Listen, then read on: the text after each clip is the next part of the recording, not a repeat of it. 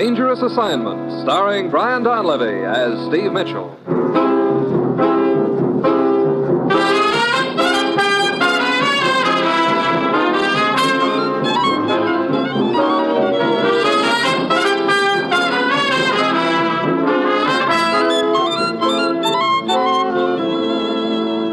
Yeah, danger is my assignment.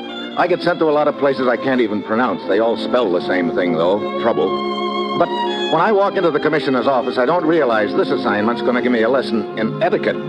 I'd always thought it was rude to turn down a free drink. Now I know it can be fatal.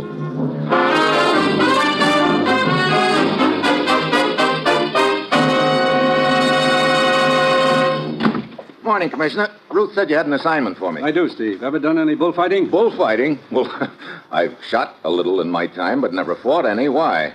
Your plane leaves for Madrid, Spain in 1 hour. I'm flying to Spain to do some bullfighting? And me without even a cape. Steve, ever hear of Dr. Wieczek? Wieczek, sure. He's the greatest European scientist alive today. What about him? Right now, we're not so sure. That he's the greatest European scientist? No, that he's alive today. What? Steve, Dr. Wieczek's field, as you probably know, is electronics. He's developed a new theory that could result in a revolutionary type of radio tube. A tube which does the work of 3 ordinary tubes. You can see how important that would be in the manufacture of radar and all other electronic devices. Yeah, but what's this business about Wieczek not being alive? Dr. Wieczek agreed to come to this country and turn over his research to us, to work with us in the development of this tube. He and his assistant, a man named Manescu, were due 2 weeks ago, but he hasn't shown up. You said I was flying to Spain. You think Dr. Wieczek is there? We've traced him to a villa outside of Madrid, the home of La Avispa. La Avispa? Hey, that means the wasp. Yeah, that's what they call her in Spain. She's a lady bullfighter. You kidding? No, she's very famous. A friend of Dr. Wieczek's. But shortly after he arrived there, we lost track of him. We've sent several cables, and a man from our embassy in Madrid called on La Avispa, but she hasn't been very cooperative about giving us any information concerning Dr. Wieczek. You sure she's a friend of his? Right now, we're not sure of anything. Steve, get over to Madrid. Talk to this La Avispa, then go anywhere and do anything that's necessary to find Dr. Wieczek. Well, that's it. You've got your assignment. Good luck.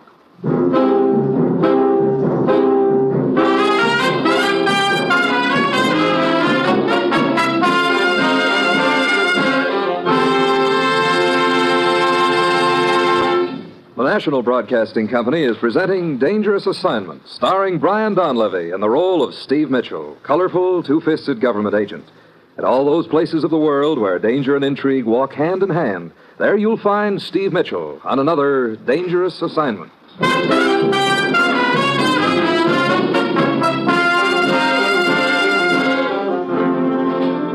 Sure, I've got my assignment. Fly to Spain and find Dr. Wieczek. On the surface, it sounds pretty easy, but there are just a couple of small details that could make it not so. First, I'm sure to run into some boys along the line who'll be all out to prevent me from finding Wieczek. And second, I'm slated to tangle with a lady bullfighter known as the Wasp.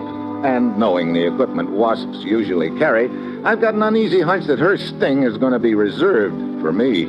It's Sunday afternoon when my plane lands in Madrid. As soon as I get off, a little guy scurries toward me. Mr. Mitchell. Huh? They told me you were coming. I have been waiting for your plane. Who are you? Manescu. Manescu? Oh, yeah, the commissioner told me about you. You're Dr. Wieczek's assistant, aren't you? Yes. Look, what's the deal? Have you any idea where Dr. Wieczek is? No, none at all. And I'm quite worried about him. You see, Dr. Mitchell, when Dr. Wieczek and I decided to come to the United States, we realized there might be people who would try to prevent it, particularly in our own country. Yeah. So we decided to split up, to travel separately to Spain. We were to meet at the villa of this La Avispa. Dr. Wieczek left first. I followed a few days later.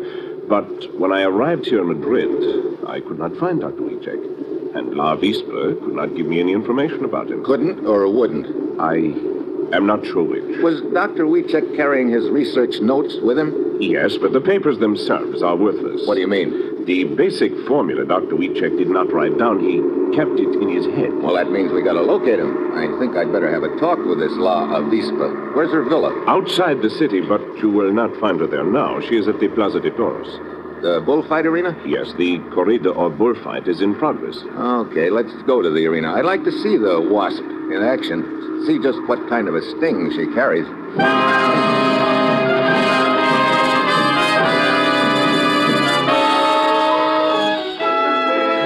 Eskew and I head for the arena. It's packed, but we manage to find 2 seats. Next to me sits a skinny little guy in a loud striped shirt, complete with armbands and a collar button, but no collar. Every time something happens in the ring, he jumps to his feet, lets out a yell, and jams an elbow into my face. Ay, bravo, bravo! Hey! Watch it, will you, Buster? Oh, I'm sorry, senor. It's just that I get so overcome with the excitement. You sure do. What's going on down there, anyway? You do not understand bullfighting? I do not understand bullfighting. This is a crime. It's an outrage. But I fix, senor. I fix. I'll tell you all about it. Mira. The banderilleros have just finished now. The who? They are the ones who flame the darts in the bull's neck. Now comes the suerte de matar. Suerte de... Hey, now look. That's the kill, senor. In a moment, you go to... Hey, caray, la avispa! La avispa! Hey, will you watch that elbow? Lo siento. Sorry, senor. But that is la avispa who just come into the ring. Hey, even from here, she looks like a pin-up girl. Oh, I got what you call the most big crush on her. She's the most beautiful, the most brave. Oh, the most. Yeah. What's she doing now? It looks like she is making a speech to that person sitting in the box. See, the bull she is about to kill. She dedicates her first to El Presidente of the bullfight. And now it starts. Now. See? She has turned her face to the bull. Yeah. Hey, he's coming at her. Whoa. Those horns couldn't have been farther away from her than an inch. Senor, did you ever saw such a beautiful Veronica? Veronica who? Veronica, that's the name of the turn she just made to elude the bull. Now, see if you come again.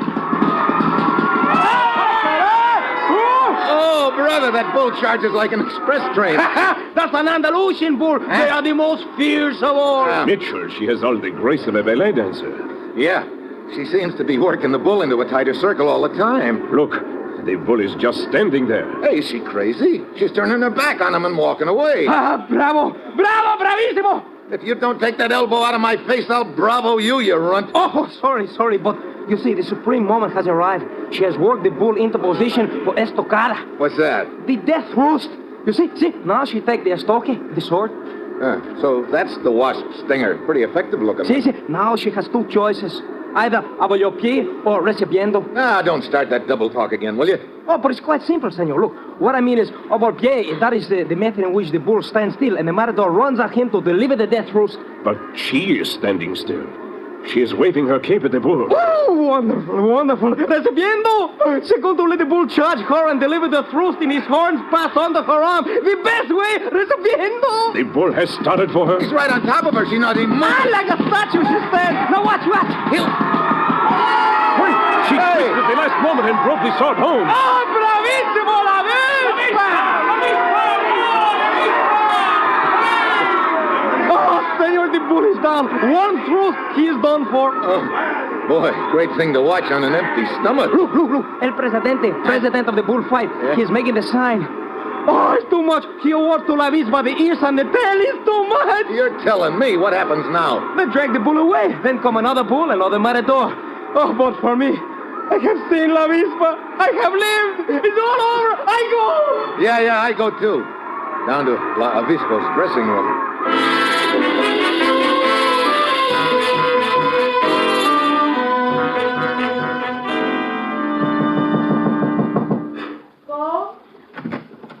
La Avispa?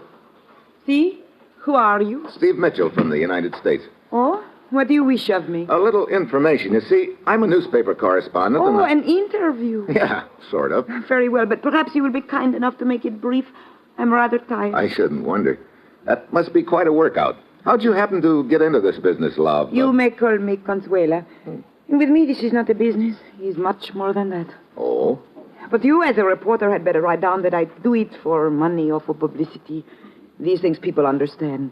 My real reason, this they would perhaps not understand. What is the real reason, Consuela? We all of us look for reality. We find it in different ways.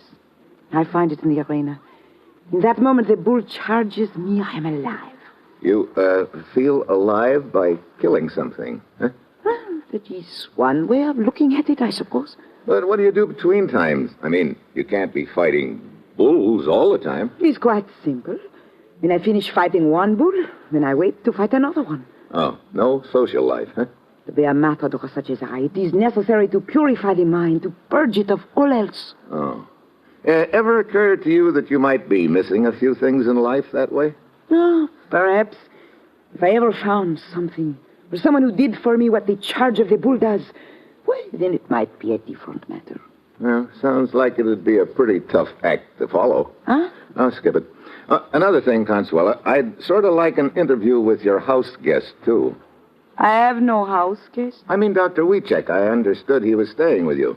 No longer. Oh? He left my villa a week or more ago. Any idea where he went? I understand he was going to the United States. I do not know. I see. And you're sure he's not at your villa? I have just told you he is not, senor. Now, if you will pardon me, I'm quite tired. Yeah, sure. Thanks for the interview, Consuela. I'll see you around. What did you find out from him, Mitchell? No more than you did, Minescu. She said Dr. Wiecek had left for the States a week ago, but I think she's lying. Perhaps she is. Hold it. Sounds like she's on the phone. This is Consuelo. A man was just here. Steve Mitchell. He claimed to be a newspaper correspondent, but I do not believe him. He may be an agent. You must be careful. Who was she talking to? I don't know, but I do know she's involved in the deal some way. It is hard to believe.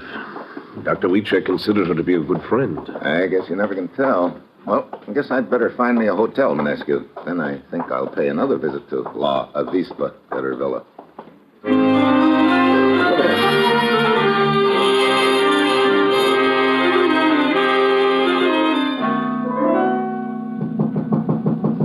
Come in. You are Senor Mitchell, no? I am Senor Mitchell, yes. Who are you? Enrique of the hotel, senor. I have come to inquire if your room is in order. Oh, yeah. Everything seems to be fine. I'm just getting unpacked. What's that under your arm? A bottle of the finest Malaga wine, senor, with the compliments of the hotel. Oh? See, it is our way of extending to you the welcome. I see. And now, if you will permit, I will see if everything is in order in the bathroom. Sure, go ahead. Desk, this is Senior Mitchell in 211. Is it the custom of the hotel to send a bottle of wine to each new guest? It isn't, huh? Thanks very much. So, everything is in order, Senor Mitchell. I hope you will enjoy your stay here. Just a minute, Enrique. What is it, senor? Well, as long as you were kind enough to bring me this bottle of wine, I'd like you to have a drink with me. Why, it is very nice of you to offer, senor, but I'm afraid the hotel regulations forbid the employees to drink with the guests. Oh, well, couldn't we make an exception? No, I'm afraid not. Now, if you will excuse me, I must leave, senor. You are blocking the door. You can leave, Enrique, right after you have a drink with me. But I have told you it is impossible. Funny. You're perspiring all of a sudden. Weather seems pretty chilly to me. Senor, I must leave. Couldn't be by any chance there's something wrong with this wine, could it? I insist you let me buy. Like poison, for instance? Get out of my way! I dive for Enrique. He pulls a chair in front of me, and I go sprawling on the floor. He jerks open the door and lunges out into the hall. I scramble to my feet to follow him. When I get out in the hall, he's nowhere in sight. I turn a corner and run right into a fat boy who was waddling down the hall. Oh! I beg your pardon, senor. I hope that I... It's okay. Just let me pass. But of course, senor. Not that way. Oh, forgive me. Look, let's quit dodging each other. But I am only trying to get out of your way, senor. Yeah, I'm beginning to wonder. Senor? Skip it. Look, you stand still and I'll go around you. But of course. I hope I have not detained you, senor.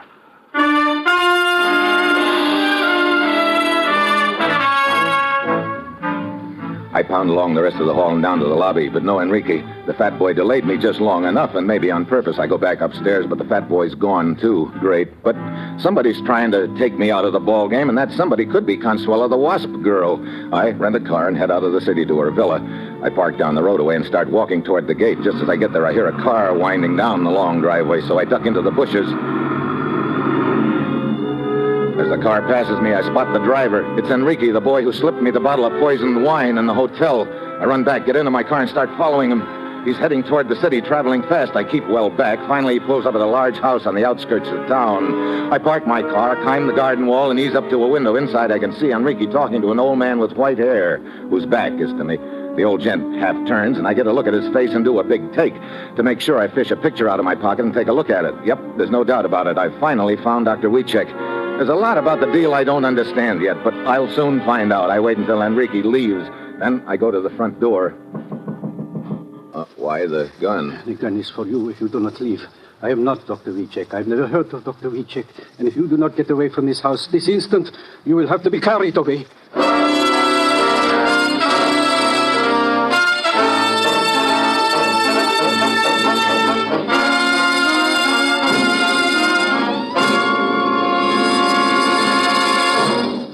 You are listening to Dangerous Assignment, starring Brian Donlevy in the role of Steve Mitchell.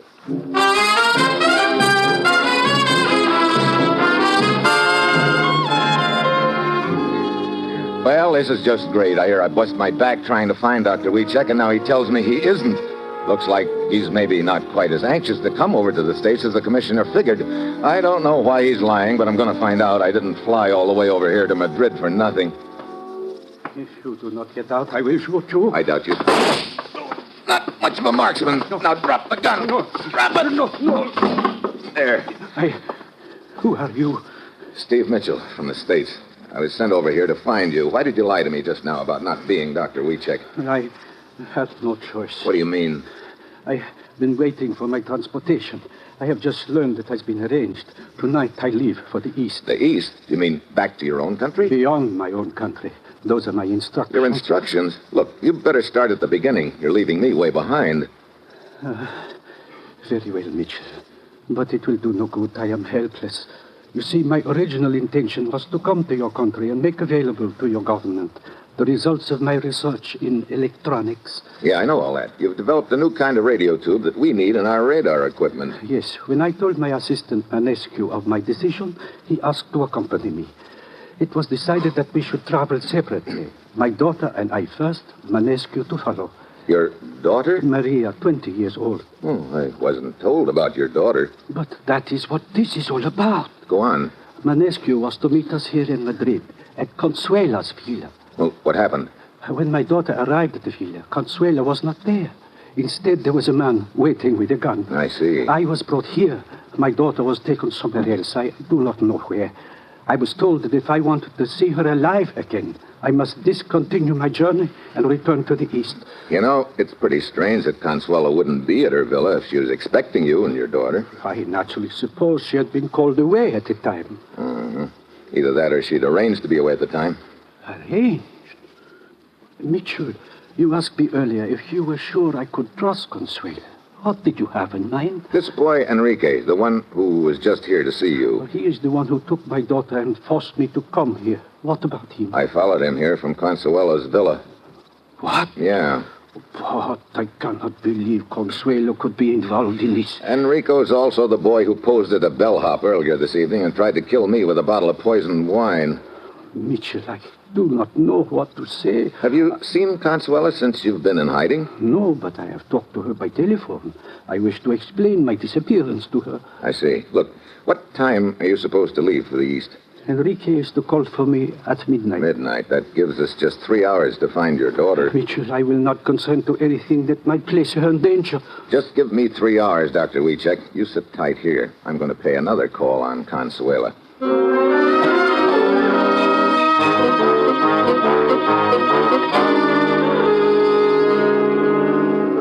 I do not quite understand why you have come here to my villa, Senor Mitchell. You have already interviewed me once. Well, just put it down that I've gotten to be a fan of yours, Consuela. Well, I'm quite flattered. May I offer you a glass of wine? Malaga wine, by any chance? Well, as a matter of fact, it is. How did you know? Oh, just psychic, I guess. Would you care for some? Thanks a lot, but no thanks. Consuela, you told me you didn't have any idea where your friend Dr. Wiczek is. See? It is exactly what I told you, and that is exactly what I meant. Therefore, you wouldn't know where his daughter Maria is either. But of course not. And you haven't talked to either one of them lately? How could I talk to them if I do not know where they are? I see. How about your driver, Enrique? Huh? What about him? I was just wondering if he could know where they are. Senor, if I do not know, how could Enrique know? I guess you've got a point there, Consuela. Senor, I suggest we conclude this interview. It appears to serve no purpose. Oh, I wouldn't say that, Consuela. It's been a very interesting interview. I'll be seeing you. I greatly doubt it. You never can tell.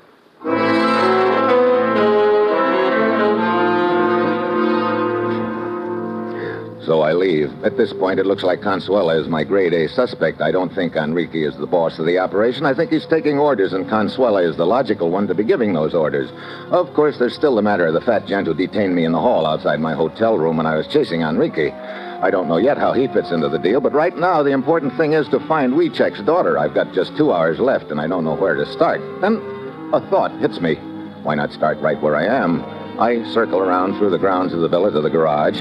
Consuela's car is a large black sedan. I get in and crouch down on the floor of the rear seat. Then I wait. The minute ticks by. 11 o'clock, I start sweating. Maybe I'm barking up the wrong tree. Then somebody enters the garage, eases into the car, and we start up. I get a look at the back of the driver's head. It's Enrique. He heads for the city.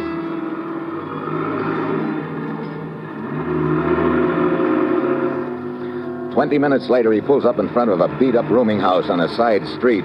Enrique gets out and goes inside. I wait a couple of minutes, then I get out of the back seat. Then I spot a guy across the street. It's the fat boy, and he stiffens when he sees me. I know I haven't got much time now, so I dive inside, but I don't know which room Enrique headed for. There's no one in sight on the first floor. I start up the stairs. Then I spot Enrique at the top looking down at me. I dive to one side. The knife plunks into the banister. I scramble up the rest of the stairs. Enrique is disappearing through the window onto the fire escape. I pound after him and dive on him just as he reaches the ground. Let go of me. Oh, no, Enrique. You're going to tell me where you're holding Maria Wiechek a prisoner. No, I do not know what you are talking about. Okay, see if that wall behind you changes your mind. Which room is it, Enrique? I will not tell. Okay, this could go on all night. No, stop. I will tell you. Let's have it. The girl Maria Wiechek. Enrique! Enrique slumps to the ground. The shots came from the end of the alley. I take off after them. Then I round the corner, and there in front of me is the fat boy with a gun in his hand. I grab for it. Let go of my gun. Oh, no. I'll take it, Buster. You've already killed once with it. I'm not going to give you a second chance. But you are mistaken, senor. Save it. You killed Enrique just now to keep him from telling me where Maria Wiechek is. But why would I do that when I, too, am looking for Maria Wiechek? What? Now, look, Buster. Gomez, if you please. If you would care to examine my gun, you will see that it has not been fired recently. But... you're right, it hasn't. But who killed Enrique, then? The shots were fired in the dark. I could not see. Perhaps it was you, senor. Me? Now, look. I believe it is time I inquired as to your interest in this matter. Who are you? I'll answer then when I know who's talking. Of course. I am Alberto Gomez of the Madrid police. Police? Si. And you?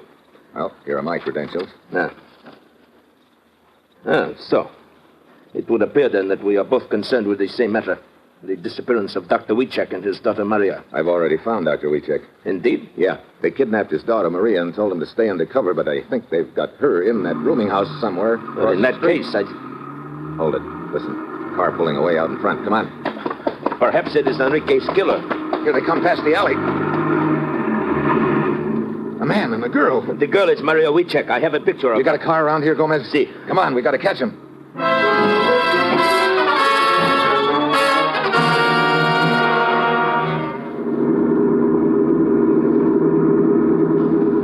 We are almost up to them, Mitchell. Yeah, but how are we going to stop him? I don't want to shoot the tires out. No, the senorita might be injured. Wait, I got it. Mitchell, what are you doing? Just getting out on the running board. Now come up alongside the other car. What? Come on, step on the gas. Very well. Okay, that's close enough. You can't drive and shoot at the same time, but Maria, slam on the brakes. All right. Drop that gun, chum.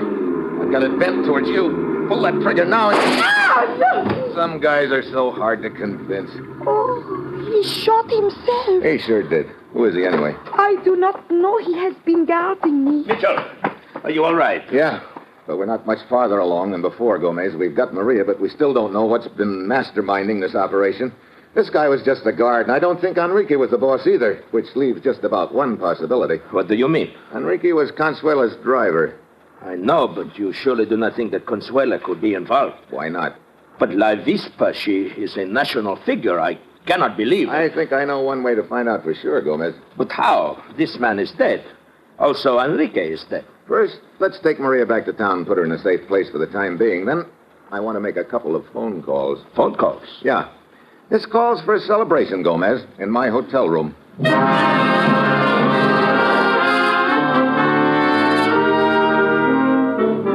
I make my calls.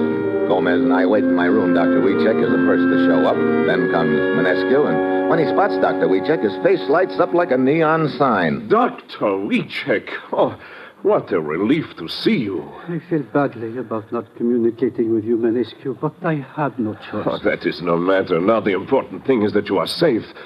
And Maria. She's safe, too. Wonderful. Then we may continue our journey as planned. Mitchell, I still do not see why you have arranged this meeting. That should be our other guest, Gomez. Come on in, Consuela. Senor Mitchell, may I ask, what is the meaning... Dr. Wieczek? Good evening, Consuela. Does it surprise you to see him here, Consuela? Why, indeed it does. But naturally I am delighted. Are you? What do you mean? Skip it. Well, now that we're all here, I'd like to celebrate. The hotel sent me up this bottle of Malaga wine right after I arrived. I haven't had a chance to sample it yet, but now's a very fitting time, I'd say. Consuela, here's your glass. Manescu. Thank you. Consuela, don't you want your glass? I am sorry, but I do not drink. Ooh, I'm told this is a pretty special wine, Consuela. Oh, but I have just told you. I do not drink. But this is a special occasion. I'd like to propose a toast to a safe journey to the States for Dr. Wieczek and Manescu. Surely you'll drink to that. Mitchell, if she does not want to, perhaps we should observe the toast with water. No, I do not wish to cause trouble. Give me the glass, Senor Mitchell. That's better. Okay. Glasses up, everybody. Here's to... What's the matter, Manescu? Aren't you drinking with us? It is not proper etiquette for those who are being toasted to drink the toast. Oh, yeah, that's right. Okay. Well, we'll just toast Dr. Wieczek. Now you can drink to it, Manescu. Go ahead. What's the matter, Manescu? I feel faint suddenly. The wine will snap you out of it. Come on. No, Drink it. Manescu! He has a gun. He had a gun. Yeah, I have him. Mitchell, I do not understand. It's pretty simple, Dr. Wieczek. Right after I arrived here, Enrique bought me a bottle of poisoned wine, and the only other person who knew it was poisoned was the one who told him to bring it to me, the brains of the operation. Your trusty assistant, Manescu. Mitchell, you... Stand quiet, Manescu. Manescu. All this time, it was Manescu. Yeah, looks like he didn't want you to bring your research to the States. I guess he had other plans for it. Then it was Manescu who shot Enrique in the alley, huh? Sure, to shut his mouth. But it's all over now, and I could use a drink. Mitchell, you drank the poison wine. Yeah, not bad, either. The wine is not poisoned. You switched the bottles. It was a trick. Yeah, sort of worked, too, didn't it? I guess it disproves the old saying, doesn't it, Manescu? What are you talking about? They say that what you don't know won't hurt you, but in your case, it looks like what you didn't know is going to kill you.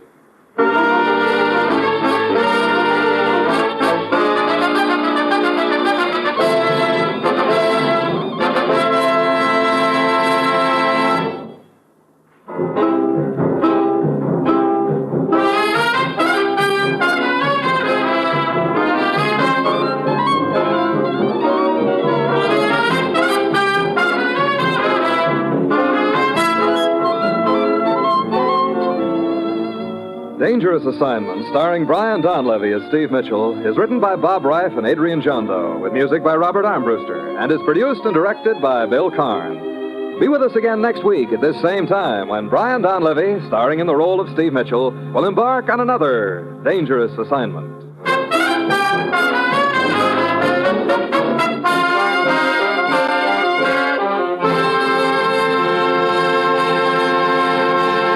Dangerous Assignment came to you from Hollywood. Now it's The Man Called X. Tomorrow, hear The Big Show on NBC.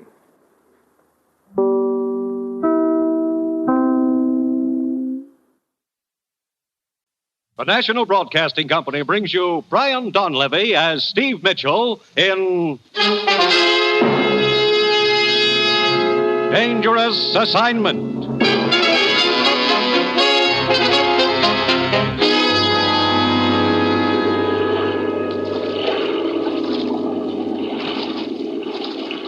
Over here. Here I am with the boat. Swim over this way. Here, let me help you, eyeball. Give me your hand. Come on. Up.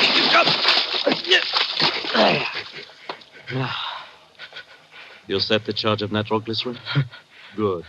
And no one saw you leave the ship?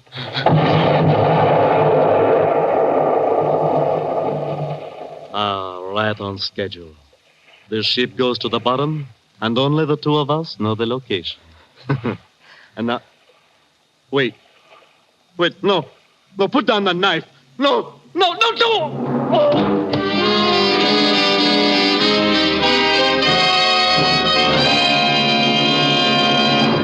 3 ships sunk in 2 weeks, Steve. And the last one cost the lives of 6 passengers. But, Commissioner, why send me halfway around the world just because 3 ships were sunk? Steve, those ships carried U.S. rehabilitation supplies. I see. Now, as usual, you'll pose as a foreign correspondent. Here's your press credentials, Steve. Your passport and plane ticket. Ruth, did you say plane ticket? You take off in 2 hours. Now, look, I was figuring on a little deal. Can't it wait till tomorrow? No, it can't wait. And that's another thing, Steve. On this assignment, there's to be no women and no gambling. It's strictly business, dangerous business. Okay, Commissioner. All right, Steve. Your first stop in Saigon is the Malayan Star Lines. The manager's name is Brevant. You've got your assignment. Get going.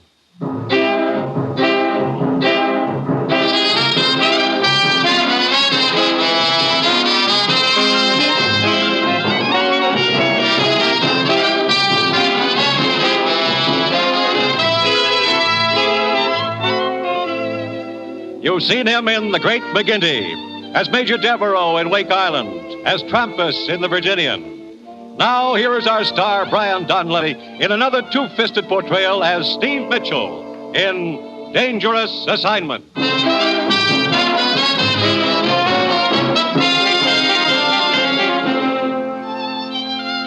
The time, now. The place, Saigon, inscrutable city of the Orient, where the ancient and the modern rub elbows in the narrow, crowded streets.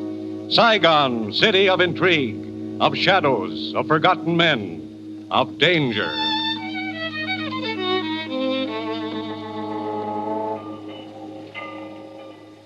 Mr. Brevant, I believe you're in charge of the Malayan Star Lines here in Saigon. That is correct, Monsieur... Mitchell, Steve Mitchell.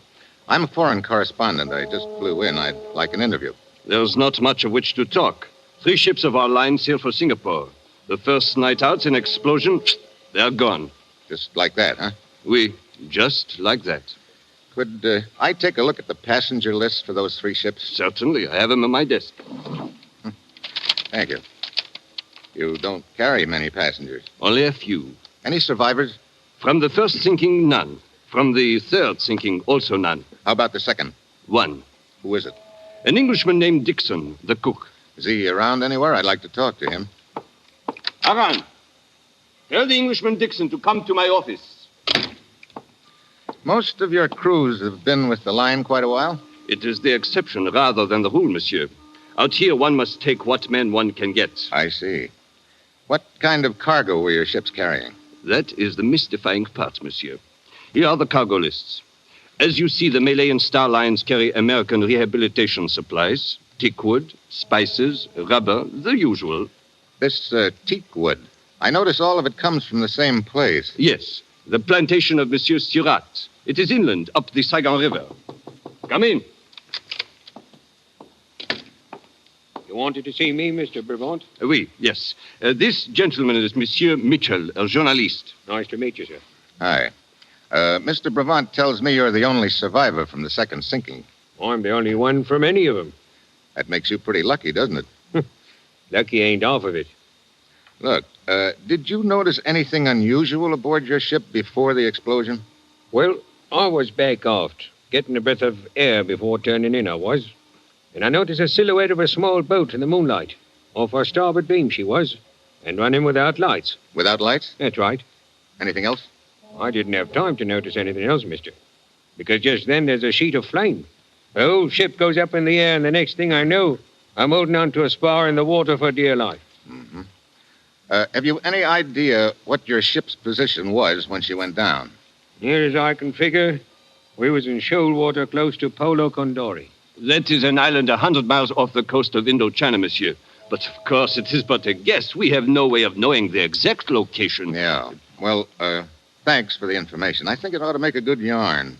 Do you intend to remain here in Saigon long? Well, that depends. I'd like to talk to Mr. Surratt, the plantation owner. Do you know where I might find him? There is a gambling casino just down the street, monsieur. If he is in Saigon, he will be there. Good. I'm beginning to feel lucky. I am certain you will not lack for games of chance in Saigon, monsieur. I personally find gambling a bore, but it would seem I am in the minority. Yeah, I guess you are. Well, thanks for the story. I'll see you around. He's an inquisitive gent, ain't you, Mr. Brevant? Yes, he is indeed. Newspaper chap, is he? That is what he said. Dixon, tell Aran to answer my telephone for me. I'm going out for a while.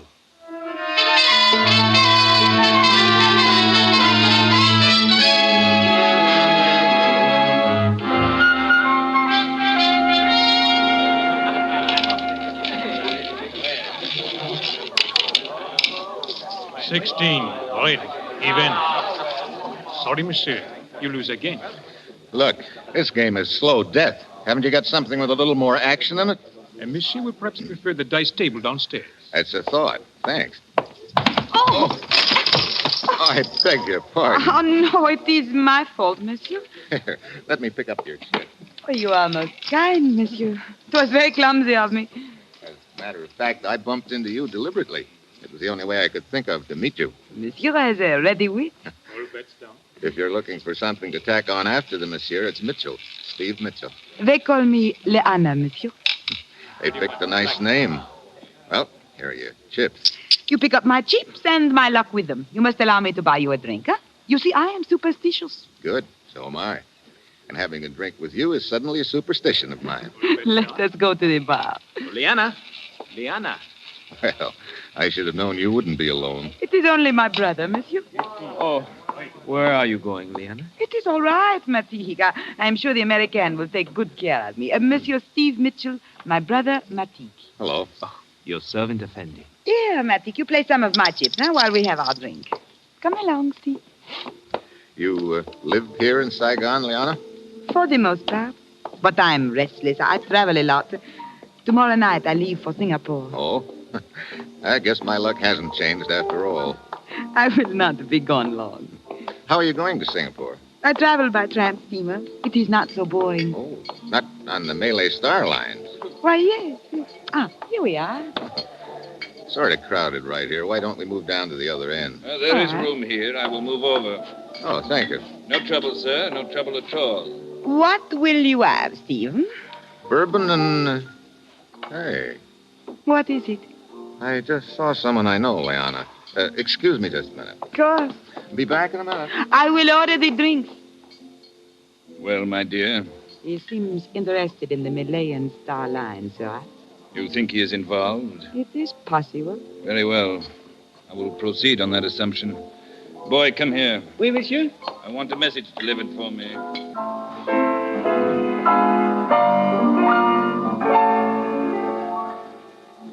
Good evening, Mr. Brevant. Oh, Monsieur Mitchell, is it not? Have you written your story yet? Not yet. I'm a little surprised to see you here at the casino. When we talked this afternoon, you told me gambling bored you. It does. But I do find interest in observing gamblers, monsieur. Particularly when high stakes are involved. Oh? Monsieur, I congratulate you on the speed with which you have made yourself acquainted in Saigon. What do you mean? Did I not observe you conversing at the bar with Surat? Surat? The stout gentleman. You mean the guy who was standing next to me, the one with the face like a toad? Your description does not flatter him, but it is accurate. Well, thanks, Surat. I'll see you around. Undoubtedly, monsieur.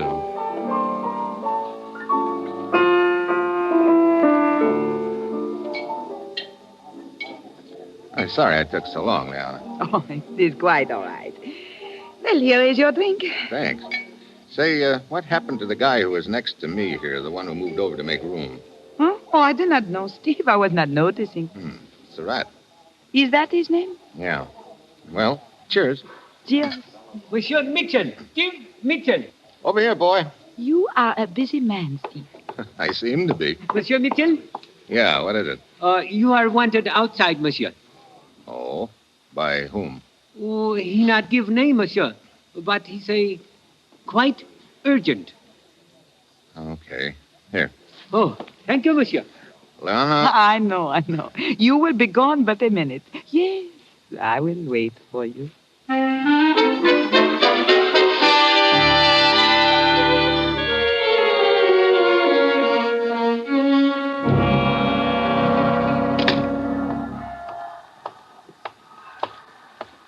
Mitchell, Effendi.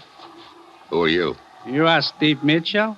What do you want, a calling card? Yeah, I'm Steve Mitchell. Now, suppose you tell me why you got me out here. I am Dalai. I suggest that we walk, Effendi. Oh, you always suggest with a gun, Dalai? When it is necessary, Effendi. Come. Mind telling me where we're going? Certainly not. Right around the corner here and into the alley. Cozy in here. And dark, Effendi.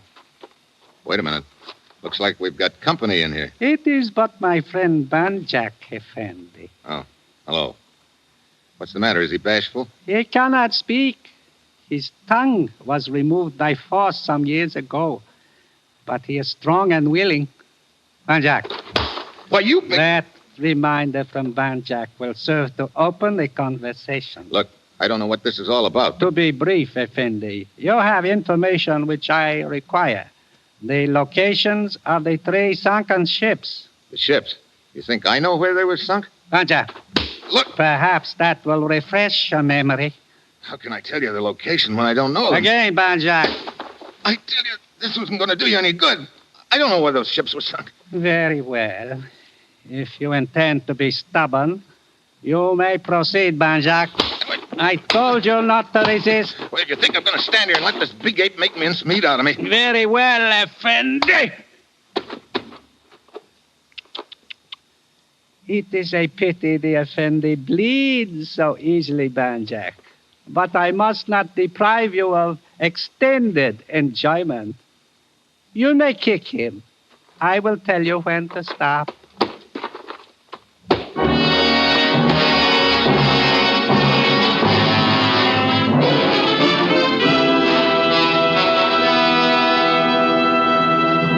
The National Broadcasting Company is bringing you Brian Donlevy, starring in the role of Steve Mitchell in the second of an exciting new adventure series, Dangerous Assignment.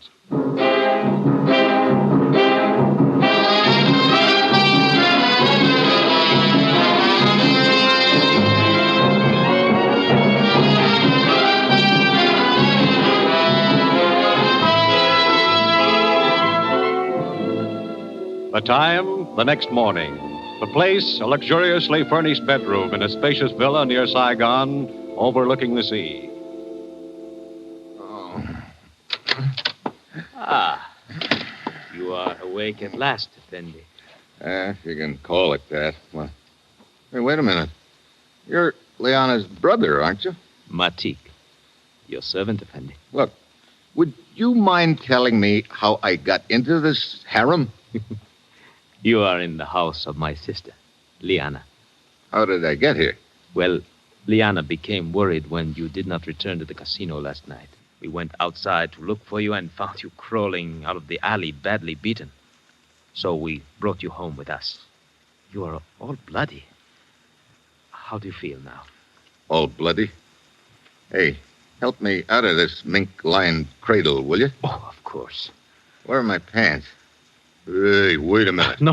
It was I who put you to bed. And here are your pants. Thanks. Where's Liana? Swimming in the ocean. Come, you can see her out the window. Hey, she's quite a swimmer, isn't she? Does she always swim out that far? Oh, yes. Every morning. Well, I'm not that ambitious this morning, but a dip would do me good.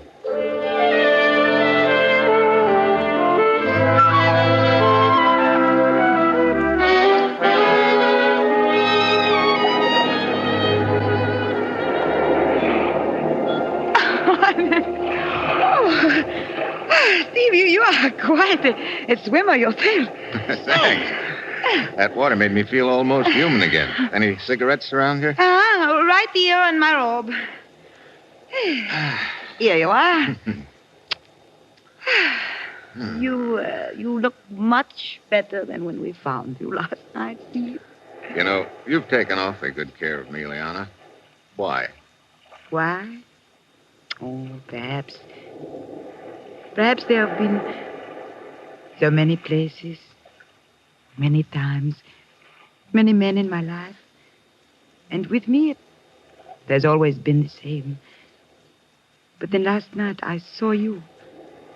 And I knew you were something different. How different? Does that make your bruises feel better? It helps. You know, that's a kind of medicine I could get addicted to, Liana.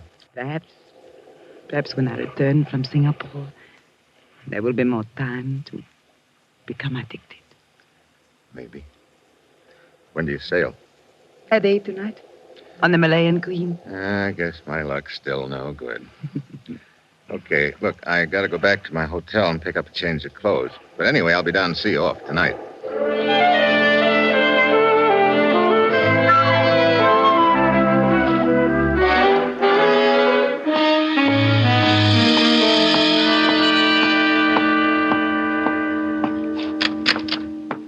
Mr. Mitchell. Huh? Hey, how'd you get in here? I am Surratt. I learned you were registered at this hotel, so I took the liberty of waiting here in your room. Quite the liberty, wasn't it? When occasion demands it, the courtesies must be omitted. What's the occasion? I will be brief. Mr. Mitchell, I will assume you are a man who is interested in money. That's a safe assumption, Surratt. I believe you're in possession of certain information which is of value to me. Here we go again. Sir? Look, you happen to know a couple of cutthroats named Dilai and Benjack? Benjack's a big lug with no tongue. Dilai, Benjack? I have not had the pleasure of their acquaintance, sir. Oh, it's no pleasure, believe me. Sir? I'll skip it. Now, what's this about certain information I have? I will not waste words.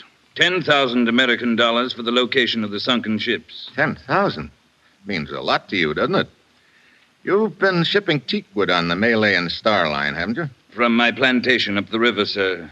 It is a matter of record. I didn't know teakwood was that valuable. I repeat my offer. 10,000 American dollars. I'll have to have a little time to think it over, Surratt. I cannot grant you much time, sir. I'm sailing tonight on the Malayan Queen. You have until 7:30 this evening. Okay. I will expect your answer before sailing time. Until then, good day, sir.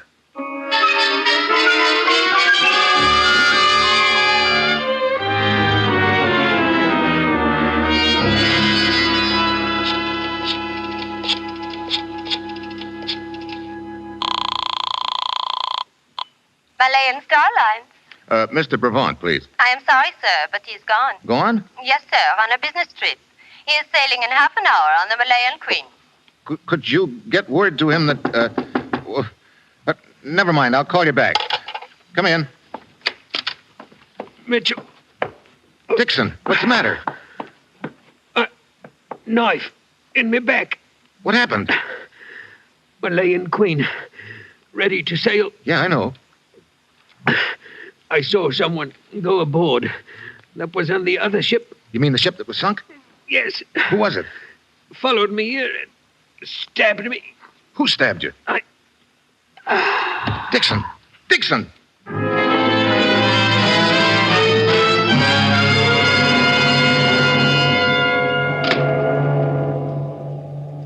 Sorry to keep you waiting, Mr. Mitchell, but I don't leave the bridge until we're out of the channel. That's okay, Captain.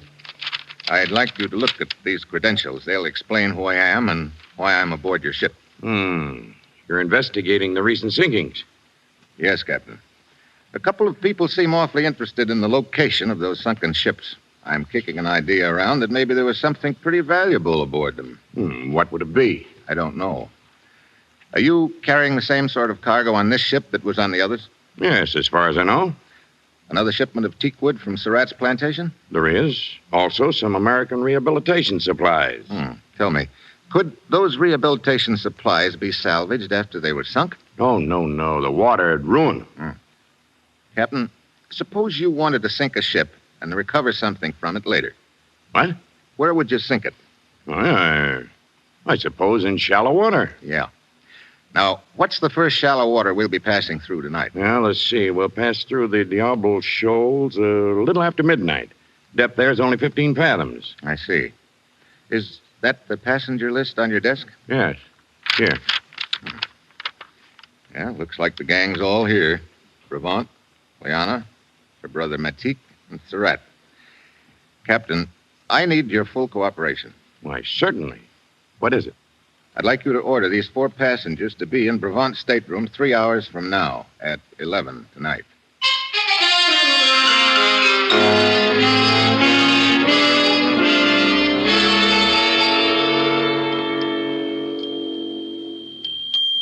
Brevant, I demand an explanation of this, being hauled up to your cabin like a common criminal. But, Monsieur Surratt, I am as much in the dark as you. I do not think it necessary to point out that this may cost you my business, Brevant. If you would only tell us the reason for all this, Effendi Brevant. Matik, I'm sure there must be a good reason for all this. If we are but patient, we will learn what it is.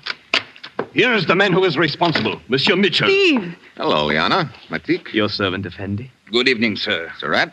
Apparently you forgot our appointment, Mr. Mitchell. I didn't forget it. I had a couple of other things to take care of. Perhaps, sir, you'll be good enough to explain what this is all about. Sure, I'll explain. I'll make it short. I think one of you is responsible for the sinkings of those 3 ships. You are joking, Steve. Sorry, Liana. But to suggest that I could have anything to do with it. You're a good swimmer. I'm afraid I'll have to count you in. Oh, it is so ridiculous to think that I or my brother could be involved in such a thing. You make a serious charge against us, Effendi. I know. This is an insult to my long years of service on the line. Perhaps it is a serious charge as far as the others are concerned, Mr. Mitchell. But to suspect that I am involved is ridiculous. Much valuable teakwood of mine was sunk with those ships. Yeah. And maybe it's more valuable than I thought at first. What do you mean by that, sir? I'll let it ride for the time being, because I've got another piece of news for you. Of course, it isn't really news to one of you. What do you mean, Steve? There was a ship's cook named Dixon, survivor of one of the sinkings. Tonight, he saw one of you come aboard. He recognized you as being on that other ship, so whichever one of you it was killed him to shut his mouth. I assure you this is the first of these ships I have been aboard, sir, and also the last. One of you 4 is the killer and dynamiter. That person has a bomb planted on this ship and plans to dive overboard before the explosion. And that explosion is due for about midnight, 45 minutes from now. Steve, this is ridiculous. Is it? Just keep your eyes on that clock, all of you. Nobody's going to leave this cabin for the next 45 minutes. We're going to sweat it out together, just watching that minute hand creep around to midnight.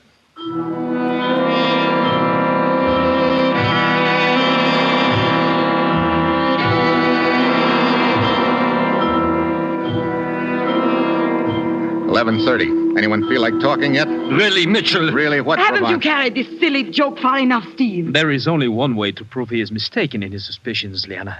That is to wait. Can't we get a little air into this cabin? It's so infernally hot. You know something, Surratt? It's going to get a lot hotter.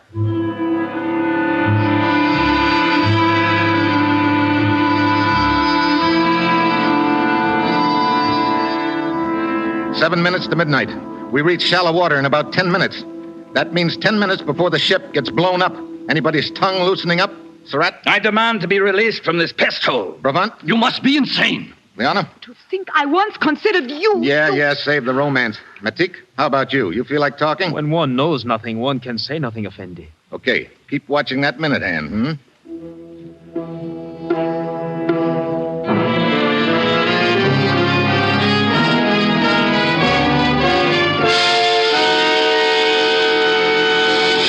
I can't stand this any longer. I've got to get out of here. You've got to let me go. So you're the one, Surratt? No. You must believe me. I would be the last one in the world to blow those ships up. Why? Surratt! There's gold hidden in those crates of teakwood. Surratt, you fool! He was only bluffing. Now you have told him. You haven't told me enough. Keep talking. I have nothing more to say. Look, Surratt, 3 ships have been sunk on account of this. Now open up. Start talking. No. You better talk before I beat it out of you. Now spill it. All right. During the war, an air raid, a ship carrying gold bullion steamed up the river to escape. But it was sunk near my plantation. I think I can take it from there. You recovered the gold, and this is the way you've been sneaking it out of Indochina, huh? Hidden in crates of teakwood? Yes, it was Liana's idea. Shut up, Surratt!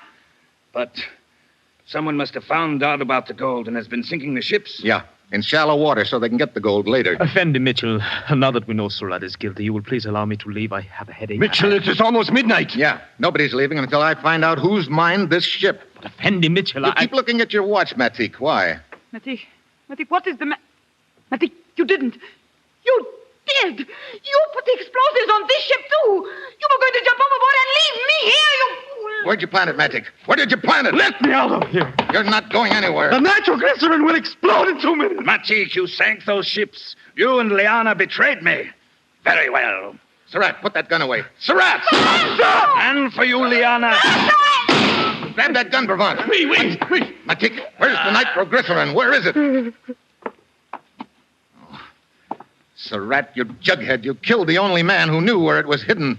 We've got 1 minute and 50 seconds to find that nitro. Genius. Any ideas, Bravant? Matik could not have put it below decks. Men are stationed all over the ship. It must be in his cabin. Come on. Locked. Get back, Bravant. Oui. Take that side of the room. I'll take this. All right. It's got to be in here somewhere. It's got to be. There's nothing over here, Mitchell. Wait a minute. Listen. There's something kicking. Yes, I hear it. Under the bunk. Look, that black suitcase. Easy. Throw it overboard, quick. Yeah, I got to get out of the way, Bravant. I got to get it over the rail. Hurry, Mitchell, hurry. Only a few seconds more, it will explode. Throw it as far as you can. You don't have to tell me that. Hit the deck. Mitchell! Are you all right, Mitchell? Yeah. Except that I'm about 5 years older, Captain. Whew. That was close. Yeah, too close. Probably buckled a few of the ship's plates. Yeah, well, you better put Surratt under arrest. You can turn him over to the authorities when the ship reaches port. Yeah. Chances of getting the gold that's already been sunk are pretty slim, but there's probably a lot of it still at Surratt's plantation. The government can check that. Mitchell, allow me to say, I have never seen one so calm in the face of danger. All the time we were waiting in my cabin after I realized what your plan was, my heart was in my throat. You think mine wasn't? It was choking me. Look at me, Bravant. I look like a fairly intelligent guy, don't I? Well, yes, of course. With a normal assortment of brains. Certainly. And a reasonable amount of common sense. But of course. And will you tell me something? What is it? Why did I ever get myself mixed up in a job like this?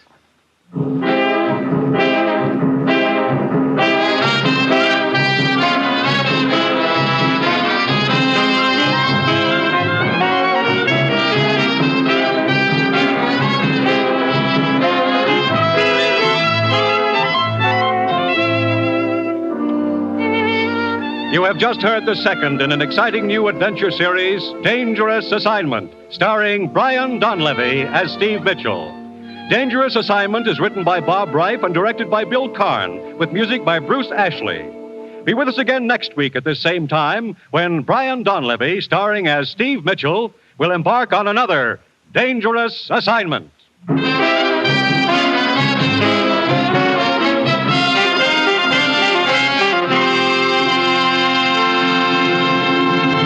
This program came to you from Hollywood. This is NBC, the national broadcasting company.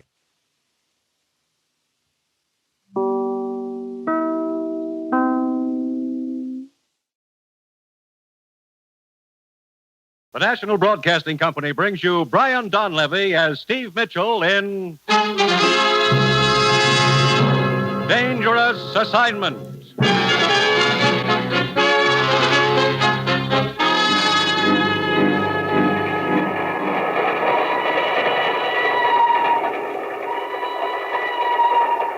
The time near midnight. The place, Nigeria, West Africa. 2 men stand on the swaying observation platform of a train which winds its way across a yawning chasm between 2 mountains.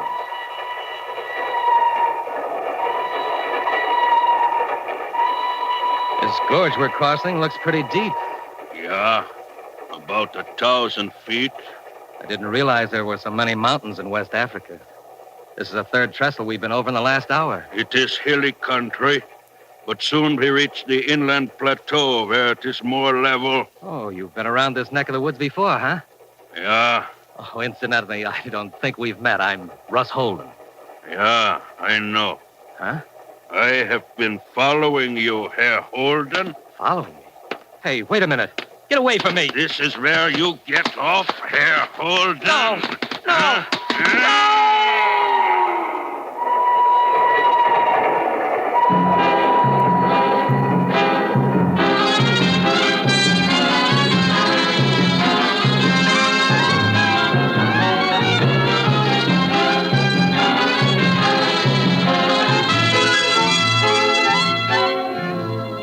You've seen him as Sergeant Markoff in Bull Guest, as Charles Dana in 2 Years Before the Mast.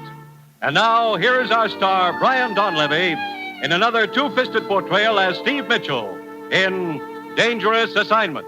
Flight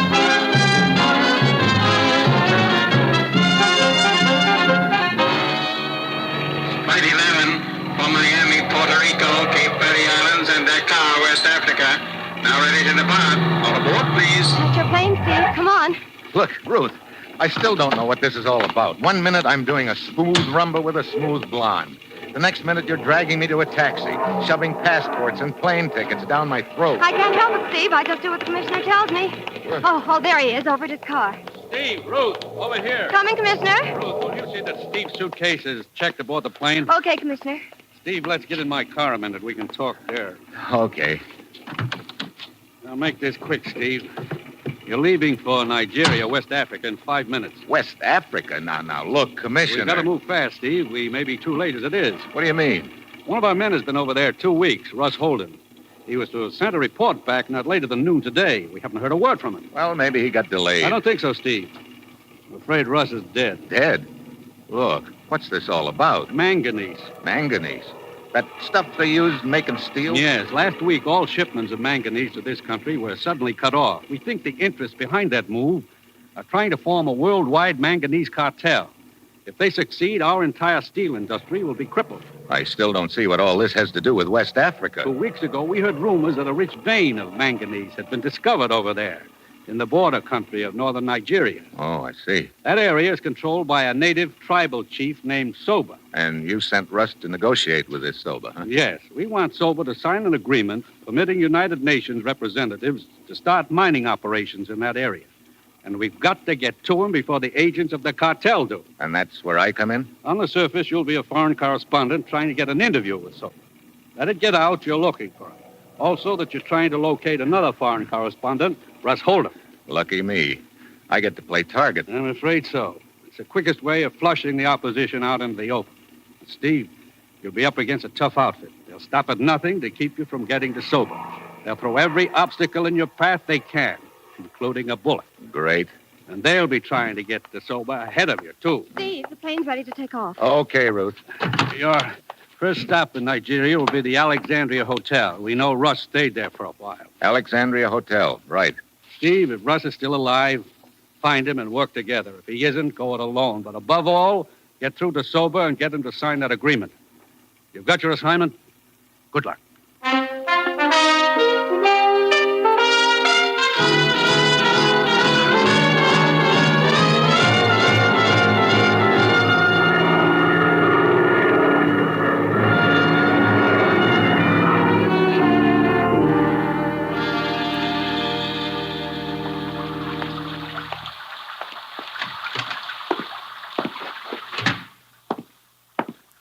Good afternoon, sir. Welcome to the Alexandria Hotel. You wish a room? Yeah, and a blotter. This rain is even more so than what the Florida papers say about California. Please sign here, sir. This is the rainy season, you know. No kidding. From now until October, sir. You sound proud of it. You mean it's this way all over Nigeria? Off and on, sir. Fine. Mr. Steve Mitchell, United States. Boy, take Mr. Mitchell's suitcase to room 22. Will you be staying with us long, Mr. Mitchell? No longer than I can help. I shouldn't be here at all. Sir? I'm a foreign correspondent. A friend of mine was supposed to do a story over here, but I guess he wandered into a bar somewhere and forgot all about it. So now I have to do it. What was your friend's name? Holden. Russ Holden. Why, Mr. Holden stayed at this hotel while he was in Lagos. When did he check out? Several days ago. I believe he took the train to Kugama. Kugama? Where's that? It's inland and to the north, Mr. Mitchell. It is a long trip by train. What kind of country is it up there? Oh, very wild, sir. Well, I guess I'm going to need more suitable clothes. Is there a store around here where I can get outfitted? Oh, yes, indeed, sir. Carter's. It's right in the next block. Okay. I'll give it a whirl as soon as I get out of these wet clothes. Right up the stairs until you're right, sir. The boy will have your room all ready for you. Yes, sir. What can I do for you? Let me see your register. You wish a room? Let me look at that register. But why, sir? What business have you with... Register. Give it to me. All right, but... Let's have it. So he is Steve Mitchell. You may have it back. I don't understand. You ought to say nothing about this. Forget all about me, do you understand? But no, I don't understand. To help you forget.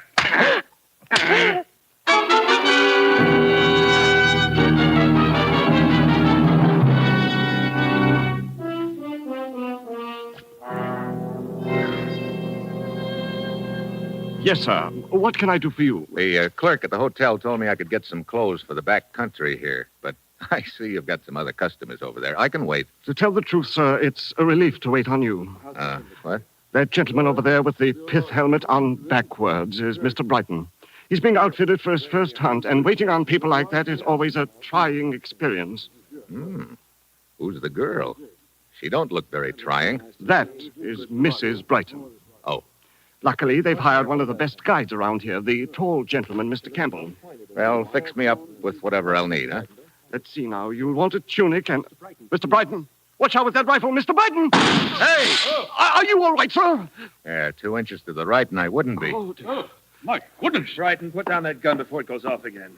You okay, mister? Yeah. I don't know what to say. I'm so dreadfully sorry, old man. Look, where'd you learn to handle a gun anyway? Why, you see, I was trying to find out how to load it. And, yeah, you found out all right. Such a stupid accident. I'm frightfully sorry. Peter, I think you've distinguished yourself enough for one day. Let's go back to the hotel. I need a drink. That's probably a good idea, Mr. Brighton. I'll attend to the rest of the stuff. All right. Now, look, old man. Yeah, you're frightfully sorry. Let's let it go at that. Peter! Come in, my dear. I'm very sorry this happened in my store, sir. I'll get an outfit together immediately. Okay. Ought to be an easier way of making a living than this. Yeah. I can't say I'd care to play nursemaid to a trigger-happy tenderfoot like that.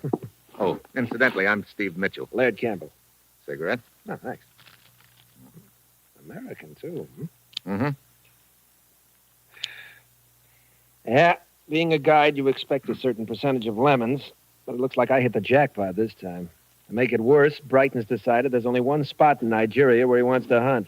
Way up north, past Kugama. Kugama? Yeah. Tomorrow we're taking that stinking train. Look, Campbell, I'm a foreign correspondent, and I'm supposed to get a story on a tribal chief up there. Szabo? Yeah. You know him? Yes, I've hunted around there a couple of times. He gave me this good luck charm a few years ago. Yeah. Say, how would I go about getting to Soba's village? Oh, it's pretty rugged country. You have to pack in from Kugama. Say, our safari will be headed in that direction. Why don't you go along with us? I could take you right to Soba's village. Well, I wouldn't want to inconvenience you. Oh, nonsense. No inconvenience. Believe me, I'd be glad of the company. And I don't think Brighton would have any objections. How about it? Well, that's a thought, Campbell. Thanks for the offer. I tell you, we can talk about it on the train to Kugama, huh? Okay. See you on board, Mitchell. All right.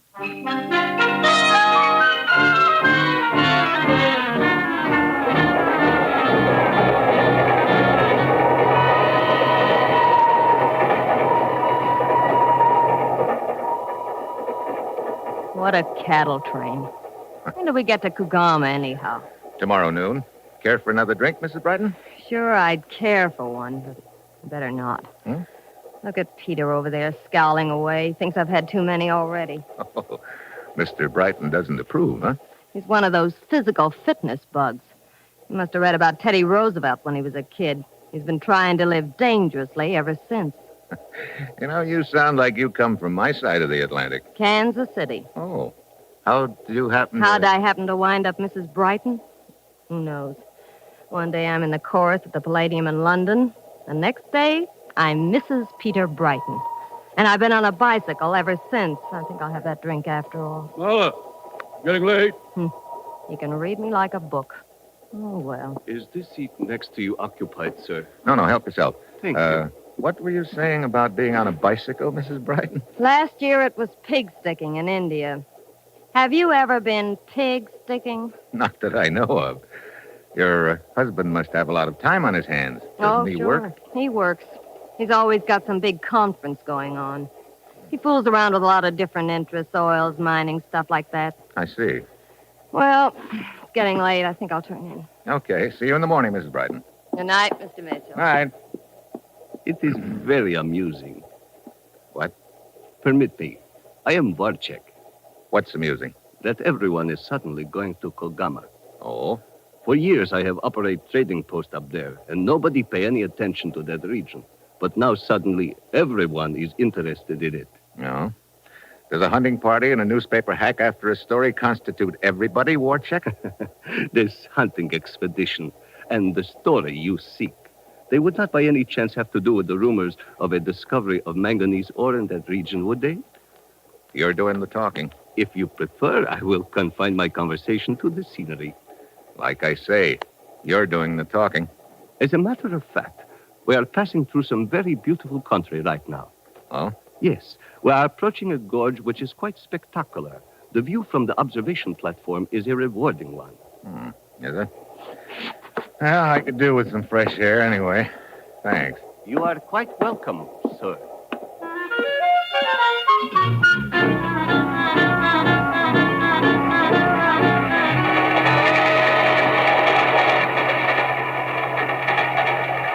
Good evening. Oh. Enjoying the view? Yeah. That's some gorge we're going over. Yeah. It is almost 1,000 feet deep, Herr Mitchell. Mitchell? How come you know my name? Who are you? Hey, what are you doing? Get your hands off me, will you? This is where you get off, Mitchell. Watch out now. A friend waits you down there. Let go of me when you're up.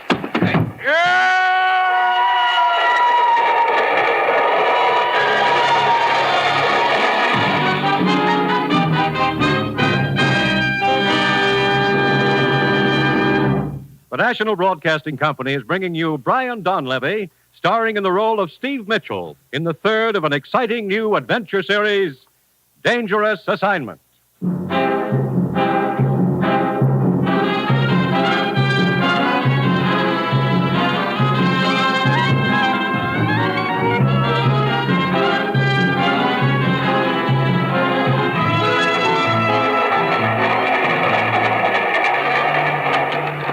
Mitchell, you okay? Yeah. That was close. What happened, Mr. Mitchell? Mr. Campbell and I were sitting in the smoking car. We saw a man follow you outside, and then there were sounds of a fight. There was a fight, Warchek. The other guy lost. Over the side, huh? Uh-huh. That was some view you sent me out here to see, Warchek. Or wasn't that what you had in mind? I do not understand. What's the next town we get to, Campbell? Kano. Be there in a few minutes. But I have about a 4-hour layover there. Telegraph office in the station? Yeah. Telegraph office? Yeah. The press association I work for is very strange, Warchek. They like me to send them stories now and then. So that's what I'm going to do, if it's all right with you.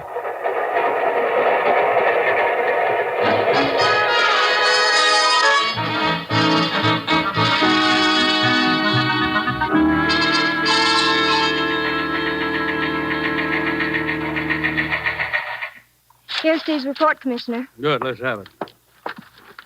Considerable interest being shown in manganese area by tenderfoot hunter named Brighton and trader named Warchek.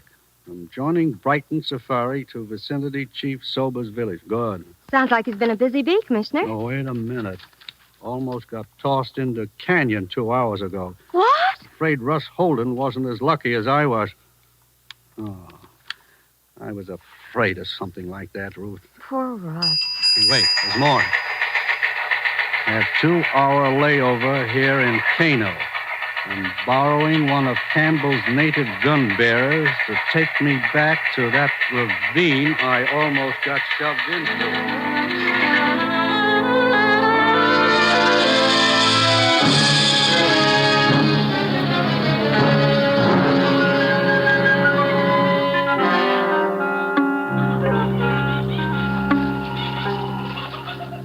Let's see.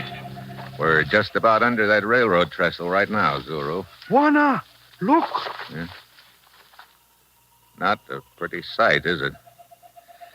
Yeah, that's the guy who jumped me, all right, Zuru. Juana, Yeah. I have seen that man before. What? Where? No can remember. Well, try to remember. Zuru, try. It's very important. Let's see. He ought to have some identification here in his wallet. There it is. Hunts Graber. Never heard of him. Juana, me Yeah. find something. What is it? Here, A wristwatch. bones, too. It's Russ Holden's wristwatch. Train leaves station soon. Time to go back, Juana. Yeah. Come on, Zuru.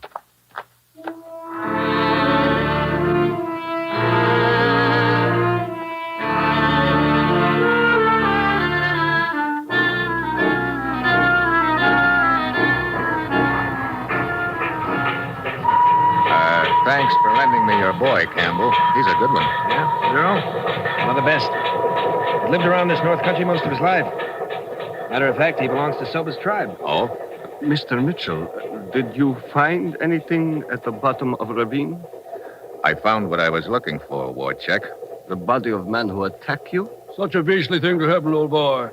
Somebody have a grudge against you or some such silly thing? Apparently somebody does, Brighton. Still the man of mystery, Mr. Mitchell? Look, Warcheck. Warcheck, I've got one rule on safari. Everybody minds his own business. But of course, Mr. Campbell. Warcheck going with us? Yeah. He asked Brighton if he could tag along as far as his trading post. Always glad of company. Helps keep my wife from getting bored. How much longer before we get there, Campbell? I will pull into Kugama about noon. It'll take a couple of hours to load the jeeps. That'll get us started around 2. By sunset tonight, we'll be camped in the bush.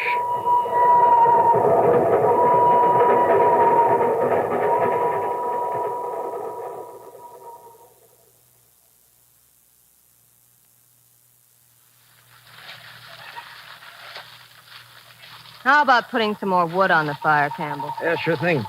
Give me a hand, will you, Mitchell? Okay, Campbell. That's better. What was that? Big cat out there somewhere. Good. Maybe we'll get a crack at him tomorrow. I can hardly wait. First a wonderful ride on a stuffy train, and a few charming hours bouncing in a jeep. Now a mangy lion waiting for us. How did I get so lucky? Well, if you will all excuse me, I think I will go to my tent. That's a good idea. Me too. Probably be a good idea if we all turned in pretty soon. We'll want to get started by dawn.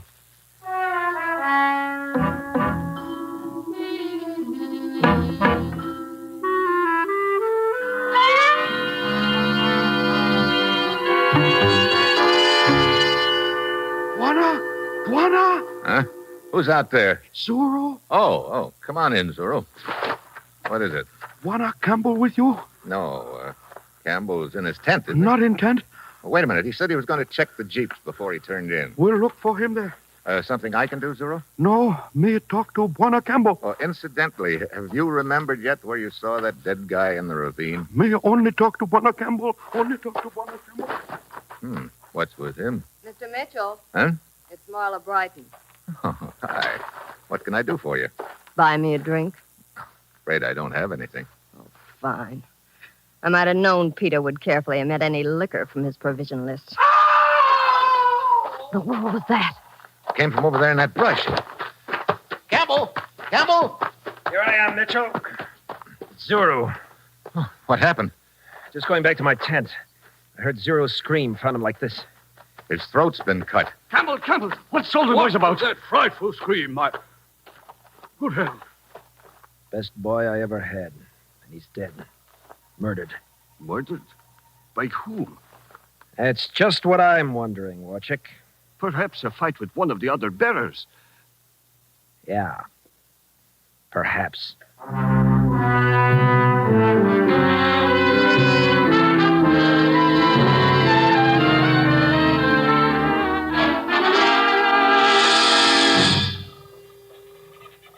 The sun's coming up. We'll leave as soon as Brighton's ready. Look, Campbell, Maybe I better head for Szabo's village this morning instead of tagging along with you, huh? I wouldn't advise you trying it alone, Mitchell. I'll take you over there later, as soon as Brighton's had enough hunting for today. Okay. Is Warchek going with us this morning? No, he said he'd rather stay here at camp. Say, Campbell? I didn't get a chance to talk to you last night after Zuro was murdered, but I think I know why he got it. What do you mean? Zuro told me that he'd seen the guy who tried to push me off the train before. Huh? Where had he seen him? I don't know. But I think he remembered last night and wanted to tell you about it. I wish he could have found me sooner. Here comes Brighton. We can start now. Hey, if you don't mind, I'm going to stick pretty close to Brighton while we're out in the bush. Afraid his gun may go off accidentally in your direction again? Yeah. I might not be so lucky this time.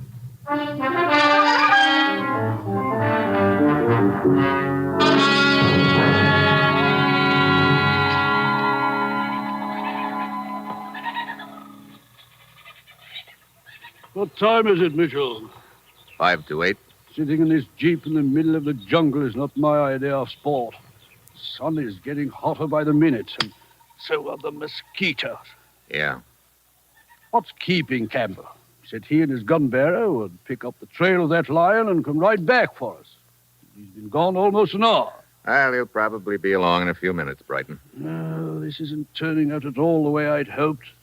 But I suppose I shouldn't have expected anything else. Huh? Yeah. But I'm sick of the whole business. I should never have let Campbell talk me into coming way up here in this godforsaken country. It was Campbell's idea to come up here? He said it was yours. Oh, no. He told me the hunting was better around here. Come on.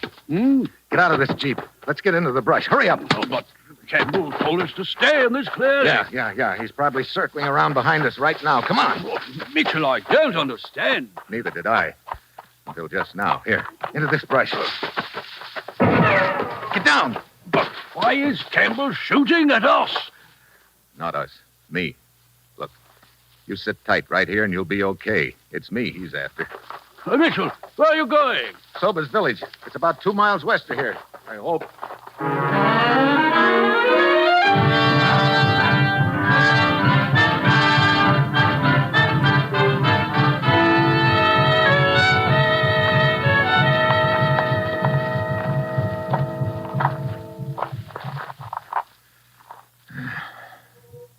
Hey, what's that? Sounds like the village just ahead.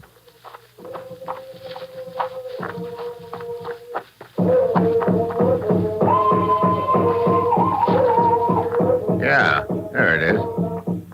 Uh-oh. Hey, it's some square dance. Ah, well, here goes.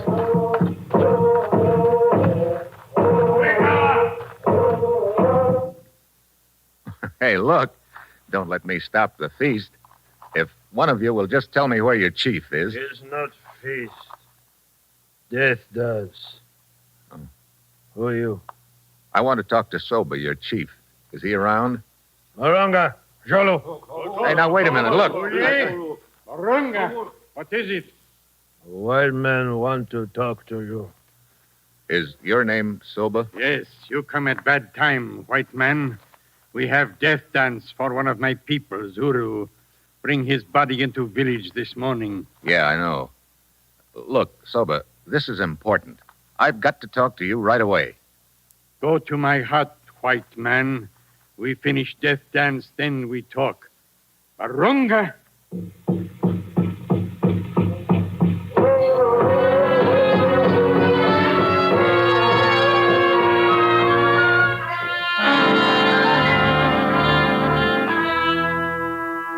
You sound like men who speak with straight tongue, Juana Mitchell. Maybe your people are right ones to dig in my ground for metal. Good. But you are too late. What? Other man promised my tribe much food and medicine. What other man? His trader man, Warchek. Warchek? Oh, looks like I pegged the wrong guy. Where is he? He's still in village. Yeah, I see him. Over by that other hut. Excuse me, Szabo. Warchek. Warchek. Ah, Mr. Mitchell. It would seem you arrived too late. Now, look, Warchek. I've been through too much in this deal to let that cartel you're working for come out on top now. But you're mistaken, Mitchell. I work for no cartel, but for myself. What? You are bidding for mining rights. Cartel is also bidding for them. What more profitable place for me than in the middle where I can do business with the highest bidder? Warcheck. Looks like Warcheck didn't stay in the middle very long. Campbell. Any agreement Warcheck has with the chief is void now. And with you out of the way, Mitchell, I think we'll be able to... Your man Garber missed, huh? So you're going to finish the job yourself? Yeah. You ought to get a promotion for this, Campbell. Just money. A lot of it. Yeah. Enough money so you didn't even mind killing Zuru when you realized he remembered seeing you and Graber together. That's a lie. Soba, it's not true. Mitchell here killed Zuru. You killer of Zuru. Look, Soba, I tell you, I didn't kill Zuru. It was Mitchell. White Hunter lies. When my men pick up Zuru's body, they find good luck charm I gave you long time ago. What? Oh, I must have dropped it when I bent over Zuru after he died. No. Good luck charm under Zuru's body. Barunga? No, Soba. Barunga Blogan. No. Mitchell, you... Good, Marunga. Good. He killed one of my people, he die. You don't waste any time, Soba. Mitchell. What? Come. We go to my hut. We talk some more. Good. You can sign the agreement. I have the papers right here. No sign. What? Why?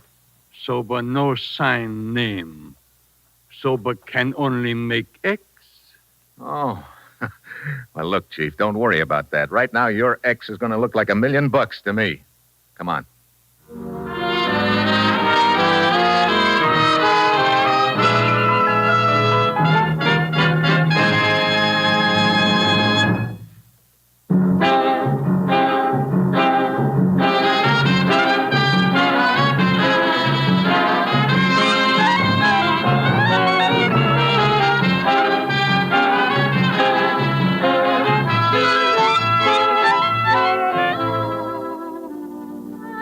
You have just heard the third in an exciting new adventure series, Dangerous Assignment, starring Brian Donlevy as Steve Mitchell.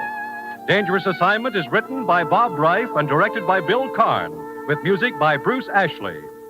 Be with us again next week at this same time when Brian Donlevy, starring as Steve Mitchell, will embark on another Dangerous Assignment.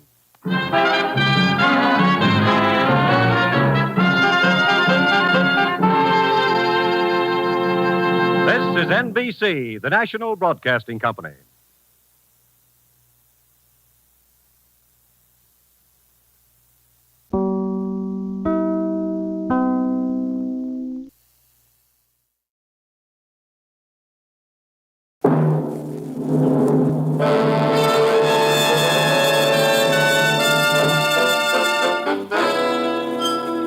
Dangerous Assignment, starring Brian Donlevy as Steve Mitchell.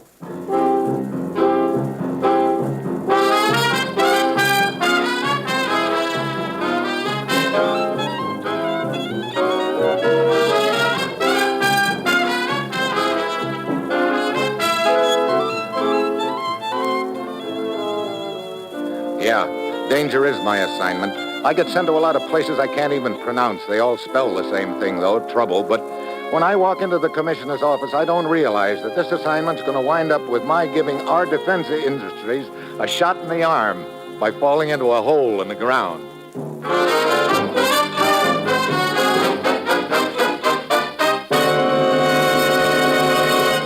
Morning, Commissioner. Ruth said you wanted to see me. Steve, how long has it been since you've had a vacation? Exactly a month longer than the last time I mentioned it to you. I've been thinking about it, Steve. You've been working pretty hard lately. Okay, take your vacation. Well, if that's all you called me in here to Hey, wait a minute. What did you say? You heard me. I said take your vacation. You know, if I had time, I'd faint from shock, but I've got too much packing to do. New York City, here I come. No. Huh? The Caribbean. Caribbean? Well, yeah, I might go down there at that. Quite a few places down there I like. Havana. No, Trinidad. Trinidad? Hey, now look, it gets pretty hot down there this time of year. Cheer up. Once you get there, it'll be a lot hotter. Trinidad it is, the new Dominion Hotel. Oh, just a minute, Commissioner. What's the matter? You're sure this is a vacation, of course? Of course. Of course, there's the little matter of Operation Hotfoot. Okay, I might have known. So what, pray tell, is Operation Hotfoot? This. Lighting a match? Say, you're just chock full of whimsy this morning, aren't you? It isn't whimsy, Steve. It's sulfur. Okay, so you're chock full of sulfur. All joking aside, here's the setup. You know how important sulfur is in industry. The manufacture of rubber, munitions, synthetic fabrics, the list is a long one. But right now, there's a serious shortage developing. Unless we lick it, we're in trouble. So what do I do, go looking for a sulfur mine? No, there's a new way of mining it now, Steve. How do you mean? Microbes. Now, look, do you expect me to believe that? I know it sounds fantastic, but it's true. There are certain microbes which actually do manufacture sulfur. They transform salts and sulfate into sulfide and then into pure sulfur. Brother, how long has that been going on? Probably ever since the world began. But it was only a few months ago that British scientists isolated a strain of sulfate-reducing bacteria from a lake in North Africa. And now 2 of our scientists have located a similar lake on the small island of San Miguel in the Caribbean. That's Operation Hotfoot? Yes, these 2 men, Anderson and Carroll, radioed 10 days ago that their work was finished, that they had isolated a strain of microbes which could manufacture sulfur rapidly enough to make it possible on a commercial scale. So what's the problem? The problem is, where are the scientists and their test tubes? You mean they're missing? They were due at the new Dominion Hotel in Trinidad 5 days ago, and they haven't been heard from us. Steve, I don't have to tell you that certain other interests would like to get their hands on the results of those experiments. Get down to Trinidad, find Anderson and Carroll, and find their microbes, too. Well, that's it. You've got your your vacation. Good luck.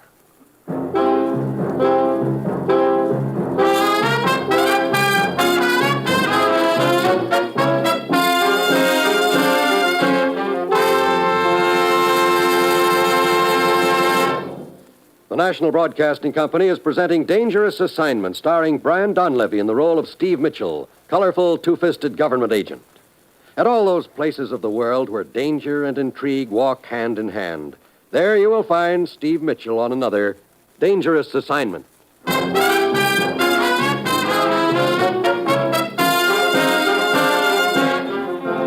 Sure, I've got my assignment. Just a little matter of flying down to the Caribbean and locating 2 scientists, Carroll and Anderson, together with an assortment of test tubes containing some wonder-working bugs. Operation Hotfoot, they call it. And me with an uneasy hunch that somebody will be trying to give me an article of the same name, king size. It's Thursday evening when my plane lands in Port of Spain, Trinidad, and I head for the new Dominion Hotel.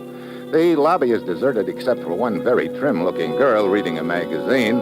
I inquire at the desk, but there's been no word from Anderson and Carroll, so I go into the bar. A drink later, the girl comes in and slides onto the stool next to me. Hi. Hi. American? American. I thought so. Heard you talking to the clerk in the lobby. Sounded good to me. Oh, been away from the States long? Too long. You? No, I just got here, Dorothy'll do. Steve. On a vacation, Steve? As a matter of fact, I am. I can think of places I'd rather spend it than Trinidad. I like it here. Of course, having friends here makes a difference, I guess. Friends? Yeah. I thought I heard you inquiring at the desk about a couple of them. Oh? Sorry, I don't have any friends here. Guess I was mistaken, Yeah, Dorothy. I guess you were.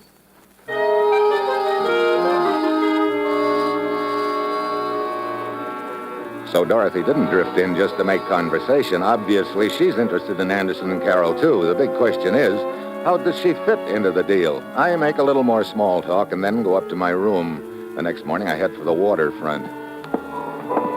As I'm walking along, I get the feeling that I'm being followed. I take a look over my shoulder, and just then a cargo net dumps a load of crates on the dock, but on the other side, I get a glimpse of a face that looks a lot like Dorothy's, but I can't be sure, and when the cargo net lifts, there's no one there, so I keep going. Finally, I locate the section of the waterfront I'm looking for, the charter boats. Morning. Hello, Skipper. This your boat? Sure, Skipper. For charter? Sure. I take you where you want to go, Skipper. Okay, where I want to go is the little island of San Miguel. Sure, Skipper. Huh? Where did you say? San Miguel. Skipper, I'm sorry. I just remembered. My boat, she is chartered for the day. What? Sure, Skipper. Look, I thought you said it wasn't. Sure, Skipper. Lousy memory. I forget things. You sure do. Well, thanks a lot, Skipper.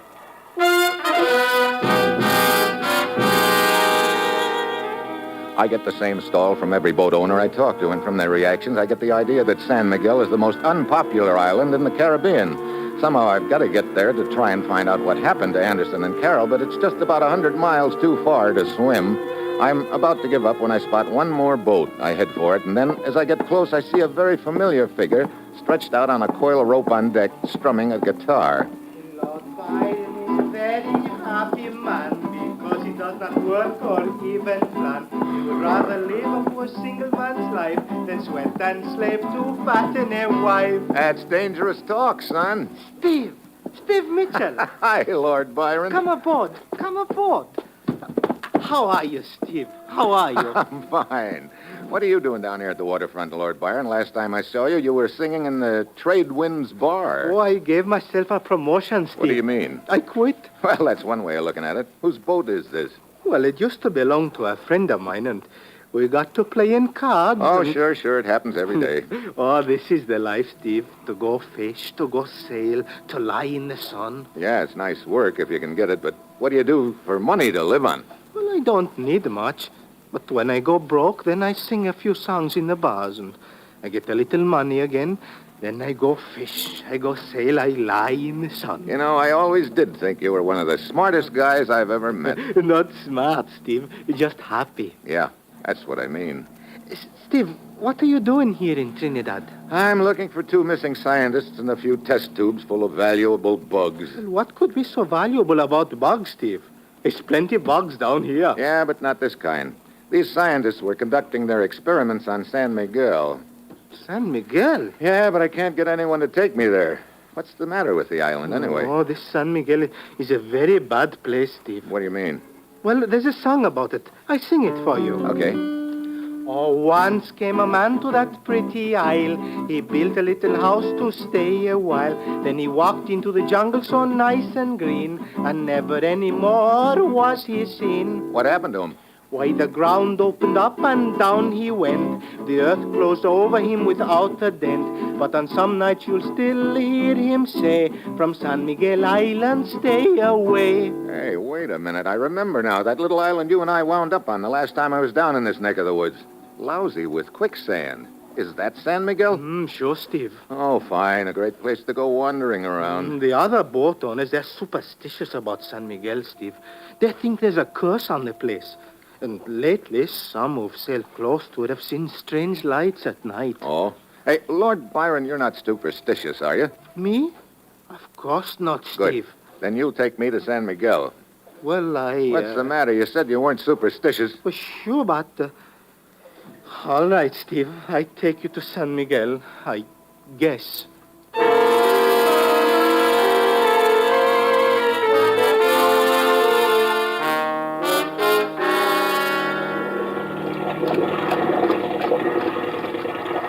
There is San Miguel ahead, Steve. Yeah.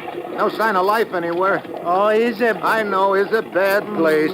Hey, head for that old landing over there. Sure, Steve. Hey, you know, if Anderson and Carol are still on the island, I should think their boat would be tied up there. Well, maybe it's on the other side of the island. Hey, you better cut your engines, huh? Hey, this pier is half rotted away. Okay, I've got the bow line. Lord Byron, lead the way, Steve. Okay. Hey, do you take that guitar everywhere? Oh, sure, Steve. Boy, look at all that underbrush. Yes, it's a very dense jungle. Here's the path. Funny. Hmm? Hold it a minute. What's the matter, Steve? Listen. Well, Lord Byron doesn't hear anything. That's the point. No birds, no animals, nothing. It's too quiet. Well, it's a strange place, San Miguel. Oh, put on a new record, will you? Okay, let's go. There's a deserted hut very close to here. Hey. It's a jungle bird. Sounds like an undernourished vulture. Here's the hut, Steve. Yeah. Huh. Looks like somebody's been around here, all right. The brush has been cut down a little. Come on, let's go inside, eh? nobody here. Somebody's been here, though. They've probably been using this as a lab or living quarters. Maybe both. Listen. Yeah. Came from on top of the roof, sounds like. This big stick on the floor, I can use it as a club. Yeah, come on outside.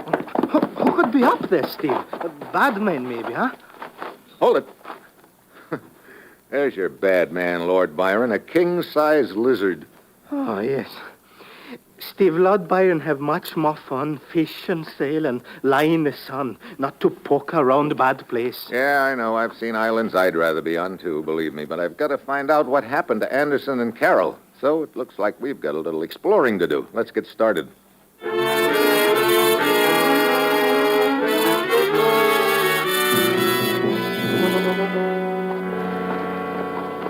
You know, I'm almost willing to lay odds we've got this island all to ourselves, Lord Byron. Sure, Steve. We're almost to the other side of the island, and we've seen nothing. It still seems too quiet to me, though. I've had a feeling that we're being watched. A lot of cover on either side of this trail. A person could hide in there, and we'd never spot him. Oh, no, Steve. What do you mean? Well, watch. Now, you see, I pick up this large stone and toss it over there. Huh? Hey, a hunk 6 feet square caved in. Yeah, sure, Steve. Quicksand on both sides of this trail. Oh, fine. Maybe we... Hey. What is it? Look, back the way we came. Smoke? Yeah, from the direction of that old hut, looks like. Come on.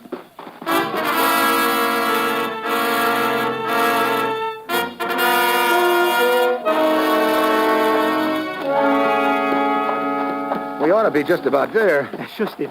Around this bend of that trail and... Hold it. Oh, brother. Burned to the ground. Only ashes left. Well, at least we know we're not alone on the island anyway. But who would burn this place down and why? Wait a minute. Somebody's heading this way from the beach. Get down and keep that club ready.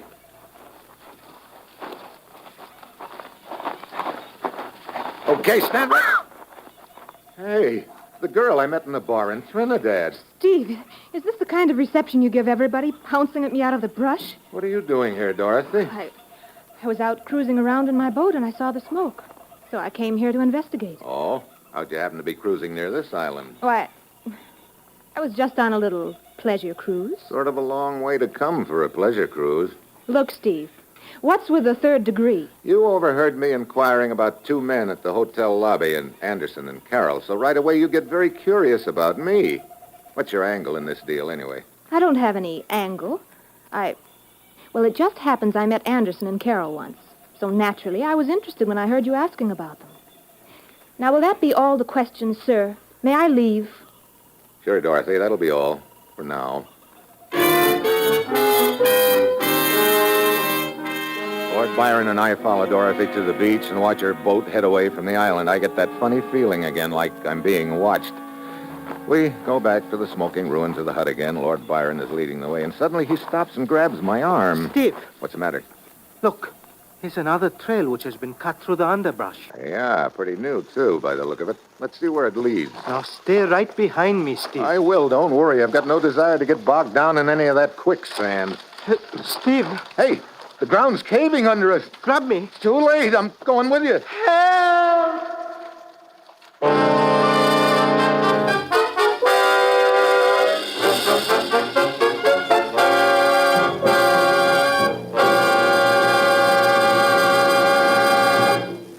3 chimes mean good times on NBC.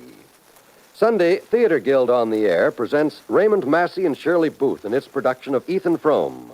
Recipient of some of radio's top awards, Theater Guild on the Air will continue to bring you America's top stars in dramatizations of famous stories and plays. And speaking of famous stories, you're all invited over to the Blandings' famous Dream House Sunday evening. Cary Grant and Betsy Drake will be your hosts on this NBC station.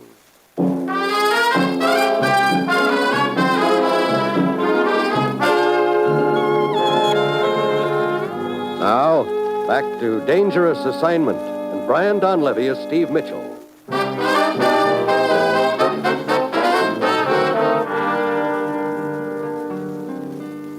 Oh, Steve and Lord Byron made a big mistake when they decided this trail to take. They fell right into a great big pit. Now they can't get out, so here they sit. Hey, look, things are bad enough without you making a musical comedy out of it. Too bad that guitar of yours didn't get broken in the fall. Well, it could be worse, Steve. When we started falling, I thought we were in quicksand. But it's a good jungle trap, this. A big pit. What do you want to do? Send whoever made it a letter of commendation? Who did make it, Steve? How do I know? What is it? Sounds like somebody walking up there. Yeah, coming toward the pit.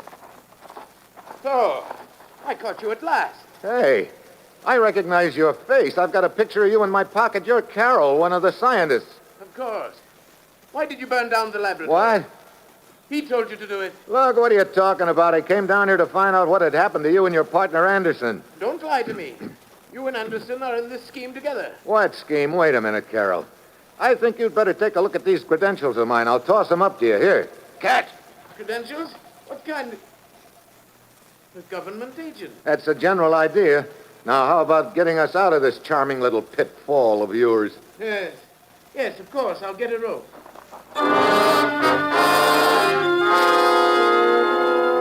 He darts away. 2 minutes later, he's back with a rope. Lord Byron and I climb out and dust ourselves off. Careful of the guitar. Carroll is falling all over himself, trying to apologize. Oh, I feel so terrible about this, Mr. Mitchell. It's just that I've been under such terrible strain. What's the deal, Carroll? Anderson and I succeeded in isolating a rare strain of sulfate-reducing bacteria from a swamp in the center of the island. The day we were scheduled to leave here, he suddenly tried to talk me into reporting the experiment a failure. What? Yes. He told me there were other interests who would pay us a great deal of money for the data we'd compiled in the test tubes of micro. I see. That night, I hid the test tubes and data, and then I ran into the interior of the island. Since then, Anderson and I have been playing a sort of nightmarish game of hide and seek. Yes, he's been trying to find me so he could kill me. What happened to your boat? He's hidden that somewhere. I haven't had much chance to look for it because I've had to stay undercover. You're the one who dug this pit, then? Yes. Mr. Mitchell, you have to get me off this island before Anderson's Confederates arrive. Yeah, we'll go in Lord Byron's boat. It's tied up to the landing. All right, I'll lead the way. Please, let's hurry. Okay, go ahead, Lord Byron. I'll bring up in the rear. It's funny. What is? Well, see, it's a stain on my hand. Stain? Yeah, what is it? Lord Byron don't know. Maybe when I grab the vines as we fall, Steve. Yeah, well, come on, let's get to the boat.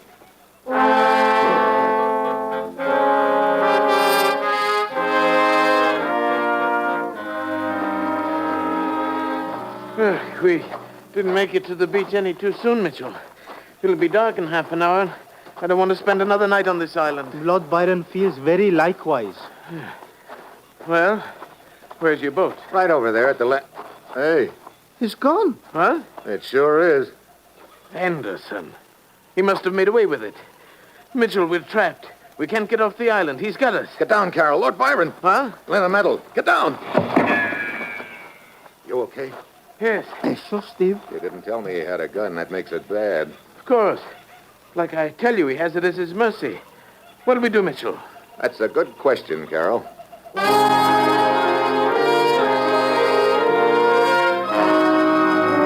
We work our way back into the underbrush near the pit, and night falls while I'm trying to figure out my next move. Finally, I make up my mind, and Lord Byron agrees with me. Sure, Steve. It's the only thing to do. Walk along the beach and try to find the boat. I don't know.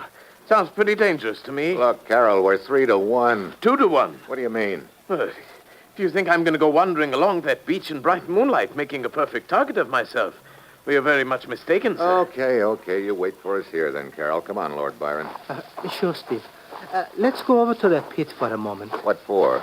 Well, Lord Byron would feel much better with a weapon. What are you talking about? The piece of wood I found in the hut. Oh, your war club? Okay, where is it? Right around here somewhere. When we fell into the pit, it flew out of my hand. Well, in this moonlight, we should be able to spot it if it's around here anyway. But that looks like it over there. Let's see. I'll flip on my lighter. Oh, this thing. I should carry matches. Yeah, that's it, all right. Well, now you're equipped for... What's the matter, Steve? Hey, that's where you got the stain on your hands, Lord Byron. From that hunk of wood, look. Yes, there's a stain on the wood, too. I didn't notice it before. You know, unless I'm mistaken, that looks like a blood stain. Blood? But, Steve, I didn't hit anything with it. No, that's the point. Come on.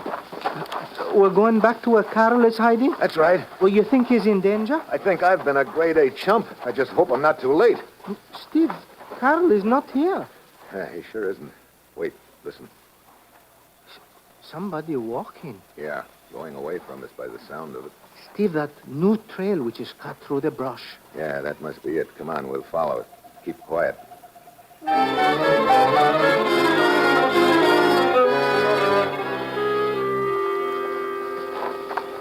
We must be almost to the other side of the island, Steve. Yeah. I still don't understand. Wait. Yeah. There's the beach. Take a look. It's very bright moonlight. Steve, they're on the beach. Yeah, it's Carol. And look down the beach about 100 yards. 2 boats tied up in a little cove. Wait. Wait. Shh. One of them is my boat. Yeah. You remember what Carol told us? That he'd run away before Anderson could touch him? He also said he and Anderson were alone on the island. So when I saw the bloodstain on that club and remembered that you'd picked it up in the lab before it burned, I realized Carol was lying. Sure, Steve. There must have been a fight of some kind. Yeah, so I figured if Carol lied about that, maybe he lied about a few other things, too. Then it was Carol who burned down the hut? He was probably trying to hide the evidence of the struggle. He couldn't know you'd already picked up that club. Hey, look. A plane approaching the island. Small seaplane. Carol is signaling with his flashlight. Yeah, and the plane's answering. He must be going to land out there in the water. Steve, there are many things I don't understand. You're not alone there. Wait, Carol's heading up the beach. Come on, I've got a hunch we don't have much time.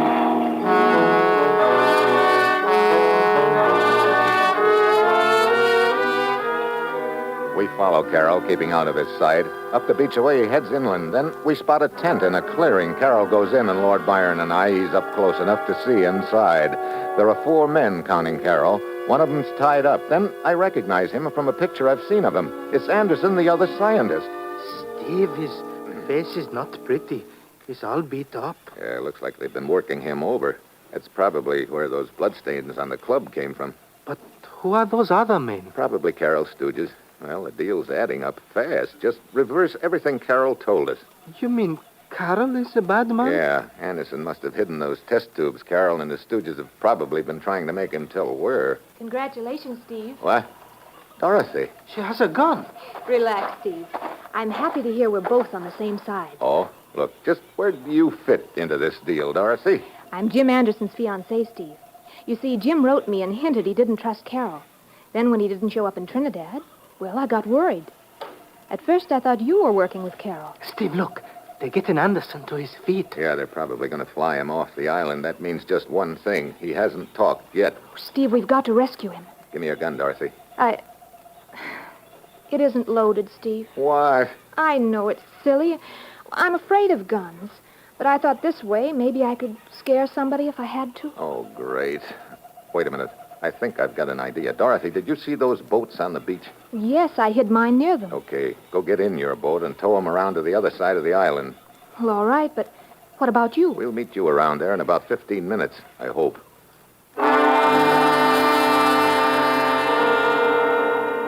Dorothy heads for the boats. Lord Byron and I go back to the beach. The plane taxis to a half-rotted-away boat landing, and the pilot gets out.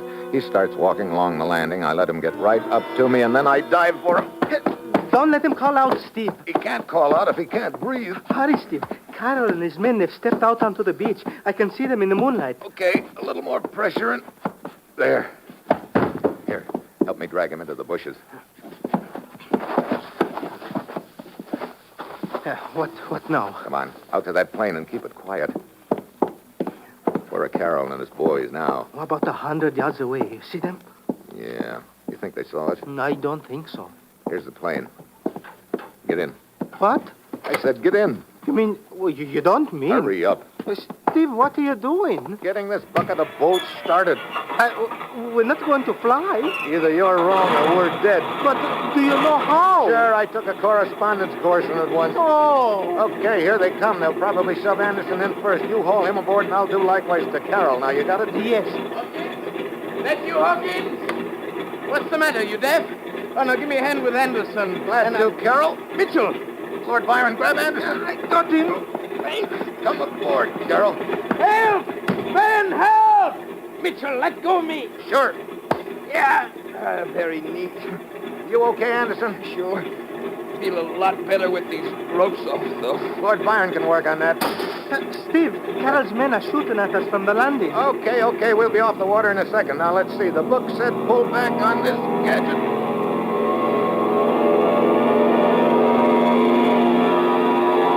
Well, what do you know? It works. You act like you've done this a few hundred times. Steve, this correspondence course you took. Pretty good, huh? Where did you take it? Oh, in the Navy Air Force for about 4 years. Oh, Lord Byron feels 5 years younger now. Same age as before you scared me. You got those test tubes hidden in a safe place, Anderson? Well, I thought I did. Now I'm not so sure. What do you mean? Well, I had them hidden in our boat, but if we're leaving it back there with Carol, Relax, we're not. Dorothy's towing the boats around to the other side of the island. We'll meet her there. That's good.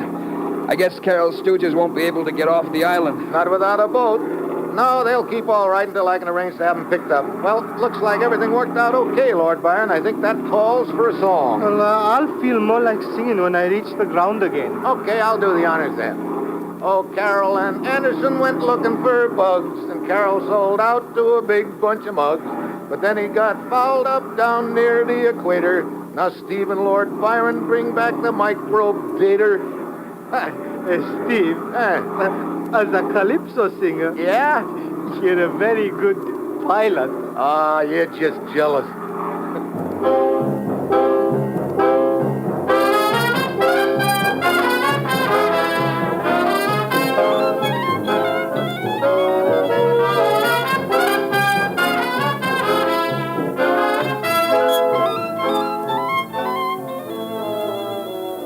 Dangerous Assignment, starring Brian Donlevy as Steve Mitchell with Herb Butterfield as the commissioner, is written by Bob Reif and Adrian Gendot, with music by Robert Armbruster, as produced and directed by Bill Karn. Others in the cast were Paul Frees, Herb Ellis, Gene Layton, and Don Diamond.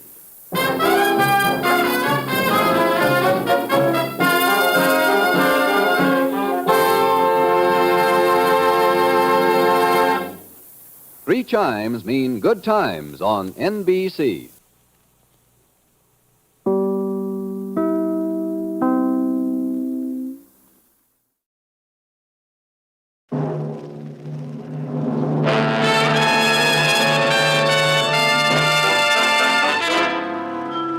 Dangerous Assignment, starring Brian Donlevy as Steve Mitchell.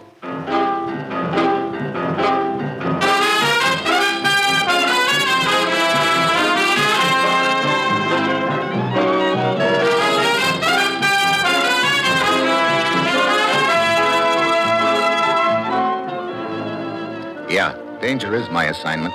I get sent to a lot of places I can't even pronounce. They all spell the same thing, though. Trouble. But when I walk into the commissioner's office, I don't realize that this assignment's going to end up with me dangling from the wrong end of a rope.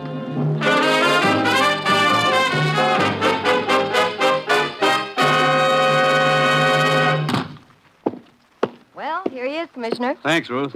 Steve, I suppose I pulled you right out of a big deal, as usual. No, it was all very innocent this time, Commissioner. Matter of fact, I was down at the rifle range improving my marksmanship. What? Honest. Alone? Well... From where I stood, it looked like he was closing in on a target for tonight. That's what I thought. I'll have your plane ticket at my desk when you're ready, Steve. Okay, Ruth.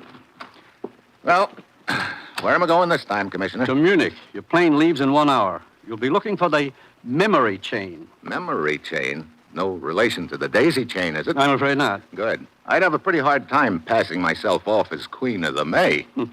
Seriously, Steve, this is the toughest proposition we've ever been up against. It's a skillfully organized pipeline through which vital information has been leaking out of this country to Eastern Europe. I see. There are no documents involved. It's all done by a system of runners. Each runner memorizes the information and passes it on to the next one by word of mouth. And right now, a vital chemical equation is somewhere along that pipeline. Uh-huh. Any idea how far along the chain it is by now? Yes. We caught up with the first runner in Lisbon, but 2 days too late. He'd already passed the message on. We then traced runner number 2 to Paris, but we were 6 hours too late there. Sounds like we're running a poor second all along the line. Yes, and I'm sending you over there to come in first for a change. We now have reason to believe that the next transfer point is Munich. And we have a tip that a woman named Eva Schaefer may be one of the runners. One of our agents is in Munich now, Kurt Allison. Steve, get over there and work with him, and then go anywhere and do anything you have to keep that equation from getting through. Well, that's it. You've got your assignment. Good luck.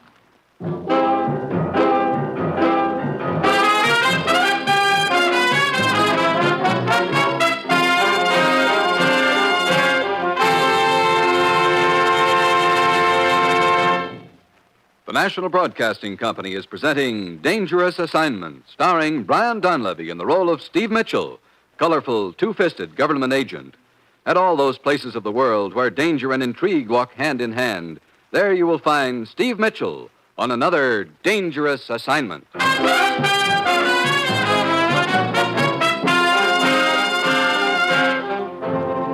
Sure, I've got my assignment. Just a simple matter of running over to Europe and trying to guess who's got a vital secret locked up in their head. This would be a great spot for a mind reader. Well, it's Thursday when my plane lands in Munich. I check around and learn that Allison is registered at the Königsberg Hotel. I head for his room. I've been expecting you, Steve. Commissioner told me you were coming. Yeah, how about this Eva Schaefer, Kurt? Any idea where she is? Sure. Right next door. What? Yeah, I spotted her at the depot when she arrived from Paris 6 hours ago. I heard her give a cab driver the name of this hotel, so I broke a few speed laws and got here ahead of her. You had the desk clerk give you this room right next to hers, huh? Yeah. Then I had the clerk stall her down in the lobby long enough for me to slip a couple of microphones in her room. Brother, you work fast. I had to. Oh, here are the earphones. Take a listen. Okay. Anything going on? No. What's she been doing since she got here? Filing her nails, mostly. You know, that sound gets awfully annoying after a while. Hey, wait a minute. Sounds like somebody's knocking on her door. Yeah? The evening paper, Fräulein. But I ordered no paper. It is a service of a hotel. Yeah, very well. Danke.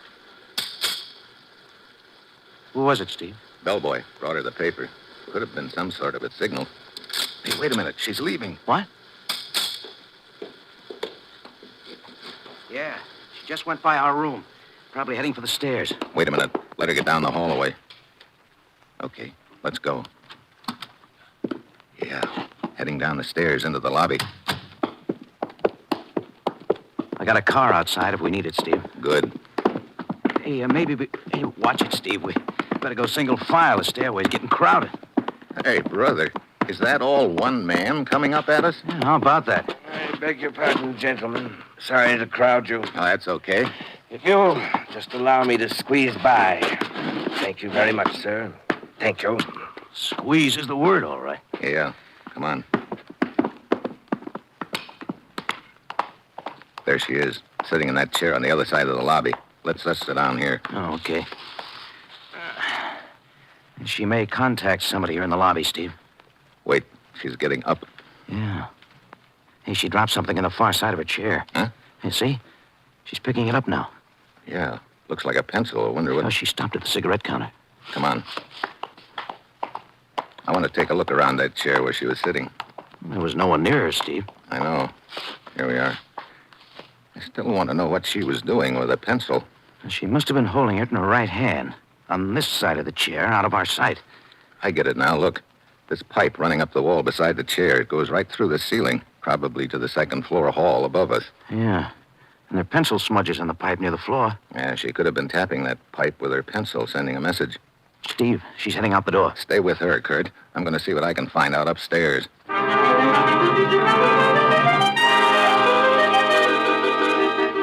I head upstairs, 2 at a time. The second floor hall is dark, but I spot the pipe running up the wall, and then I hear a door close at the far end of the hall. I head in that direction fast, but when I get there, I see it's a door to the back stairway. I pound down the stairs and out into the alley, but there's no one in sight. So now I know a message has been passed on, and the runner's gotten away. I head for the street. Block and a half away, I see Kurt tailing the girl. He turns into another alley. I speed up then, as I'm half a block away. The shots are from the alley. I get there and turn in. And there's Kurt, lying on the ground in front of me. Oh, it's my own fault, Steve. Come on, Kurt. I'll get you to a doctor. No, it's too late. Check on the girl, Steve. The girl. You know where she went? She should be down there at the end of the alley. Huh? think I got her. I think Kurt. But he's gone. I go down to the end of the alley, and the girl is there, all right. One look at her, I know she won't be transmitting any more messages. So now we've gotten 3 links to the chain. One in Lisbon, one in Paris, and one here in the alley in Munich. It leaves just one more, the most important one of all, the guy who's carrying the message right now. I head back to the hotel, and the desk clerk. Yeah, Herr Mitchell, what can I do for you? You can tell me if anybody's checked out of the hotel during the last few minutes. Has anybody checked out, he asks. There has been a regular exodus, 4 people. Who were they? And where did they go? 3 of them left for the Bauerbach Inn. Bauerbach Inn? Where's that? East of here, in the Alps, near the border. I see. 3 of them. Yeah. Fräulein Kent, most attractive young woman, I might add. Also, Herr Grippo. And finally, Herr Godel, the stout gentleman. You may have seen him around the hotel here. One cannot help noticing. Wait a minute. He must be the boy who was coming up the stairs when I was coming down. And that message was sent to the 2nd floor, too. Upstairs, downstairs messages. I do not understand. Never mind. I think I do. Okay. Thanks. Wait a minute. Yeah? You said 4 people left this hotel, but you only gave me 3 names. What about the 4th? Oh, yeah, I almost forgot. The 4th one was a woman. She left the hotel in quite a hurry. Oh? It was a very close thing. What do you mean? She went to the hospital. And this bird you talk about was not far behind. What bird? The stork. Oh, great. Well, see you later.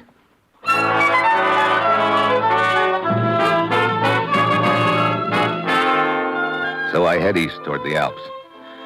6 hours later, I arrive at the Bauerbach Inn. It's perched up on a mountainside, and there's snow all around. The whole place looks like a Christmas card, except that I've got a strong hunch that whoever I'm going to find here, it isn't going to be Santa Claus. Good evening, sir. Welcome to the Bauerbach Inn. You the proprietor? Yeah, Kreutz at your service. If you will sign the register here, I will fix up for you a nice room. Okay. Looks like sort of a slack season for you, Kreutzer. Yeah, only 2 guests. Both of them from Munich, I see. Carlos Grippo and Helen Kent. Are you a friend of hers, Herr Mitchell? Well, I will be glad to tell her you are here and to... No, never mind. Why not? Huh? It's really quite flattering to be inquired about. Well, you see, I've... Oh, but I thought you 2 were friends. Not exactly. The evening's young yet, though. Oh? I know. You used to know another Helen Kent and thought I was the one. Yeah, that's it. That's the trouble with having such a common name. Disappointed? Not exactly. You going to be staying here long? Well, that depends. I like excitement. Well, maybe you came to the wrong place. Doesn't look very exciting around here. It wasn't. Oh? Funny how the atmosphere can change all of a sudden, isn't it? Yeah. Might be an interesting topic of conversation over a drink in front of the fire. Might be at that. I'll be down as soon as I get unpacked. I'll wear a red carnation so you'll recognize me. That really won't be necessary. I'm sure I'll remember you.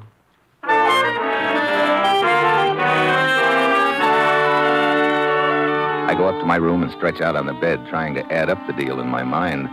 At this point, I'm pretty sure that the person I'm after, the last link in the memory chain, is either Helen Kent, Carlos Grippo, or Gordel, the fat boy. But what's worrying me is that Gordel hasn't shown up at the inn. I start downstairs to have that drink with Helen, and then I see I needn't have worried, because waddling up the stairs towards me is a very familiar hulk. Excuse me, sir. If you will allow me to squeeze by you, But wait. I believe I have already squeezed by you earlier today, have I not? On the stairway in Munich? That's right. You've got a good memory. A photographic one. I pride myself on it, sir. Godel is my name. Steve Mitchell. Delighted, sir. I look forward to making your acquaintance properly a little later downstairs under less cramped conditions. Until then, Mr. Mitchell. Until then, Mr. Gordel. Hail, hail, the gang's all here. Steve. Oh, Helen. Over here, by the fire. Okay, I didn't know you were with somebody. This is a friend of mine, Carlos Grippo. Carlos, Steve Mitchell. Hi. I am honored, Senor Mitchell. Helen, I thought we were to take a walk around. I'm really too tired. Carlos, be a dear and bring us all a drink. Well, look, I can get my own. Well, you don't mind. Do you, Carlos? Of course not, Helen. We'll be back shortly. Looks like your boyfriend isn't too happy about things. Carlos? Oh, he means well, but he's a little boring at times.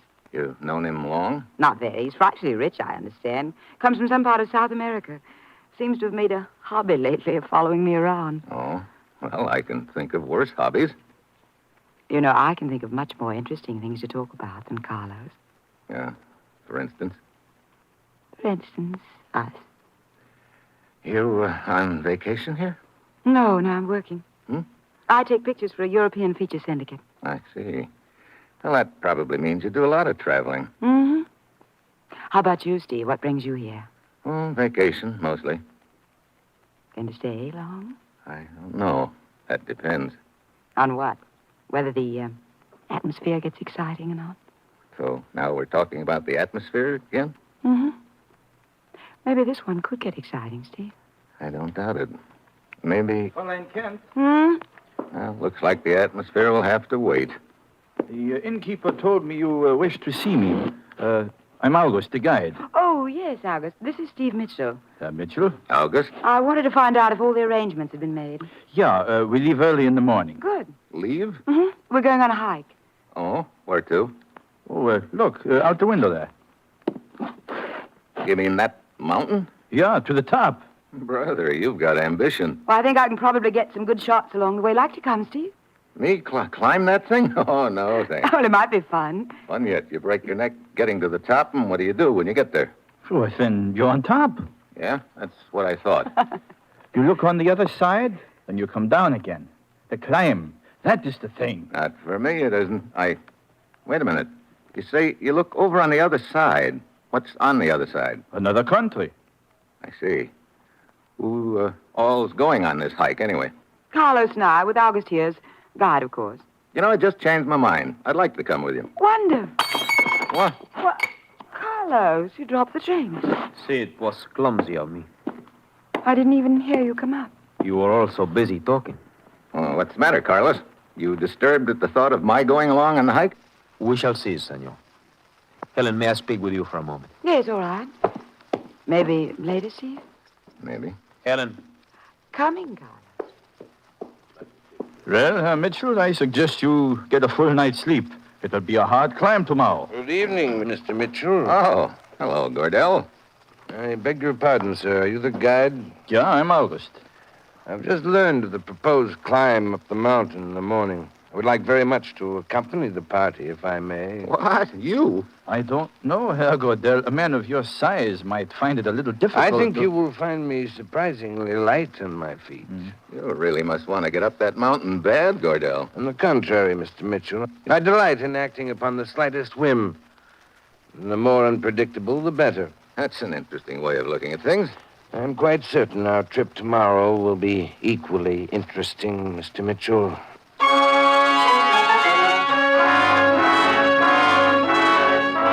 Gardell and August head upstairs, and I go out on the terrace for a cigarette.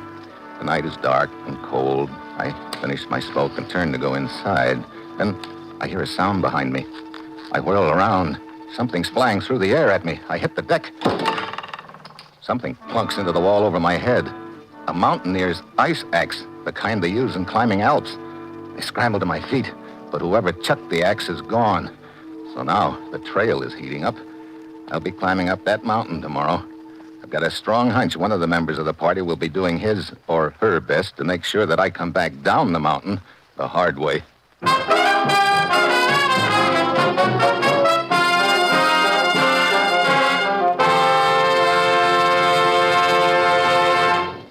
In a short while, Herbert Marshall stars as the man called X over most of these NBC stations. It's 30 minutes of intrigue and danger in the far corners of the world as the man called X tracks down the enemies of his country wherever they may be hidden. He lives by his wits. His business is danger. He's the man called X. For top listening tomorrow night, it's Hedda Hopper with the latest news of Hollywood and show business, plus famous guest stars. Miss Hopper's popular column comes to life tomorrow on The Hedda Hopper Show.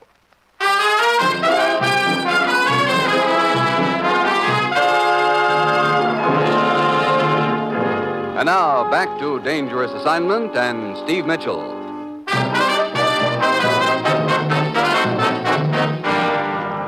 Are we all here? See, let us get started, August. Ready and waiting. This is a great time of morning to be starting a hike. It isn't even light yet. Oh, we must reach the top by noon if we're to get back before dark. August, can you get my camera and my knapsack? Yeah. There. Oh, thanks. Now, before we start, let us check the equipment. Mitchell? Mm-hmm. Yeah, you have everything. Oh, Herr Grippo? Yeah, you have... Oh, wait. Your ice axe is missing. What? Why, so it is. It must have slipped from my pack. Oh? But it's no matter. Here's a spare. Thank you. Pretty careless of you losing a thing like an ice axe, Grippo. Or maybe it was more than carelessness. What do you mean by that, Mitchell? Oh, skip it. All right, everybody. Let us start.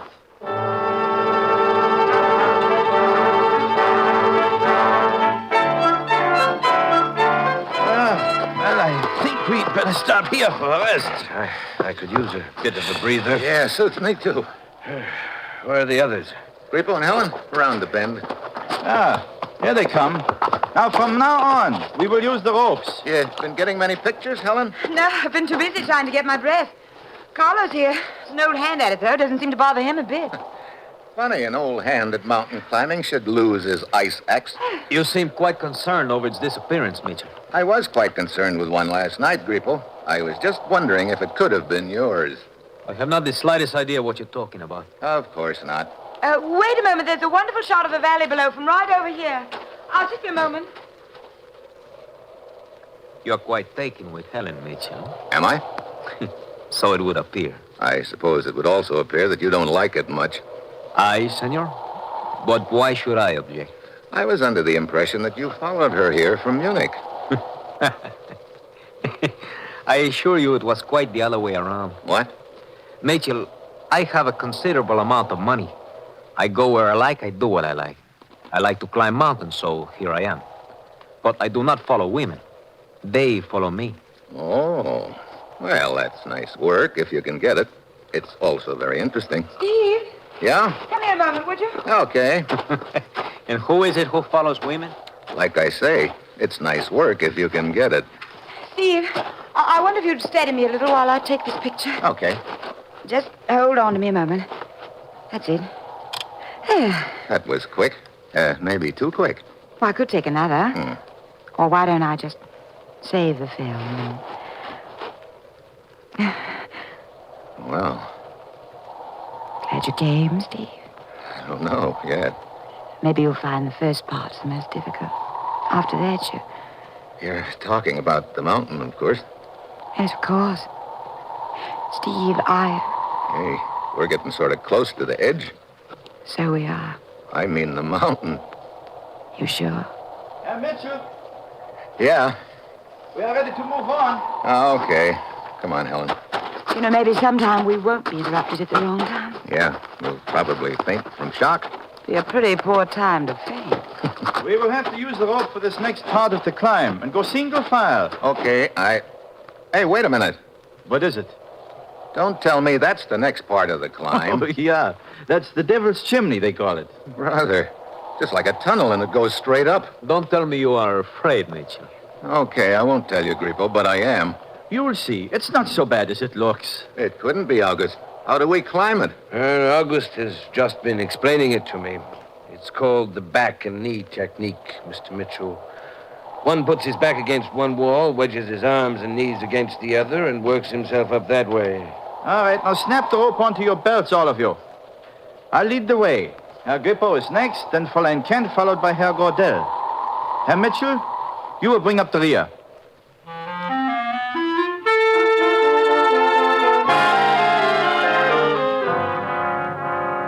August inches his way carefully up the chimney to the ledge above.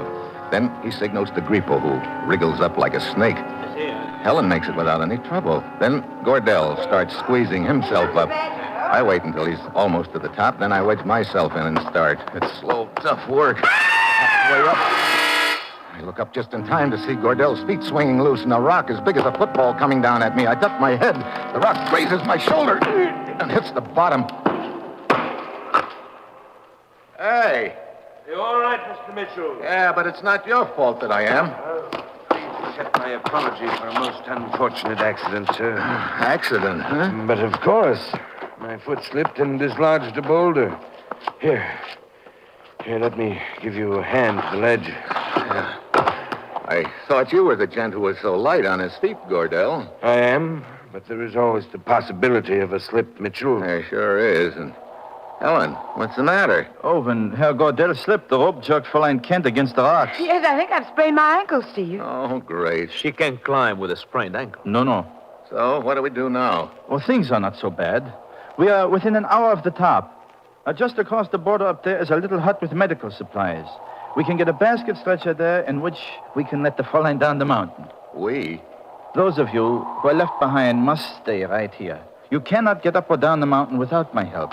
But I will need one man to accompany me. I will go with you, August. I'm the best climber. Since I am responsible for Miss Kent's accident, I think it right that I should go. No, senor. I am the logical one. I insist.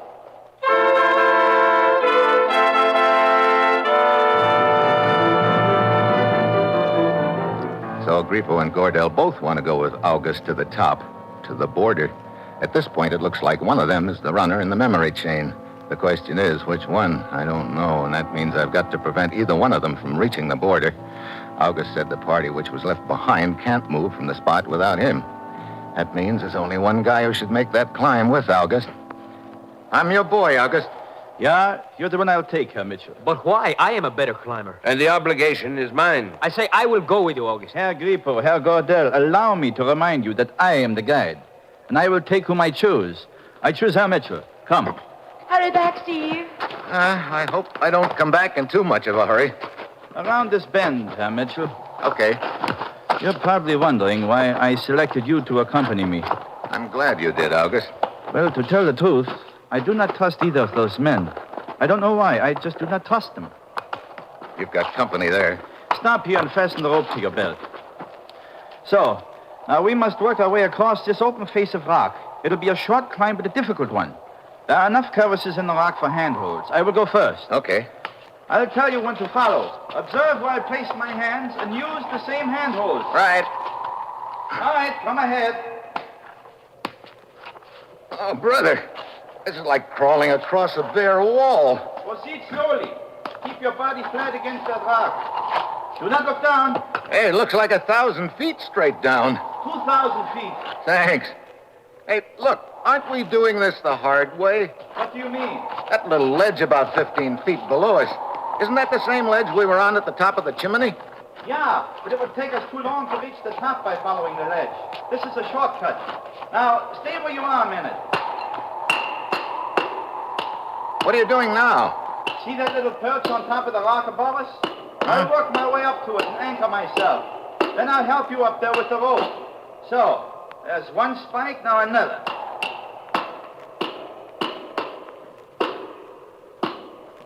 Brother, remind me never to do this again. All right, Mitchell. I'm up on top of the perch and I'm well anchored. Okay, I'll get going. Yeah, Mitchell, indeed you will. Hey, you pulled me loose. So I did. Now you are just dangling in the air at the end of that rope. What? Oh, great. So you're the last link in the memory chain. Yeah. And with you out of the way, I will carry the message to its final destination on the other side of the border.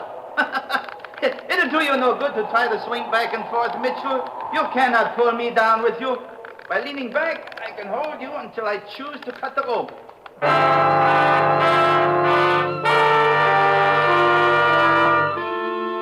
That's why I'm swinging. I saw August reaching for his knife, and I've got to keep both his hands occupied on the rope. He leans well back and grins down at me. Then I spot my only chance. At the end of each swing, my body is carried under an overhanging rock out of August's sight. The ledge is about 15 feet below. I get my own knife out, and each time I pass under the rock, I take a whack at the rope. You tired of swinging yet, Mitchell? You ready for that big drop? August has his knife out now, and this is it.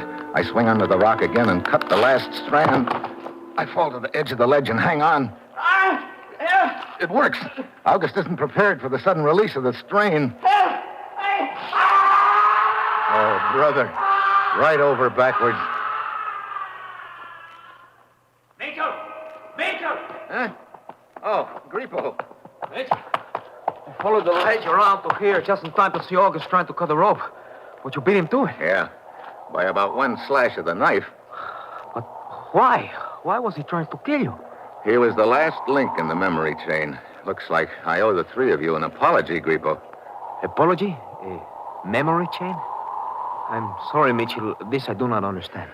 Well, it doesn't matter anymore, because the last link in the memory chain just lost his memory. You might say he got amnesia the hard way.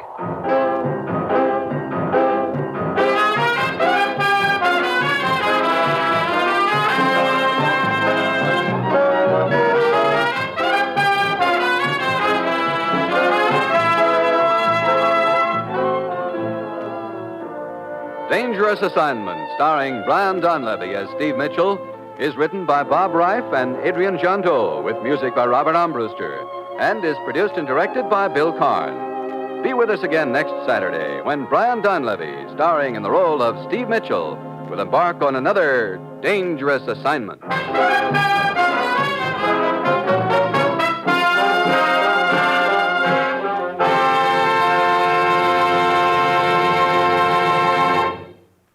Dangerous Assignment came to you from Hollywood.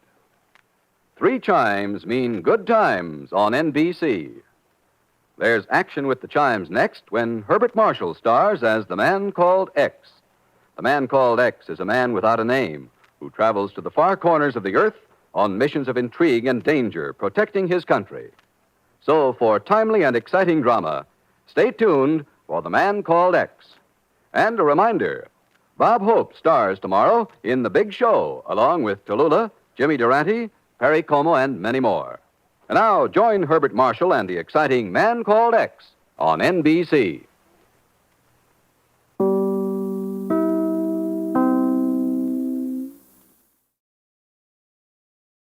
Wheaties presents Dangerous Assignment.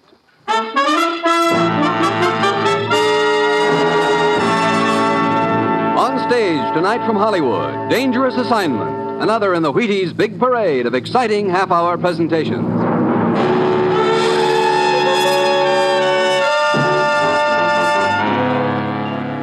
Dangerous Assignment, starring Brian Donlevy as Steve Mitchell.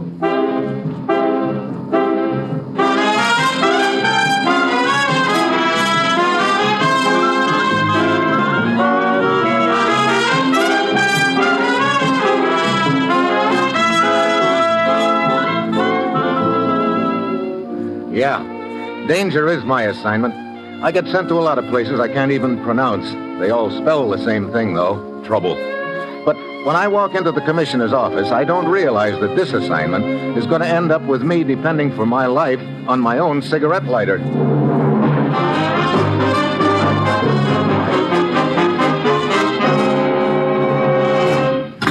Morning, Commissioner. Get out your pith helmet, Steve. You're leaving for Arabia on the next plane. Arabia? Now, look, my days as a camel jockey are over. Don't worry. You won't be riding any camels unless you find some carrying oil in their humps. Oil? What's the deal? That's the deal. 100,000 barrels of it. Missing. Look, since when have we been playing nursemaid to oil companies? This is a lot bigger than any oil company, Steve. 3 days ago, the Sheik's inspector found a discrepancy in the figures of one of the oil companies, the 5-Star. Unless the matter is cleared up to the Sheik's satisfaction, we may lose the entire concession. Oh, who do I talk to over there? Mr. Williams, the field manager of 5-Star. Their headquarters are in Marani, near the Persian Gulf. Steve, get over there and find out what happened to that oil. Well, that's it. You've got your assignment. Good luck.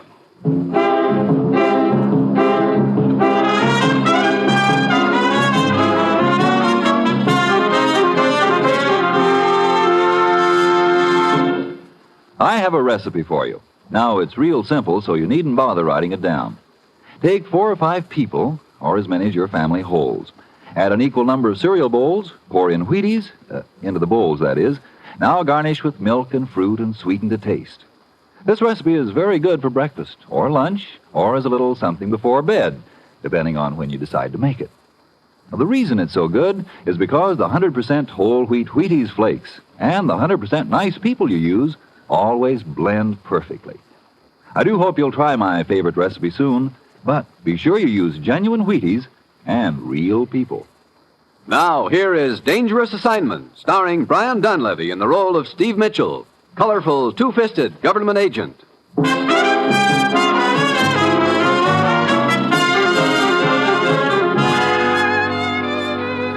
Yeah, this is going to be a breeze. All I have to do is fly halfway around the world to a sweltering spot in Arabia, take care of a little matter like finding a mere 100,000 barrels of missing oil. And I've got a strong hunch that somewhere along the line I'll run into someone who'll say, drop dead to me and mean it. It's Thursday when I get to Marani, and Williams, the field manager of 5-Star Oil, is waiting for me in his office, together with his assistant, a guy named Haroon. Well, I'll tell you all I know, Mitchell, but that isn't much. On our last shipment, the Sheik's inspector claimed we were 10,000 barrels short of what their figures showed we'd pumped out of the ground. The Sheik gets royalty on every barrel, so he was pretty sore about it. Yeah, I can imagine, Williams. Haroon here can probably tell you more about this than I can. I was on a business trip to Cairo when it all came up. As my assistant, Haroon was in charge here. I see. What happened after the discrepancy was spotted, Haroon? In order to pacify the Sheik, we passed the matter off as an error in our bookkeeping and paid the royalty.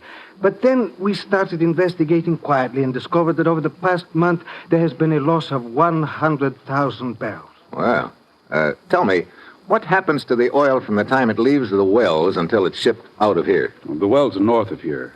The oil's pumped down here to Marani through a patrol pipeline. There's a checker on each end of the line. Then, as I get it, on this particular shipment, your checker at the fields checked a certain amount of oil into the pipeline, but your checker at this end checked out 10,000 barrels less. Yes, it was his first day on the job. Oh? Well, what happened to the regular checker? Oh, you mean Yusef. The evening before, he died in a cafe brawl. Oh, that's very interesting. Where did this fight take place? At the Oasis Club. Yusef went there regularly. He was very fond of the dancing girl, Sarita, and very jealous of her. Mm-hmm. She is believed to be the reason for the fight. I see. Well, I think I'll go over to the Oasis Club and see what I can turn up there. I'll see you around, gentlemen.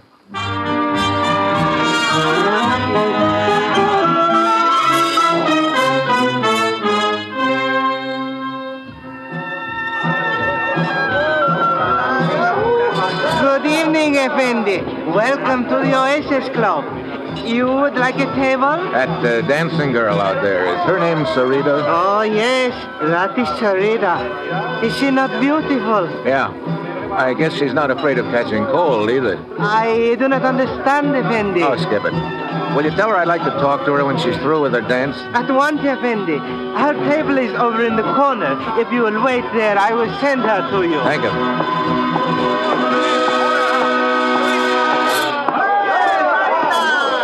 Yes?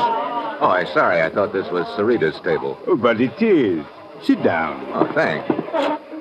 Are you a friend of Sarita's? Ever so. And you? Well, I'm sort of a friend of hers. Yeah, I see. Oh, here she comes now. Mm-hmm. You are the one who wished to see Sarita? Yeah. My name's Steve Mitchell. I see the two of you have already met. Well, not officially. This is Triflis. Hi. Delighted.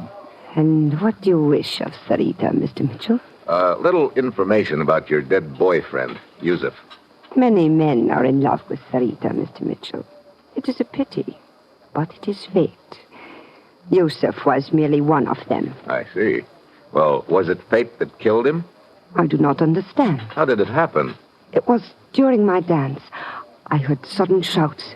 Then the lights went out.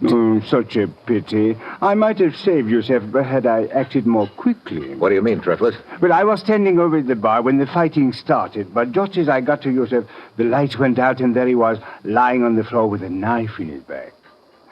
Such a pity. He was a very dear friend of mine. I miss him greatly. Did Yusuf ever mention his job with the 5-Star to you, Sarita? No. Sarita is not interested in such things. Oh? What sort of things is Sarita interested in? Her beauty.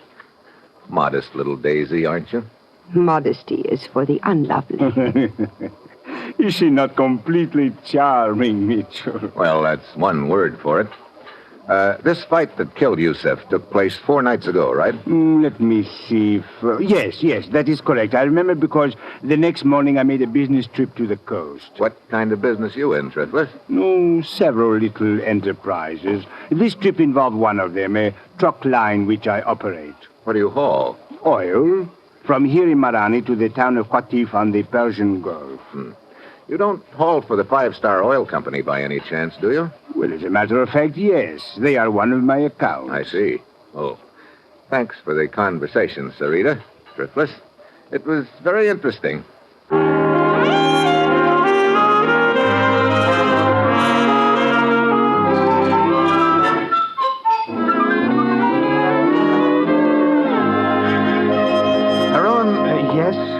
This swindle has undoubtedly been going on for some time. Yes. If the missing total adds up to 100,000 barrels. Now, look, suppose all the oil has reached this end of the line. Could amounts of it be stolen after that? Why, it would be very difficult.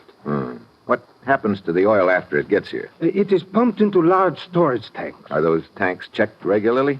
Fairly regularly. Well, then, after that, the oil is pumped into trucks and taken to the town of Qatif on the Persian Gulf. Why, yes. I believe I forgot to tell you that. I picked it up.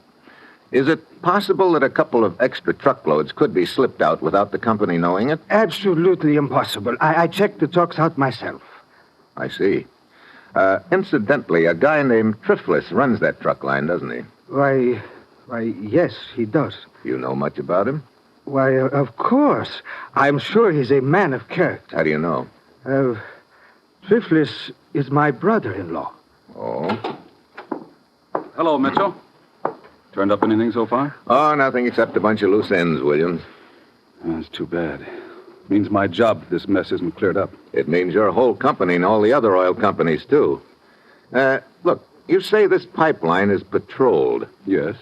By plane, every day. Who's your pilot? A guy named Dean.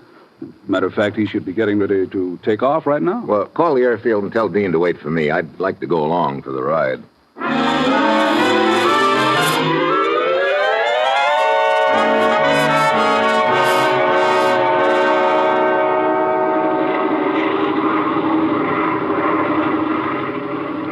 Lots of sand down there, Dean. You can say that again, Mitchell. A lot of sand and a lot of pipe.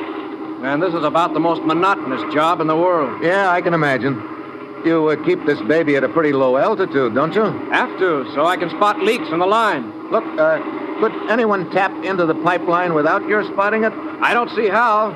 Even if they tried it at night, I fly so low I could spot the tire tracks the next day. And you can see yourself there's not a track in that sand for miles around. Yeah. Hey, getting kind of dark. I guess waiting for me made you later than usual, huh? Oh, a little, but that's okay. The water over there, is that the Persian Gulf? Yeah. How far from here is it? Oh, 8 to 10 miles. What are those ruins over there on the coast? That's what they call the lost city of Inzak. Several thousand years old. Great spot for archaeologists. Wait a minute. What's the matter? I thought I saw a light over there. Probably a reflection off the water. Nobody's been around there for at least 6 months. The last expedition was from London, I think. They still have their equipment stored in a warehouse over in Qatif down the coast. Oh, yeah? Hey, just a hunch, but I think I'll take a trip over to Qatif as soon as you get this buggy back home.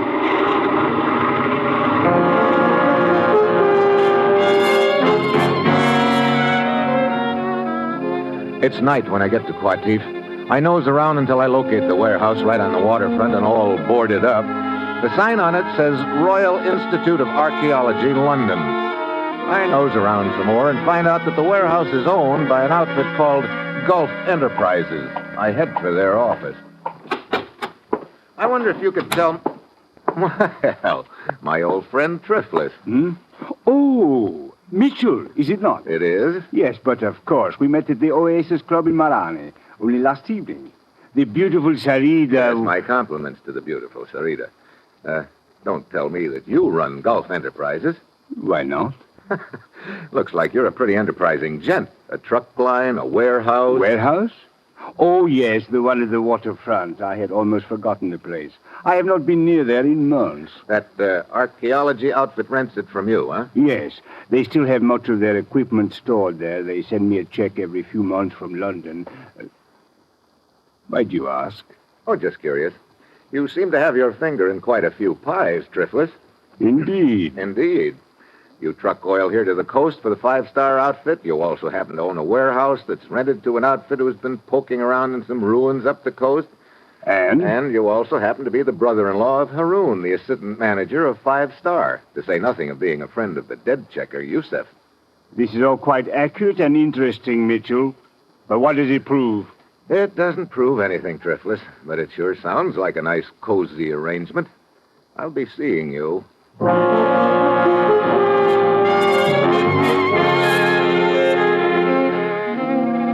I head back to the warehouse and try to get in, but it's boarded up tight. I circle around it to the water. The back end of the building rests on a pier. Then I spot something under the pier, a good-sized barge. I climb aboard, and a strong smell hits me. Oil. Now I know I'm getting warm. Then I hear a sound behind me. I spin around and spot three gents in white robes, and just one look at them tells me they don't want to shake hands. I swing on the nearest one. He goes down. I hit the water. Start swimming. Listen! Do not let him get away! Hey! Take careful aim! I didn't think of them for guns. I've got to get underwater, but just as I start to dive... Oh!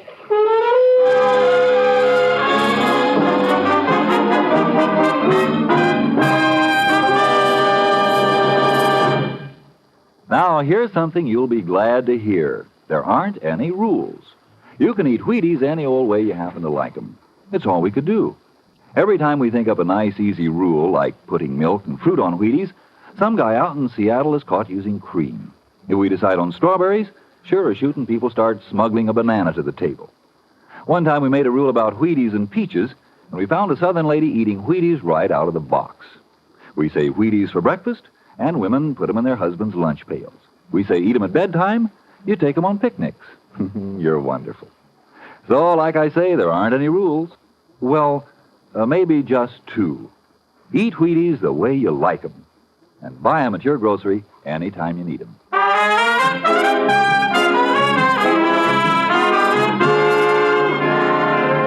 Now, back to Dangerous Assignment and Steve Mitchell.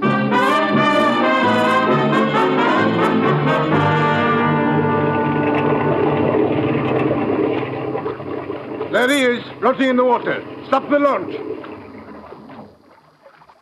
Abuda, Abdul, pull him out of the water. Easy, easy. So, put him down on deck. Oh, my head. Oh, he's still alive. You want to bet? You're lucky. This is lucky? It appears the bullet merely creased the skull. Well, if it's all the same to you, I like to part my hair on the other side. Hey, look, who are you? Lieutenant Samka of the police.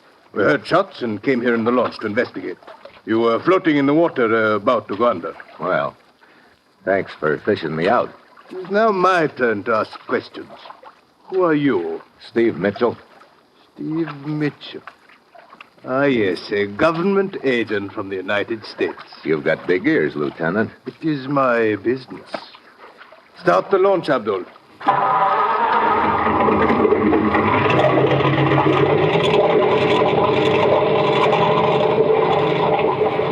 Yes, you are here to investigate the oil scandal. Or is the purpose of your visit rather to whitewash the company involved? That's a pretty bad guess, Samka. Hey, where are we going? Back to the dock. Well, it's been a short acquaintance, but a happy one, Lieutenant. Thanks again. Oh, do not think that our acquaintance will be ended when we reach the dock, Mitchell. I will be seeing you again soon. Oh? Yes, indeed. I will make a point of it, Mitchell.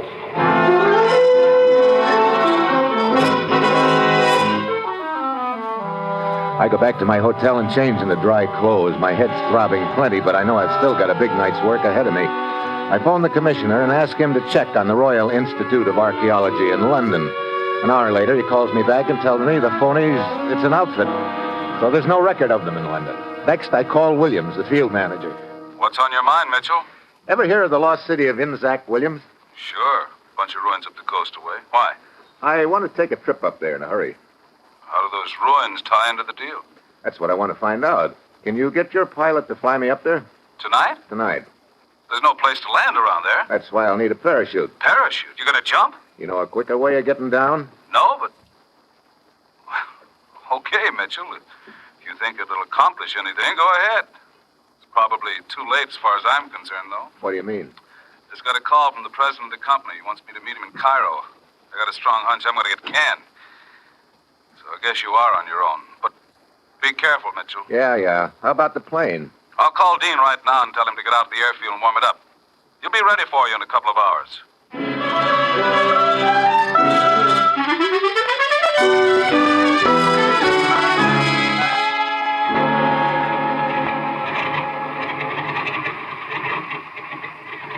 Sorry to pull you out of the sack, Dean. That's okay.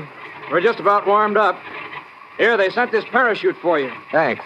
You know, it's a long time since I've had one of these babies on. Mitchell. Huh? Mitchell. Oh, Lieutenant Samka. Yes, Lieutenant Samka. Where do you think you're going? On a little plane trip. Look, are you my official bodyguard or something? In this case, I am your official fellow passenger. Oh? Well, I don't think you'll like this trip, Samka. It involves a parachute jump. Oh, then I must provide myself with the necessary equipment. Hey, that's my parachute. It was your parachute. Now it is mine. Look, if you want to go on this trip, get your own. Thank you, but I prefer yours. It might be safer. Oh, you don't trust me at all, do you? Frankly, no. Well, what am I supposed to use for the jump? A beach umbrella? I think there's another parachute in the hangar, Mitchell. Okay. Well, I'll be with you in a minute.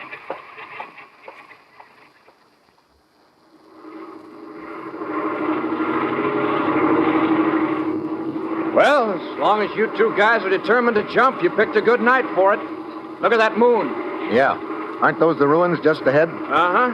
We're a little to the windward of them. You should land pretty close. This about the right spot, Dean? Anytime.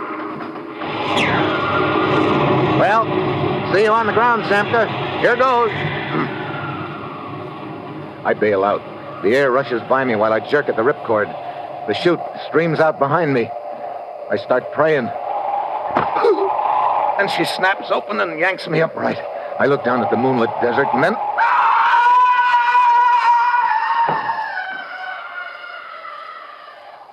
It's Samka.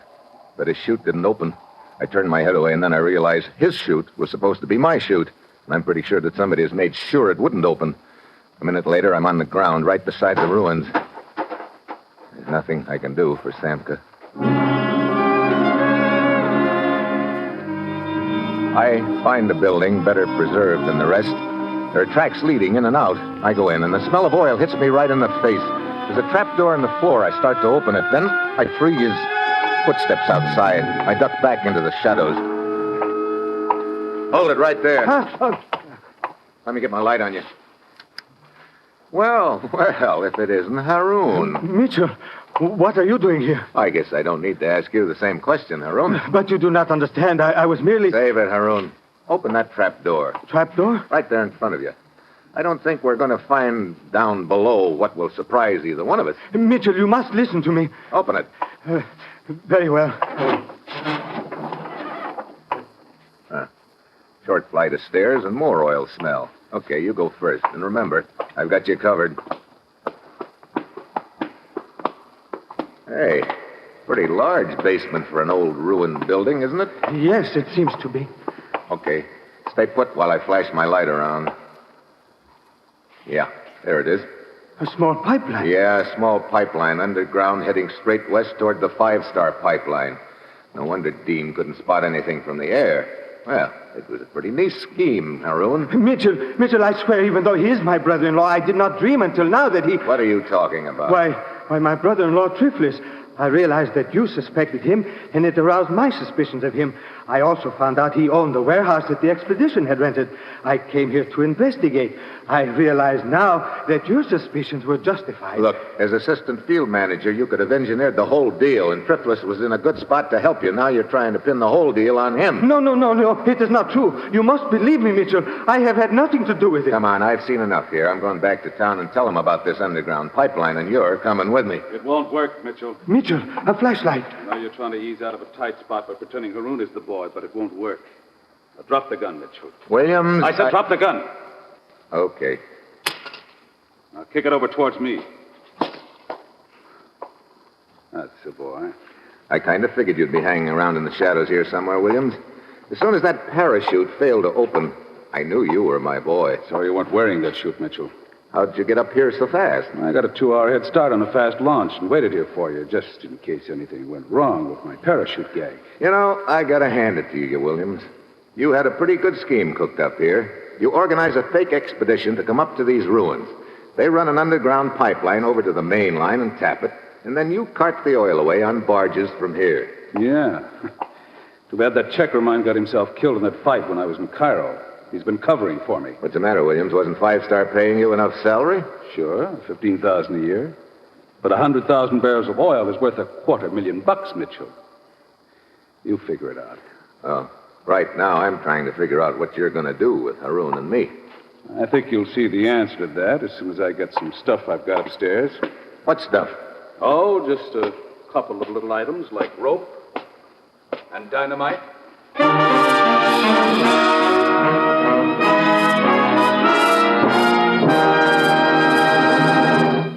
Some people are very lucky. They don't have to buy Wheaties. They just pitch a no-hit, no-run ball game or slam the apple out of the park, and they win a whole case of Wheaties. Take Ralph Kiner. He's probably still working on the last of the 54 home run cases he got last season with the Pittsburgh Pirates. Ralph figures Wheaties are plenty okay. He told us, "I don't think there's a breakfast dish anywhere that can beat milk, fruit, and Wheaties. Breakfast of champions." From that remark, I just figured that Mr. Kiner wouldn't even mind going out and buying his Wheaties if he had to. And I reckon you won't either. After all, it isn't much of a trip, just down to the grocery. And now, here is the conclusion of Dangerous Assignment.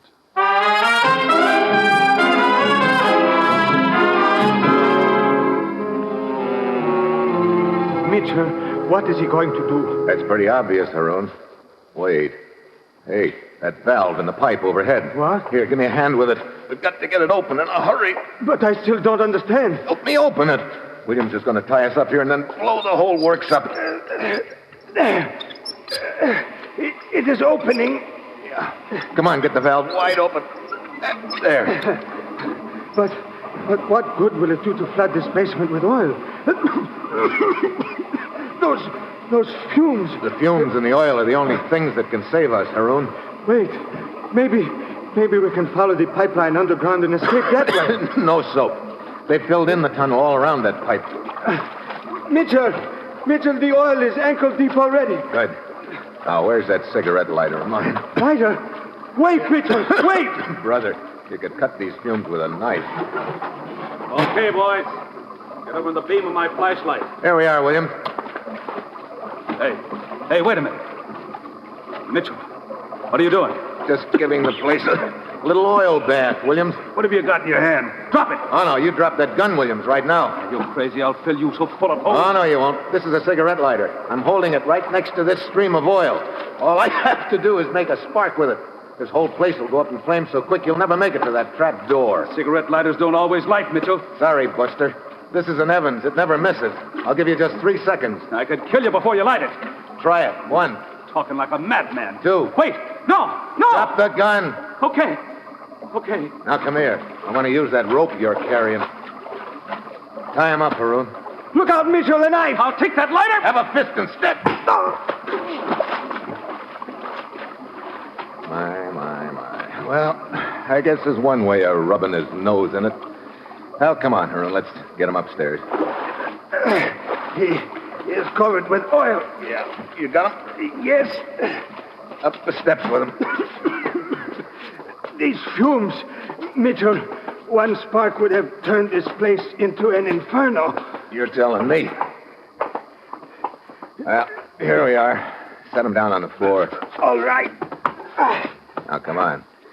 Let you and me get some fresh air before we keel over.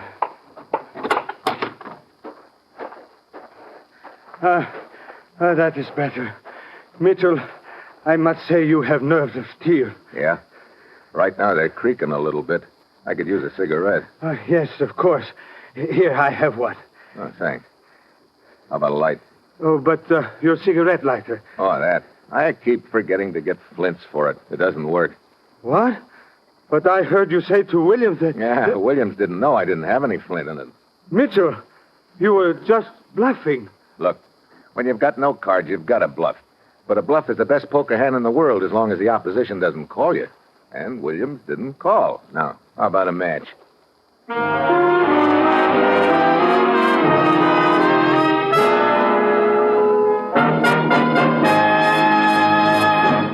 Dangerous Assignment, starring Brian Donlevy as Steve Mitchell, is written by Bob Reif, with music by Basil Adlam, and is produced and directed by Bill Karn.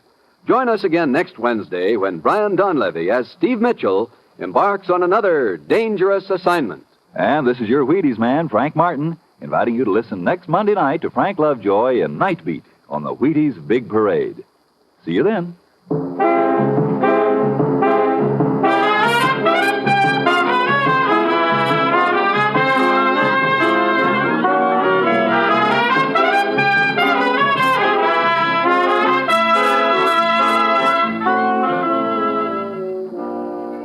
going to bake a pie sometime soon? Make it with Crust Quick, the Betty Crocker pie crust mix. You know it's a tender, flaky crust that's at the bottom of every delicious pie, sure as you used Crust Quick. And so easy. Just add water to Crust Quick. And what pie crust? Tender crust, tasty crust, rich, short, lovely crust, just like Betty Crocker makes. And you can make it. Just add water to Crust Quick. Crust Quick, the Betty Crocker pie crust mix.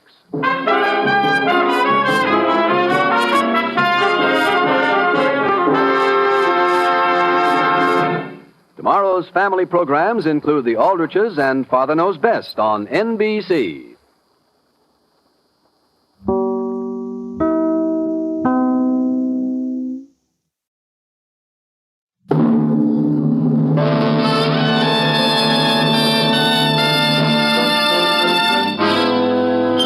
Dangerous Assignment, starring Brian Donlevy as Steve Mitchell.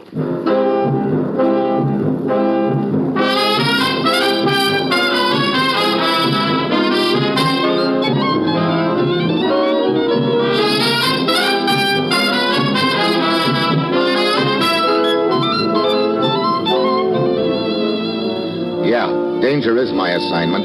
I get sent to a lot of places I can't even pronounce. They all spell the same thing, though, trouble. But when I walk into the commissioner's office, I don't realize this assignment's going to end up with a guy I'm looking for shoving a gun in my back, and me doing my best to help him.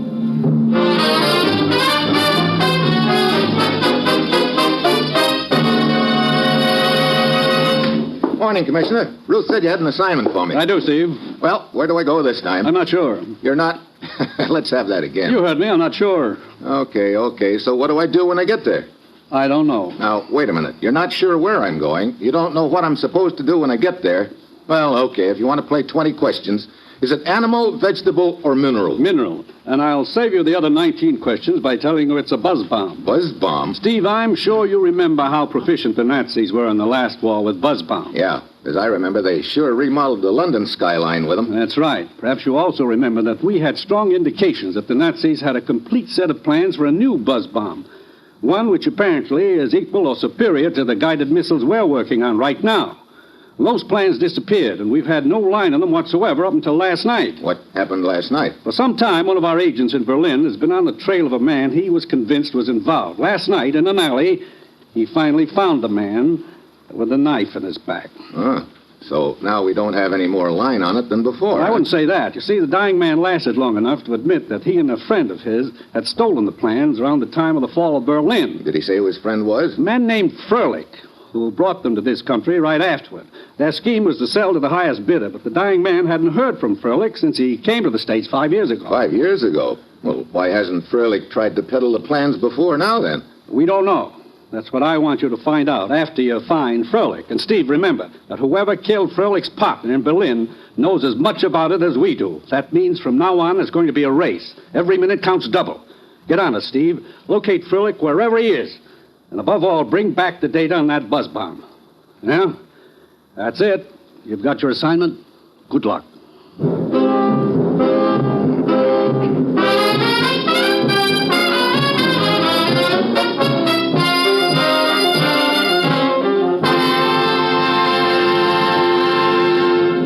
The National Broadcasting Company is presenting Dangerous Assignment, starring Brian Donlevy as Steve Mitchell, colorful, two-fisted government agent. At all those places of the world where danger and intrigue walk hand in hand, there you'll find Steve Mitchell on another Dangerous Assignment.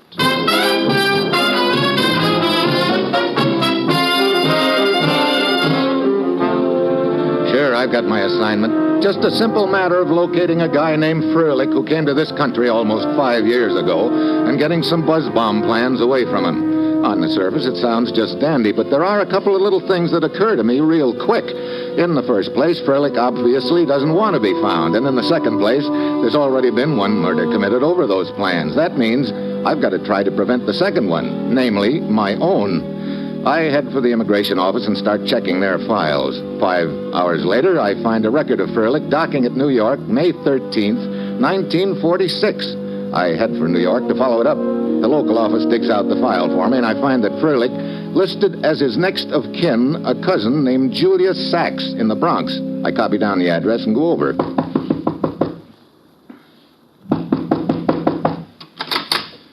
Yeah? Julius Sachs?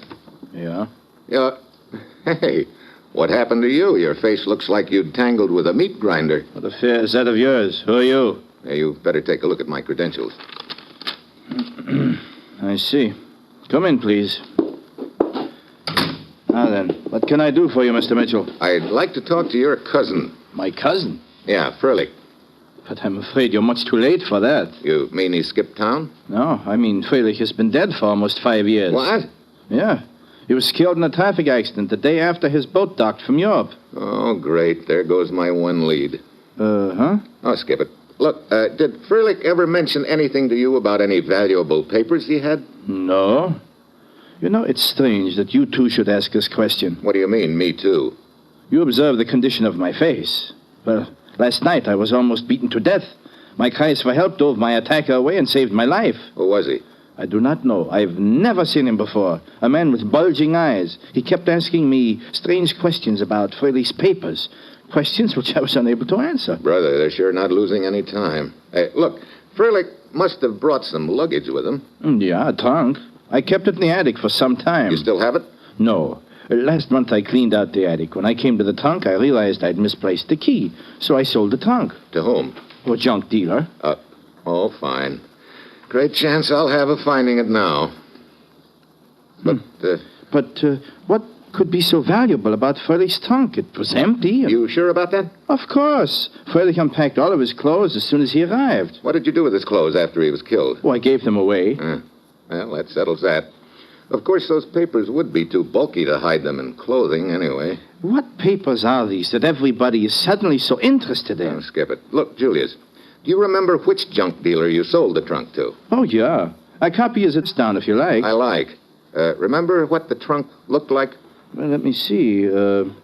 It had a rounded top, as I remember, and brass bands.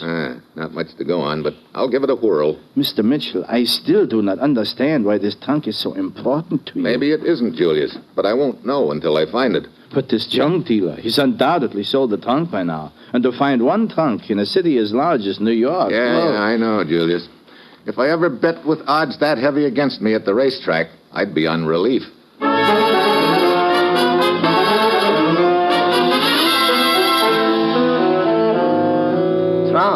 Trunks. Have I got trunks, he asks. Mister, does a fish have scales? Come with me. Huh? Hey, where are we going? To the back room here. You're going to see trunks. There. Oh, no. At least 50 of them. 52, friend. Take your pick. $2 each. $3 with keys. Look, the one I'm interested in you bought about a month ago from a guy named Julius Sachs. You happen to remember it? Mister, in my business, it's not the names that count. It's the merchandise. Sack, schmack. Well, this merchandise had a rounded cover and brass bands. Oh, an old baby, huh? Yeah. I don't know. I get a lot like it with it. Hey, wait a minute. You remember it? Hey, it seems to me I sold a trunk like that about 3 weeks ago. Yeah, I remember now. I had a couple of keys made for it, and I sold it to a doll down in Greenwich Village. Let's see, Alice Chambers. I thought you didn't remember names. Hey, mister, you see her, you'll remember her name, too. You happen to know where she lives in the village? Rooming house, I think she said. Okay. Thanks. Hey, wait a minute. Hey, what's the matter? So you come in here asking about trunks. I give you a good price, $2, $3 with keys. And all you're fishing for is a doll's address. Hey, you know, this sort of thing does not help me further my career. Okay, career boy. Here's $5. Have a couple of trunks on me. With keys? Yeah, here's another $1 with keys.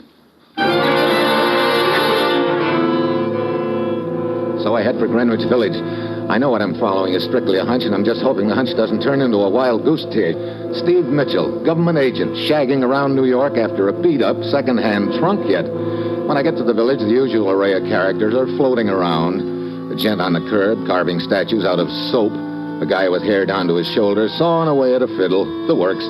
I nose around inquiring about Alice Chambers. Finally, I learn that her rooming house is just around the corner. I turn the corner.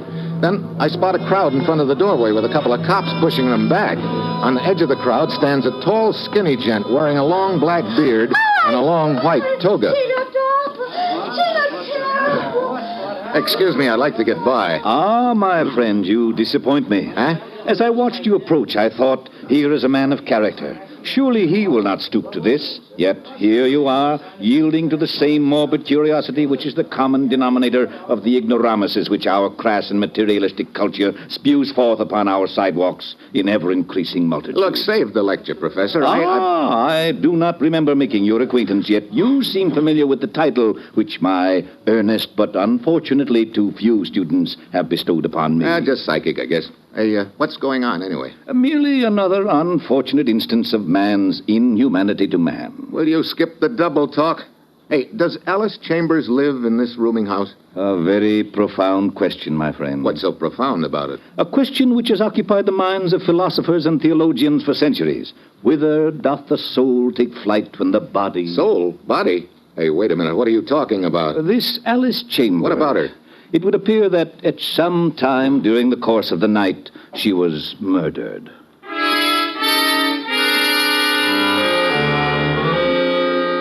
So all of a sudden, the trail's heating up fast. Now I know my hunch was right, that the trunk is pretty important. That means just one thing.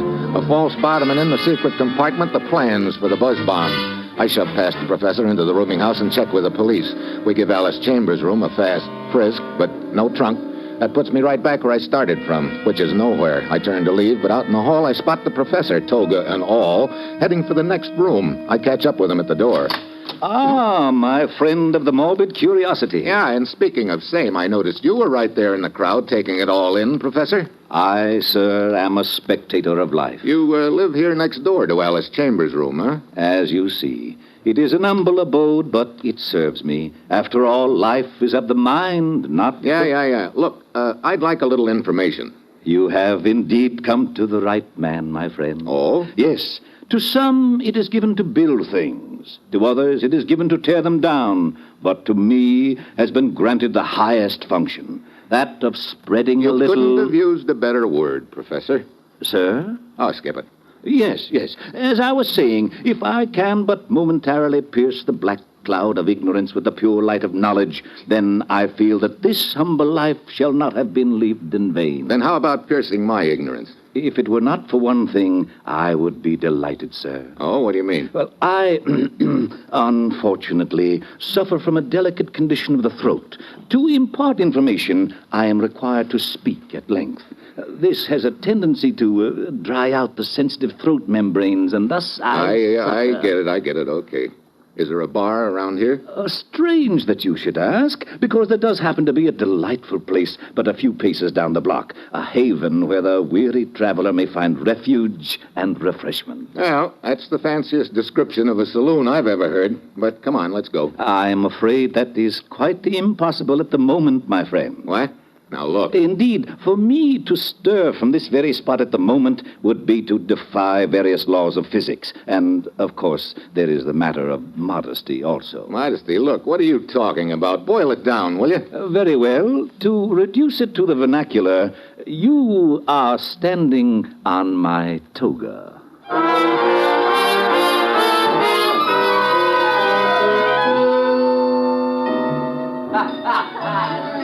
So, this is the quiet haven for the weary traveler, huh? Is it not delightful? Professor, I've got to hand it to you. You've got a great imagination. Now, look, are your tonsils oiled up enough so you can tell me a few things? I shall strive bravely, between libations, of course. What would you like to know? Did Alice Chambers have a visitor last night? Yes. What time? Shortly after dinner. Did you see him go into a room? In a manner of speaking, yes. You knew him? Quite well. Well, who was it? Myself. What? It was my custom to call on her to exchange a few pleasantries at the close of the day. Oh, great. Now, look, that's not what I mean. Did you see anybody else near her room? No. Well, I guess that's that. Of course, the rather questionable-looking exophthalmic individual who asked me for directions to a room later in the evening might have been somebody who would... Well, wait a minute. Let's have that again. I was taking my usual evening stroll, a short exophthalmic... Oh, reduce it to the vernacular, will you? Very well. His eyes protruded slightly. Oh. Could be the same button-eyed gent who slugged Freilic's cousin, Julius Sachs. Freilich? Julius Sachs? I'm afraid I've not had the pleasure of either of these. So Button Eyes was trying to find Alice Chambers. Looked like he found her all right and killed her. Well, that still doesn't help me much. He obviously got the trunk, so... Trunk? What trunk? It used to belong to a gent named Freilich. His cousin Julius sold it to a junk dealer who peddled it to Alice Chambers. And now 5 will get you 10. Button Eyes has it, and I'm too late. Oh, but I assure you that is quite impossible. What do you mean? Well, it is a well-established law of physics that an object cannot be in 2 places at once. I still don't get you. How could your ex-ophthalmic friend have possession of the trunk when Alice Chambers sold it 5 days ago? Sold it? You know, Professor, trying to get information out of you is like riding the merry-go-round. I have to go 3 laps each time before I grab the brass ring. A colorful analogy. Who'd Alice sell it to? A friend of hers, a dancer named Yvette. Ballet dancer? In a manner of speaking. You know where Yvette is? I do. Good. Give me her address. I'll run over and talk to her. Oh, but I fear that would be quite impossible. To run over and talk to Yvette would be to defy several laws of gravity. Don't start that again. Where is Yvette? 4 days ago, she left for London. London? Oh, brother. This is really turning into an obstacle race. Okay, Professor, thanks. We finally made it. The pleasure was all mine, sir. It has been a most stimulating conversation. I hope that we may look forward to another one. Sure. Sometime when I've got 3 hours to kill and I want to find out what day it is, I'll be around.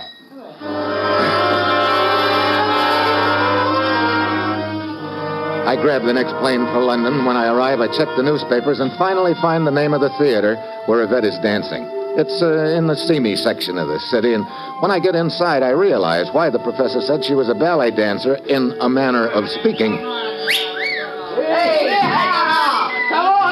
I slip around backstage while she's doing her dance and find her dressing room, but there's no trunk.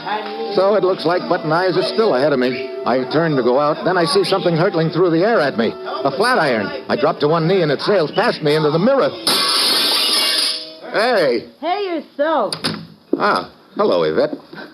What is this, Grand Central Station? I'm sorry to barge into your dressing room like this, but... Look, I'm getting a little tired of this routine. What? Twice already today there have been guys snooping around my room. Twice? Yeah. Wait, was one of them a short guy with button eyes? I don't know. I didn't get a decent look at either of them.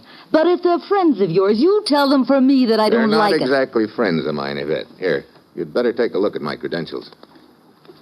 Oh, so you're a government agent, hmm? But I still don't see why you're snooping around my dressing room. I'm looking for the trunk Alice Chambers sold you back in the States last week. Oh, that. I lent it to Joe Feeney the night before last. Whoever he is. He's my boyfriend. He's with the Flying Feenies, acrobats. Oh, I see. Well, where are they acrobating now? Denmark. Oh, brother. This trunk has really got legs. Thanks. But what's with the trunk, anyway? Look, the junk dealer back in New York told me that he'd had 2 keys made for the trunk. Yeah, Alice gave me both of them when she sold me the trunk. You still got them? Sure, one of them. I gave the other one to Joe when I lent him the trunk. Well, I guess my next stop is the Flying Feenies in Denmark. Now, look, these 2 characters that you saw snooping around your dressing room earlier. Yeah? You think they would have any way of knowing that the trunk is in Denmark now? How could they if I don't even know them or know who they are? Well, then it looks like I'm one jump ahead of Button Eyes for a change, but I still don't get who the other snooper could be. Well, I still don't get what's so hot about that trunk. Hold it. What's the matter? Quiet. What stopped me is a slight sound outside the dressing room. I ease over to the door and jerk it open.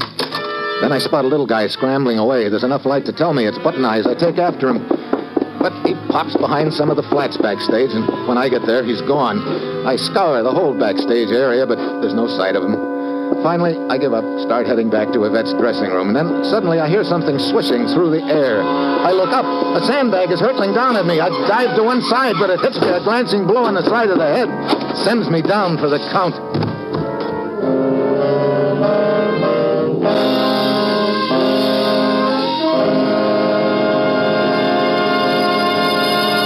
You are listening to Dangerous Assignment, starring Brian Donlevy as Steve Mitchell.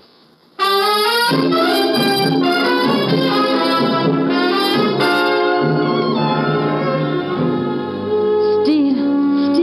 Oh, Steve. What? Oh, Yvette. Oh, Steve, you're lucky. You want to bet?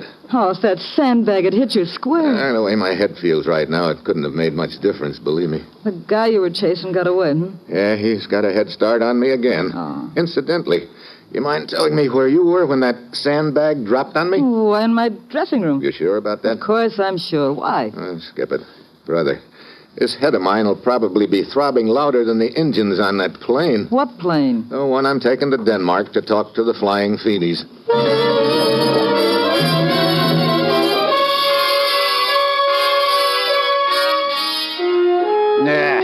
The Flying Feenies. This is an act? It is a catastrophe. So their act doesn't stop the show. Look, all I know is that when I arrived here in Denmark, I learned that you'd booked them here at your theater, and I want to talk to them. You are wrong when you say that act does not stop the show, Mr. Mitchell. It stopped mine cold. With the Flying Feenies, I could not draw flies. I still want to talk to... Hey, wait a minute. Are you trying to say that they're not here anymore? They lasted just one performance. Then I gave them, as you say, the hammer. Oh, great. So now I'm on the merry-go-round again. You wouldn't happen to know where they're playing now. Such an act as this, you would not peddle to your worst enemy. So? So I peddle them to my worst enemy. Who? Max Gruber. He runs a traveling carnival. I have never forgotten the so-called talking dog he booked here once. Where is his carnival now? Somewhere in Holland, I think, if the Flying Feenies haven't put him out of business yet.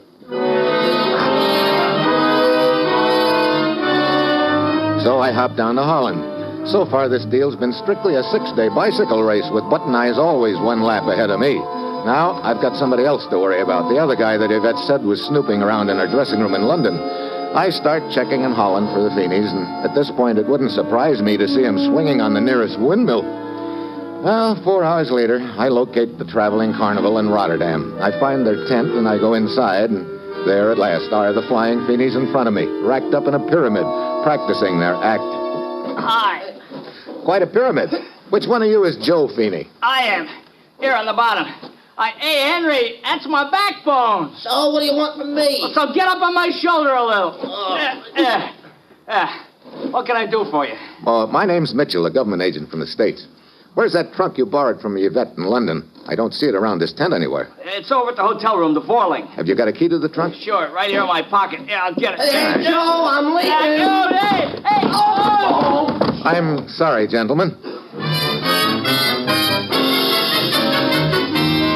I step over the sprawling Feenies and head for their hotel room in town. The room is dark. I start to search for the light switch, but before I can make it, something awfully hard connects over my left ear. And for the second time in 24 hours, I take a dive.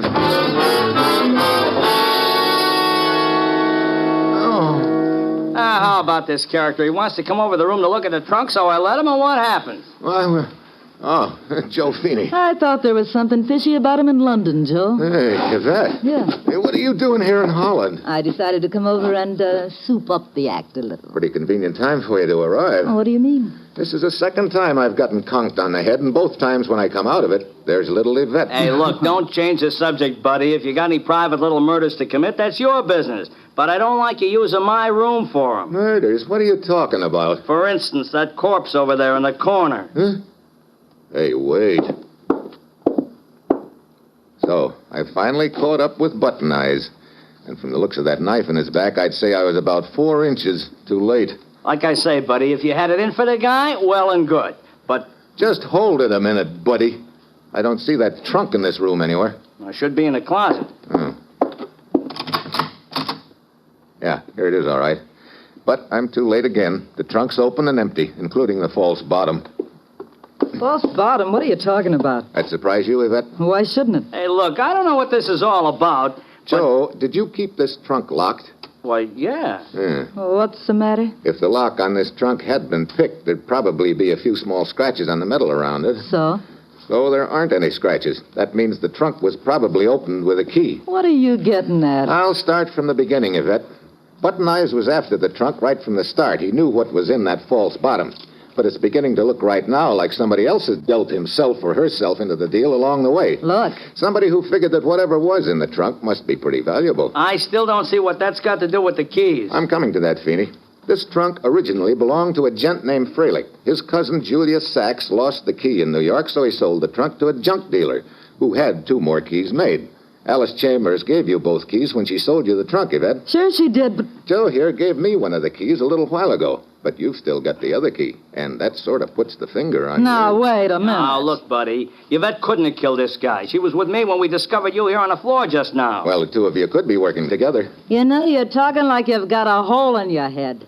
I told you there was a second guy snooping around my dressing room in London. He's probably the one you're after. Yeah, you sure there was a second guy, Yvette? Yeah. Or did you dream up that story for a good cover? Now, look. I heard in London that Joe and his act weren't doing so hot. So I came over here to join him, figuring maybe I could help. As soon as my plane landed, I came right here to the hotel. Then I ran into Joe in the lobby just as he was coming upstairs to the room. So, even if I knew what this is all about, I couldn't have had time to knife that guy and take whatever was in the bottom of that trunk. Okay, Yvette, maybe you're telling me the truth and maybe you're lying. Right now, I'm going to find out which.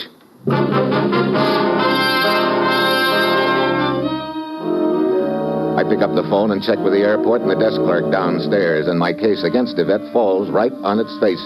She didn't get to the hotel until after I'd gotten hit over the head, and the same holds true for Joe Feeney, too. So now I'm fresh out of Leeds. Then a wild idea hits me. I start thinking of a character back in New York. I put through a call to the commissioner back in the States and tell him what I want him to check. A half hour later, he calls me back, and what he says doesn't surprise me. Looks like you had the right hunch, Steve. We found out that he left for Europe right after you did. Looks like he's been on your tail all the way. Yeah, he finally caught up with me in Button Eyes here in the hotel room. You think he's got the buzz bomb plans now, Steve? 5 will get you 10, he has. Any idea where he is? Probably waiting for the next plane out of here. See you later, Commissioner.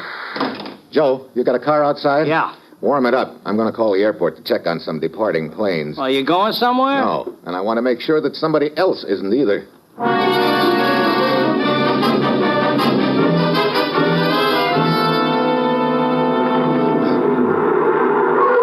Hey, Mitchell, there's a plane over there getting ready to take off. Yeah, that's probably the one I'm after. Thanks for the lift, Joe. Passenger's still getting on. Looking for me, Mitchell? What? Ah, hello, Julius. Yeah, as a matter of fact, I was. I thought you might be, so it seemed better for me to find you. I feel much safer with my gun in your bag. Needless to say, you've got those buzz bomb plans in your satchel there. But of course, come on. Where to? On the corner of the building. Okay. Sure all figures, Julius. You didn't realize your cousin's trunk was so valuable until Button Eyes beat you up trying to find out where it was. Then you decided to follow it up yourself. You caught up with Button Eyes in the hotel room and killed him? And I'm quite certain these plans I took from the trunk can be sold to interested parties at a very fat price. Here, this is far enough, Mitchell. We're in the shadows now, and with the noise of the airplane engines, I doubt that one small shot from this automatic will even be heard. It was a key that pegged you, Julius. Yvette had one, I had the other. Then I remembered you telling me that you'd lost the original key. By that time, I had also realized the trunk must be of considerable value, Mitchell. You should hardly expect me to reveal that I still have another key. Would you? Hardly, Julius. Mitchell, my plane is taking off momentarily, and I regret that I must terminate our little conversation right now. His gun jams harder against my back, and I know that he's going to pull the trigger any second now. Then I remember what he said a minute ago. The gun is an automatic. That gives me an idea, a real long shot, but my only chance. Suddenly, I throw my weight backward, driving him against the wall. Behind him, the gun is wedged between my back and his chest. I scream backward, keeping the pressure on the muzzle with my back. An automatic won't fire when the slide is pushed back. Get away from me, Mitchell! Tries to shove me forward, but I brace myself. I know that the instant the pressure is taken off the gun, it'll fire. I start sweating. I can't keep the pressure on much longer. My feet are slipping on the concrete. Suddenly, I raise one of them and let him have a heel in the shin. He relaxes his hold on the gun for an instant, just long enough. I bend over, reach back between my legs, grab his foot, and yank it forward. The slug whistles over my back, and Julius' head plunks back into the wall. I'll take the gun now, Julius. Have the satchel. My head. Yeah, I guess that wall must be pretty hard, all right, but you've got no kicks coming. What do you mean? After all, you had me bucking a stone wall all the way in this deal. I'm just returning the compliment the hard way.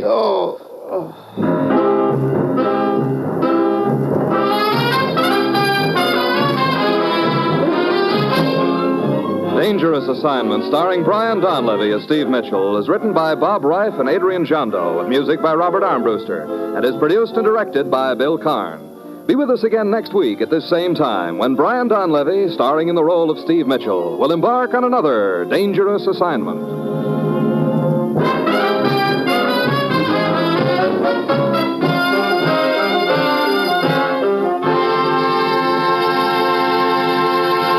Assignment came to you from Hollywood. For more mysteries, stay tuned for The Man Called X on NBC.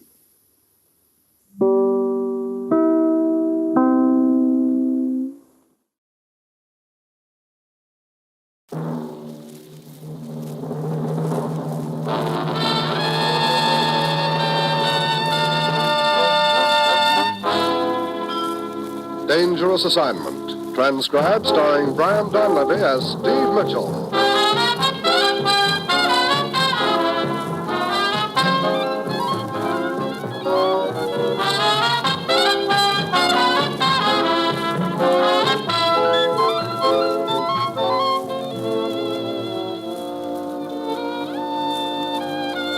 Yeah, danger is my assignment. I get sent to a lot of places I can't even pronounce. They all spell the same thing, though, trouble. But when I walk into the commissioner's office, I don't realize that this assignment's going to wind up with my life depending on a handful of ashes.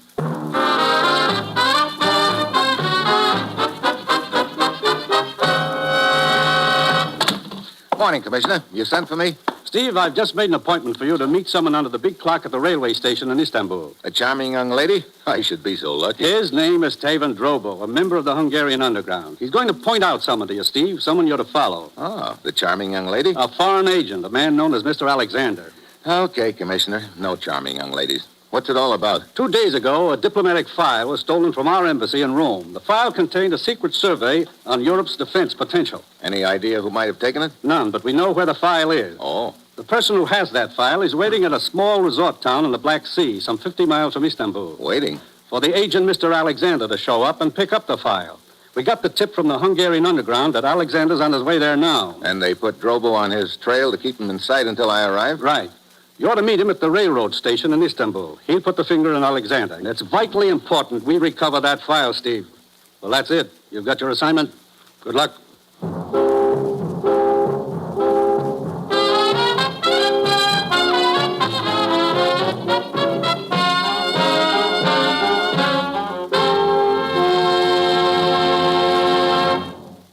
The National Broadcasting Company is presenting Dangerous Assignment, starring Brian Donlevy in the role of Steve Mitchell, colorful, two-fisted government agent. At all those places of the world where danger and intrigue walk hand in hand, there you will find Steve Mitchell on another Dangerous Assignment. Tomorrow and every weekday, Monday through Friday, over most NBC stations, Bob Hope brings you a new series of daytime radio programs. Yes, the same Bob Hope you've grown to know and love during the past 15 years now invades the field of daytime radio. And ladies, Bob's new show is just what the doctor ordered to chase away your blues and add to your day's enjoyment.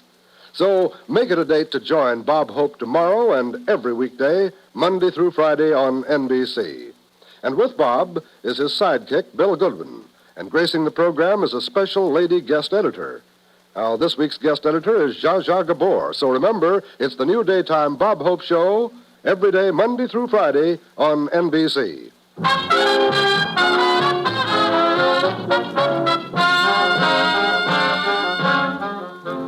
Sure, I've got my assignment. Get over to Istanbul and contact a man named Tavan Drobo who's going to put the finger on a foreign agent for me. Then I'm supposed to follow that agent, and he leads me to the person who stole a diplomatic file from our embassy in Rome. It's as simple as that, only I've got a hunch it won't be. It never is.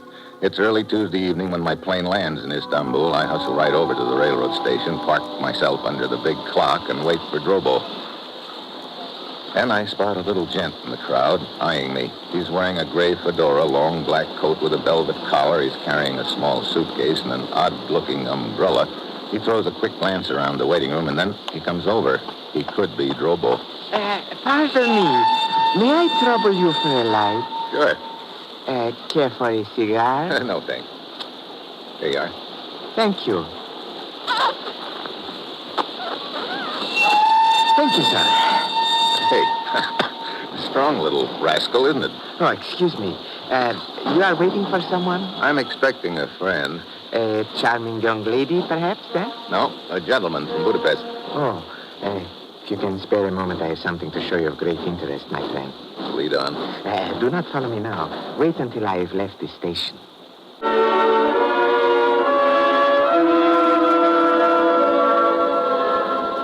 I watch him as he glides through the crowd and eases out the front entrance. I stroll out after him into the street and spot him as he turns into a darkened doorway.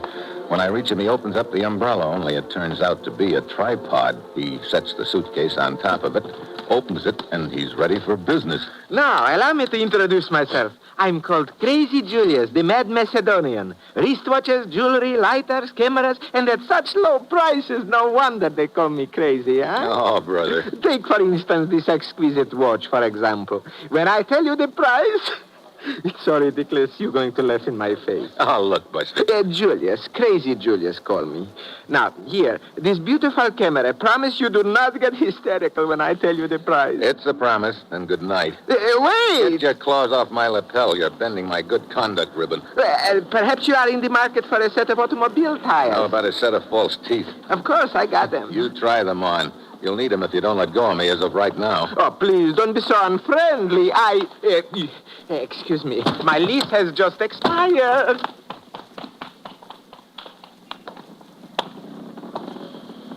Mitchell?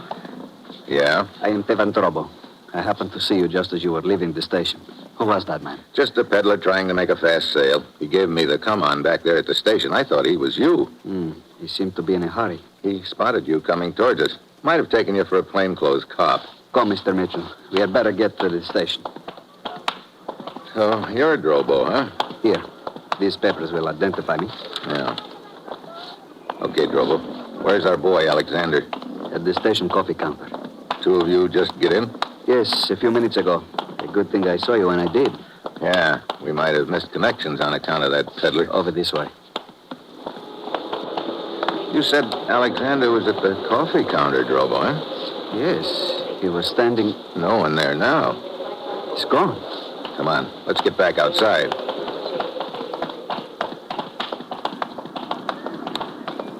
Any sign of him, Drobo? No, I don't see... Wait, yes, there he is, getting into that taxi. Okay, let's stay with him.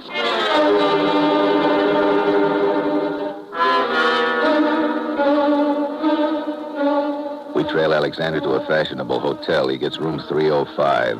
I get room 312 at the end of the corridor. I leave my door open a crack and keep my eye on 305.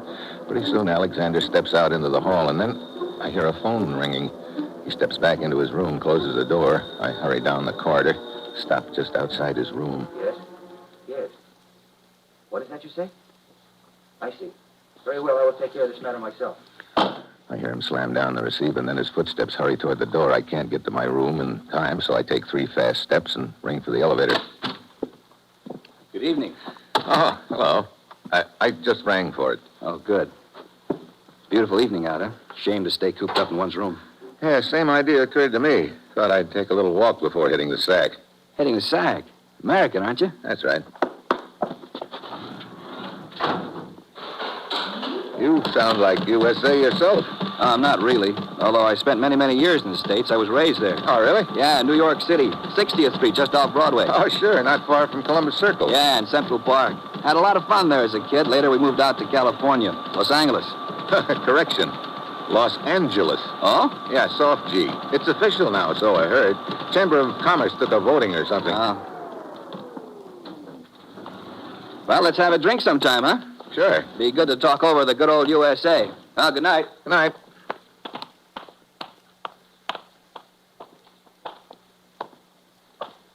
I see you have met a friend. Yeah, he almost caught me listening at his door, Drobo. He just got a phone call. Oh? Did you hear what he... No, I couldn't get any of the conversation. It might have been the tip-off, though. Hey, he just eased out the side door. Come on.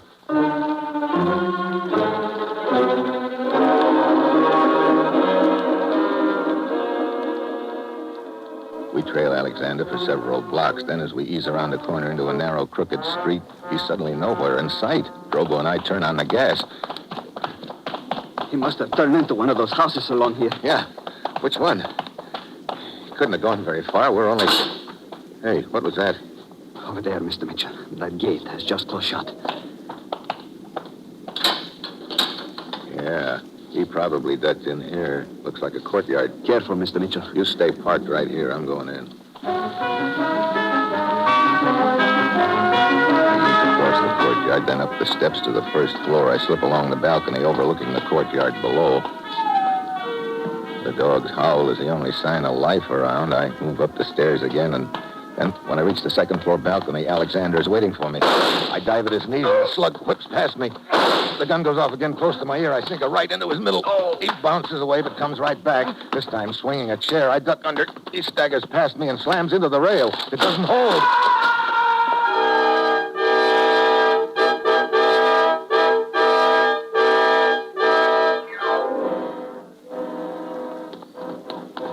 Are you all right, Mitchell? Yeah. What about Alexander? He's dead. Dead? Well, that does it, Drobo. There goes our one lead. One man who could have led us to the person with the missing file. Maybe there's something in his pocket. I'll have a look. What are we going to do now, Mr. Mitchell? I don't know. Here, his identification papers. Train ticket to the village reservation at the inn. Pity he will not be able to keep his rendezvous. Wait a minute. Why not? Why shouldn't he keep his rendezvous? Huh? Mr. Alexander is going to show up at the inn after all, Drobo.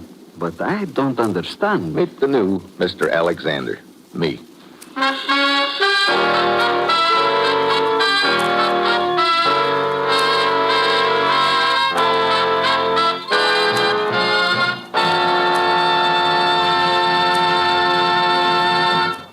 Steve Mitchell will continue his dangerous assignment in just a moment.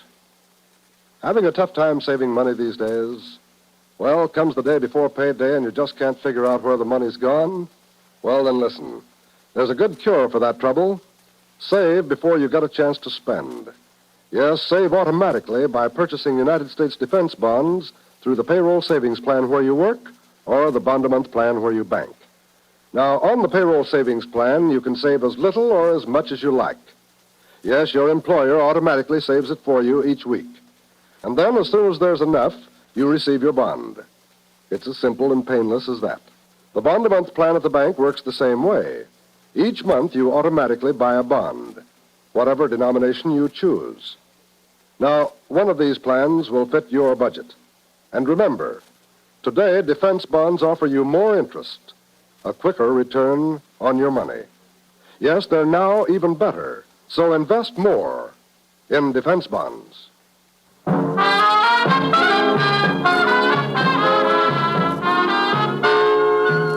Now, back to Dangerous Assignment, and Brian Donlevy as Steve Mitchell.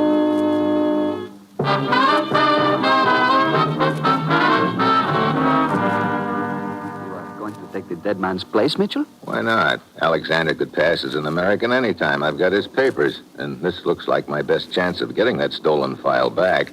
How far is it to the village where the inn is? It is up the coast of the Black Sea. A train leaves here in the morning and passes through the village around noon. I can't wait for that. I've got to get to the inn as soon as possible before anyone has a chance to find out that the real Alexander's dead. I'll have to see about a car. Speaking of a car. Yeah, that looks like the local law. I guess somebody reported the shots. Good. We'll need their cooperation.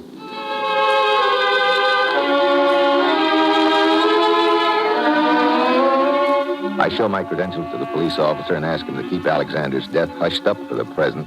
He arranges for a car, and Drobo and I head for the inn. We arrive about 8 a.m. The morning is chilly and gray. Nobody seems to be up but the host. And as he leads us up the stairs, we get the idea that he wishes he wasn't. Here you are, gentlemen. Your room. The best in the house. The only one with a fireplace. And such a magnificent view of the coast. Are we keeping you up? No, not for long. Business must be a little off, huh? Oh, so. 5 guests.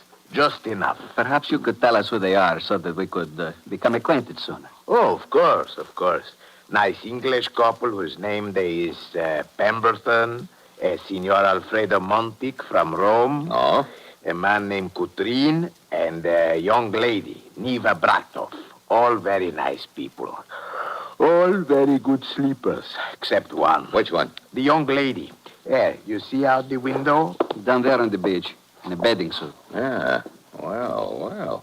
Will there be anything else? No. Night. Night, thank you.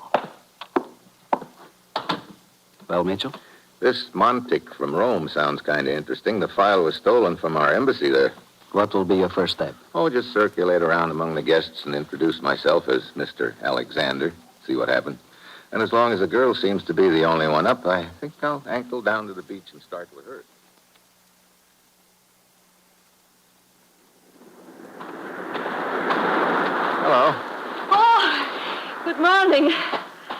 Pretty cold morning for a swim, isn't it? Oh, it's quite invigorating. Here's your towel. Oh, yes, thank you.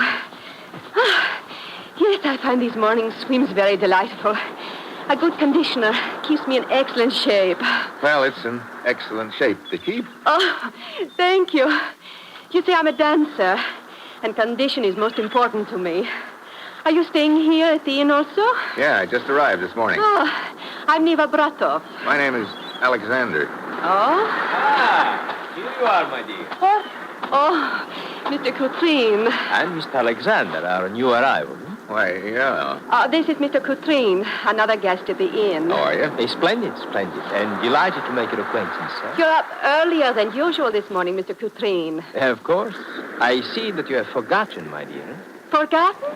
You are to have breakfast with me. Oh, yes. And that is what I came down to tell you. They are serving now. Very well. Perhaps I shall see you later, Mr. Alexander. Yeah, sure, Miss Bratov.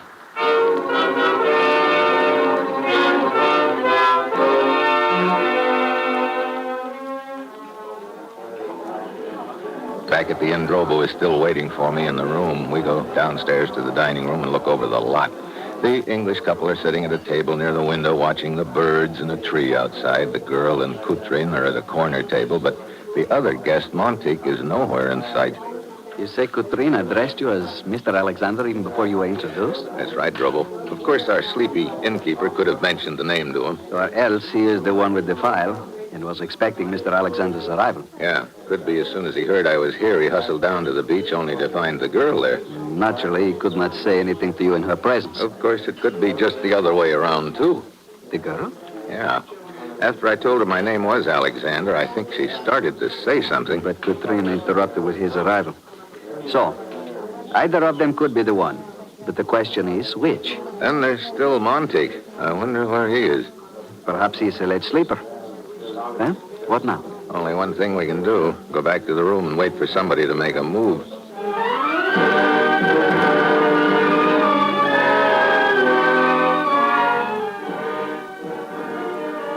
Quarter after 11. I don't like it, Drobo. We've been sitting up here ever since breakfast, and nobody's made a move to contact me. Mitchell, look, out the window. Hey, Neva walking along the road that leads to the beach. But she's not going for a swim. She's fully dressed. That road also leads towards the village, doesn't it? I believe so. Wait, there is Coutrin down there on the terrace. Wandering off in the other direction, huh? Well, I'm not going to wait any longer. What are you going to do? Maybe I'm supposed to go to the one who's got the file instead of waiting for him or her to come to me. I might as well start with Montique. According to the register, he's got the room at the end of the hall. What will you say to him? I'll introduce myself and see if the name registers. If so, I'll tell him somebody's after me, that I couldn't wait for him to come to me.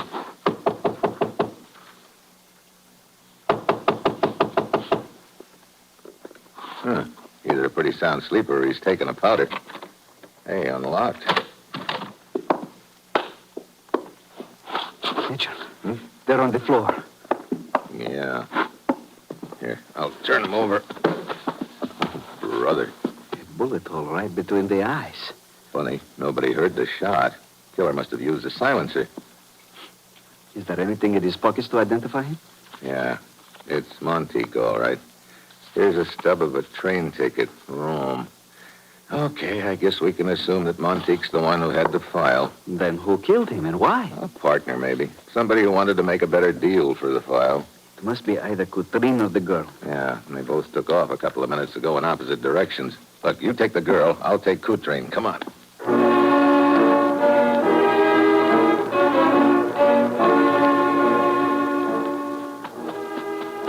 Drobo goes in one direction, I go in the other.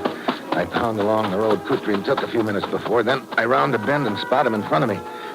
He's kneeling beside a tree as if hiding something. I ease up behind him, but a twig cracks under my foot. What? Hello, Coutrin. Oh, Mr. Alexander. Yeah, Mr. Alexander. You startled me. What are you... Wait a minute. A little bird? Yes. Apparently he fell out of the nest. I noticed him as I was walking by. Isn't he a cute little fellow, eh? Oh, great. He's hunting the magic. Skip it. What are you grinning at? Well, I must say you present quite a picture. Glaring at me suspiciously with a dark streak across your forehead. dark streak. Here, would you care to borrow my handkerchief? No, thanks. I've got one. Looks like soot. Where could I... You see? You have some on your hand. You must have rubbed it across your forehead. Yeah, but how could I get soot on my hand? Hey, wait a minute. Hold everything. What's the matter? I think this whole deal just slid into place.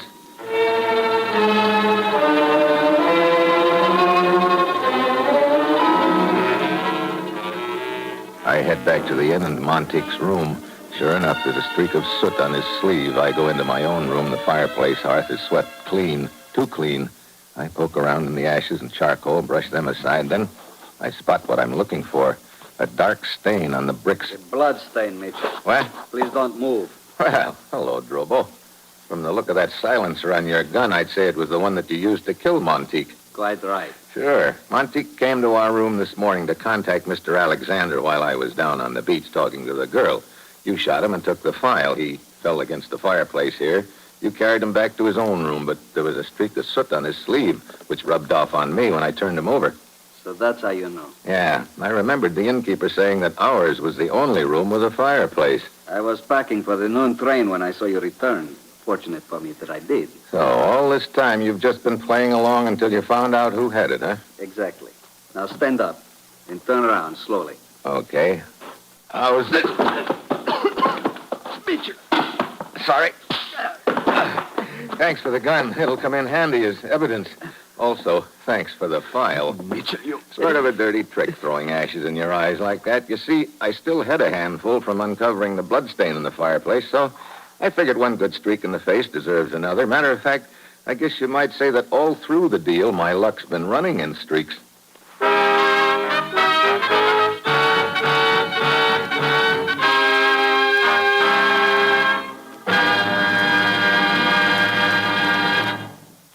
Our star, Brian Donlevy, will return in just a moment.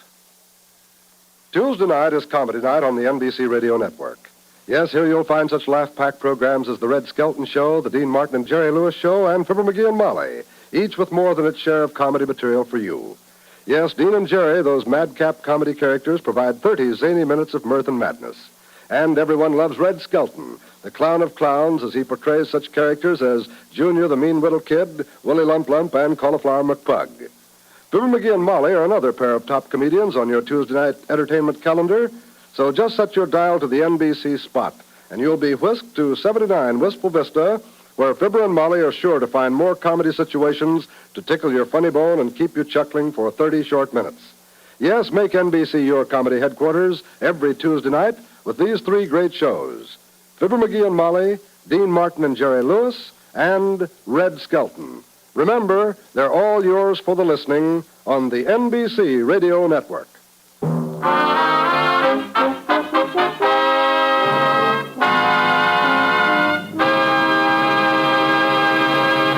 Next week, Germany.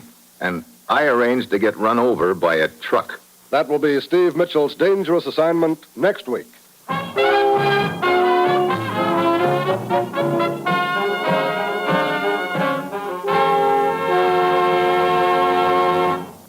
Included in tonight's cast were Paul Frees, Harry Bartell, Herb Ellis, Jeannie Bates, and Tony Barrett. This is John Storm speaking.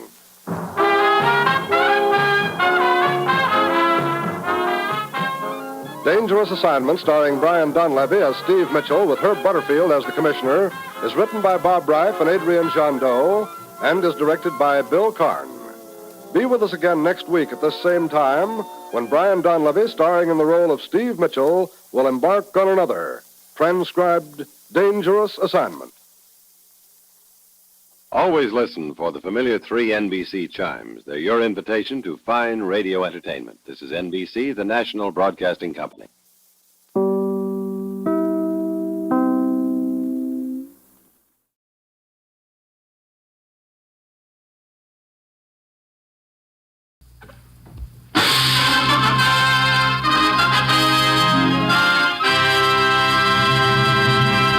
Wheaties Big Parade.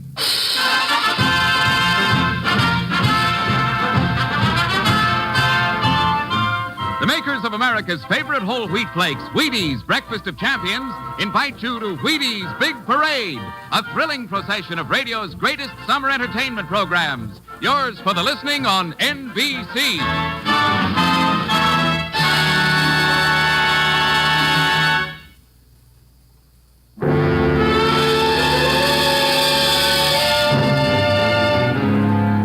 Dangerous Assignment, starring Brian Donlevy as Steve Mitchell.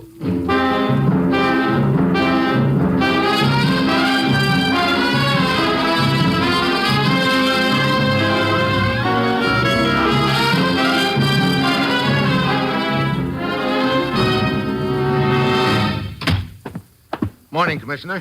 Well, what uncivilized neck of the woods are you sending me to this time? Paris, Steve. Paris? Hey, I like that for a change.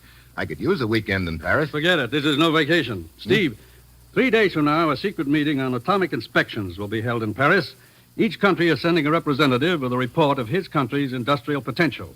Lists of factories capable of atomic production. Well, what am I supposed to do? Go over there and count A-bombs? One of the Balkan countries sent a courier named Szabo to bring their report to Paris. Our legation was asked to keep it in a safe place.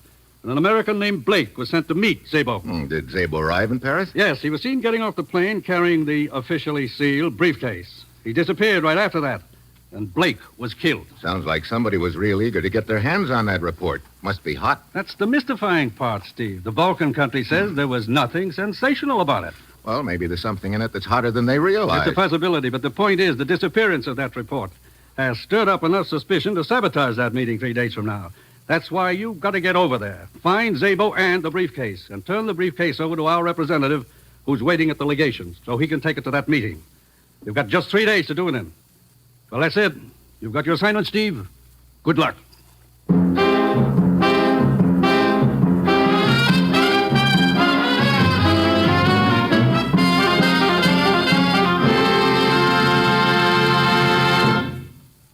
Wheaties are America's favorite whole wheat flakes, and there's every good reason why they should be.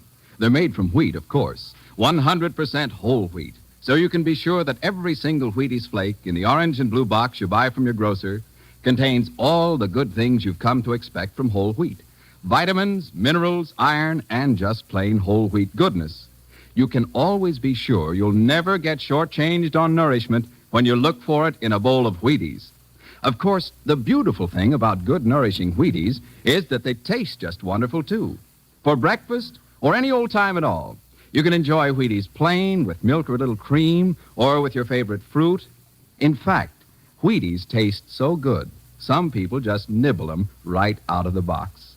So if you have any use for a breakfast cereal that's wonderfully, wonderfully good to eat and good for you besides, by all means ask your grocer for Wheaties, America's favorite whole wheat flakes. And now, here is Dangerous Assignment, starring Brian Donlevy as Steve Mitchell.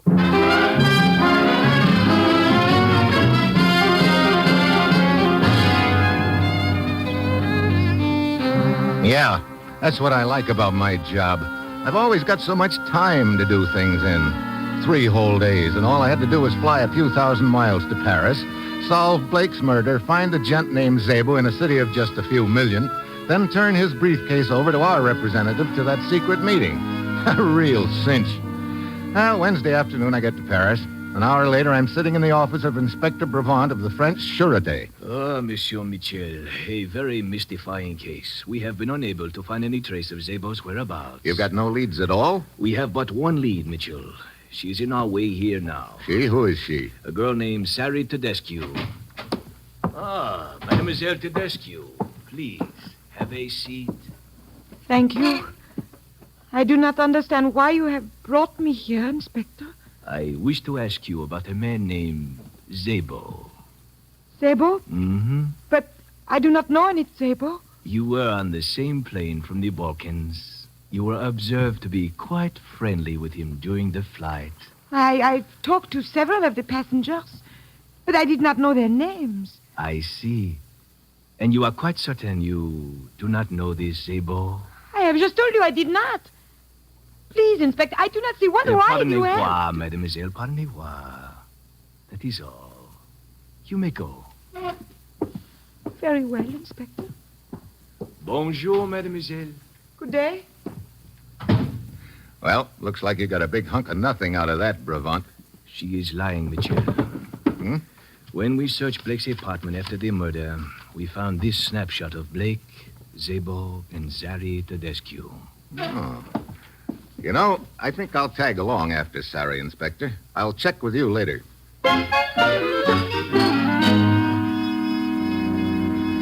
I hurry outside and spot Sari on the sidewalk ahead of me. After about 15 minutes of fast walking, she ducks into a bar, La Petite Chienne. I wait a minute or two, and then I go inside, but Sari is nowhere in sight. Oui, monsieur. What will it be? Look, a girl just came in here a minute ago, bartender. What happened to her? A girl? But many girls come in here, monsieur. Would you perhaps like me to introduce you to... This one had long, dark hair. Her name is Sari Tedescu, and I know she came in here. But, as you see, monsieur, there is no one answering that description here. That's the point. Where is she? But how would I know? I do not remember seeing this girl come in at all. I see. Well, thanks a lot, Mac. Monsieur? What? Monsieur, I am Anton. Perhaps you would like me to play a little tune just for you on my concertina. No, thanks. It would be pleasure. Look, some other time. You don't understand, monsieur. I specialize in playing tunes that people like to hear. Oh? So, what tune do you think I'd like to hear? I overheard you asking about a girl named Sari. What do you know about her? A man in my position has ears and eyes open all the time in places such as this. Well, skip the hocus-pocus and let's have it. But, monsieur, I make my living playing tunes people wish to hear. I get it. Okay, here's $10. $10 American? $10 American. Does that buy me the tune? But, of course. Please to tuck the bill in my pocket. Huh? Okay. Now, let's have it. This girl, Sari, was in here. Oh, great. Look, that I already know. Give me back my $10. But wait. I can't talk anymore now. I am supposed to be playing for customers. Meet me 10 minutes past midnight, nearest metro station. Metro? What's that? Metropolitan, the underground electric railway. I will be waiting for you on the ramp. Okay, Anton. I'll see you then, and your tune better be good.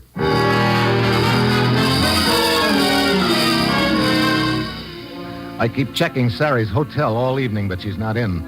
It's a few minutes after midnight when I get to the subway station. I go down a long flight of metal stairs. I can hear a train approaching, but the ramp is dark and deserted, except for a little guy at one end. It's Anton. He starts towards me, and then, as we're getting close to each other, a hand suddenly shoots out of the darkness and grabs one of my ankles. I lose my balance. The train is almost on top of me. I start falling onto the tracks right in front of it.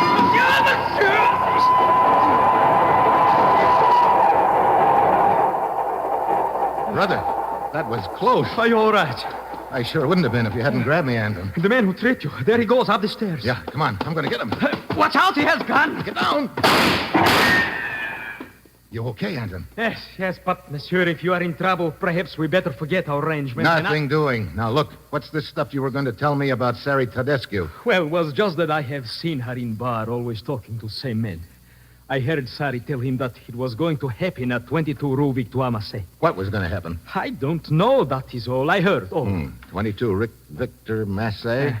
Okay. How do I get there? Wait, you better take me. You paid me only for information. I am a very busy man. Okay, here's 10 more bucks for you if you take me there. Oh?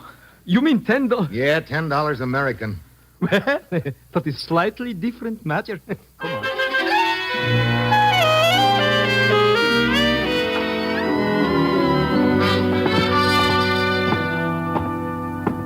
Here we are, 22 Rue Victoire Massé.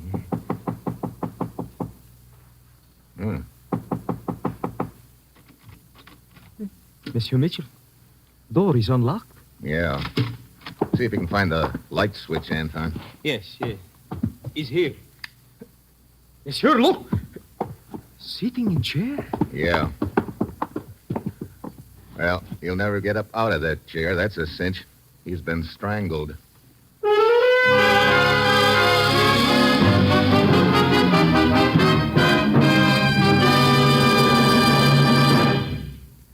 When somebody mentions the grand old game, you can be sure it's baseball he has in mind. And if he should talk about the breakfast of champions, well, that would be Wheaties with milk or a little cream and his favorite fruit on top.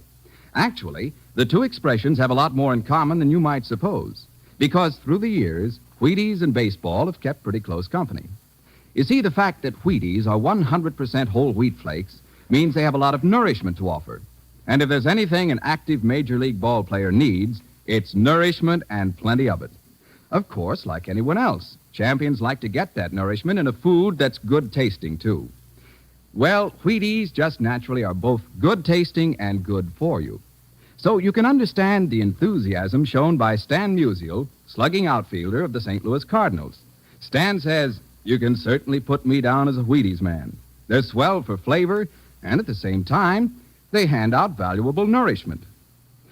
Well, if you're anything like I am, I'm sure you run into days when you burn up as much energy as you might if you went 9 innings with the Cardinals.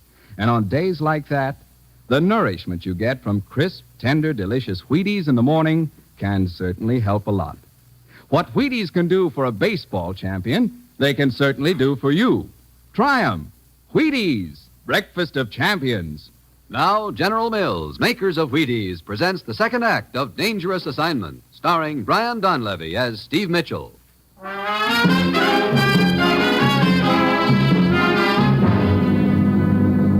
He has been strangled? Goodbye. Come back here, Anton. Monsieur, I told you I did not want to get mixed up in anything. Save it, will you? But who is this man? How should I know? Maybe there's something in his pockets that'll give us a... Yeah. Here's his identification card. Szabo. This is man you have been looking for? Yeah. But I found him too late.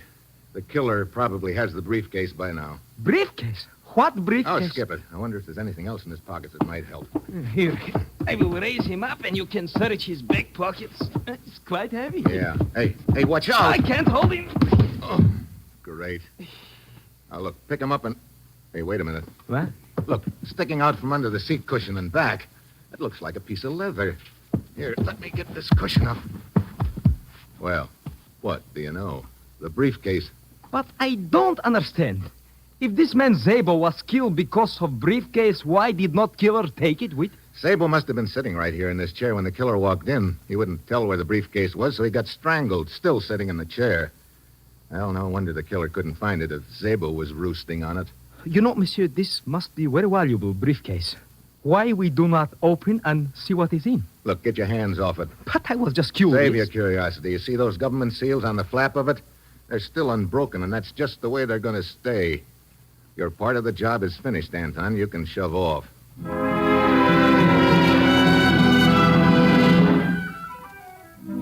Anton shrugs and leaves, and I call Inspector Bravant and tell him I've found Szabo's body. Then, the next morning, I go to the American legation and look up our representative to the secret meeting, a guy named Robertson. And when Robertson spots the briefcase under my arm, his face lights up like a neon sign. Mitchell, you've certainly done us a tremendous service finding this briefcase. Well, I guess it's a good thing I didn't take any longer. That meeting is today, isn't it? Tonight at 10 o'clock.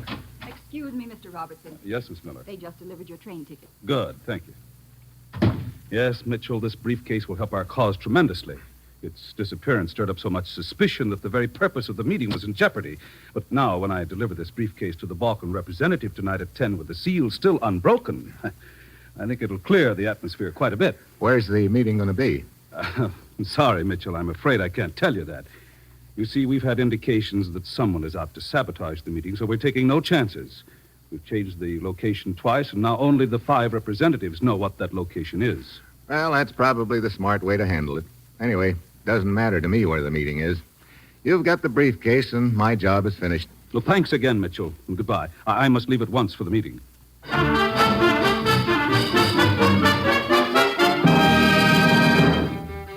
It's good to have my assignment completed.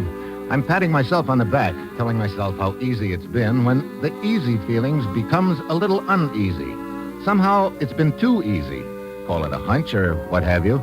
I begin to wonder if maybe I've been played for a sucker. I try to duck the thought, but the feeling sticks. I've got a few hours before the plane time, so I decide to do a little more checking. I remember the bartender at La Petite Chienne, the guy who lied to me about Sari not being in there. Bar's pretty deserted when I get there. Anton is over in one corner playing sweet music for the benefit of a young couple at a table. He gives me a big wink and a grin, but I head for the bartender. I tell him I've got a message for him from Sari Todescu. He blinks a couple of times, but finally takes me to a back room. Now, Where is this message? Where's Sari? What? But you said you brought a message from her. You heard me. Where's Sari? This is a trick. Yeah, and it's going to work. Open up. Tell me where she is. I will not take The knife, huh? That's better. Let go of me. Here. Try this wall for size. I will call for help. I doubt it. I don't think you want anyone to know you're a friend of Sari. Now, look, you're going to keep bouncing off that wall until you tell me. I will not tell. This could go on all night. Stop it. Okay. Where is she? Room 24, Hotel. Thanks.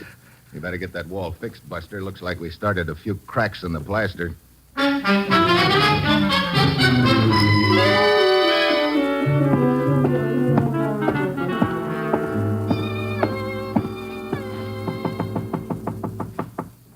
Sari, Who is it? a friend of yours.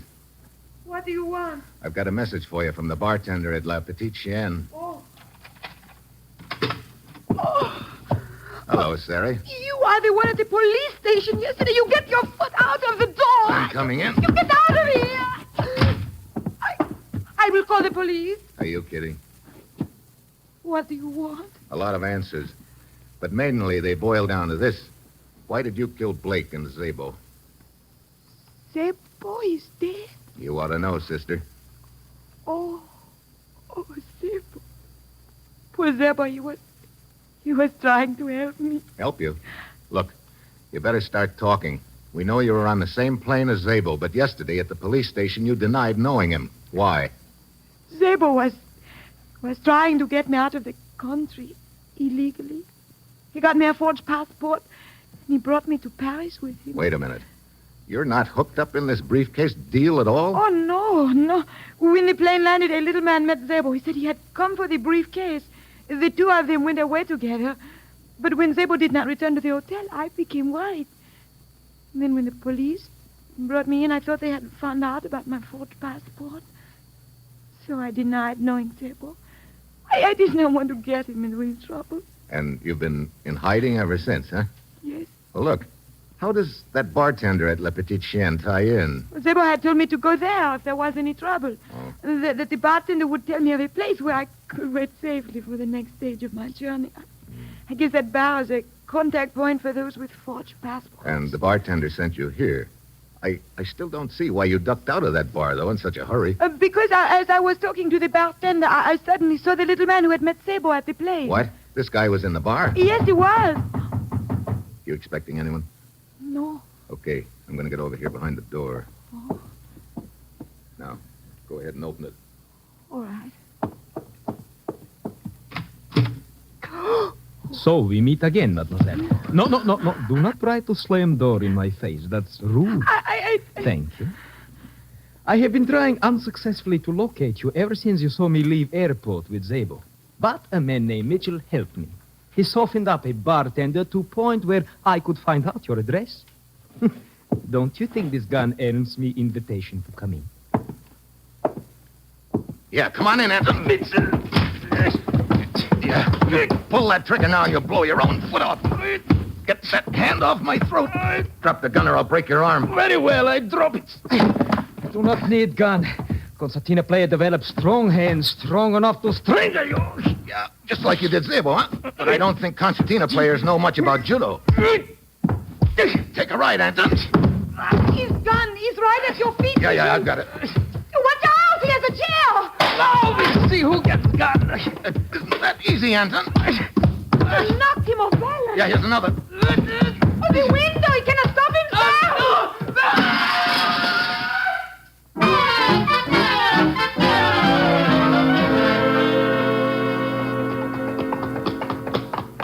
There he is, in the middle of the courtyard. Yeah, I see him.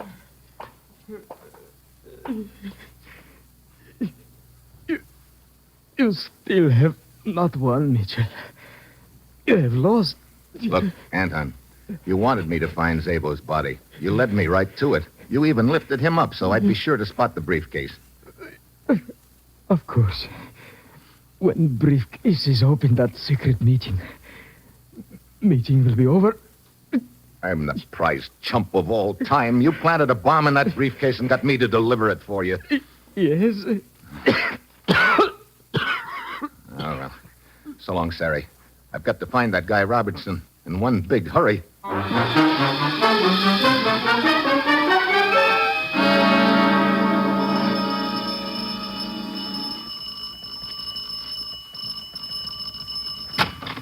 Yes? They gave me your address at the legation. You're Mr. Robertson's secretary, aren't you? Why, yes, Miss Miller. You're Steve Mitchell, the man who brought the briefcase to Mr. Robertson. Yeah, that's why I've got to find him right away. Where'd he go? Where's the meeting going to be? I'm sorry, Mr. Mitchell. I couldn't tell you even if I knew. Look, this is no time to be coy. There's a bomb in that briefcase. What? And it'll explode the second the briefcase is opened. Now, where's your boss, Robertson? His tickets were for Bordeaux. When does the train due to pull out? At 6, I think. Oh, it's 5 minutes after now. Look, get your car. We'll try and overtake the train at the first stop.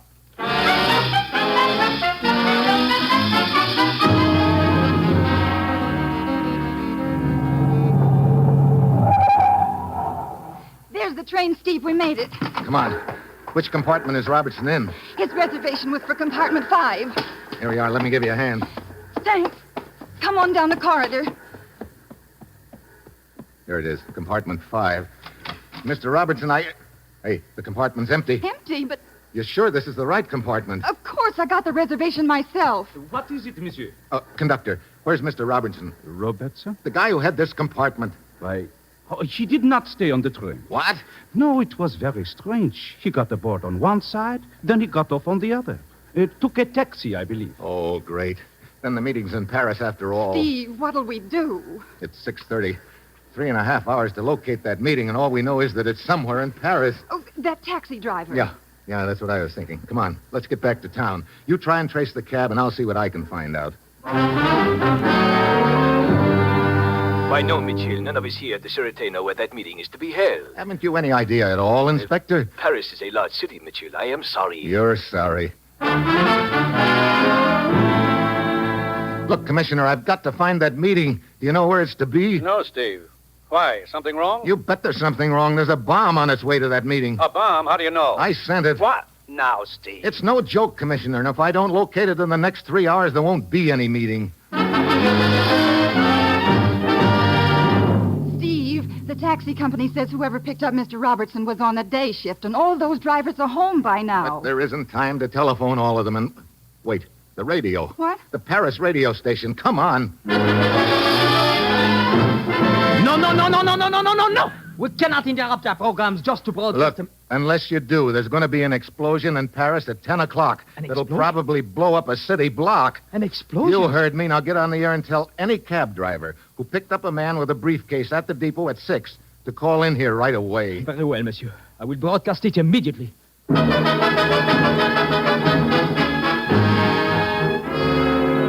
I can't stand this any longer. It's 9 o'clock in 1 hour. All right. You got any ideas? Maybe we ought to broadcast a warning to the people of Paris. Tell them that there'll be an explosion somewhere in Paris in an hour, but we don't know where? Huh. You put an announcement like that on the air, and you'll start the biggest stampede in history. Monsieur. Yeah. The cab driver's just called in. He remembers picking up a man with a briefcase at the depot. Where'd he take him? Here is the address. Thanks. Stay here, Marjorie. I'll see you later.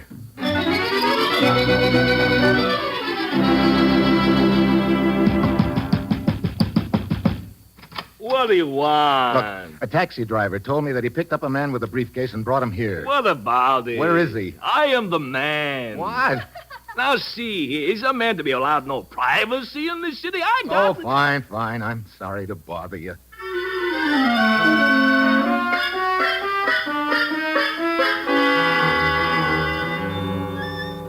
I'm glad you called in, Steve. Look, that was the original wild goose chase. I know. Another cab driver just called in. The man he picked up answers Mr. Robertson's description. Where'd he take him? He let him off in front of the Louvois Hotel. You've got just 15 minutes before that meeting starts, Steve, and it'll take you 12 of them to get there.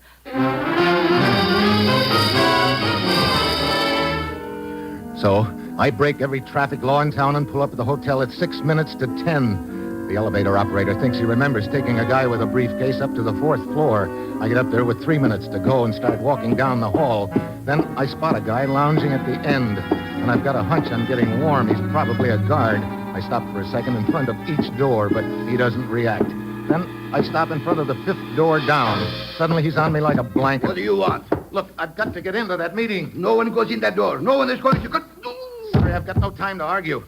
I gave the guard a fast frisk and got the key. I opened the door. It was a large suite, but in one of the rooms I spot 5 men sitting around a table. One of them is Robertson. The first order of business is this briefcase I'm turning over to the Balkan representative. I would like him to open it at once. I think it will clear the air considerably so that we can... Wait, don't open that briefcase. Mitchell, what are you doing? Don't open that briefcase. You, I'm talking to you. But that is the Balkan representative. He has every right to open it. Take your hands off it. Mitchell!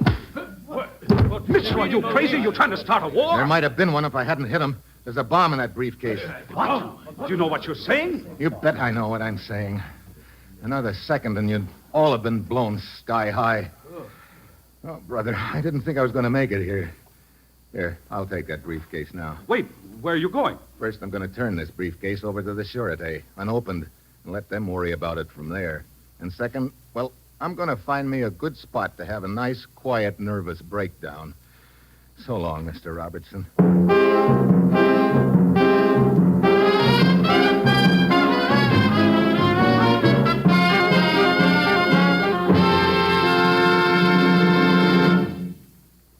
You've just heard another episode of Dangerous Assignment, starring Brian Donlevy in the role of Steve Mitchell. We're glad to welcome Dangerous Assignment as one of Wheaties' big parade of radio shows. Now, if Mr. Donlevy will step out of the role of Steve Mitchell, we'd like to welcome him to the Wheaties family of salesmen. Thank you, Terry O'Sullivan. I am very proud to accept what I consider to be one of my most important assignments, for tonight I'm joining the more than 700 salesmen of General Mills whose worthwhile job it is to bring good food to the American table. Yes, I'm a Wheaties man tonight. I'm particularly happy that I am after reading a very startling article in the May issue of Reader's Digest. It's an article I think all of us should read. It's called What Do You Eat for Breakfast? And believe me, it certainly reminded me of how important a good, nourishing breakfast is to every man, woman, and child in this great nation of ours.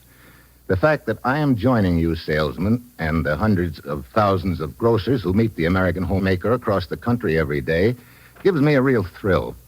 All of us know that by selling Wheaties, the breakfast of champions, we're doing our part in helping more families to eat good, substantial breakfasts regularly.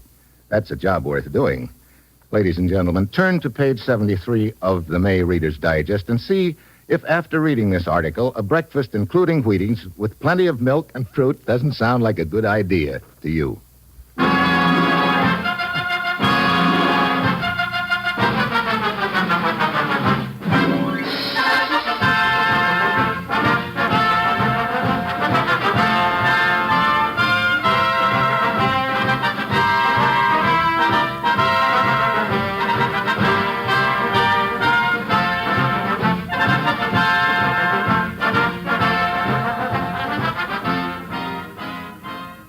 Dangerous Assignment, written by Bob Reif with music by Basil Adlon, is directed by Bill Karn. Be with us next week at this time when Brian Donlevy, starring as Steve Mitchell, will embark on another Dangerous Assignment. And on Monday, listen to Frank Lovejoy in Night Beat on the Wheaties' Big Parade.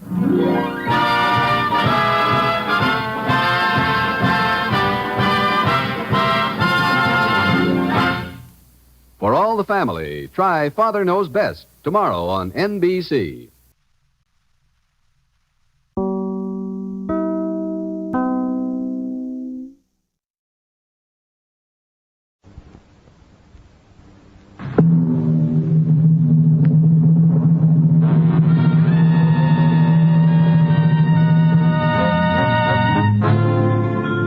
Dangerous Assignment. Transcribed, starring Brian Donlevy as Steve Mitchell.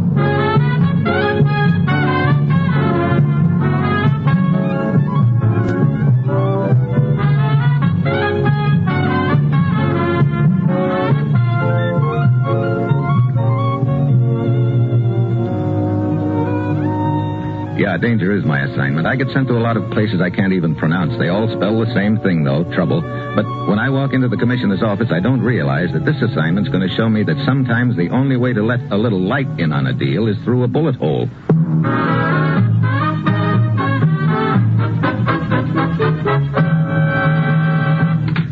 Commissioner. You sent for me? Steve, you have a rendezvous in Trieste tomorrow night. At 8 o'clock, you're to be waiting on the southeast corner of the Piazza D'Amo. Waiting for what, Commissioner? A streetcar? Exactly. Huh? The number of the car is 17. When you board that streetcar, you'll be carrying an edition of the London Times in your left hand. You'll be contacted by a man named Sutak. What's this all about? A report on stolen U.S. atomic secrets, Steve, describing how much is known about them behind the Iron Curtain. A report smuggled out by the underground. And Sutak has the report? No, but he can probably tell us where it is. What do you mean? The man carrying the report was murdered in Trieste last night. Short time later, Sutak called our embassy in Belgrade and said he was certain the courier had managed to hide the paper before he was killed. Okay, so I checked with Sutak, but why on a streetcar? I don't know, but those were the instructions he gave. Get over there, Steve, and talk with Sutak. It's vitally important we recover that report. Well, that's it. You've got your assignment. Good luck.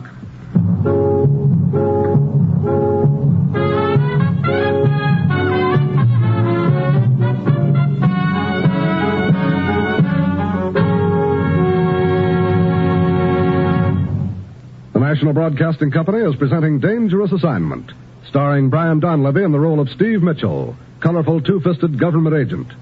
At all those places of the world where danger and intrigue walk hand in hand, there you will find Steve Mitchell on another dangerous assignment.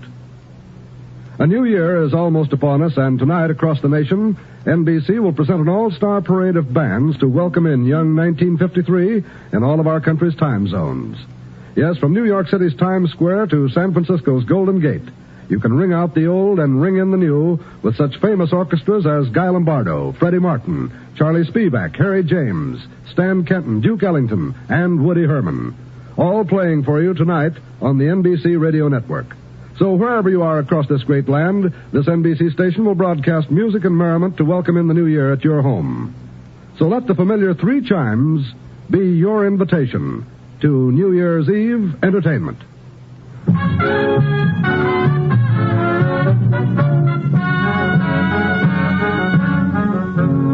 Sure, I've got my assignment. Get over to Trieste, check with a gent named Sutak, and hope he can help us recover a report that will tell us which of our atomic secrets aren't so secret. It's late Friday afternoon when my plane lands. I check in at a hotel, and at 8 sharp that night, I'm standing on the southeast corner of the Piazza D'Amo. That's exactly 2 minutes past 8. The streetcar number 17 pulls up. I hop aboard, grab a seat, settle down to wait. Car rolls on, block after block, and I start giving the passengers the once over. There are an even dozen aboard, and I'm trying to pick out my man when a small, beady-eyed gent sitting next to me leans in. Pardon me. May I trouble you for a match? Will a lighter do? But of course. Thank you. I am Zagreb. We will get off at the next corner. Will we? You object? I'd feel better about it if you took your hand out of your coat pocket. Sorry, no. Now get up. Walk to the rear of the car. Slowly.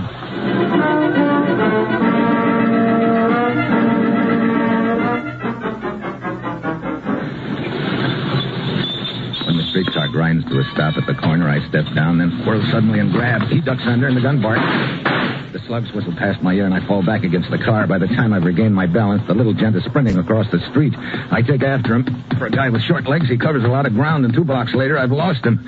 I head for the nearest telephone and put in a call to our embassy in Belgrade. Lowry speaking.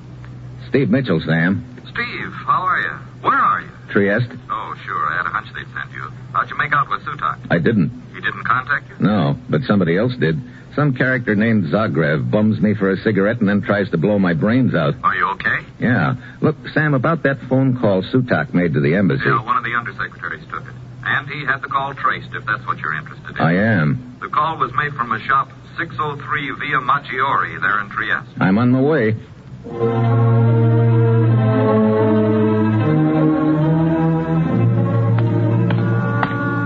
Number 603 Via Maggiore is a small tobacco shop at the end of a narrow, crooked street near the waterfront. The shades are drawn and the shop is dark, but I pound on the door.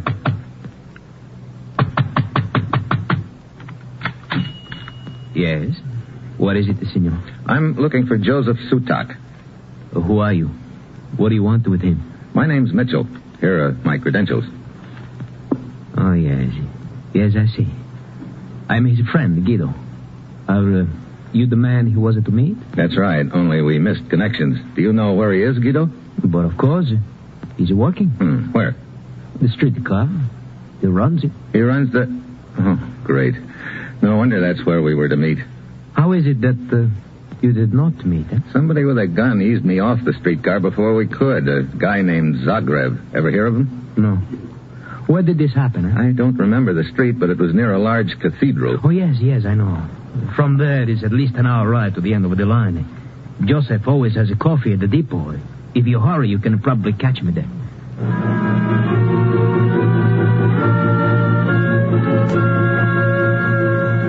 I grab a cab and follow the car tracks to the end of the line on the outskirts of the city. I check with a gent behind the coffee counter, but he hasn't seen Joseph Sutak or streetcar number 17 all evening. As I leave the depot, I notice half a dozen would-be passengers stomping up and down on the platform, and a couple of them are muttering assorted dire threats about suing the company. I double back, and half an hour later, I arrive at the other end of the line, the car barn. Joseph Sutak? No, he's not here. Where is he? Where else? 2 hours ago, he took his car out, number 17. He's somewhere along the line. Are you sure of that? Well, unless he has decided to take his streetcar across the Adriatic. That could be, Buster. I've just come from the depot at the other end of town. He didn't show up. What? That's right. No sign of Sutak or the streetcar. What foolishness is this? He must be on the route somewhere. He isn't. Neither is his streetcar. You're positive he hasn't come back into the barn? Positive. I've been sitting here for... wait. This is some kind of a joke, huh? It's no joke, believe me. Why don't you check it? Excuse me.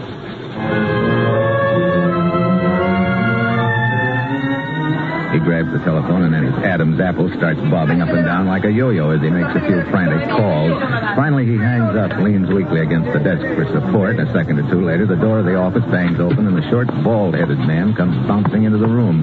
He looks a little pale, too. What is this all about, you idiot? Are you drunk? I warned you about... Mr. Merschlag! Fantastic nonsense about losing a streetcar. Idiot! Imbecile! Look, Merschlag. And who are you? Steve Mitchell. Here are my credentials.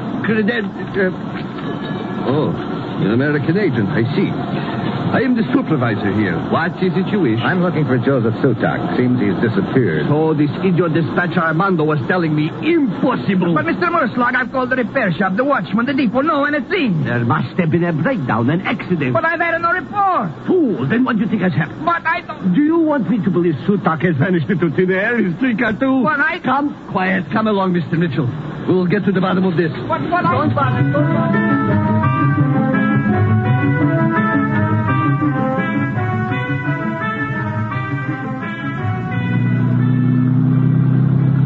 Merschlag and I head out in his auto. We follow the car tracks through town. We meet half a dozen streetcars along the route, but there's no sign of Sutak or number 17. Finally, we pull up at the end of the line. Merschlag stares down the length of the deserted track. His mouth opens and shuts a few times, but nothing comes out. He looks like a man who's about to slit his throat. We turn around and head back toward town. It isn't until we roll into the warehouse district that he manages to say something. Fantastic. It is absolutely fantastic. Wait, I know. This is all a dream, a nightmare. Yes, that's what it is, a nightmare. Pinch yourself, Merschlag, and learn the horrible truth. You've just lost yourself a streetcar, and if you don't mind my saying so, it's a pretty sickening way to run a business. 20 years I have been a supervisor. Never once have I ever lost a car. Never once have I ever... I thought you said there were no other branching tracks off the main line. That is right. What do you call that up ahead? Yes, I forgot about them. Stop the car. This track is no longer used. You see, it belonged once to the railroad company. Where does it lead to? It runs along the building here. Yes, you see? Yeah, come on. Mr. Mitchell, do you think it is possible we will find it here? Could be. Looks like the tracks run right into the warehouse.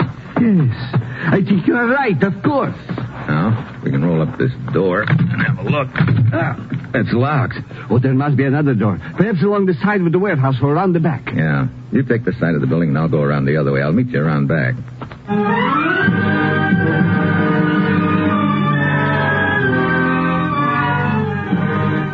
Merschlag disappears into the shadows, and I slip around the side of the warehouse. Halfway down the length of the building, I find a door. This one's locked, too. I try my shoulder to it.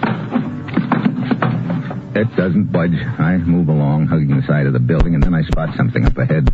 Someone moving in the shadows. I start to ease around a huge scrap pile, a stack of junked automobiles, broken down bathtubs, sinks, and boilers, and then I hear something rattle close by. I look up just in time to see the top of the stack start to topple. I duck, but I don't quite make it.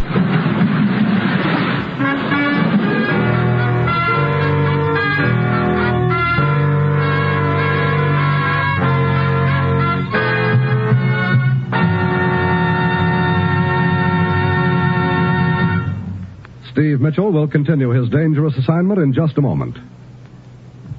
Once again, we celebrate the coming of a new year. Millions of cars will crowd the streets and highways of the nation, and in every car there will lurk an unwelcome stranger, a grim menace who will turn pleasure into tragedy if he can. That menace is death or injury in a traffic accident. This menace has no conscience and recognizes no authority except complete control at the steering wheel. Control, of course, means obeying all traffic regulations, staying within lawful and common-sense speed limits, and refraining from drinking if you drive. Now, when you drive, keep in mind that traffic accidents have been piling up totals of more than 30,000 deaths and over 1 million injuries each year. And holidays always take an appalling toll of fatalities and injuries. So keep on the alert every instant, not only for yourself, but for the other fellow. Be extra careful, won't you? Drive as if your life depended on it, because it does.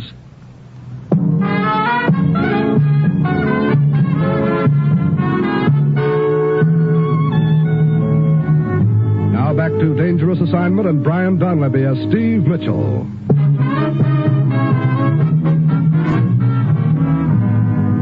Mr. Mitchell. What?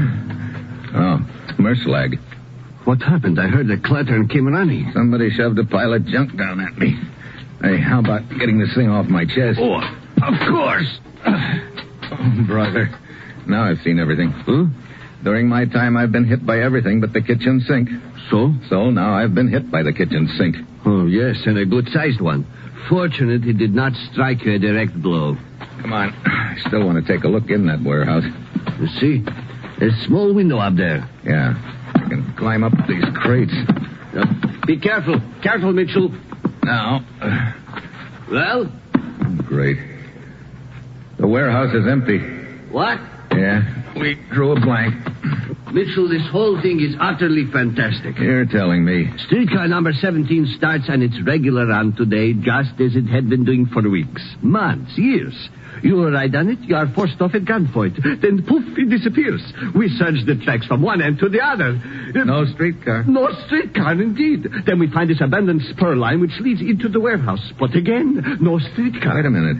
Maybe the streetcar was in this warehouse. But you just saw for yourself it was not. I know, but maybe whoever hit me on the head did it to knock me out so he could move the streetcar out of here. But that is impossible. You forget I was in the vicinity, on the other side of the warehouse.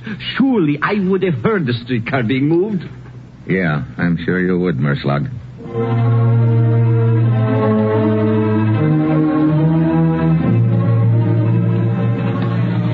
Mr. Merslag. What? Oh, Armando. So glad you're back. Any sign of the streetcar, Armando? No, not at all. Oh, fine. You fool, to waste your time. I have men out combing every foot of track, Mr. Murslag. Have all the other cars checked in? Yes, everyone but number 17. See for yourself. Number 1, in. Number 2, in. All right, enough. In all my years as dispatcher, such a thing as... What have you got to complain about? You are only the dispatcher. I am the supervisor. Such a thing could ruin my entire career. Yes. Which reminds me, Mr. Murslag, the board of directors is waiting in the office to see. The board of directors? Ruin. Oh, the end. The end. Don't talk to me, Armando. The end. The broken man. Look, Armando, is there any chance that car number 17 could have gotten back here without being checked in? Impossible. Mr. Mitchell. Huh? You remember me? Hero at the tobacco shop? Oh, sure. Stutak's friend. Did you find him? No, not only I did not find him, we can't even find his streetcar. What? You are joking. Some joke. But how could such a thing be? It couldn't, but it is. Look, Guido, you'd better get back to your tobacco shop. Sutak may try to contact you there, and if he does, let me know right away. Yes, very well. Come on, Armando. I want to take a look around this car, boy. Very well, but it's a waste of time. You won't find number 17. See, the cars are lined up according to number. Yeah. I gather that big gap over there is where 17 should be. Yes. This line is complete except for that. See there? The motorman has just backed number 25 into place here at the end. And the other lines of cars are... What's the matter, Mr. Mitchell? Oh, nothing, Armando. I guess you're right. This is a waste of time. You might as well go back into the office. What stopped me in my tracks is a little hole in the side side of our car 25, and it looks very much like a bullet hole. I remember Zagreb throwing a shot at me after he eased off the streetcar, and the shot had plunked into the side of the car. I wait until Armando leaves, then I ease casually around to the front. Number 25 is painted right on the wood like all the other cars, but when I look closer, I see a few small nail holes. A plaque with another number could have been put over it. Number 17, for instance. Part of the deal starts adding up now, but I still need a lot of answers. One thing is sure. If a switch was made, the motorman of this car is involved. I keep an eye on him. He signs in, then goes out the back of the car bar, and I tail him. He heads into the big junkyard where they keep the broken-down cars and other equipment. He goes in a small shack in one corner. I ease up and peek through a crack. He's bending over a guy who's tied up on the floor, a guy who figures to be Sutak. I start toward the door, but stumble over a piece of scrap metal. The motorman comes charging out the door. I'm ready for him. I go inside and pull the gag off Sutak's mouth. Mitchell? Yeah. Here, I'll get you untied, Sutak. What happened? They've kept me here since this morning, trying to make me tell them where the document is. You better get out of here before any of his pals show up. Yeah. A lot of junk stacked all over. We ought to be able to keep under cover. Yes. Look, about the document, where is it? I'm not sure. What? Wait a minute. You're the guy who telephoned our embassy in Belgrade, aren't you? Of course. You see, the member of the underground who smuggled the document out is a friend of mine. He came to me for help. They were after him. He said they would do anything to get the document back, that it had to do with stolen atomic secrets. That's right. It's a list of information stolen from us. Go on. He wanted me to hide him. My car number 17 was in the repair shop at the time. I hid him there and telephoned your embassy. I see. Then what? When I came to get number 17 this morning, I found my friend in the alley, wounded. He mumbled something about a streetcar, and then he died. Before I could do anything, Zagreb and the other motormen ran up. They knocked me unconscious and brought me here. Come. Where to? Over there in the other corner of the yard. It must be over there somewhere. Car number 17? Yes. They brought it back here and are searching it for the document, which they believe is hidden somewhere inside. But how did they pull the switch? I heard them discuss their plan. You see, each car is checked out of the barn at the beginning of the shift and back in at the end of the shift. So, the first thing this morning, they moved car 17 back here. Car 25 departs before car 17. So this morning it went out as usual. When it returned in the middle of the shift, they put on a plaque with number 17. Sure. It gets checked out now as 17. Then after I get eased off it, they rip the plaque off. It gets checked back in under its right number, 25. So according to the records, 25 checked out and in, 17 checked out but did not check in. And all the time, 17 was roosting back here in the junkyard. A pretty neat way to stall for time while they search it. Wait. That car over there. Yeah. Flashlight moving around in it. Come on, we'll ease up to it. The front end. It's smashed in. Boards pried loose. Sure, that figures. They'd want to get that number off it and make it look like a junked car. Yes. Hold it. The light went out inside. Shh. Somebody is coming. Get down. No. What? Drop the gun, Zagreb. No, get back. I said drop it. Thanks. I'll take it. Mitchell, you... Well. What's the piece of paper in your hand, Zagreb? I'll take that, too. Come on, hand it over. Very well. Thanks. Glad you finally found it in that streetcar. I came a long way to get this paper, Zagreb, and it looks like I got here just in time. Not quite, Mitchell. What? Drop the gun. Why? It is Guido. Yeah, your friend from the tobacco shop. Guido, what does this mean? You offered me a place to hide. Sure, so he could stay close to you, hoping you'd lead him to the document. It did not work out quite that way, of course, but that is of no matter now. Hand over the document, Mitchell.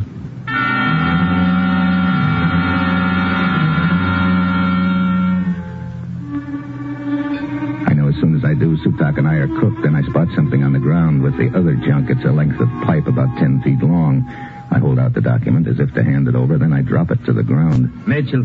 He did that deliberately. Sorry, I'll pick it up. Oh, no. Oh, I won't fall for that trick, Mitchell. You bend over, pick it up, and then grab your gun on the ground, huh? Step back. I will pick it up. He says just what I want him to say. I take a step back. Guido bends over to pick up the document. Suddenly I kick at one end of the pipe. The other end swings around and clips him on the ankle. It throws him off balance. His shot goes wild. Before he can try again, I nail him. He crumples up and his gun flies out of his hand. Zagreb dives for it, but I flatten him. Oh, start. Well, most effective, Mitchell. Maybe I should have saved one of them for you, Sutak, after the beating they gave you. I'm quite happy this way, believe me. That was very quick thinking on your part. Well, it's lucky I spotted that length of pipe. After that, it was a breeze. Or I guess I should say a lead pipe cinch.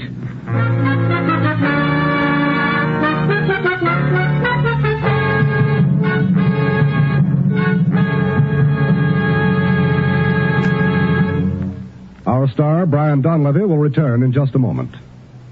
Tomorrow, New Year's Day, this station of the NBC Radio Network will broadcast 2 classic football bowl games. From Dallas, Texas, home of the famed Cotton Bowl, NBC will broadcast the game between the University of Texas Longhorns and the University of Tennessee Volunteers. Mike Side for NBC at Dallas will be Lindsey Nelson and Bob Murphy to bring you every exciting play as Texas, Southwest Conference champions, and Tennessee, one of the fine teams of the Southeast, clash in this traditional New Year's Day bowl game. Then, following the Cotton Bowl game, NBC will switch controls to Pasadena, California for the granddaddy of all bowl games, the Rose Bowl. Al Helfer and Braven Dyer will handle the Rose Bowl play-by-play broadcast between the Trojans of Southern California and the Badgers of Wisconsin. So here's our invitation to you to be set side tomorrow when NBC broadcasts both the Cotton Bowl and the Rose Bowl football games. Remember, NBC brings you the top sporting events the year round.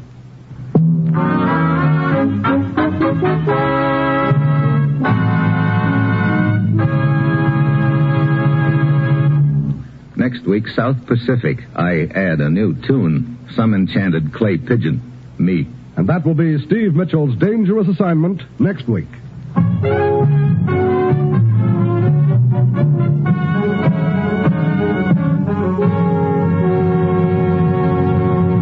Included in tonight's cast were Paul Frees, Dan Riss, Tony Barrett, Paul Duboff, and Herb Ellis. This is John Storm speaking. Dangerous Assignment, starring Brian Donlevy as Steve Mitchell with Herb Ellis as the commissioner, is written by Bob Reif and Adrian John Doe and is directed by Bill Karn. Be with us again next week at this time when Brian Donlevy, starring in the role of Steve Mitchell, will embark on another transcribed Dangerous Assignment. Tomorrow, hear both Truth or Consequences and Father Knows Best on NBC.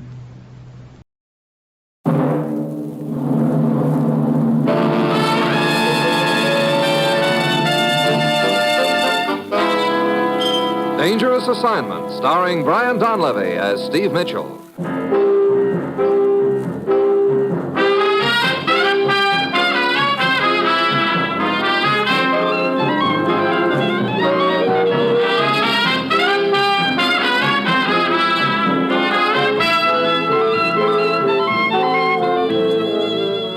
Danger is my assignment. I get sent to a lot of places I can't even pronounce. They all spell the same thing, though. Trouble. But when I walk into the commissioner's office, I don't realize this assignment's going to wind up with me depending for my life on a tray full of dirty dishes.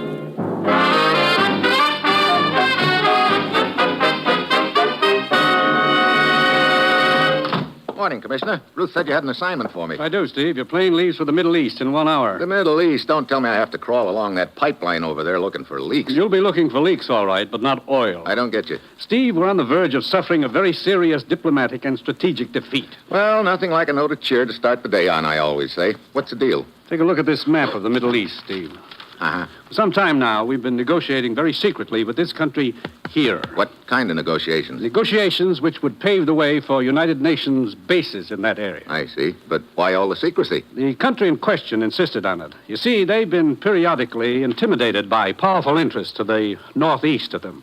They wanted to have all the negotiations concluded before any information concerning them fell into what we might call the wrong hands. Wait a minute. You say there's been a leak? Is that what you're talking about? Exactly. This morning we learned through confidential sources that the document containing the complete preliminary discussions regarding military installations is now in the hands of those hostile interests I was talking about. What? How did that happen? That's exactly what you're flying to the Middle East to find out, Steve. I sure get all the cinches, don't I? Steve, it's vital we plug up this leak. If we don't, the entire negotiations may collapse, which would seriously endanger our entire position in the Middle East. You say a copy of the document got into the wrong hands. Does anybody know which copy it was? Yes, that particular copy was last in the possession of a man named Khalid.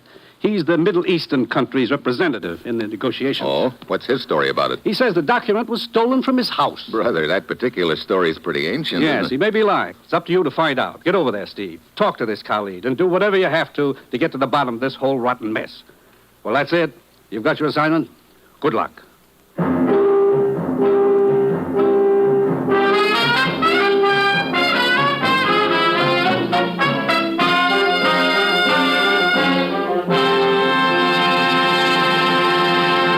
The National Broadcasting Company is presenting Dangerous Assignment, starring Brian Donlevy as Steve Mitchell, colorful two-fisted government agent.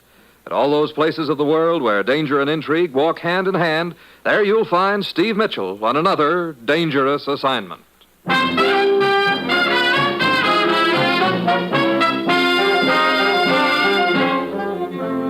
Sure, I've got my assignment. Just a little matter of dropping over to the Middle East and investigating a government figure named Khalid to find out if he's the boy who's been peddling diplomatic secrets to the wrong parties. All of which is pretty sure to make me slightly unpopular with both the government figure and the wrong parties. Yep, I've got an uneasy hunch. I'm about to get voted the boy they'd most like to see drop dead. It's Thursday morning when my plane lands in the Middle East country, and I figure my first step is to talk to this Khalid. So I find out his address and grab a taxi. It's a large house out of the city, and I walk up to the front door, and then I see that it's occupied. You have business here, perhaps? Perhaps. Now, if you'll quit blocking the door so I can knock... You wish to see Khalid, perhaps? Perhaps again, if it's okay with you. You will tell me why you wish to see Khalid, perhaps? You just spoiled your average. Look, I don't know who you are or why you're roosting in front of the door, but I came here to talk to Khalid, not you. Now, if you'll just get out of my way, I'll... Before you may talk to Khalid, it is quite necessary that I know who you are. Are you his bodyguard or something? You might say that one of my men is acting as bodyguard for the moment. I don't get it, Buster. Hammer. Lieutenant Hammer. Police Lieutenant Hammer. Oh, police? Yes. And now you will tell me who you are, perhaps. Here, take a look at my credentials, perhaps. So, it does not surprise me to meet a United States agent here after the unfortunate incident of the theft of the document. Yeah, but it does sort of surprise me to see a police detective here. Have you got Khalid under arrest? Let us just say he is being detained for the moment in his house. On account of the document? On account of his wife. What's his wife got to do with it? At present, nothing. You see, last night she was murdered. What? Wait, you think Khalid killed her? We do not know at present. Her body was discovered this morning in a ditch several hundred meters down the road. Come, I will show you the place.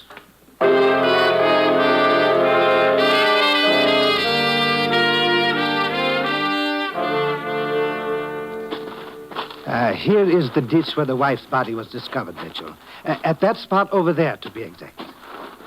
You say her body was discovered this morning, Lieutenant Hammer? That is correct. But the time of her death is, as near as we can learn, was sometime before midnight last night.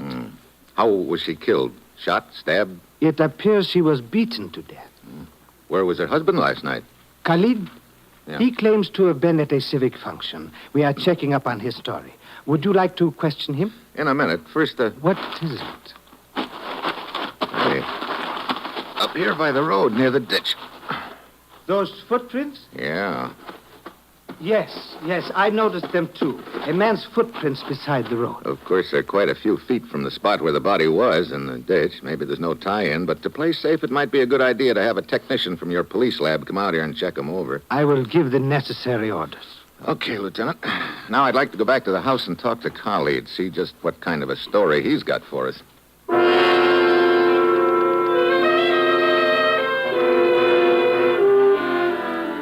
If there is anything I can do to help clear up this matter, I will be only too glad to do so. That's being pretty cooperative, Khalid. The sooner the murder is solved, the sooner my name will be cleared of these absurd and vicious charges of betraying my country by allowing secret documents to pass into the hands of the others. Just a minute, Khalid. What makes you think your wife's murder is tied in with the other deal? Why, I just assumed that it was. I see.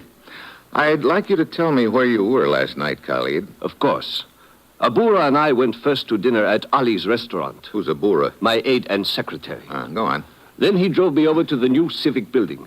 The dedication ceremony was last night. The building is not ready for use yet, as the cement work is not completed. But they wish to dedicate it anyway, and I was the principal speaker. After the ceremony, Abura and I drove back here to my home. What time was it? I would say it was about midnight when we got here. The lights were on, but my wife was missing. There were evidences of a struggle, furniture overturned, and bloodstains. I immediately called the police. We commenced a search immediately, Mitchell, but it was not until this morning that the body was discovered. Oh, poor Saharita. Khalid, did your wife have any enemies? Enemies? Somebody who had a reason for killing her? But everyone loved Saharita. She was kind and gentle. Looks like at least one person didn't exactly love her. Wait. Old Mikan. Who? Mikan, our servant. My wife dismissed him several days ago. Oh, why? She would not tell me her reasons, and I did not press her. But I believe there was a quarrel between them at the time. I see. Any idea where we could find this servant? No. When my wife dismissed Mikan, he moved into the city, but where, I do not know. Khalid, can you describe him for us? I can do better than that. I believe there is a picture of him in one of these drawers. Ah, yes. Here you are, gentlemen. Here it is. Mm-hmm. Thanks. Just one more thing, Khalid. Yes? I'm still interested in knowing why you connect your wife's murder to the other incident regarding the document. Why, I suppose because the two events took place within a few days of each other. According to Lieutenant Hama, your story is that somebody stole that document from your house here. But of course. Did you have it locked up in a safe? Well, no, it was in a desk drawer. Oh, sounds like a pretty careless way to treat an important document, Khalid. On the contrary, I felt I was being clever, Mr. Mitchell. I reasoned that the obvious place would be the safe, and that if I merely placed the document in a desk drawer, it would be safer. But it would appear that my stratagem backfired. Yeah, it sure would appear that way. Well, come on, Lieutenant Hama. If I may be of any further help in this matter, gentlemen, please let me know. Don't worry, we will. Well, what do you think, Mitchell? About Khalid? Yes. I don't know, Lieutenant Hama. He seems real anxious to help. Maybe a little too anxious. That was my thought, too. His story sounded almost rehearsed. I beg your pardon, gentlemen. Yes? It is permitted to see Khalid now.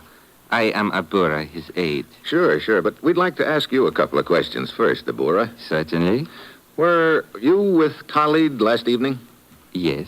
All evening? Why, yes, up until the time I drove him home, which was about midnight. It was then that we discovered the disappearance of his wife. That coincides with what Khalid told us, Mitchell. Yeah. What did the two of you do last night, Abura? Why, first we had dinner at a restaurant named Ali's, a favorite place of Khalid's.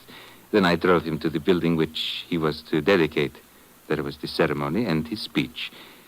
After that, I drove him back to his house here. I see. Well, that all checks. Okay, Abura. Thank you. You're quite welcome. Come on, Lieutenant. Yes. Well, that sort of puts Khalid in the clear, I guess. Yes, and it increases my interest in his servant greatly. Mikan? Yeah. I think we'd better try and locate him right now. See if we can find out just why Khalid's wife canned him. So we start checking all the hotels and rooming houses in the city. 4 hours and 16 hotels later, we find a desk clerk who recognizes the picture of Mikan. He tells us Mikan checked out an hour ago and took a taxi cab to the depot. We do likewise in a hurry. Mitchell, it would appear that our case is beginning to fall into place. Several days ago, the secret document disappears. Shortly after that, Khalid's wife dismisses the servant Mikan. Last night, Khalid's wife is murdered, and now this morning, Mikan appears to be trying to flee the city. You think Mikan's the boy who stole the document and knocked off Khalid's wife, huh? It would certainly appear that he... Wait. Yeah, that's Mikan. Come on. The train is ready to pull out. Mikan is trying to get aboard. Yeah, he's not going to make it. We're gaining on him. He is old. He cannot move quickly. Okay, Mikan, hold it. So, Mikan, let go of me. Stand still. You seem to be in an awful hurry to get out of town, Mikan. I was just taking a vacation trip. Do not lie. That newspaper under your arm, it is folded to the story of the murder of Khalid's wife. That is why you were leaving. Do not deny it. Very well. Yes, that is why I was leaving. I knew that I would be blamed for the killing. Oh? But I'm innocent. I swear I did not kill her. You were dismissed by her several days ago. There was a violent quarrel between you. Yes. What was the quarrel about, Mikan? Answer! What was the quarrel about? I cannot tell you. Indeed. Then I have something to tell you. You are under arrest on suspicion of murder.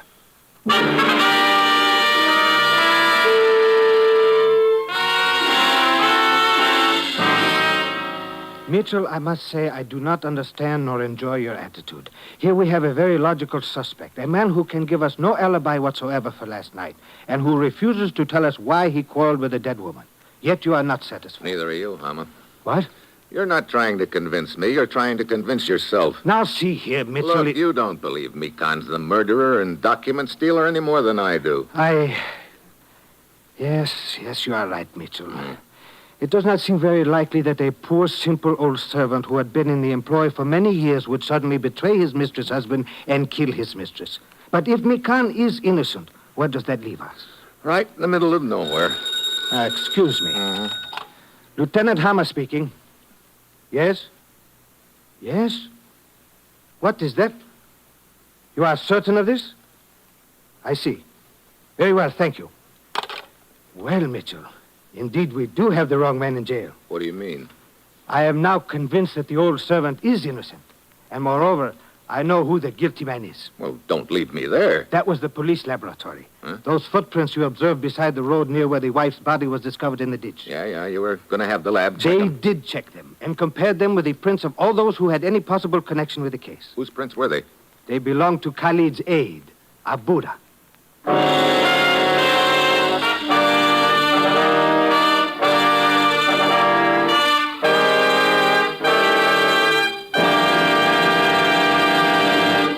Three chimes mean good times on NBC. There's fun for you tomorrow with two of your favorite families, the Blandings and the Harrises. Mr. and Mrs. Blanding stars Cary Grant and Betsy Drake in the title roles as the proud but somewhat bewildered owners of the famous Dream House.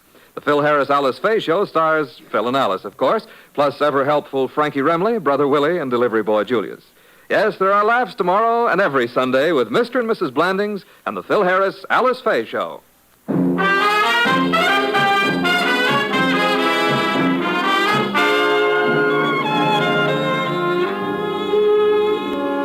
You are listening to Dangerous Assignment, starring Brian Donlevy as Steve Mitchell.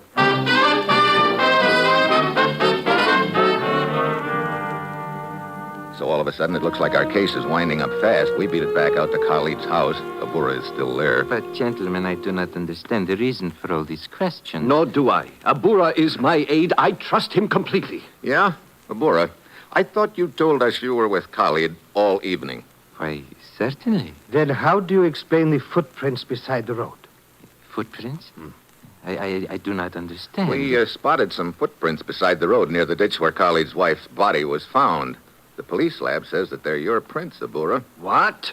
There must be some mistake. Indeed, there was a mistake, and it appears that you made it, Abura. Wait. What is it, Khalid? But of course, Abura, do you not remember? What are you talking about, Khalid? The car, the engine trouble.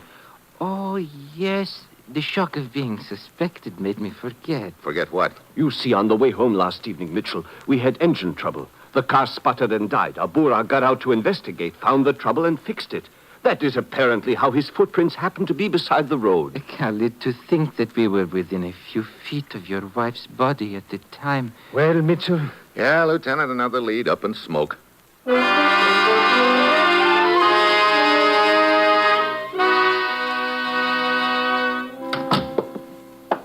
A very perplexing case, Mitchell. Suddenly we have no suspect. I know. Khalid couldn't very well have done it if he was dedicating a building at the time. And Khalid told us Abura left those prints beside the road while repairing the car. That appears to clear Abura. Yeah, neither one of us believes that the old servant, Mikan, did the job. Well, perhaps someone we do not know killed Khalid's wife. Yeah, but what gets me is, why was she killed? Was it to shut her mouth about something? Was there some kind of a double cross involved? If we could but answer those questions, we... What's the matter? Here, on my desk, I just noticed. There is a note for me. The laboratory technician has been trying to get in touch with us, Mitchell. He has something further to report. Oh, where is the lab? Downstairs in the basement. Come on, let's find out what's on his mind.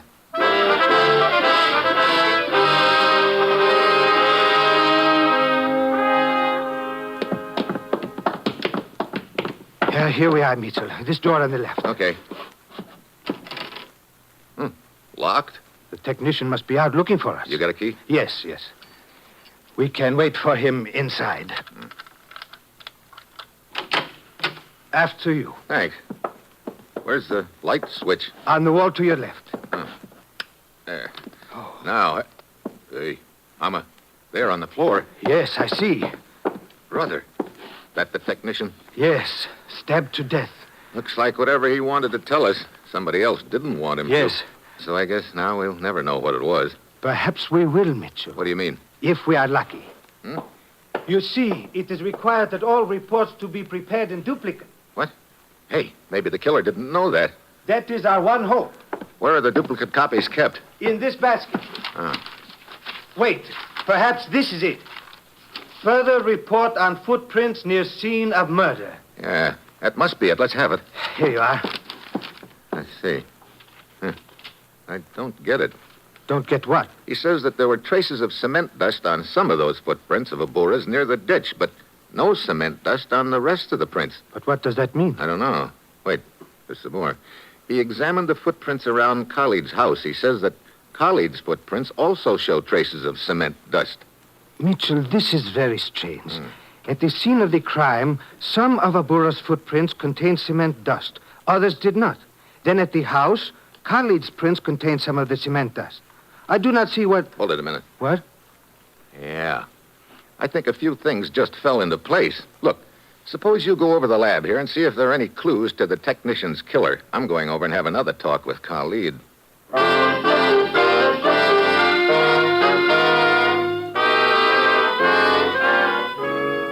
But I do not understand the purpose of your visit, Mr. Mitchell. Surely I have answered all of your questions? I don't think so, Khalid. Look, I want you to think back to the evening of the murder again. Now, tell me exactly what happened. But we have been over it before. And we're going over it again.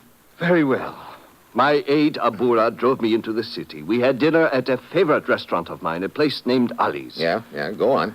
After that, Abura drove me to the new building which I was to dedicate. And from then on, Abura wasn't out of your sight, huh? That's right. Well, of course, he had to go back to get my speech. What's that? Why, yes, I guess I forgot to mention that to you before. You sure did.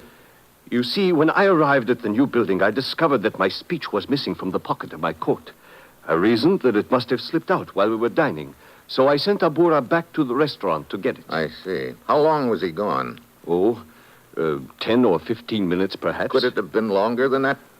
Well, I suppose a few minutes more. Look, Khalid, it's very important we establish just how long Abura was gone. I know it could not have been more than a half hour, because I was scheduled to speak a half hour after I arrived, and Abura had returned with the speech before then. Wait a minute. You say that Abura brought your speech back to you? But of course, that is what I sent him after. Yeah, that could figure all right.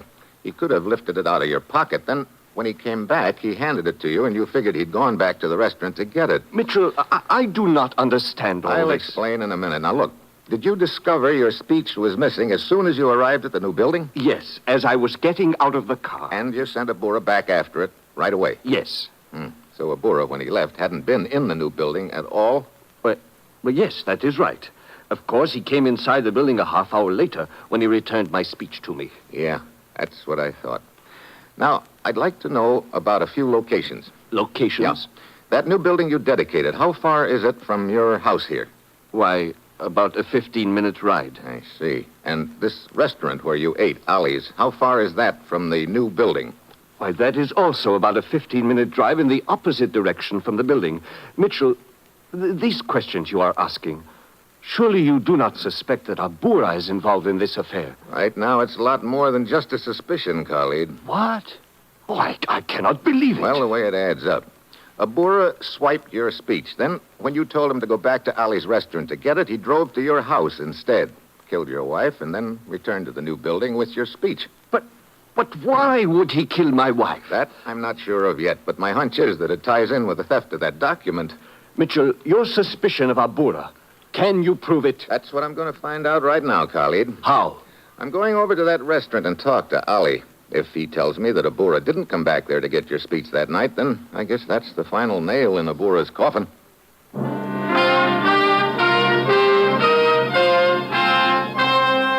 I head for Ali's. It's almost midnight when I get there, and there aren't any customers, and a little guy is sitting at a table in the center of the place all alone.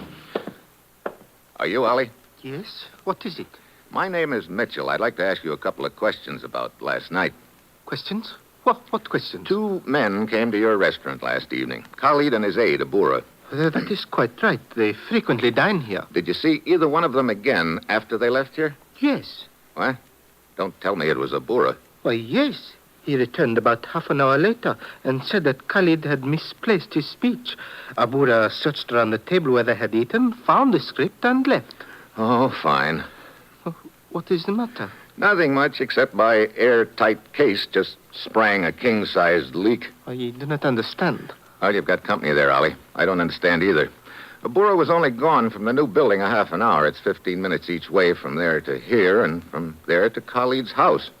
So he couldn't have gone both places during that time. If he came here, he sure couldn't have gone to Khalid's house and killed his wife. Effendi, I do not know what any of this is about, but if you are through asking questions, I suggest that you leave. It is late and I am tired. I would like to close up. Okay, Ollie. Funny.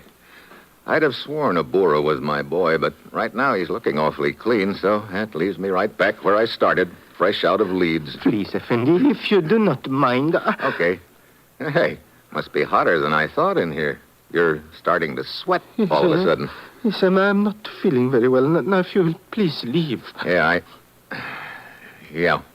I'm leaving right now.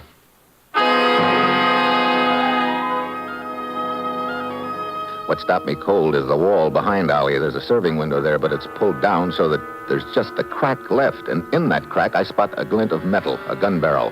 All of a sudden, I know why Ollie's sweating, and also I know I'm not fresh out of Leeds after all. I start edging towards the door, real casual-like, but I don't quite make it. That will keep you right where you are until I can get around the partition, Mitchell. Yeah, Bora, it sure will. It would appear that Ollie here is not a very skillful actor. I don't know. Seems to me I'd sweat, too, if I knew you were holding a gun on me. Oh, please, Abura, do not kill me. I did as you ordered. I said everything you told me to say. I will deal with you later, Ali. You know, Abura, I think I've finally figured out why you killed Khalid's wife. Indeed? Yeah, she was the one who stole that document for you. That's probably why she fired the old servant, Mikan. He found out about it and confronted her, but when we questioned him, he was still loyal enough to her memory not to tell us anything. Quite right.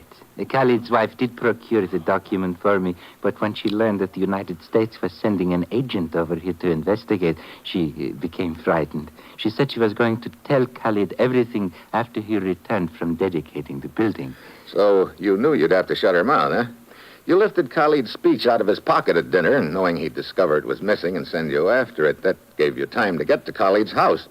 His wife knew why you'd come. She ran out of the house. You chased her to that ditch and killed her there. Quite right, Mitchell. Later, you realized you might have left footprints near the ditch, so when you were driving Khalid home, you faked engine trouble at that spot and got out of the car and planted some more footsteps there as a cover, huh? May I ask how you found out about me, Mitchell? The cement dust tripped you up.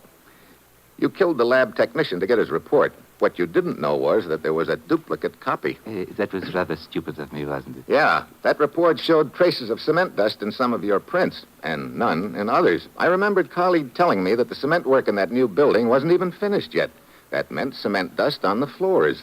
You hadn't set foot in the building yet when Khalid sent you after the speech, so when you killed his wife and left those first footprints, there was no cement dust in them. But later, when I pretended car trouble and got out of the car, I did have cement dust on the bottom of my shoe. That's right, because in the meantime, you'd been inside that building while Khalid was making his speech. I admire your cleverness, Mitchell. It is a pity it comes too late for you.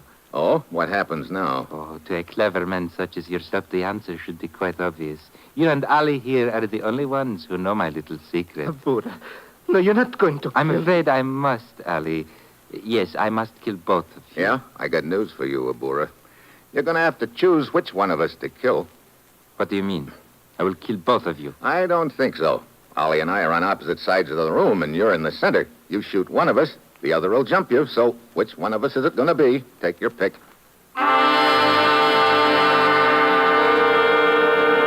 I'm just running a bluff. Ollie's too terrified to be of any help, but the bluff works because Abura takes his eyes off me a second to shoot a glance at Ollie.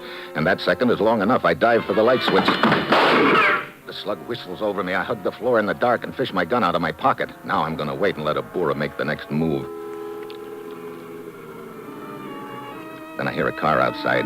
There's light enough through the window to tell me it's Lieutenant Hama. This is just great. If he walks in that door, he'll get a slug. And if I try to warn him, I'll reveal my position, and then I'll collect the slug. Gotta think of something fast. Then my elbow bunts an object beside me. A serving cart loaded with dishes. I push it a few inches. The wheels don't make any noise. I give it a shove towards the wall and wait. Bora throws a shot in the direction of the noise. I spot the flash and let him have it. Mitchell. I'm okay, Lieutenant. Get the lights. Carly told me you were over here. By the looks of Abura, I would say the work has been done. Yeah. Is it safe now? You can crawl out from under that table, Ollie. So, Abura was our killer. Yeah, he threw me off the trail by getting Ollie to give him an alibi, but I finally tumbled to it. Yeah.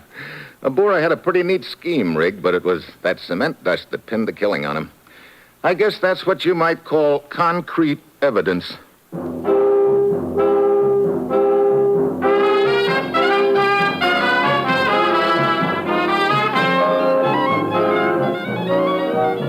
Dangerous Assignment, starring Brian Donlevy as Steve Mitchell, with Herb Butterfield as the commissioner, is written by Bob Reif and Adrian Jondo, with music by Robert Armbruster, and is produced and directed by Bill Karn. Others in today's cast were Jan Arvan, Paul Duboff, Shep Menken, Wally Mayer, and Don Diamond. Be with us again next week at this same time when Brian Donlevy, starring in the role of Steve Mitchell, will embark on another dangerous assignment.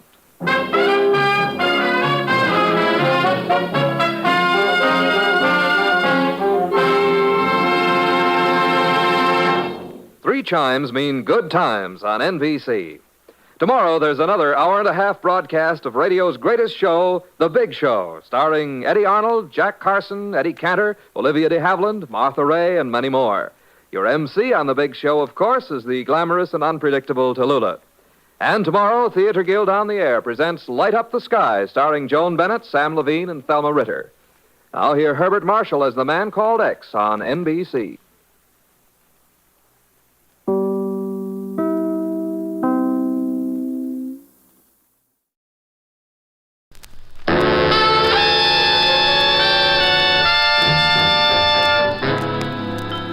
Dangerous Assignment, starring Brian Donlevy as Steve Mitchell.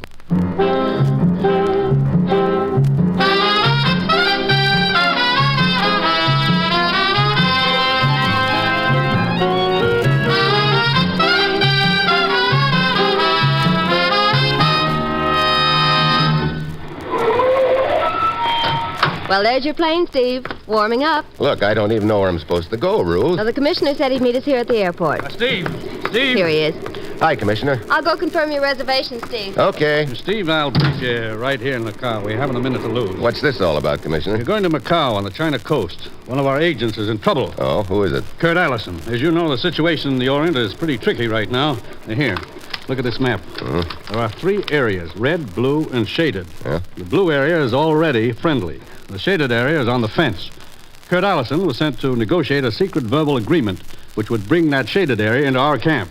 I see. Somehow the interests opposed to his mission learned his identity and have him bottled up in Macau. If they can prevent him from getting his report to us by next Thursday, then we're licked. Why doesn't he contact the consul? On this kind of a mission, Steve, Kurt has no recognition. He's on his own. Uh-huh.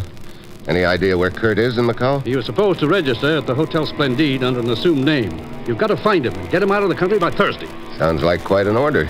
Any line on the representatives of the opposition? We only know that one of them walks with a limp. When you get to Macau, go to the White Jade Cafe. You'll be contacted there. White Jade. Okay. Steve, I don't need to tell you the opposition won't pull any punches. Yeah. Sounds like a nice keg of nails you've opened for me. It is, but we're depending on you, Steve. Find Allison and smuggle him out of Macau by Thursday. Well, that's it. You've got your assignment. Good luck.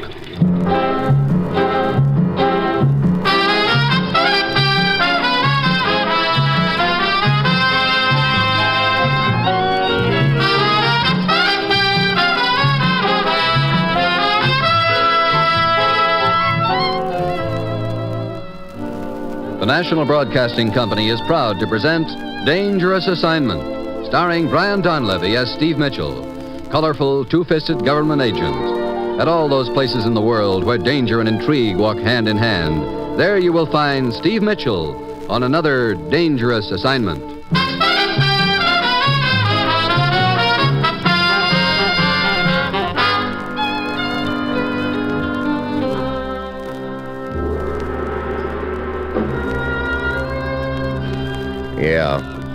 That was my assignment.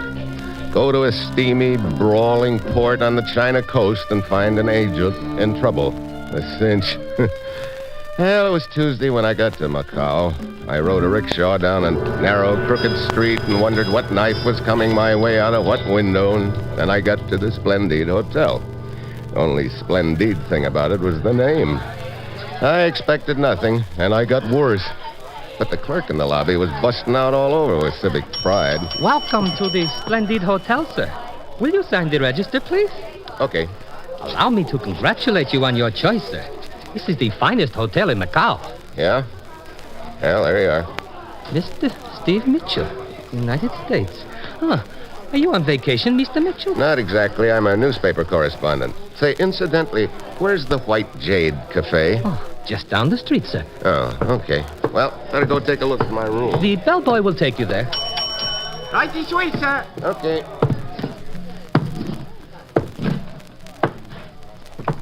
Yes, sir? That man who just registered here, the one who asked about the White Jade. Oh, you mean Mr. Steve Mitchell? Steve Mitchell from the United States? Yes. Would you like me to announce you? No. But you... I am a friend of Steve Mitchell's. I want to surprise him a little later. Thank you.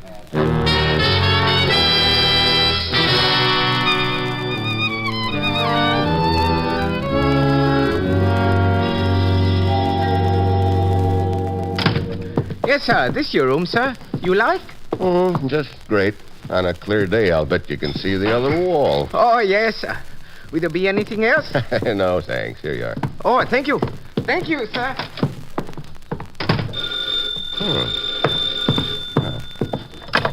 Hello? Steve? Kurt Allison. I saw you come in the hotel from my window, Steve. Where are you?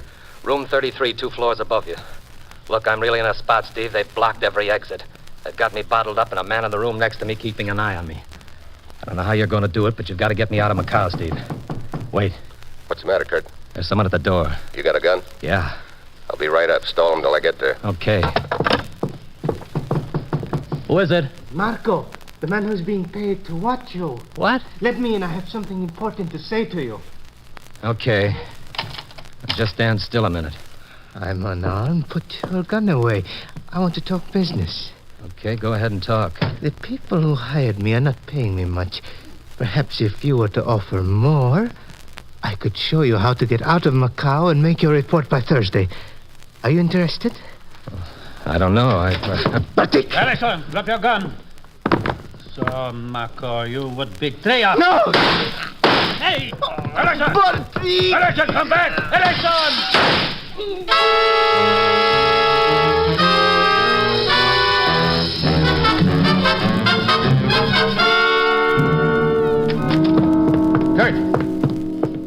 Kurt, where are you? Hey, who are you?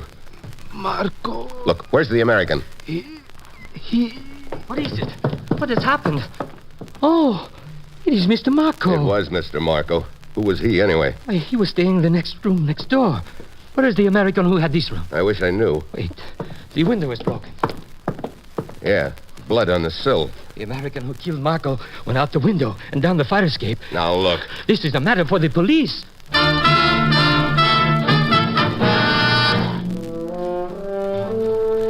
Well, at that point I could see all the threads in the fabric, but I had a strong hunch one of them was around Kurt's neck, one was around mine, and someone was pulling on the middle. Kurt had disappeared from his room, leaving a dead man behind. That meant the police would be turning the town upside down to find him. It also meant his mission would go out the window unless I found him first. My job was getting easier by the minute. All I had to do now was to smuggle a murder suspect out of the country. And I knew that the opposition, whoever they were, would be out to prevent that. Bartik, so you are back. You fool, you should have made sure that Allison was dead. I shot at him as he was diving out the window, but I knew I hit him. Melanie, close the door. Yes, Sigrist. The fact remains, Bartik, that Allison was gone when the police arrived. I know he was wounded. He could not have gotten far. We must find Allison. We do not have much time. What do you mean? This American, Steve Mitchell. He must have been sent to Macau to help good Allison. We know that their point of contact is right here at the White Jade. If Steve Mitchell turns up here at the White Jade Cafe, Melanie will contact him. Then we will know for sure that he is the one. And then it is very simple, Sigrist. When we are sure he is the one, Batik will kill him.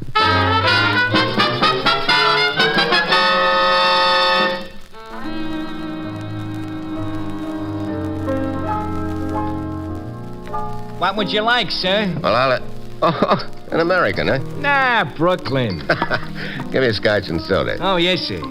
It's quite a place you've got here. Oh, sure. We have almost everything here at the White Jade. There is a roulette wheel upstairs. A beauty. And a piano player downstairs. A beauty. Yeah. Everyone notices Milani. But right now, Mac, Milani seems to be noticing you. So I see, Joe. Oh, here you are, sir. Thanks. Thank you.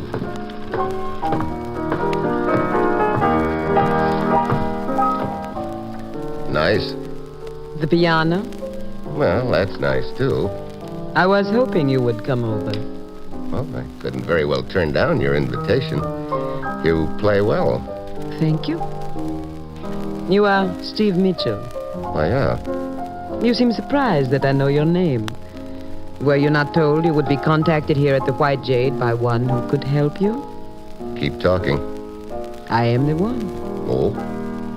You are looking for Kurt Allison. Am I? Where is he? I do not know. He disappeared right after the man from the next room was killed. Well, you haven't told me anything I don't know yet. I think I know where he might be, Steve. Where? Come. Let us walk around. I can pretend to be showing you the roulette wheel upstairs. Lead the way. Did you see Allison before he disappeared? Yes. I was working with him. He really got himself into a spot, didn't he? Red hair and all. Yes. And he was pretty nervous about it. As you know, he registered at the hotel under an assumed name. But when he was here the night before last, a girl walked in and recognized him. She called him by his right name. He hurried her out of here at once. Any idea who the girl is? Yes. She is an American girl. And her name is Helen. Hey, Milani. Yes? A message for you. Oh? Excuse me, Steve. I will be back in a moment.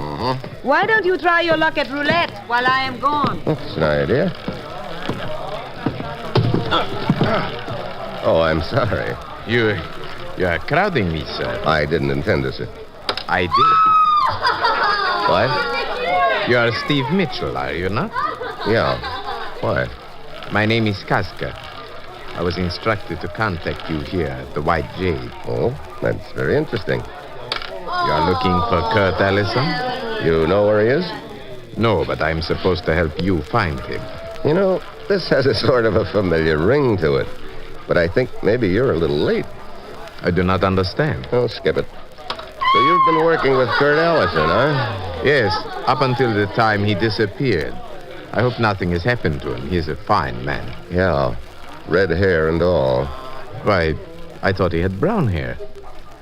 He must have dyed it. Yeah, he must have. Look, I don't think it's such a hot idea for you and I to be standing here talking. Yes, perhaps you are right. Here is my address. You can contact me there. Okay, yeah. I'll get in touch with you if I need you. Steve! Coming. Oh, Steve, I have found out where this American girl Helen lives. Good. Maybe Allison is hiding out there. Come on.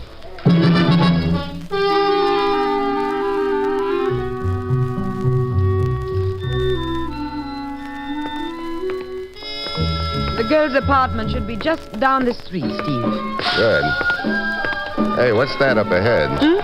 Oh, it is just a street carnival. Yeah. Sure packs in the crowds, doesn't it? Yes, it is a traveling carnival. But it always lures many people wherever it goes. It should. They really got the complete treatment. Sword swallowers, fakers, look, even a Ferris wheel. Yes. Well, here we are, Steve. According to my information, this girl's apartment is on the first floor. Hey, you know, that sounds familiar. Good old American blues. That music must be coming from her apartment. Sounds like it's down at this end of the hall. Come on. Here, this must be the one. Helen? Helen? Hey, wait a minute. Listen. Yes. The record? Why does she not take the needle off? Helen, I've got a hunch Helen can't take that needle off the record. Stand back, Milani. Look out now. Once more, Steve. Hey, look. Yeah. Steve, that is the American girl. Well, this record is ended, and so is hers.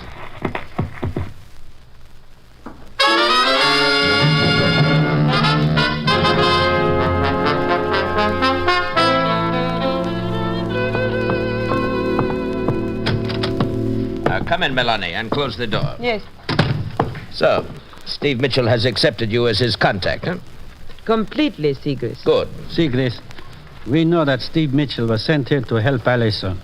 Why do we not kill Mitchell before Bartek, you're a stupid fool. We tried to make that American girl, Helen, tell us where Allison was, and we failed. You were too persuasive with the girl, Bartik. She died. I was acting under your order, Sigris. That is unimportant, Bartik. The point is that since we cannot find Allison, we will let Steve Mitchell find him for us. The message we found in Helen's apartment from Allison to Mitchell will see to that. But we read the message and it meant nothing to us. It means something to Steve Mitchell. Of course, Melanie. It tells him where Allison is hiding. That is why we had you take him to Helen's apartment to be sure he would find the message. Stay with Mitchell, Melanie.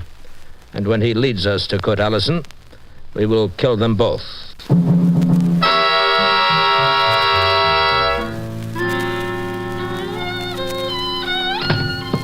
Commissioner, it's Steve calling in from Macau. He's on the phone now. Good, thanks, Rose. Hello? Hello, Commissioner. What's the matter? I just came from a dead girl's apartment. What? You know, Commissioner, when you told me I'd be contacted at the White Jade here in Macau, you weren't kidding. What do you mean? I was contacted twice. What? Yeah, by a girl named Milani and a guy named Chaska. They both gave me the same story. You know which of them is the legitimate contact? I think so. Look, Kurt left a message for me. What'd the message say? First and second rules of concealment. Oh. Kurt taught me most of what I know about this business, Commissioner. According to him, if you've got to hide, you should choose a place near a crowd. So if you have to run, you can lose yourself in the crowd. That's probably the first rule of concealment. What about the second? He said you should always hide in the vicinity of a friendly contact. But the only contact Kurt had was an American girl, Helen. She's dead. Hey, wait a minute. What is it? I think I've got it. It's just a hunch, but I'm going to try. I'll keep you posted.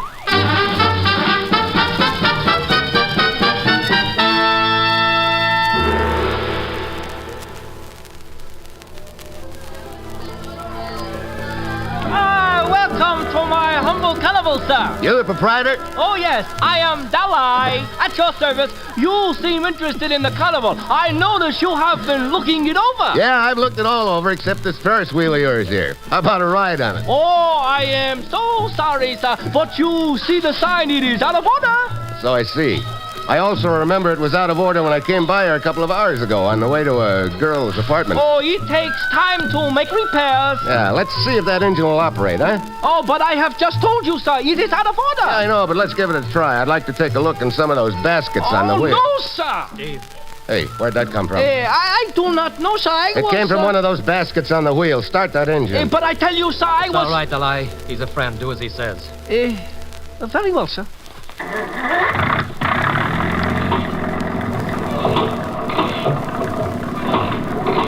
He is the one just over our head.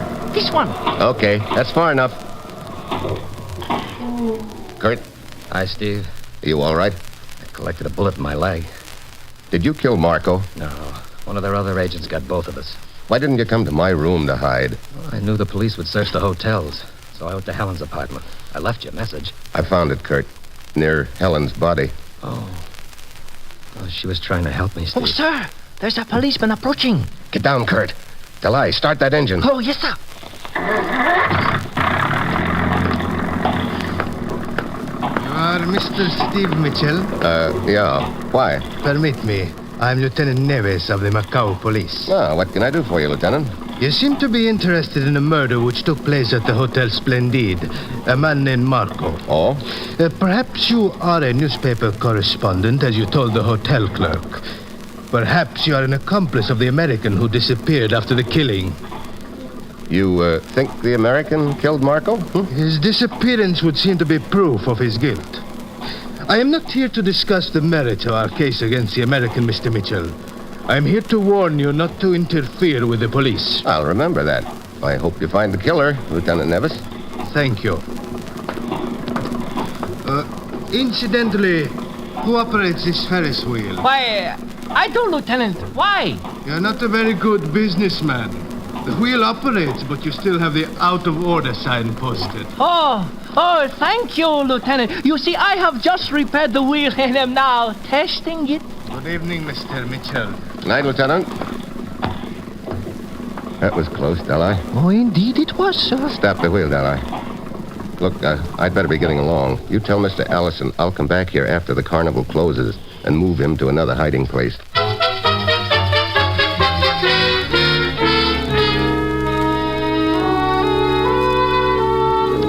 I went down to the waterfront. I found me a rusty old tramp steamer. I made a little deal with the skipper, shoved a few bills into his receptive hand. I didn't know whether the plan I'd cooked up would work or not, but I had to give it a try. Melanie was sitting at her piano when I got back to the White Jade.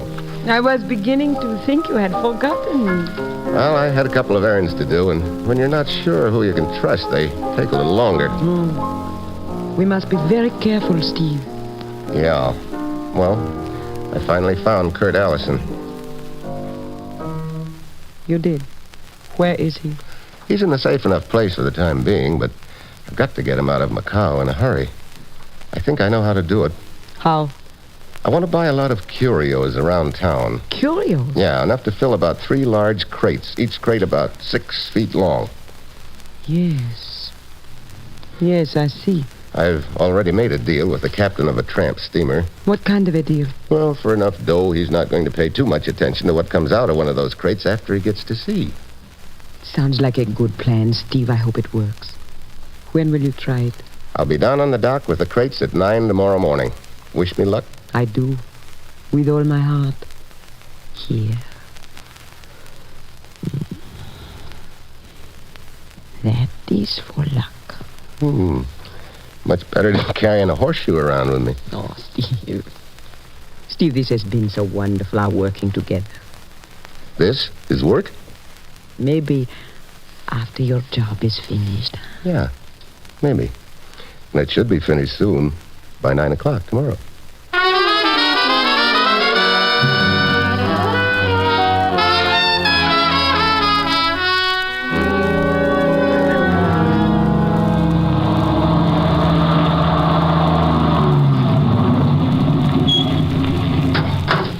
Okay, Chaska, get out your muscles. Let's get these crates unloaded onto the pier. Yes, Mr. Mitchell. Okay, we'll take this one first. You got it? Yes. Here we go. Easy now. This crate is very heavy, sir. Yeah. Okay, set it down here. Got it. Now the next one. Got a hold? Yeah. Here we go. Oh, this one is not nearly as heavy as the first. No, easy. Oh, here comes trouble. Ah, Mr. Mitchell. Well, my old friend, Lieutenant Nevis. Stand right where you are. Do not move, either of you. Huh? What is the matter, Lieutenant? Who are you? Right. My name is Casca. Mr. Mitchell hired me to drive this truck. I see. Well, Mr. Mitchell, you did not heed the warning I gave you last night not to interfere with the police. What do you mean, Lieutenant? Kami, Sita, tear those 3 crates apart. Hey, you can't do that. No. Hey, stop him. Cut it out, would you? Stand back, Mitchell. Stand back. But I tell you that... We have definite information that Mr. Allison is in one of these crates. You are trying to smuggle him out of the country. Oh, look. You will regret this deeply, Mr. Mitchell. Look, Lieutenant. There you are. You can see there's nothing inside but curios. There are 2 other crates, Mr. Mitchell. Faster, Kami. But that's all there is in the other crates, too. Your bluff will not work. He's not in the second crate either, And he must be in the 3rd. Look, you're making a mistake, Nevis. Because you have made the mistake. A big mistake. There. The 3rd crate is open. Now we shall see what... Why, There are nothing but curios in that crate either. You know, that's what I've been trying to tell you for the last 5 minutes, Lieutenant. But I do not understand. Well, the next time you better check a little closer before you go around busting up people's crates. I must apologize for my action. Yeah, okay. Chaska. Hi, yes, Mr. Mitchell. Take all this stuff back to the warehouse. It'll have to be recrated. Well, so long, Lieutenant.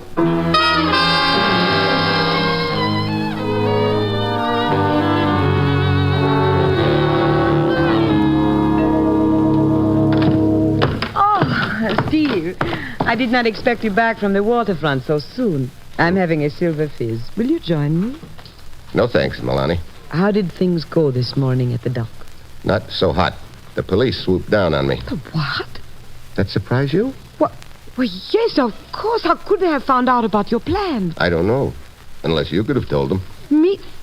Oh, Steve, you're joking. Yeah? Well, looks like our little partnership has come to an end, Milani. So long. But, Steve, Mitchell, stay right where you are. I was told in the States that a man with a limp was in on the deal. You must be the boy. Milani, Kurt Allison was not in any of those crates. What? Surprise, huh? It was a little test, Milani. You flunked it. Where is Sigrid? Right here, Melanie. Mr. Mitchell, you are a very clever man. Thanks. I presume you're the head man of this unholy three. Your presumption is correct. Yes, you are clever, but your cleverness has its limits. What do you mean? You know where Kurt Allison is hiding, and at present you are our guest. Therefore, we shall shortly know where Kurt Allison is hiding. Bartek the knife. Wait a minute. Stand still, Mitchell. Hey, could you ease up a little bit on that knife? You are a brave man, Mitchell. But even the bravest of men does not relish the entrance of a knife into the stomach. Look, Sigrid. Unless you agree to take us to Kurt Allison. At the count of 3, Bartek will bury his knife in you. No. 1. A little deeper, Bartek. 2. Wait a minute. Yes. Looks like I don't have much choice. A very intelligent observation. Allison's wounded. He's in a room near the waterfront. Take us to him at once. All right. Let's go.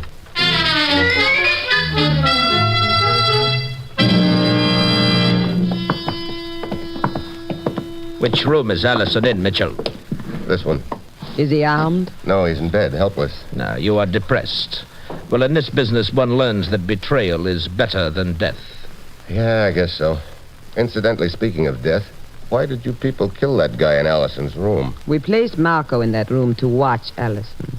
But he betrayed us. Open the door, Bartik. Yes. After you, Mitchell. Okay. Well, there he is, in the bed. Is he asleep? Or unconscious. I will take a look. Wait, this is not an American. Okay, Chaska. Yes. It is a trap. Chaska, take Sigrid. I'll get Bartik. Let go of me. Give me the knife. That won't do you much good. No! Stand still, Sigrid. One move and I'll blow your head apart. Wait, Sigrid, I help. Not so fast, Milani. You let me go. Sit down. Sit down. You still have not won. You cannot get Kurt Allison past our men who are guarding every exit. You're a little late, Milani. What? Kurt is already safely out to sea. He what? Yeah. By now, he's probably made his report to the commissioner by radio. And when Lieutenant Nevis finds out that Kurt Allison saw Bartik kill Marco, I don't think he'll be interested in Kurt anymore. I don't understand what... That deal with the crates was more than just a trick to expose you, Milani. I figured if the police found nothing in the crates the first time they came through, they wouldn't bother with them the second time. I took the crates back to the warehouse. Allison got into one of them there. Stevie... You know, I had you pegged quite a while, Milani. You told me you'd been working with Kurt Allison, but you didn't react at all when I said Kurt had red hair. Chaska reacted, though. He said Kurt had brown hair. You know something? He was right. Then all this time you knew... I just went along with the gag. As a matter of fact, I needed you to set things up for me with the crates. And after all, you wanted to help me so badly, Milani. I decided the only decent thing would be to let you.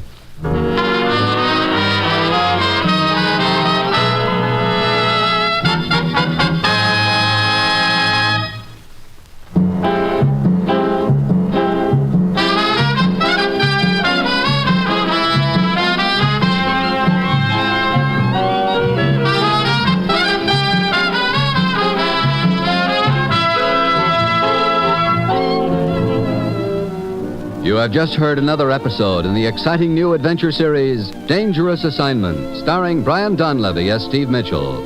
Dangerous Assignment is written by Bob Reif and directed by Bill Karn, with music by Bruce Ashley. Be with us next week at this time when Brian Donlevy, starring as Steve Mitchell, will embark on another Dangerous Assignment.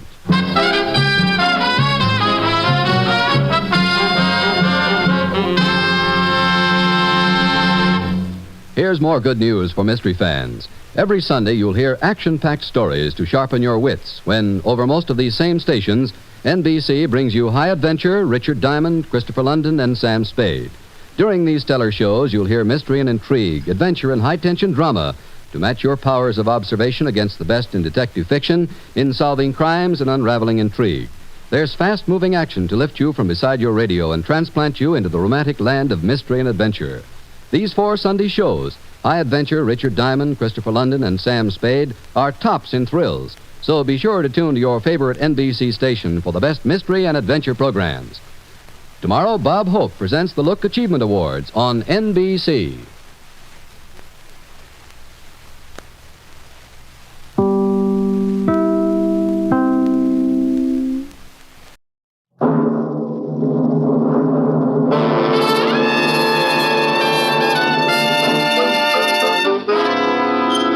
Dangerous Assignment, starring Brian Donlevy as Steve Mitchell.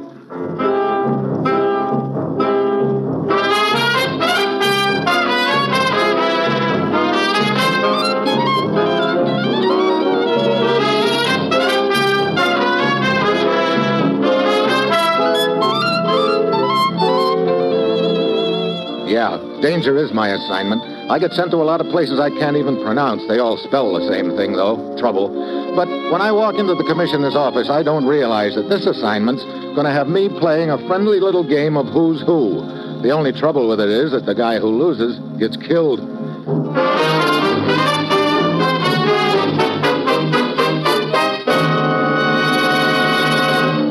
Morning, Commissioner. Booth said you had an assignment for me. I do. Steve, suppose you had a secret code. Yeah? And you suddenly found out it wasn't so secret. What? Suppose you found out that a hostile country had succeeded in deciphering it. What would you do? Well, I'd quit using that particular code. Would you? Well, wait a minute. No, I don't. If I knew that they'd broken the code, but they didn't know I knew, I think I'd keep on using it. Why? Well, that way I could send a lot of phony information that'd probably tie their strategy in knots. That's absolutely right, Steve, and that's just what's been going on for the last 6 months. What? Yes, 6 months ago, we found out from a very secret source that a certain country had broken one of our diplomatic codes, one we've been using with the French government. And we've been using that same code since, sending false information? Yes, we've managed to mislead that particular country on several vital issues during that period. Well, it sounds like a pretty neat little racket. It is indeed, and we'd like to keep it going as long as possible, but obviously, the success of it depends on their not knowing that we know they've broken our code. And that's why the whole thing is hanging in the balance right now. You mean they found out we know? Not yet. But unless we can prevent it, they're going to find out very soon. How do you mean? Somewhere along the line here in the States, there's been a leak, Steve. Somebody's found out our little secret. And right now is en route to a meeting with a representative from that other country to sell them that secret. Oh, great. Who is this guy and where is he now? We think that he or she's in London at the moment. He or she? Well, Steve, we haven't the slightest idea who this person is. Oh, you're really giving me a lot to go on, Commissioner. Well, right now, that's all the information we have. Do you know where this meeting is to take place? No. Huh. You say you think this character's in London. Have we any agents there? Yes, Slater's in London right now working on the deal. He's staying at the Regency Hotel. Get over there, Steve. Work with Slater. Try to find out who this person is, and above all, prevent that meeting from taking place. Well, that's it. You've got your assignment. Good luck.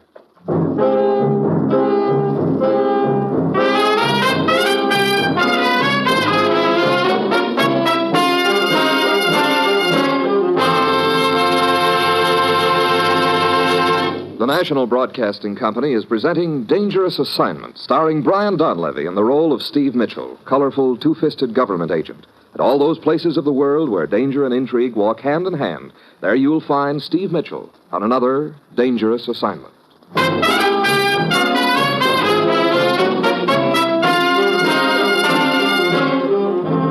Sure, I've got my assignment. Find somebody, we don't know who's on his way to a secret meeting, we don't know where. A real breeze. Well, it's Wednesday when I get to London. I head for Slater's hotel room. Sure glad to see you, Steve. I've been chasing so many smoke rings on this deal for the last few days that I'm groggy. But all of a sudden, things are looking up for us now. What do you mean? An old friend of mine blew into London from Eastern Europe last night. Triflis. Oh, yeah, that little international information peddler, huh? That's right. What I found out from him cost me plenty, but it was worth it. What'd you find out? The meeting is to take place in Athens, Greece, tomorrow night. Athens? Yeah. According to his information, our boy is going to be on the plane that takes off in 2 hours. Oh, Triflis seems to know just about everything else. Does he know who this party is? No, you know how these things go, Steve. You can find out a lot about events in this business, but as to the names of people involved, well, that's a different story. Yeah. One more thing. Do you have any information on where in Athens the meeting is to take place? No. As I understand it, Steve, the boy who's peddling the secret is to be contacted in Athens by their agent as soon as the plane lands. Presumably, the agent will set up the meeting with him then. I see. Well, I guess I'd better arrange myself space on that plane to Athens. Good work, Slater. See you in Athens. Right, Steve.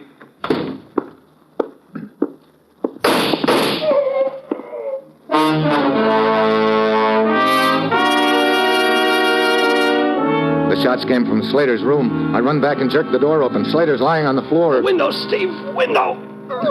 I head for the open window. There's a fire escape leading down to the alley, but there's nobody in sight. I go back to Slater, but one look and I know he won't be able to tell me who shot him. Slater is dead.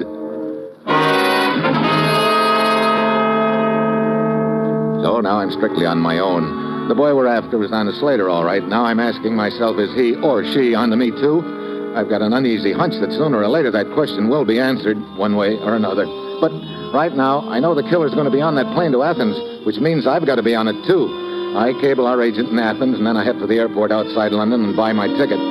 I've got half an hour until takeoff, so I drop in at the bar just off the waiting room. There's only one other customer at the moment, a girl down at one end of the bar. I slide onto the stool beside her. Hi. Hi. One for the road, huh? Yeah, how about you? Where I'm heading for, I'll need more than one. Oh, where's that? I got a job waiting for me in Arabia. Secretary to the boss of an oil company there. But you know, little Marty's having a tough time talking herself into taking it. Yeah, that's pretty rugged country. Yeah. So I'm keeping my eyes open. And if I find anything more interesting along the way, I'll take it. You mean a job? Leave us not limited. Well, now you've heard the story of my life. What's yours? Oh, just knocking around. Heading for Athens in about 20 minutes. Oh, good. Huh? We'll be plane mates. What? Look, I thought you said you were going to Arabia. Sure. By way of Athens. I see. A little out of your way, isn't it? Maybe. But I'm in no hurry. Like I told you, if I run into anything more interesting on the way, well... Yeah. Well, who knows, Marge? Maybe you will. I'll see you on the plane.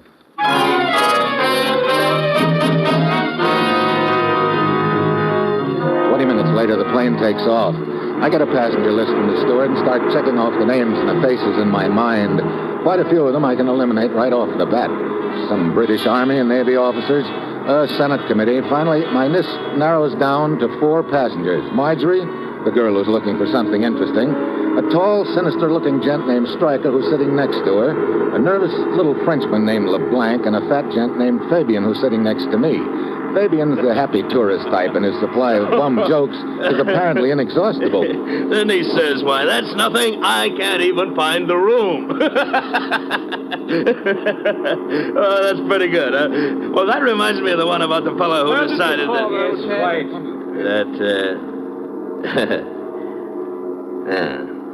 How do you like that? Won't even let me start it. And that's the trouble with these foreigners, you know. No sense of humor at all. You know what I mean? Well, I wouldn't exactly say that. Now, you're different. You're a fellow American. You know what I mean? I guess so. I mean, you got a sense of humor. Now, this joke I was about to tell... Yeah. You've got quite a stock of them, haven't you? Listen, when you're a traveling salesman, it isn't long before you find out just how important jokes are. You know what I mean? I mean, when it comes right down to it, you're not selling your product, you're selling yourself. Well, in your case, I'll bet you must be quite a salesman. Well, now, that's mighty nice of you. I'm not sure I get you, friend. Oh, skip it. What else do you sell besides yourself and your snappy sense of humor, Fabian? Oh, the right fountain pen, friend. Surely you've heard of us and our slogan. Slogan? Yeah. Right's right. Oh, fine. And that, of course, reminds me of the story about the woman who used one of our pens. Hey, aren't we turning off our course? Yeah. I wonder why. We're over the south of France right now, and it's fogging up on us quite a bit. We'll probably be down for a few hours. Well, that suits me all right. I can sell as many pins in the south of France as I can anywhere else. I can see one guy it doesn't seem to suit. Huh? A tall gent sitting next to the girl. He seems to be doing a little fancy fidgeting. Hey, say, I didn't notice before. Yes, the little lady. She's quite a looker, isn't she? You mean Marjorie? Oh, you know her? Uh-huh. You think I could make any time there? Well, she said she was looking for something interesting. Well, in that case, we ought to get along just fine together. Because if there's one thing I am, it's interesting. You know what I mean? No, but keep me in the dark. Know what I mean? The plane lands at a little emergency airfield. Nearby, there's a French village. All of the passengers troop in and head for the nearest bar. Hi, Steve. How you doing? Hi, okay, Marjorie. You know, I've got a guy who's just dying to meet you. His name is Fabian. Oh? Well, I hope he's more interesting than the tall gent who's been sitting next to me. His name's Stryker. But I had to practically beat that fact right out of him. Yeah, I don't think he said more than 6 words all the way. I noticed he didn't seem too happy when the steward told us we were going to land here. Yeah, I noticed that, too. How about a drink? Oh, sure. As soon as I freshen up. I'll see you a little later. Okay. Oh, my apologies, Monsieur Mitchell. I didn't see you behind me. Something you wanted, Lubeck? Well, no. I was merely passing by you when you turned around. Funny, you were awfully quiet about it. What do you mean? Also funny that you should know my name. No more so than you should know mine, monsieur. Yeah, I guess that makes us even one way or another. How about a drink? Merci, but I prefer not. LeBlanc scurries outside. Fabian over at the bar gives me a big grin and waves me over, but I've had enough of his know what I mean and lousy jokes to last me for the rest of the trip. After a while, I get tired of waiting for Marjorie and inhaling all that smoky air, so I go outside. The fog is swirling thickly around the place. I start walking, trying to fit together what I know so far, which isn't much. LeBlanc the Frenchman, Stryker the tall, silent guy, Fabian the jokester, and Marjorie. It could be any of them, or it could be none of them. Yeah, right now I'm beginning to wonder if I've taken the wrong plane. Then I hear it. Just a little sound, but enough to tell me I'm not on the wrong trail after all. The sound of a gun being cocked somewhere in the fog. I hit the ground fast. The slugs fan past me. I scramble to my feet and take off in the direction I think they came from. Suddenly I'm wallowing around in a muddy field. I can hear somebody else running, but in the fog I can't tell where. The mud gets gooier, but I keep going. Suddenly a hand shoots out and grabs my ankle. I spread eagle in the air. Too late, I see the rock on the ground under my head. I make a perfect 3-point landing.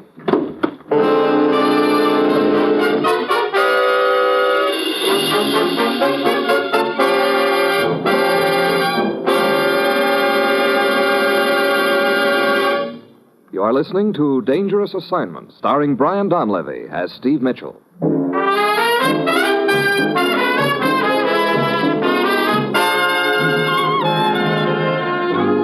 I don't know how long I've been out, but when I come to, I'm all alone in the muddy field, so now it looks like whoever I'm after knows a lot more about me than I know about him. But what I don't get is this. Why didn't he finish me off?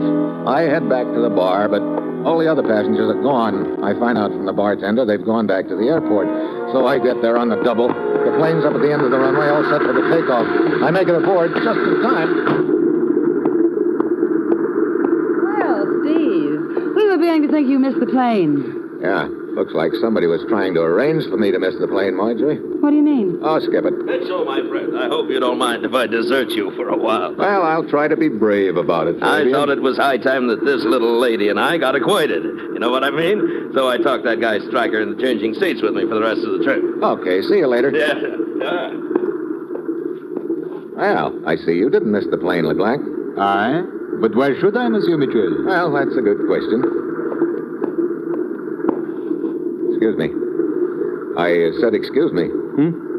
Oh, sorry. A bit wrapped up in my book, I guess. You mind if I squeeze by you? This is my seat next to the window. Oh, quite. Thank you. You're Stryker, aren't you? Oh, yes. Mine's Mitchell. Really? Fabian said he'd talked you into trading seats with him. I say, old boy, if you don't mind, I am trying to read. Sure, not a bad idea. Let's see, I think I left my newspaper here on the floor. Yeah. Here it is. Uh-oh. What stopped me cold is Stryker's shoe beside the newspaper on the floor. There's mud on it, and it's the same color of mud as that in the field where I was chasing the person who shot at me. So Stryker at this point has just been promoted to number 1 on my suspect list. It's a long haul to Athens, but I don't close my eyes for a second all the way. Sitting next to a guy you think could be a killer is not exactly conducive to snoozing. Finally, the plane lands in Athens. I get off first and hurry into the waiting room. According to what Slater had found out before he was killed, this is the spot where the contact is to be made. I look around the waiting room. Several people are lounging around, 2 guys over in one corner, a third standing in front of a poster, a woman with a baby. Any one of them could be the agent. Now the rest of the passengers file into the waiting room. Marjorie's first. She doesn't talk to a soul, but heads straight for the newsstand, picks out a magazine and starts looking at it. Next comes Fabian, the fat boy. He walks straight through the waiting room and into the limousine outside. Stryker follows him directly to the limousine. Then comes LeBlanc, but he stops in the waiting room and talks to one of the men there. The gent turns and leaves. LeBlanc starts out the door. I catch up with him outside. Let go of me, Mitchell. So you're my boy, LeBlanc. I said let go of me. What? Well, complete with gun, huh? Oui, complete with gun. And now to keep you in order, my friend. Handcuffs? Hey, what is this anyway? Since you seem to be aware of my identity and attempted just now to detain me forcibly, it follows that you are undoubtedly a criminal, wanted in one country or another.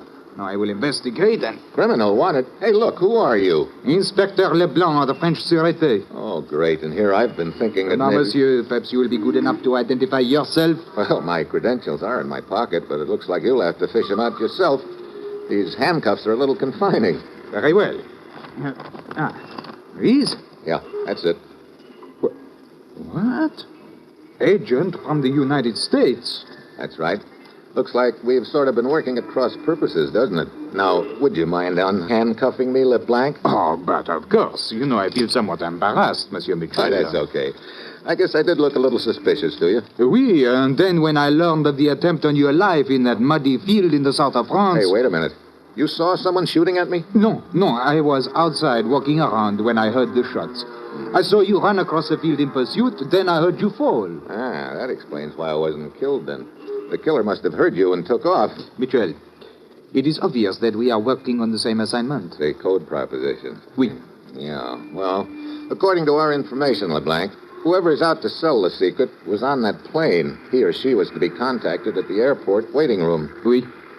Now, with you off my suspect list, that narrows it down to 3 people, Stryker, Fabian, and Marjorie. But none of these 3 people spoke to a single person in the waiting room. I know it. That's what bothers me. Incidentally, who was that guy I saw you talking to, LeBlanc? Oh, that was one of my men, Mitchell. I had ordered him to try and discover who was to contact one of the passengers, but he was unable to do so. I don't get it. None of them did talk to anyone. They got in the limousine and... Mitchell. What's the matter? The limousine. While we stand here talking, we have let them slip right through our fingers. You mean the contact might be made in the limousine? Oh, at some other point. Any one of them could have the driver drop them off at the meeting place. Well, matter of fact, I sort of hope that's what happened, LeBlanc. Makes things easier for us that way. Easier for us? Are you insane, Mitchell? Not more than usual. Come on, let's go to the hotel, LeBlanc. I'll show you what I mean.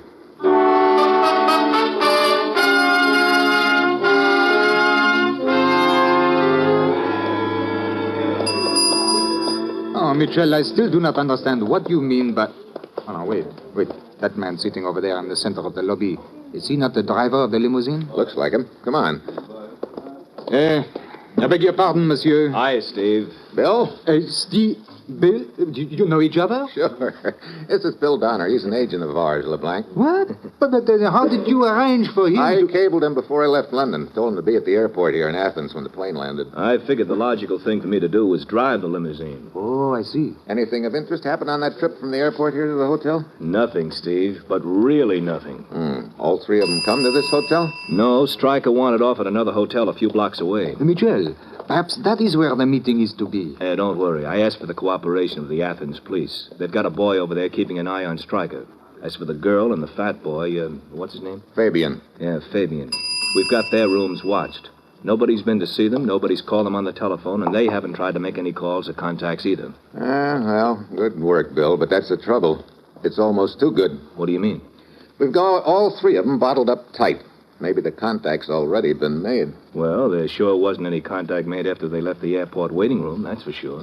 And Michel, how could any contact have been made inside the waiting room? We observed all three of them. They did not talk to a soul. The two men went directly to the limousine. The young lady paused only long enough to glance at the magazine at the newsstand. Hold it a minute. Wait a minute. Magazine, newsstand. Hey. Steve, you think she could have gotten a message out of the magazine she was looking at? I don't know. They'd really have to be sure she got the right magazine, but what I'm beginning to wonder is if the contact might not have been a visual one. Visual? I don't follow you, Mitchell. Well, something in that waiting room that would give whoever was looking for it a clue as to the meeting place. But what could it be? I don't know, maybe nothing, but it's worth a chance anyway. I'll see you later.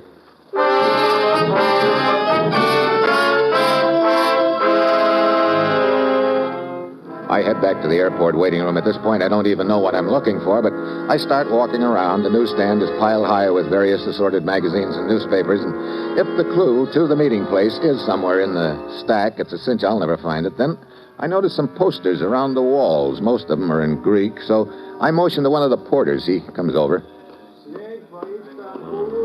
You speak English? Like a citizen. Good. How about doing a little translating for me? Translating? Sure. What's to translate? That poster there on the wall, what does it say? This movie poster, my favorite. Huh?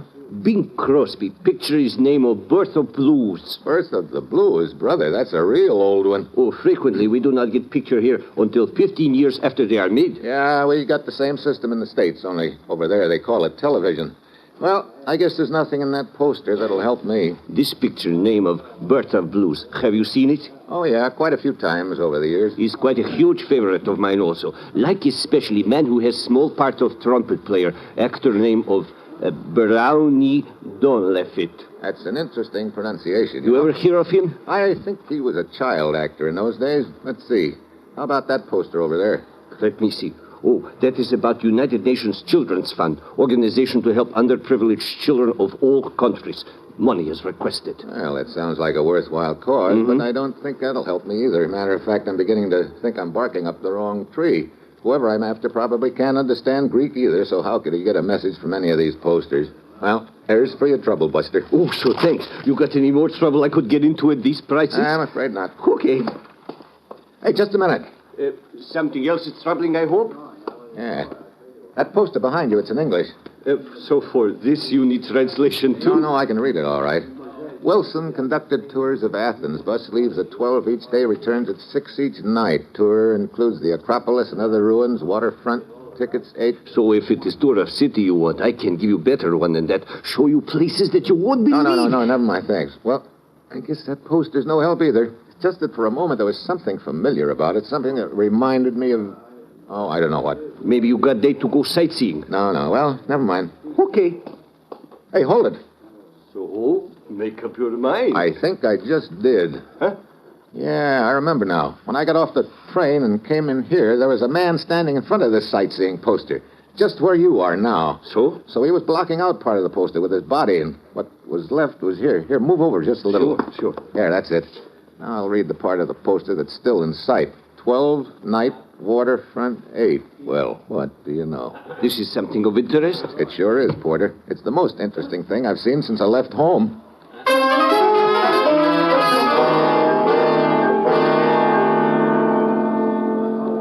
12, night, waterfront, 8. That's it, LeBlanc. And when freely translated, it means Pier 8 at midnight in my book.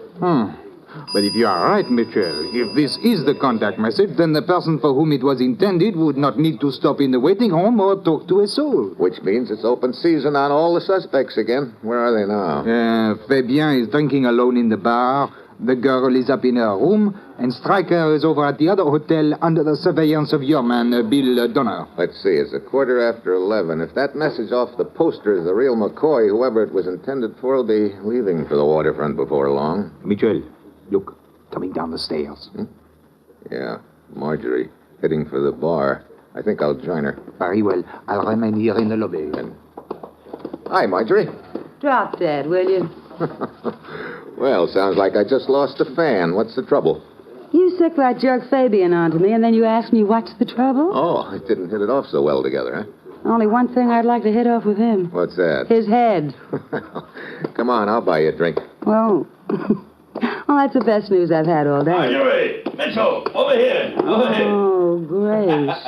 What are you, Fabian's agent? Not exactly. Come on, one drink with him won't kill you. You want to bet? Well, now, this is just fine. I was hoping a friendly face would come along and have a drink with me. Heard any more jokes lately, Fabian? Ouch!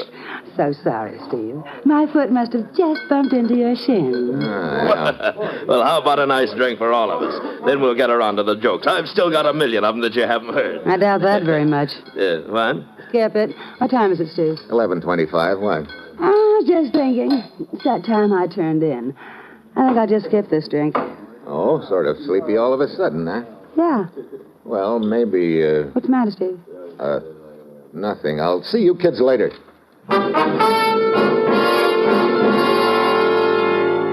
But right now, something is the matter. Standing there in the bar, I can see out into the lobby, and I suddenly notice that a chair out there is empty. It's the chair LeBlanc was sitting in. I go out into the lobby, but he's nowhere in sight. The clerk tells me he went out just a minute ago. Suddenly, I get a wild idea. I head for Pier 8 at the waterfront. It's a few minutes before midnight when I get there, and out near the end of the pier, I see a cigarette glowing in the dark. Probably the foreign agent with a fistful of dough waiting to buy the information about the code. I slip into the shadows and wait. A couple of minutes later, I hear it. Steps on the pier coming my way. This could be the person I've been after, at last. Then I see a figure looming up out of the dark. I wait until it's right beside me. Then I jump. LeBlanc. Michel. So that wild idea wasn't so wild after all. What are you talking about? You, mostly. I suddenly noticed that you'd left the hotel, and it occurred to me you might be my boy. What? Michel, that is absurd. I had a perfectly good reason for leaving the hotel in a hurry. Oh? What was it? Your man Donner sent word from the other hotel that our suspect there, the man called Stryker, was checking out. I proceeded over there immediately and followed Stryker to the airport. But when he boarded a plane for the Far East, I realized that he could not be our man, since he had as yet made contact with no one. I see. I returned to the hotel, but you were gone. Then I remembered the message on the poster you had told me about, so I proceeded here. Well, your story sounds all right, LeBlanc. But of course, because it is true. Oh, no, Mitchell, do not let your imagination play tricks on you. I'm trying not to, LeBlanc. What is it? Hold it.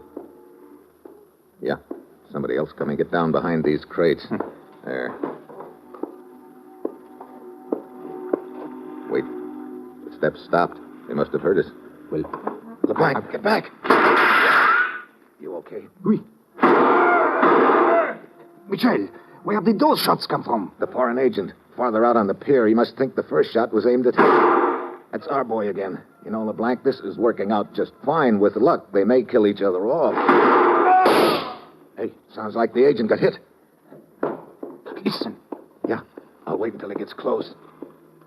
Now! Fabian! Let go! Drop the gun, drop it! I will kill you! I've got your wrist locked. Pull that trigger now and you'll... Michel, he shot himself. Yeah, trying to do likewise to me. Are you all right? Yeah. So Fabian the jokester was our boy. Looks like in the long run the joke was on him, but at least he turned out to be a very obliging guy. Obliging? Sure. He killed the goose who was going to lay him the golden egg, and then he killed himself. Come on. I want to take a look at this other guy. Well, Mitchell, it appears our secret is still safe. Yep, both seller and purchaser of same are out of business. Well, here we are. Shine your light down on the pier. Very well. Oui, I recognize him. He's a well-known foreign agent. You mean was? Yeah, I've seen his picture before. Wait a minute. This envelope in his hand. Hey, pretty bulky. Michel. American money. The envelope is bulging with it. $1,000 bills. 15 of them. They really must have figured that Fabian's secret was worth plenty, all right. At a time like this, it would be convenient to be soldiers of fortune rather than government agents, Michel. Yeah. It'd be a tiny little sum to slip into our pockets, wouldn't it? But I've got a much better idea, LeBlanc. A poster I saw in the airport. Poster? Oh, you mean the one of which you read the message about this meeting place? No, another one. Advertising the United Nations Children's Fund, an organization to feed and clothe underprivileged and displaced children. According to the poster, they need dough, and here's $15,000. No, that is a splendid idea, Mitchell. You know, I am certain that this dead agent's government could have no possible objection if this money were used for such a noble purpose. Well, after all, LeBlanc, they're always yapping about how interested they are in the little people. So we're just taking them at their word.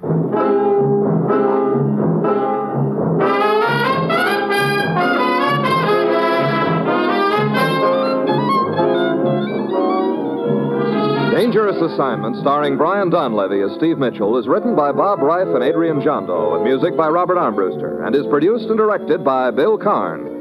Be with us again next week at this same time when Brian Donlevy, starring in the role of Steve Mitchell, will embark on another dangerous assignment.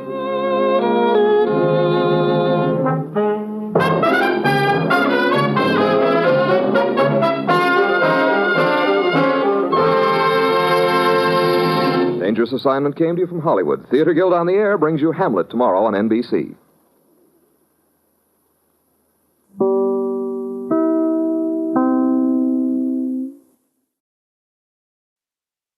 Now, a full hour of Mystery Adventure, the Saturday night feature of NBC's All-Star Festival.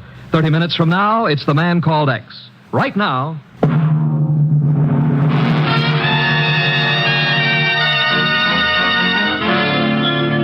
Dangerous Assignment, starring Brian Donlevy as Steve Mitchell. Brought to you by the makers of Anacin for fast relief from pain of headaches, neuritis, and neuralgia. By Chesterfield, the only cigarette that combines mildness with no unpleasant aftertaste. The cigarette that brings you Bing Crosby and Bob Hope. By your local Ford dealer, who is now displaying the new 1951 Ford, the car that's built for the years ahead. And by RCA Victor, world leader in radio, first in recorded music, first in television.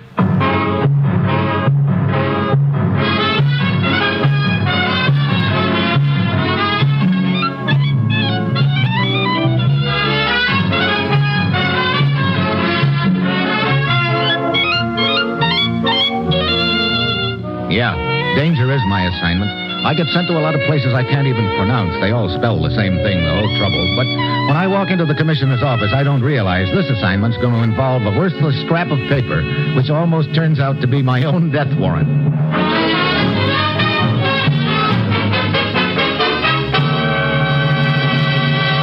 Morning, Commissioner. Steve, I suppose I pulled you right out of a big deal, as usual. No, matter of fact, it was all very innocent this time, Commissioner. I was out getting some new furniture for my apartment. You were what? Sure. I just bought a coffee table with a lazy Susan. Really? Well, on second thought, Susan wasn't so lazy after all. That's what I thought. Well, Commissioner, I've finally gotten the jump on you. How's that? You're always calling me in here and sending me off into the wild blue yonder, so this time I'm ready for you. I'm all packed up and I've got my passport in my pocket. Now, what wild and woolly spot are you sending me to this time? Richmond, Virginia. What? You heard me, sir. Richmond, Virginia. Great. That's what I get for trying to be a mastermind. Okay, so I unpacked. I wouldn't do that just yet, Steve. You start in Richmond. Where you end up is anybody's guess. What's the deal? Ekman's in this country. Ekman? Hasn't anybody done the world a favor by knocking him off yet? Steve, you know as much about Ekman as I do. He's part-time foreign agent, part-time international information peddler. He's smooth and tough, and he's been in our hair for longer than I care to remember. What's he doing in the United States? Can you think of any reason why Ekman would steal an old Civil War map? Civil War map? Are you kidding? We know Ekman went to Virginia. We also know he managed to crash a fancy dress ball given by a Colonel Carruthers there. After the ball, this map was missing from the wall of the Colonel's study. But I still don't see how a Civil War map could be important enough Neither do I. That's why you're going to Richmond. Now, Steve, get down there. Talk to Colonel Carruthers. Then go anywhere and do anything you have to get to the bottom of this whole deal. Well, that's it. You've got your assignment. Good luck.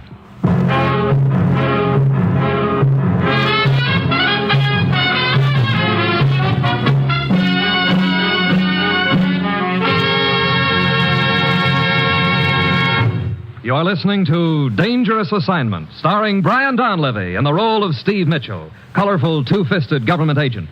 At all those places of the world where danger and intrigue walk hand in hand, there you will find Steve Mitchell on another Dangerous Assignment.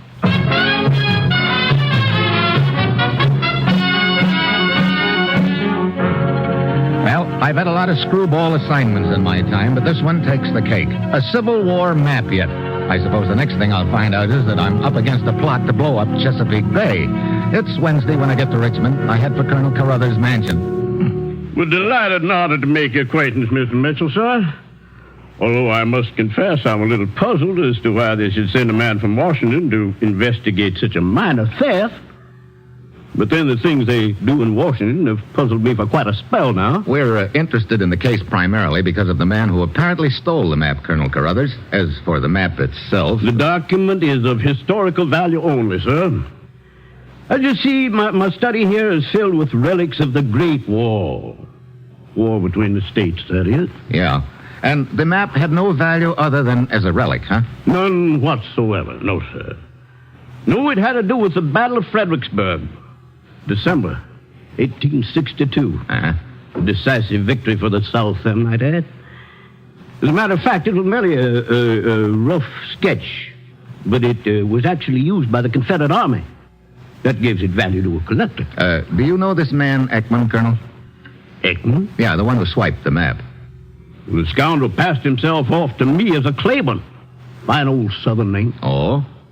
He claimed to be writing a book on the Battle of Fredericksburg.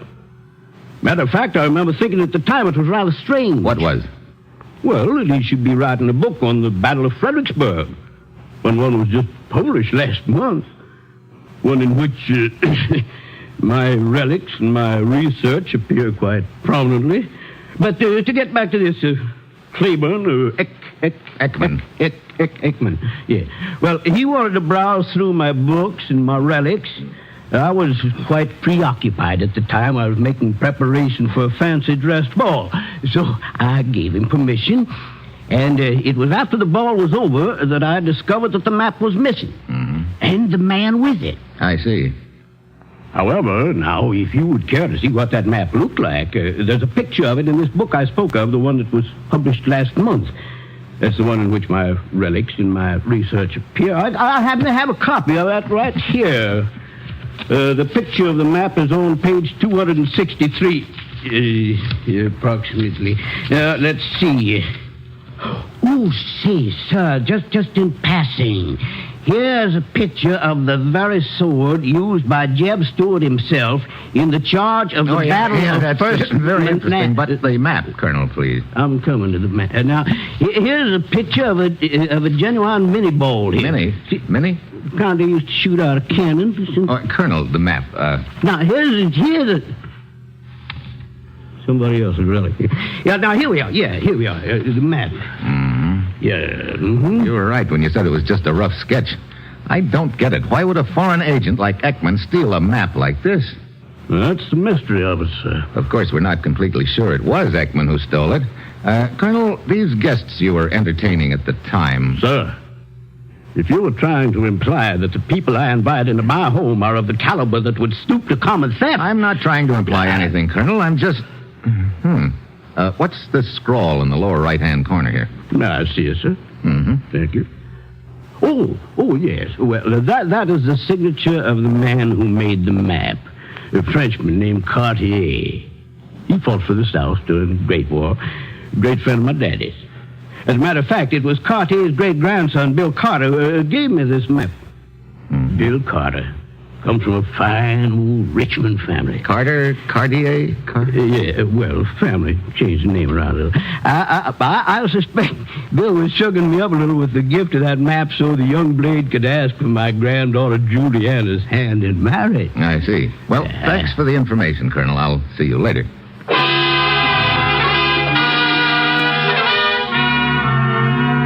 I leave Colonel Carruthers' house still as much in the dark as when I came. Why Ekman would steal a map 90 years old is a way beyond me, but there must be a reason. I've got to find out what it is, which means that first I've got to find Ekman. So I start checking. 3 hours and $25 later, I find a cab driver who remembers taking a man answering Ekman's description to the Colonel's house last night, waiting for him a few minutes, and then taking him to a hotel in Richmond. I try the hotel, but Ekman's just checked out. The clerk remembers, however, hearing him inquire about the sailing time of a ship named the Southern Empress from Norfolk. I get there just as the ship is hauling in her gangplank, but I make it aboard the last second and head for the bridge and the captain. No, Mitchell, there's no Claiborne on my passenger list, and no Ekman either. That doesn't surprise me, Captain. Ekman used the name of Claiborne in Richmond, and he could be using another name now. You sure he's on this ship? Pretty sure. Well, you've written down his description for me. I'll pass it along to the rest of my officers. Okay, I'll nose around the ship and spread the word among the stewards. I think that would be your best chance. Incidentally, where are we heading? Lisbon, Portugal. Lisbon? Does that make sense to you? This man Ekman, I mean, is That where you figured he'd be heading? Lisbon, Coney Island, what's the difference does it make? Right now, nothing about this deal makes sense. Well, I'll check with you later.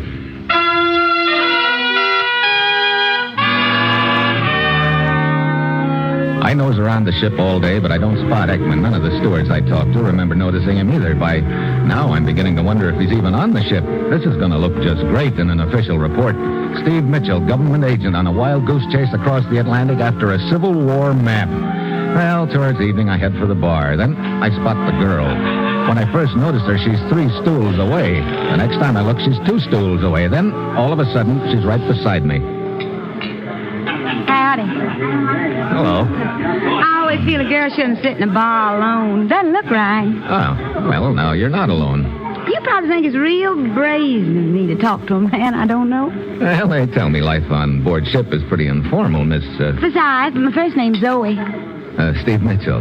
Now, isn't that one? That one? I just knew your name would be Steve. Oh, don't ask me how. I just knew. Well, you're one up on me there. I didn't just know your name would be Zoe. You enjoying the boat ride, Stevie? Oh, not particularly. How about you? Sounds like this is the farthest you've ever been away from the Mason-Dixon line. Oh, now you're just poking fun at me, Stevie. But I think I have myself a mighty fine boat ride. Sure enough, I can manage to make me some friends. Poor little helpless girl like me, she needs friends wherever she is. I tell you for sure. You don't look very helpless to me, the way you've been downing those straight shots. Oh, those are just to give me some courage, Stevie. I'm naturally such a shy little old person. Yeah, I can see that. You on a vacation, Zoe? Uh-huh. How'd you happen to pick Lisbon? Now, isn't that one? I couldn't in all the world tell you why, Stevie. I just stuck a pen in a map and it said Lisbon. I see. You know, this life aboard the boat, it's all so new to me. Sometimes I wish I'd stayed right at home. Body gets to feeling so helpless. So now we're back on that helpless routine? Oh, but I really am, Stevie. Why, you wouldn't believe it, but I can't even get that little old door on my stateroom lock. 35B, that is. That lock just won't seem to work right. Isn't that awful? Well... As a matter of fact, I think I ought to go try it again. I just know I won't be able to make it work right. Maybe sooner or later I'll find me some nice person who can help me. I don't doubt it. I'll see you later. You never can tell. That's quite a number, friend. Huh? I say, the little lady, she's quite a looker, isn't she? Well, she's looking all right. Cully's the name, friend. John J. Cully. Mitchell's mine. How are you? Oh, well, I've had a little bout with my stomach right after we put to sea, but I'm feeling much better now. See, this is my first boat trip. I've ridden every railroad in the United States in my time, but never out on the Bridie. Yes, it's quite an experience, yes, sir. You travel a lot? Oh, yes, sure do. Here's my card, friend. John J. Cully, Acme Button Company. Well, you sell buttons? Well, I don't give them away. Oh. Yes, I figure I've sold an average of 2/3 a button to every man, woman, and child of the United States. Quite a record. But what good's 2/3 a button? Oh, say, you're mighty quick on the uptake there. Yeah, I'm a car. You ought to be shuffled and cut. Oh, fine. You know, you and I speak the same language, friend. Thanks. Yes, I've sold buttons in every state there is. Now I'm going over to do the same thing in Europe. The zipper doesn't have you scared, huh? Well, sir, that used to be a dirty word to me. But the way I've got it figured out now is this is a big world, friend. There's room in it for the zipper and the button. Well, that's reassuring. You know, our president said to me not a week ago, he called me into his office, he did, plunked me down in the chair, and then old S.H. says, S.H., that's our president, says to me, J.J., that's you. Right, yes. Says to me, go out, J.J., go out and button up the world. It's a great thought, isn't it? Oh, inspiring. I beg your pardon, Mr. Mitchell. Oh, Captain. Excuse me, Mr. Cully. Oh, yeah, sure thing, friend. Keep them flying. You mean keep them buttoned? What is it, Captain? You know that particular passenger you're looking for? Ekman? Well, there's a man in 31B who answers the general description, but his name is Pettibone. Thanks, Captain. I'll pay him a little visit.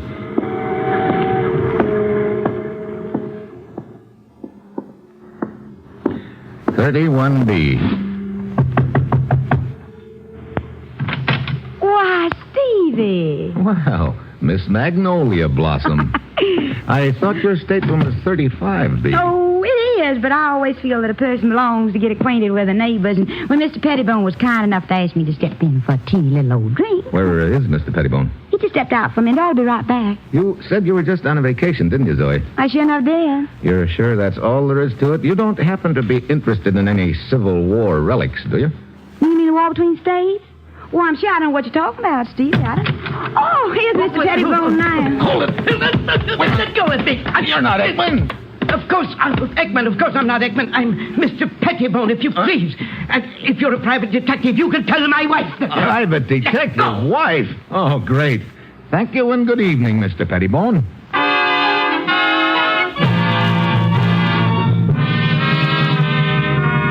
I go back on deck and I realize I'm getting nowhere fast. The old feeling that this whole thing is some kind of a gag starts gnawing away at me again. Then the captain sends word to me that the mate has spotted another passenger who answers Ekman's description, a man in 42B. So I head below again, probably another wild goose chase, but I've got to follow it up. I knock. No answer. Door's unlocked. I go inside. Stateroom's dark, and I catch a whiff of a heavy Swedish smell. I flick on the lights. The room is all torn up. Then I hear a sound behind me. I start to whirl around, but too late. Something hard connects over my right ear, and I hit the deck.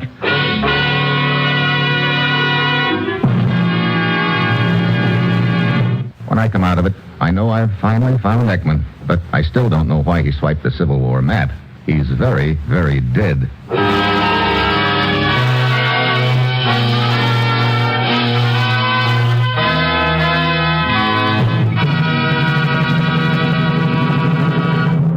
Have you ever wondered what Hope says to Crosby? Let's listen and find out.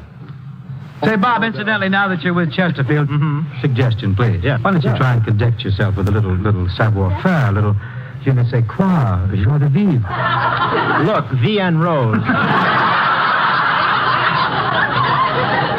Don't try to dazzle me with that stale French of yours. I could dazzle you with English, Bob. Dazzle be enough out of you. Seriously, friends, Skinflint and I, we do agree 100% on this. Chesterfields are milder. And they leave no unpleasant aftertaste. So always buy our cigarette, Chesterfield. The best cigarette for you to smoke.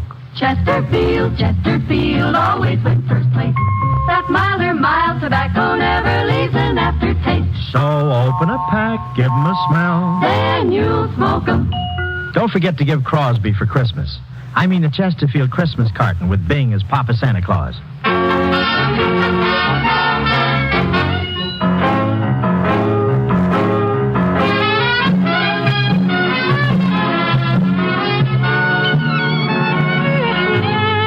Now back to Dangerous Assignment and Brian Donlevy as Steve Mitchell.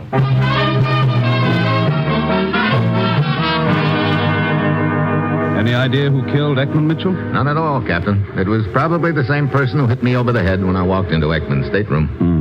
Now, whoever it was couldn't have gotten very far from Ekman's room. What do you mean? Well, I came down the passageway just about a minute after you went into the stateroom. There was no one in sight. Let's see. Who are some of the passengers whose staterooms are near Ekman's on B deck? Well, Ekman's stateroom was 42B. There's a Miss Forsyth in 35B. Yeah, the Southern Fried Chicken. And a Mr. Pettibone in 31B. Yeah, I've already met Mr. Pettibone, too. I believe that most of the rest of the passengers from that area were up on deck when it happened. Well, so now I'm worse off than ever before. Now I don't know who's got the map. I wouldn't say that. What do you mean, Captain? You have the map. I have the... Now, look. Take a look in this envelope. Hey, the map.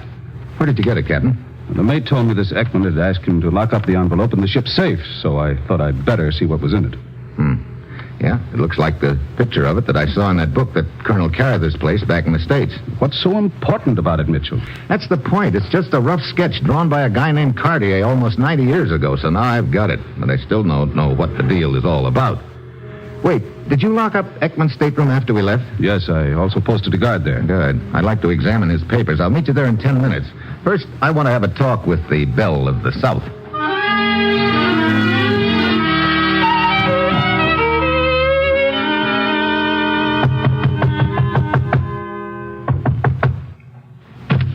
Well, I say. Hello, Zoe. Now, I just bet you finally came to see if you could help me fix that little old lock on my door. Well, not exactly. Oh? Zoe, the last time I saw you, you were in Mr. Pettibone's stateroom. How long did you stay there after I left? Well, only a minute, Stephen. Mr. Pettibone, he was quite disturbed about your visit. He seemed to think you were a nasty old private detective or something like that. I told him I wouldn't pay you no never mind. Why do you ask? Because not long ago, a man was killed just a few staterooms away. Oh, me? The things that can happen on a boat. Yeah. The things that can happen on a boat. I suppose you wouldn't be knowing anything about it. Well, Stevie, whatever do you mean? What's the matter? Nothing. You got a cigarette, Zoe? What? No, shucks, I'm all out. I see. Where are you going? I'll see you later, Zoe. Well, I do declare if you aren't the strangest man I ever did.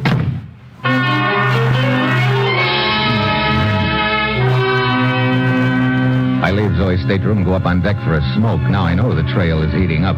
I caught a whiff of the same aroma in Zoe's room that I'd noticed in Ekman's room, and now I've got the smell pegged. It's Turkish tobacco.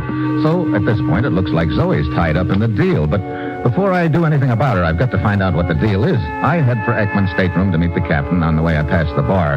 Cully, the button king, flashes me a big grin and waves me to come over, but I've got no desire to talk buttons at this moment, so I keep walking. The captain and I go over all of Ekman's papers carefully, and finally, I find something. What is it, Mitchell? A letter, Captain. Written by a guy named Corelli in Lisbon, and addressed to Ekman. It refers to certain interests who are willing to pay for proof. Proof of what? It doesn't say. It also mentions an Ortigue family in Lisbon and says they're willing to add a big bundle of money, too. You think that the Civil War map is somehow connected with all of this? I think it is. It could be the proof this Corelli talks about in that letter, but proof of what? I don't even have a glimmer right now. When do we dock in Lisbon? Tomorrow morning. You know, I got a hunch that shortly after we dock, this Corelli's going to receive a visit from Ekman's partner. But Ekman's dead. I know. That's why his partner has to carry on with the deal. But do you know who this partner is? Yeah. Who? Me.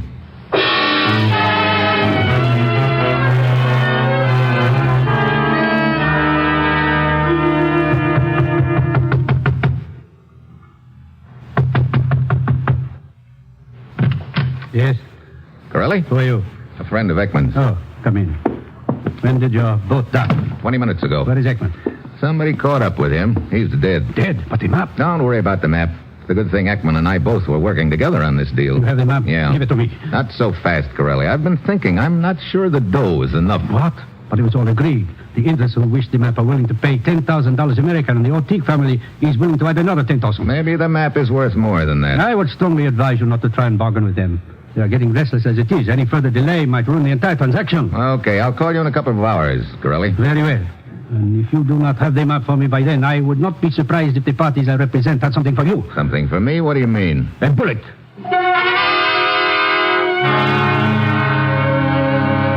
So, now I've made the contact, but I still don't know why the map's so valuable.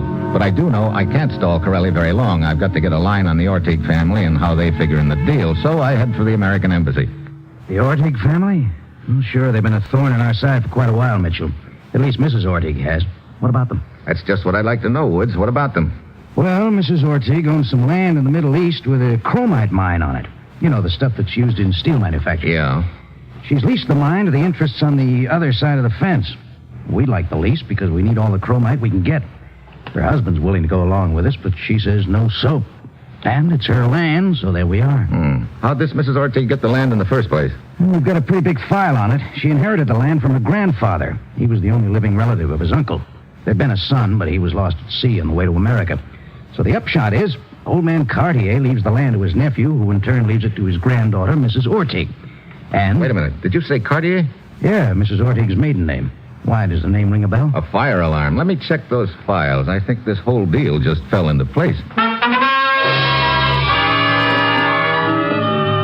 I go through the files, and 10 minutes later, I've got the answer. I go out and get into my car.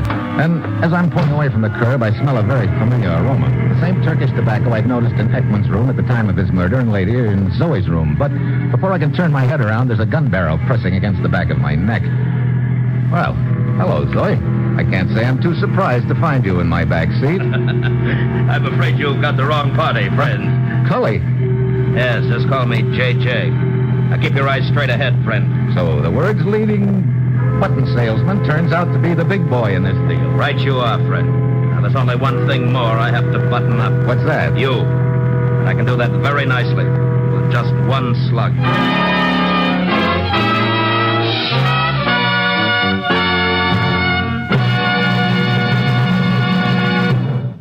Here's a word from RCA Victor. Only 6 shopping days before Christmas. But that still gives you time to adopt the RCA Victor plan for 365 Christmases every year. Just hie yourself to your RCA Victor dealers on Monday and acquire that perpetual Santa Claus, the gift that keeps on giving every day, every year to everybody. An RCA Victor million-proof television set. You'll have your choice of 18 different members of the RCA Victor Royal family of television. Every one is a superb value. But if you're a real wizard at investment, you'll choose a magnificent combination, which gives you RCA Victor console radio and console phonograph right along with your RCA Victor television, all in one beautiful cabinet, and for far, far less than you'd pay for separate instruments of comparable quality. Whichever RCA Victor set you choose, it'll make every day feel like Christmas for everybody in your family. See RCA Victor million-proof television.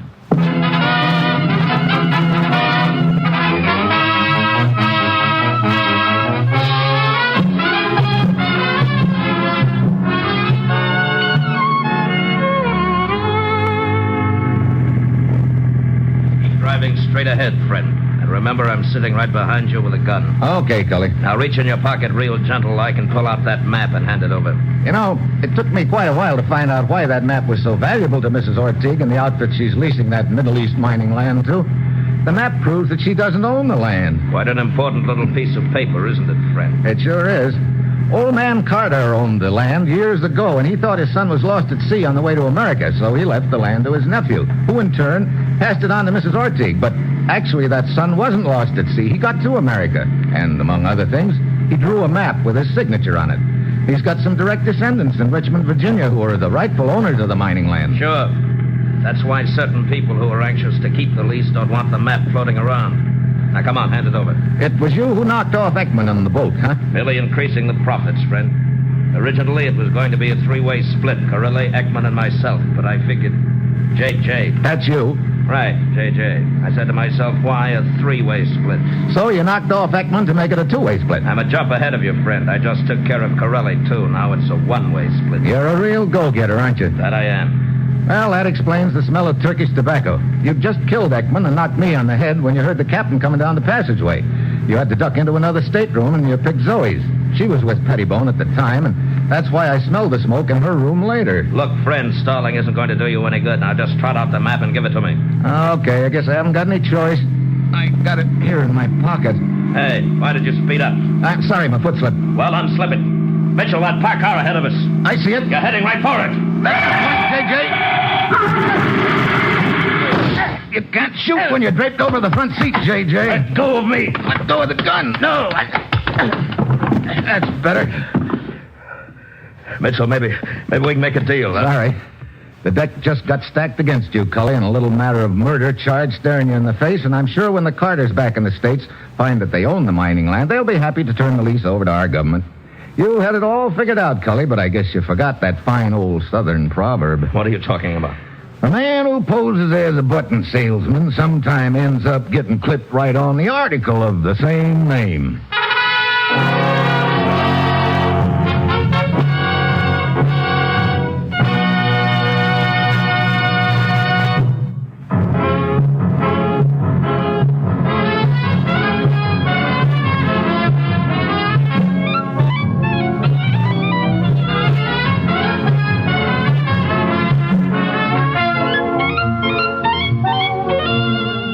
Dangerous Assignment, starring Brian Donlevy as Steve Mitchell, is written by Bob Reif and Adrian Jondo, with music by Robert Armbruster, and is produced and directed by Bill Karn. Be with us next week at this same time when Brian Donlevy, starring in the role of Steve Mitchell, will embark on another Dangerous Assignment.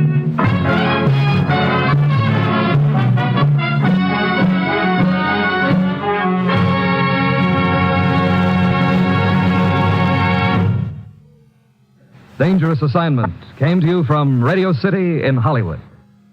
Now, more mystery on NBC's All-Star Festival. Stay tuned for Herbert Marshall as The Man Called X. This is NBC, the national broadcasting company.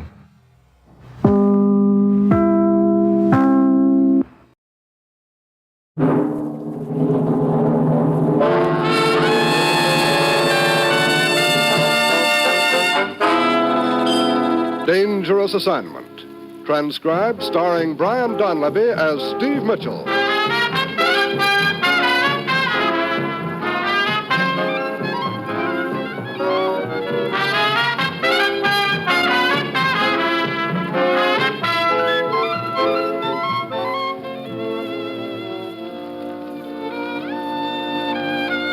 Yeah, danger is my assignment. I get sent to a lot of places I can't even pronounce. They all spell the same thing, though, trouble. But when I walk into the commissioner's office, I can't realize that this assignment's going to wind up with me trying to decide whether I'd rather get run over or shot.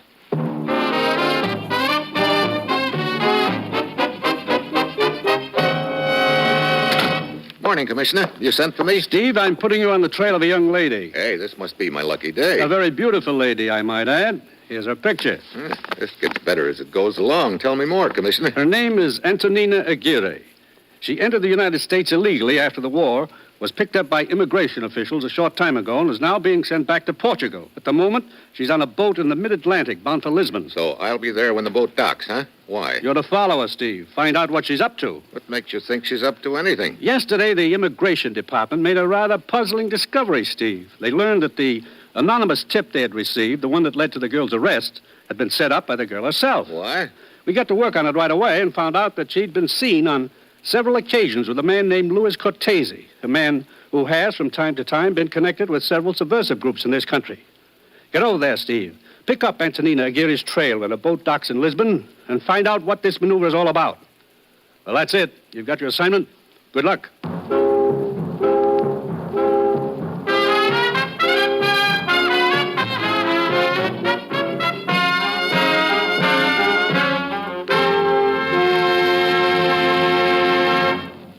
The National Broadcasting Company is presenting Dangerous Assignment, starring Brian Donlevy in the role of Steve Mitchell, colorful two-fisted government agent. At all those places of the world where danger and intrigue walk hand in hand, there you will find Steve Mitchell on another Dangerous Assignment. Thursday evening brings a host of entertainment over this NBC radio station. There's comedy fun with the Andersons when Robert Young portrays the title role on Father Knows Best. Roy Rogers brings Western music and adventure from the Double R Bar Ranch in Paradise Valley. Ralph Edwards adds to the fun with an hilarious laugh-filled session of Truth or Consequences.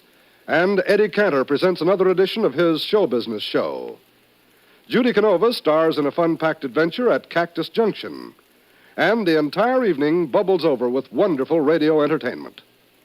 So make it a date to hear all of these enjoyable programs every Thursday night on most NBC stations.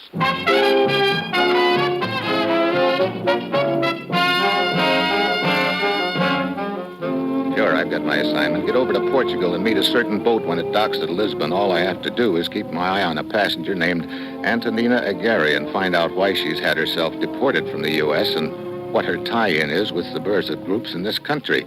It's late Friday afternoon when my plane lands and I hustle over to the docks. The boat pulls in a couple of hours later. I wait around another 15 minutes and then I spot Antonina trotting down the gangway. Two representatives of the law meet her and there's a brief conference. Papers are signed and finally she's sent on her way. An hour later, she's aboard a northbound train rolling out of Lisbon. I'm in the same car a few seats away. Howdy, Pilgrim. Is this seat taken? No, help yourself. Here, I'll move my coat. Oh, thank you. Yeah. Excuse me, I'll just put my bag up here on the rack and I... I step on your foot, neighbor?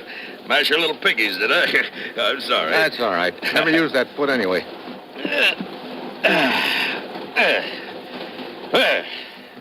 Sure does feel good to sit down, yes, sir. Am I crowding you, Pilgrim? A fat boy like me needs a lot of room, you know. Can I offer you a cigar?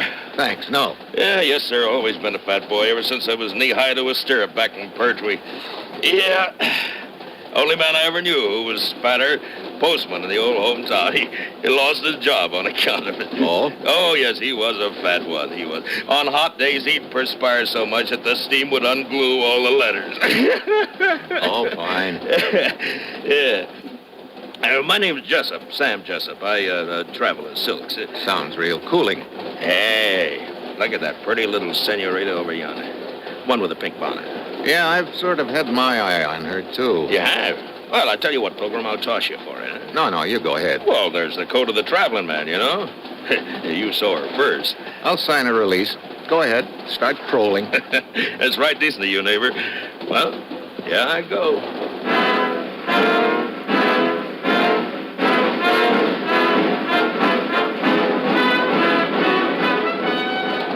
There's an empty seat next to Antonina, and Jessup plops into it. He goes into his pitch, but the girl isn't paying too much attention. Finally, it's easy to see she's getting annoyed, which is just how I figured it.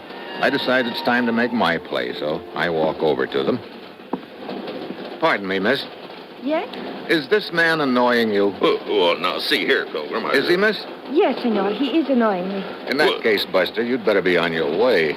Well, by jingles, if I don't beat all, I never... On your feet, Pilgrim. Well, I've been Pearl Harbor, that's what. That's the sneakiest attack I ever did. Sure. Now move on, huh? Move. Code of the traveling man don't mean a thing anymore. Not a thing. Thank you, senor. It was very kind of you. Sometimes these Americans... Oh, I am sorry. Oh, that's okay. I have met so many very fine people in your country. Oh, you've been to America? Yes. I'm on my way home now. I come from Coimbra, a town to the north of here. Got a little lonesome for the old sights and familiar faces, huh? No, it is not that. My father has become ill. Someone should care for him. But you, senor, you have been here long? No. Seems like I just stepped off the plane somehow. I'm here on business. Well, tell me about it. Well, I'd rather talk about the United States. You've been to California? To Hollywood? Hollywood, sure. Very good friend of mine lives there. Good old Darrell. Darrell Schwartz. He runs a meat market on Fairfax Avenue. Sweet fella.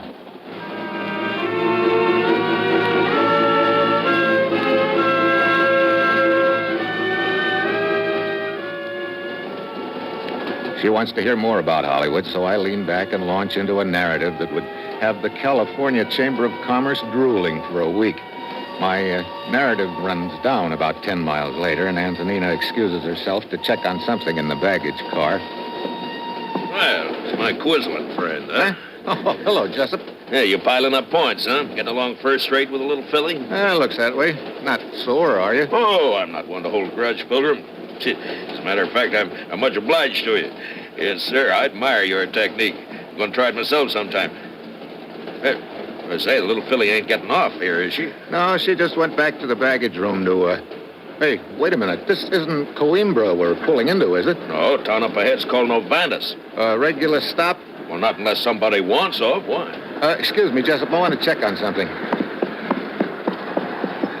I hurry through the train towards the baggage car, and when I get there, the train has grown to a stop. No sign of Antonina. I stick my head out the door and look down the tracks, and then I spot her running past the depot. I take off after her on the double. I lose sight of her as I sprint around the station platform. I'm pretty sure she's headed into town, so I do likewise. It's, well, after midnight, and the streets are deserted, all of which makes it easy for me to pick her up again. But it seems someone else has the same idea. A car up ahead suddenly sweeps around the corner. A gent jumps out and grabs Antonina. Please, let me go. You heard the lady, Buster. Let's go. Look out, senor, a knife. I'm doing my best to make him drop the stiletto and still keep an eye on Antonina, who is now starting to back away down the street. That's why I didn't notice the guy who slips up behind me and jumps on my back. We all land in a heap on the sidewalk. I'm just getting to my feet when a size 12 foot catches me under the chin. I topple back, crash through a wooden railing, and drop into somebody's cellar.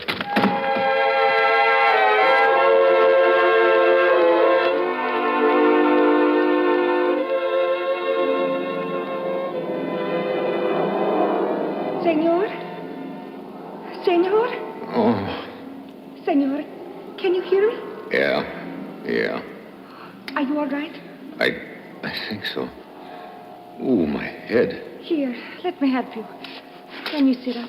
Yeah. Thanks. Well, I certainly didn't expect to see you again so soon. I got away from them, hid and came back. Who were those gorillas? The one in the car I've not seen before, but the other one I saw a few times in America. He works for a man named Cortese. We already know quite a bit about Louis Cortese, Antonina. You know my name? Yeah, mine's Steve Mitchell. Here, better take a look at my credentials. Oh, I see. First of all, why did you set yourself up for deportation? To get away from Cortese. The errands he forced me to do. What sort of errands? He came to see me at the office where I worked 2 months ago. He said he had known of me for some time, that I had entered the country illegally. He requested my cooperation. And if you refused, you would tip off the immigration boys, huh? I was frightened. I did not want to leave America, so I agreed to do what he asked. And that was to run an errand? Yes, He gave me an envelope. I was to deliver that envelope at 11 o'clock that night to a man who would be waiting on a street corner about 2 miles from my apartment. 2 days later, Cortese contacted me again. Another envelope, but a different street corner. How many envelopes did you deliver? 2. The third one was stolen from me. Stolen? I'd never seen the man before. I was waiting at the corner one night when he jumped out of the shadows, ripped the purse out of my hands. I struggled with him, and then a passerby heard my cries and rushed up. The man got away. A few moments later, the police arrived. I see. What did Cortese have to say about that? Oh, he was furious. He questioned me for a long time, wanted to know about the man who had come to my rescue, what his name was. He seemed to think the man was implicated. What was this passerby's name, do you remember? Yes, Eduardo Podesta. About these envelopes you carried, did you ever look into them? Yes, the last one. The envelope contained several X-rays. X-rays? X-rays of what? Teeth. Teeth? Are you sure? Positive. Oh, brother. Just when all this was beginning to make sense, some guy has to shove his choppers into the act.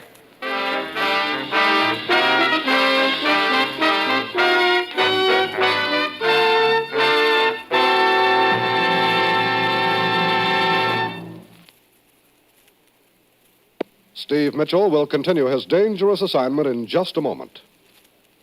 That a child may walk, that a soldier may live. That is the promise a pint of blood holds today. For gamma globulin and serum albumin are both products of a single blood donation. Gamma globulin, GG, is the medicine which prevents the crippling effects of polio, and serum albumin is the medicine used on the battlefield to sustain life in the wounded.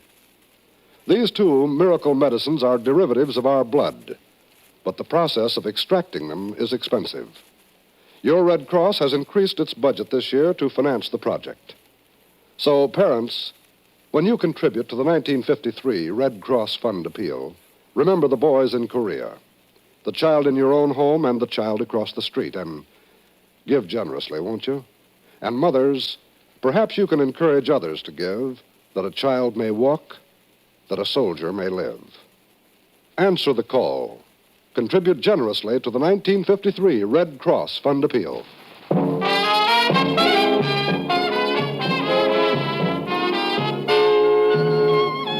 Now, back to Dangerous Assignment, and Brian Donlevy as Steve Mitchell.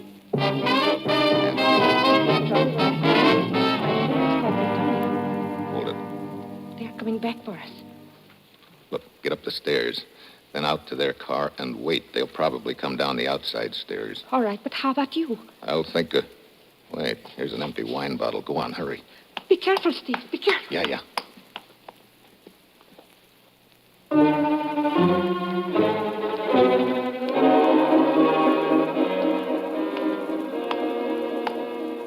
Hold it, Buster.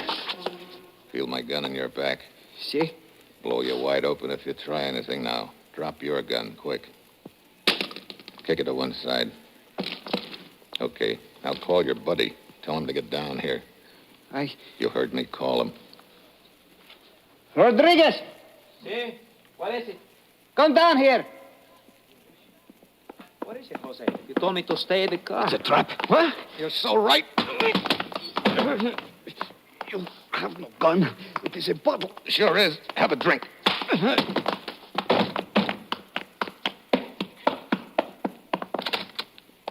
Steve, hurry. Okay, let's go.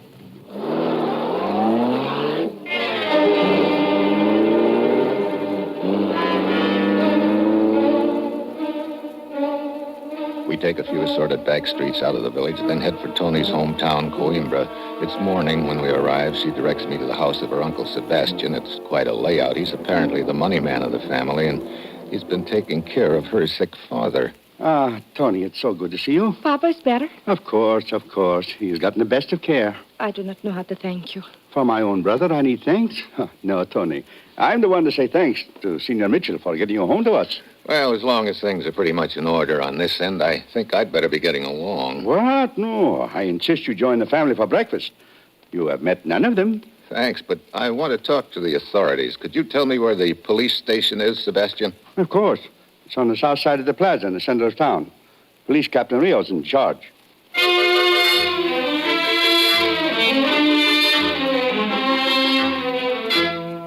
You say that Antonina actually arranged for her own deportation back here to Portugal? That's right, Captain Rios. She figured she might as well.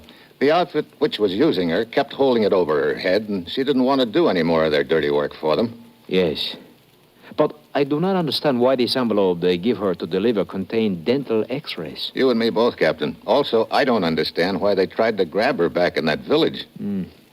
Well, in any event, you have delivered her safely home now. Your job is finished. I'm afraid not, Captain Rios. I've got to find out what's behind all this. You see, we know that the gent bossing the deal is head of a recognized subversive group back in the United States. Now, my job is to find out what he's up to. I see.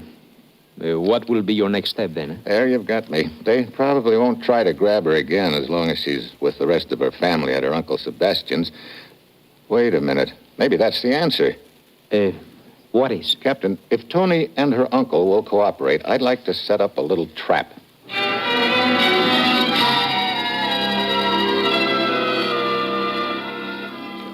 What you suggest may endanger Tony's life. I don't think so, Sebastian. Look, Captain Rios has arranged for an empty apartment in town. There's a garage in the basement, and he and a police sergeant are waiting in the apartment. The plan is for you to take me there? Yeah, real conspicuous-like, so anybody can follow us. Once inside, the police sergeant takes you down the back stairs to the basement and drives you back here. I'll leave by the front entrance and then double around the block and in the back. Rios and I'll wait in the apartment and see who turns up. I don't know. Tony is safe here with her family. To help you in your plan, she might not be safe. Look, Sebastian, this is our best chance of luring this outfit into the open so we can grab them, find out what's behind it, and put them out of business. Tony won't really be safe until we do. But, Please, Uncle Sebastian, I am willing. Yeah, very well. You have my permission.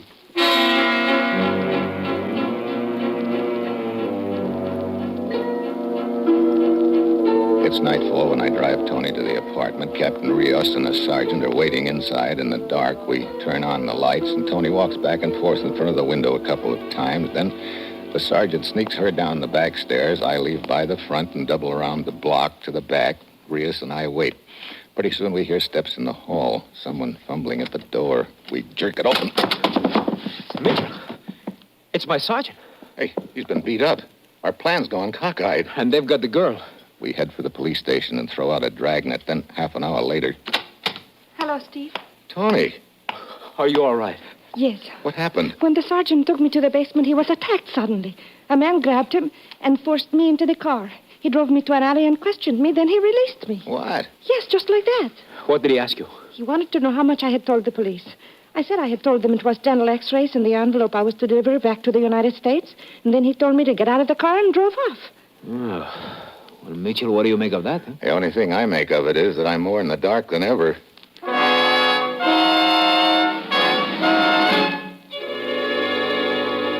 At this point, it looks like the outfit I'm bucking is pretty sure of itself. I decide to put through a transatlantic phone call to the commissioner back in the States. I sure am, Commissioner. Cortez's outfit's up to something, but I don't know what. It doesn't make sense. They make Tony deliver an envelope of dental x-rays to a guy on a street corner. Dental x-rays? That's right. On her way, a guy tries to grab the envelope. A passerby comes to her rescue. A guy named Podesta, I think. Yeah, Eduardo Podesta. She continues on her way and delivers... Wait a minute. This passerby. Did you say Eduardo Podesta? Yeah. Why? The name ring a bell? A fire alarm.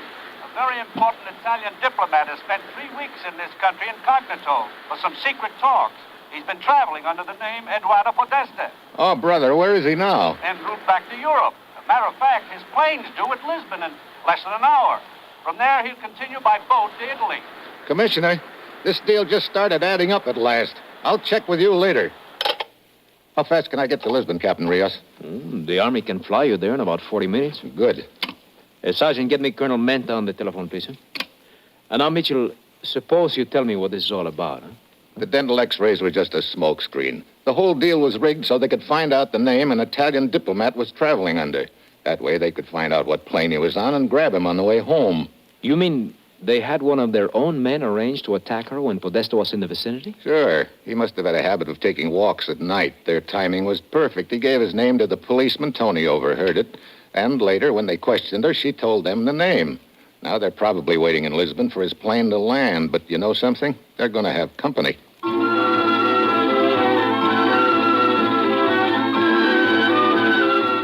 On our plane to Lisbon, we radio ahead and start the ball rolling. By the time we get there, everything's in order, according to Colonel Menta, who's in charge of the arrangements. The civilian plane carrying Podesta is landing now. He has been alerted by radio. That black sedan will pick him up at the plane, then drive into the tree-lined road at the edge of the field. You will be waiting there. You will take Podesta's place in the car. I will pick up Podesta. You and your driver will be armed. The rest is up to you. I go over to the tree-lined road. So far, everything's just dandy. That is, until I feel a gun barrel in my back. Stand still, Mitchell. What? Uncle Sebastian? Yes. So you're the ringleader. Sure, that explains how the outfit knew that Tony was an illegal entry. You tipped them off so they could use her. Exactly. Some uncle.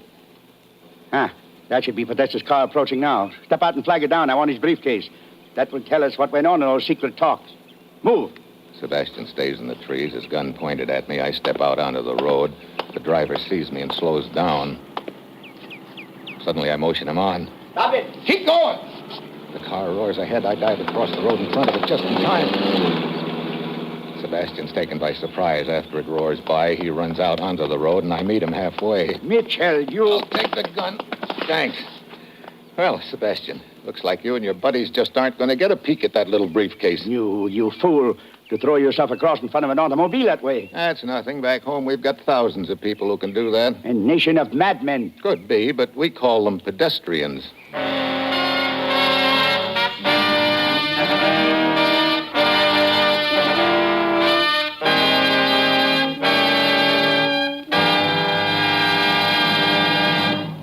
Our star, Brian Donlevy, will return in just a moment. Now that spring is officially here, more and more of us will be getting out of doors and away from our living rooms during our leisure moments. And as the call of warmer weather takes you out of doors, once again we remind you that wherever you go, there's radio. So if you find your pleasure through a day at the beach, if your outdoor living means a ride into the country, or if your enjoyment of spring weather comes from digging in your garden, remember that you can take your radio entertainment with you wherever you go. And radio offers the finest in music, drama, mystery, comedy, and up-to-the-minute news. More than 22.5 million automobiles are now equipped with car radios. For Americans everywhere know that radio entertainment is fine entertainment. And remember, too, you can read and listen to the radio at the same time. Consult your local newspaper listings for the schedules of great programs this NBC station offers, and then set your dial here. Whether you're at home or away, for the finest in listening enjoyment.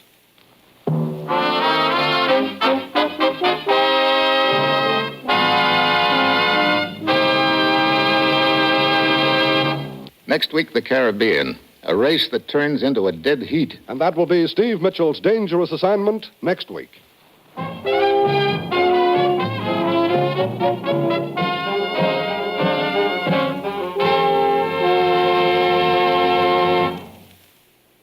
Featured in tonight's cast were Bill Conrad, Virginia Gregg, Harry Bartell, Tony Barrett, Ralph Moody, John Storm speaking. Dangerous Assignment, starring Brian Donlevy as Steve Mitchell with Herb Butterfield as the commissioner, is written by Bob Reif and Adrian John Doe and is directed by Bill Karn. Be with us again next week at this time when Brian Donlevy, starring in the role of Steve Mitchell, will embark on another transcribed Dangerous Assignment. Each weekday, hear One Man's Family on NBC.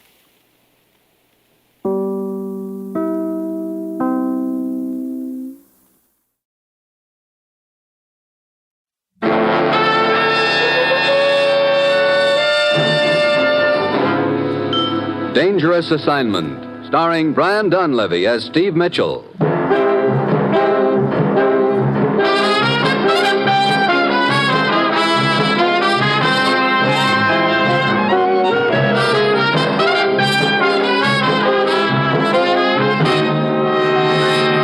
Steve, I'm sending you to Switzerland on the next plane. Switzerland? What's the matter? Your watch busted? No. We're up against a case of international blackmail.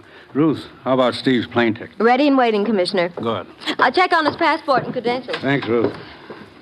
Now, what's all this about international blackmail? Well, as you know, the popular leader of a Central European country died last week. Yeah? We've taken an active interest in the affairs of that country. Mm-hmm. We've sent them food and money and done everything we can to help them establish a democracy. We've made a heavy investment in democracy. And now we've got to protect our investment. I still don't get with the blackmail. This leader had finally succeeded in uniting his country behind him. He became a symbol of democracy in their minds. But there are interests who realize if they can discredit this man, that unity will collapse. And that country will then be an easy target for anti-democratic propaganda. I see. But how can they discredit the man? He's dead. We have just received information before he died. He signed a confession revealing his intention to sell out his country. We happen to know that confession was obtained by force. Oh, well, why hasn't it been published? He had many friends, and one of them stole the confession before it could be put to use. And you want me to contact this man? No, he was killed. A man named Baumgart contacted us this morning. He owns the Jungfrau Inn in the Swiss Alps near Interlaken. He says he knows that the blackmailer is willing to sell this letter to the highest bidder. Yeah, and those bidders will probably have the ante up pretty high by now. Okay, how much am I authorized to bid for it? Nothing. What? You know we don't bargain with blackmailers. But look, Commissioner... Steve, get that document. Well, that's it. You've got your assignment. Good luck.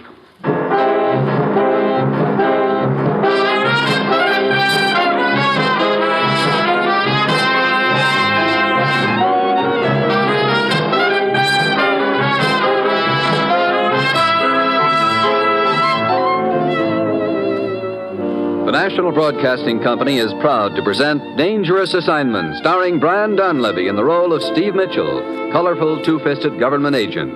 At all those places of the world where danger and intrigue walk hand in hand, there you will find Steve Mitchell on another Dangerous Assignment.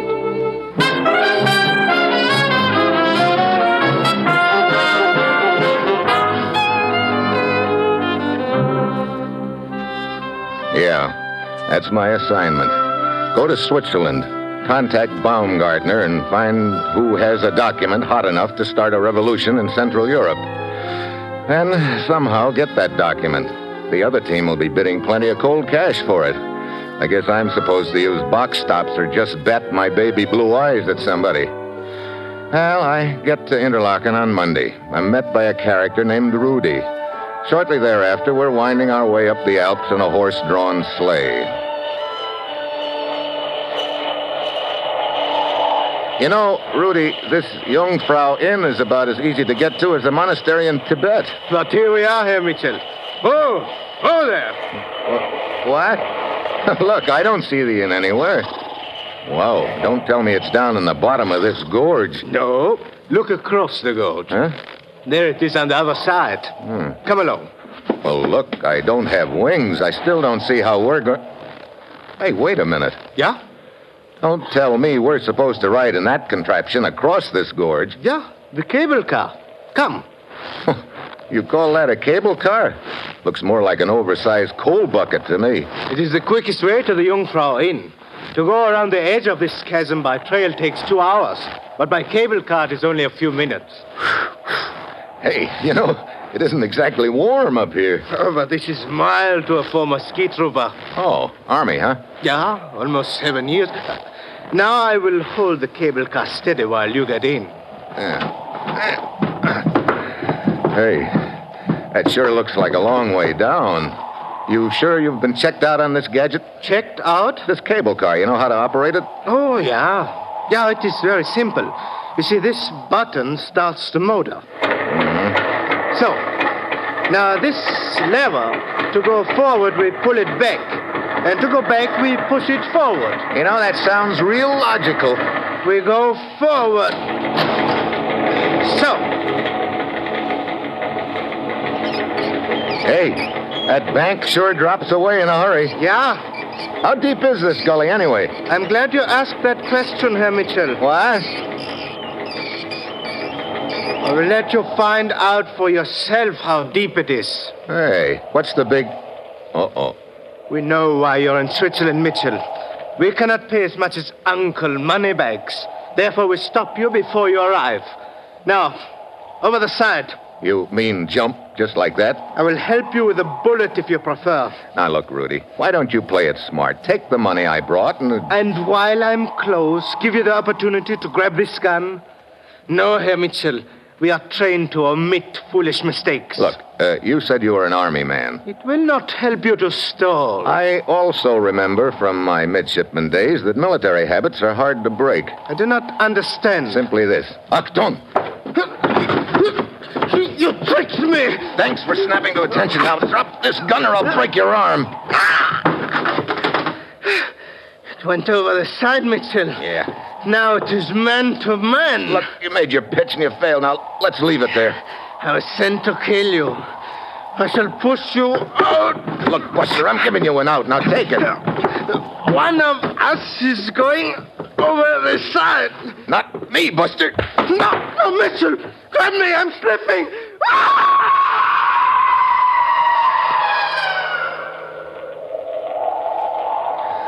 Oh, brother.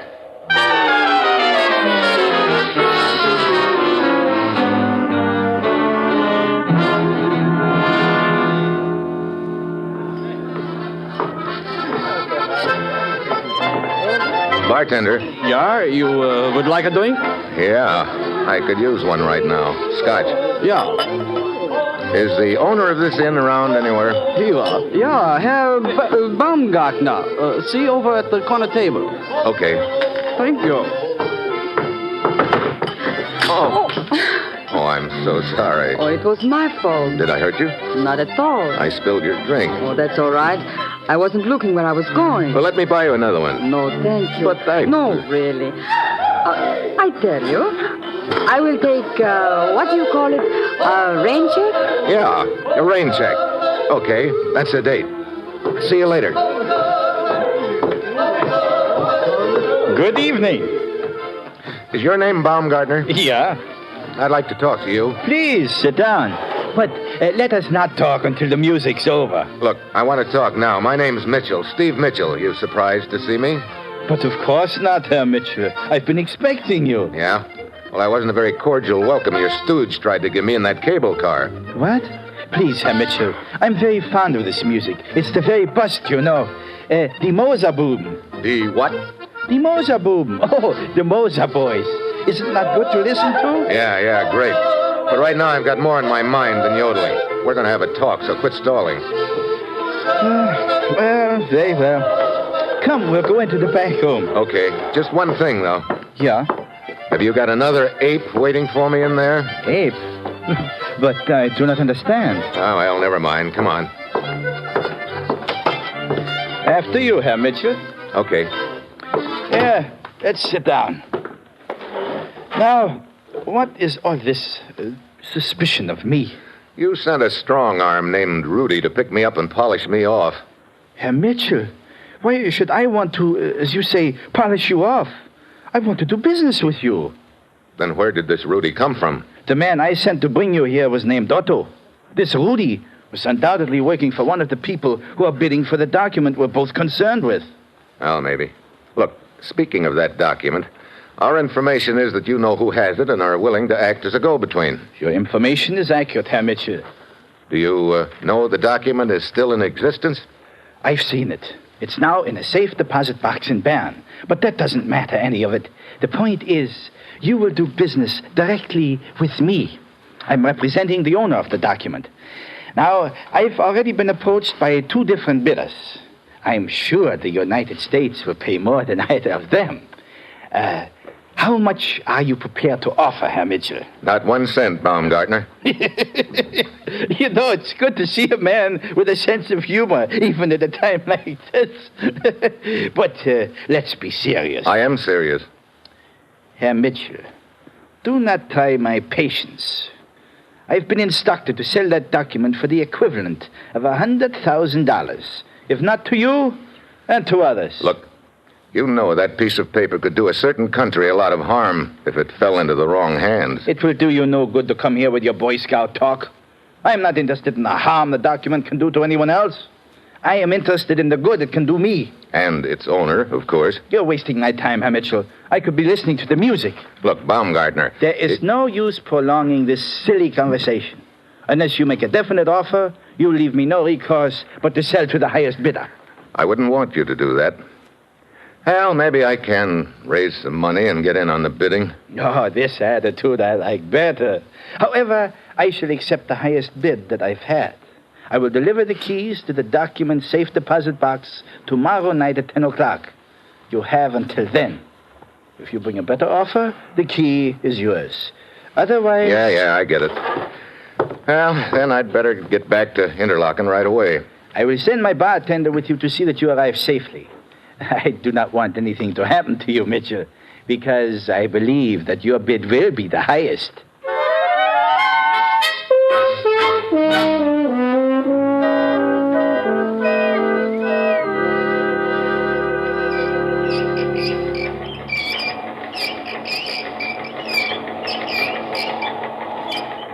Look, can't you make this contraption move a little faster? Fritz, it's like a deep freezer with a fan turned on. We are almost to the end of the line. Indeed, you are, my friend. Hey, who's that over there on the bank? I don't know him. Well, just to be safe, put this thing in reverse. Oh, it will not go into reverse. We saw to that. He is right. It is jammed. Oh, great.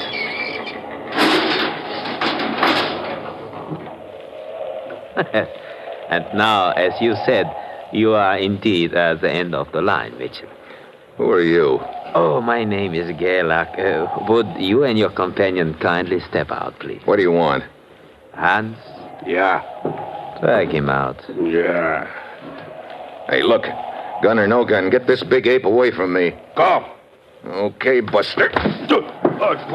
Oh, Mitchell, I am so sorry that you did that. It shows that just because I am a little man, you are not impressed by me. Oh, dear. It is always this way. I am such a mild little man, so no one is impressed. And therefore I must make people impressed. Well, never mind the lecture. Where's this leading?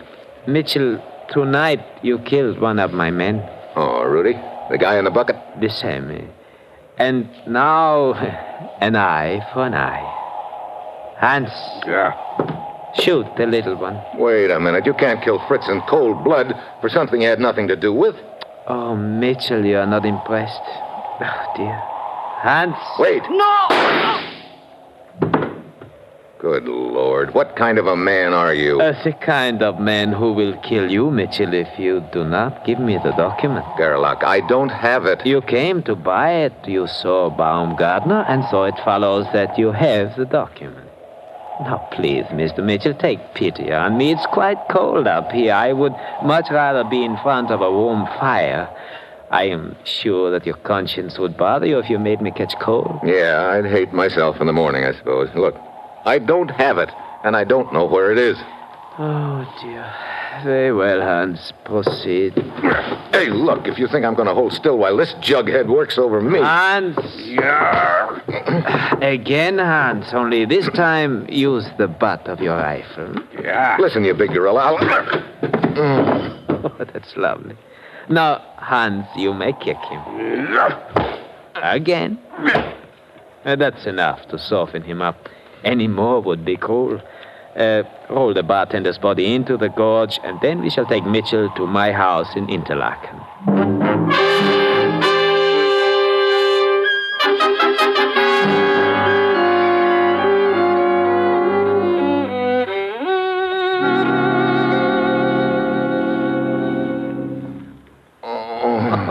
Welcome back, Mitchell.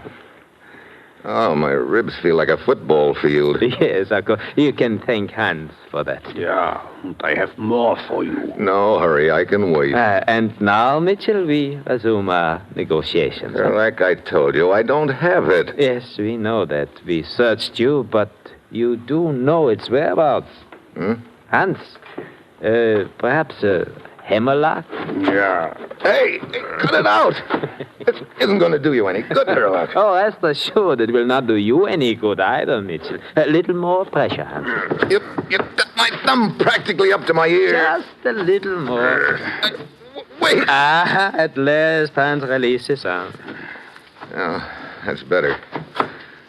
Look, I'm kind of groggy. I could do with some fresh air. Oh, but of course, Mitchell. Poor man, you have been through a great deal. Open the window and get your fresh air. And then we shall talk.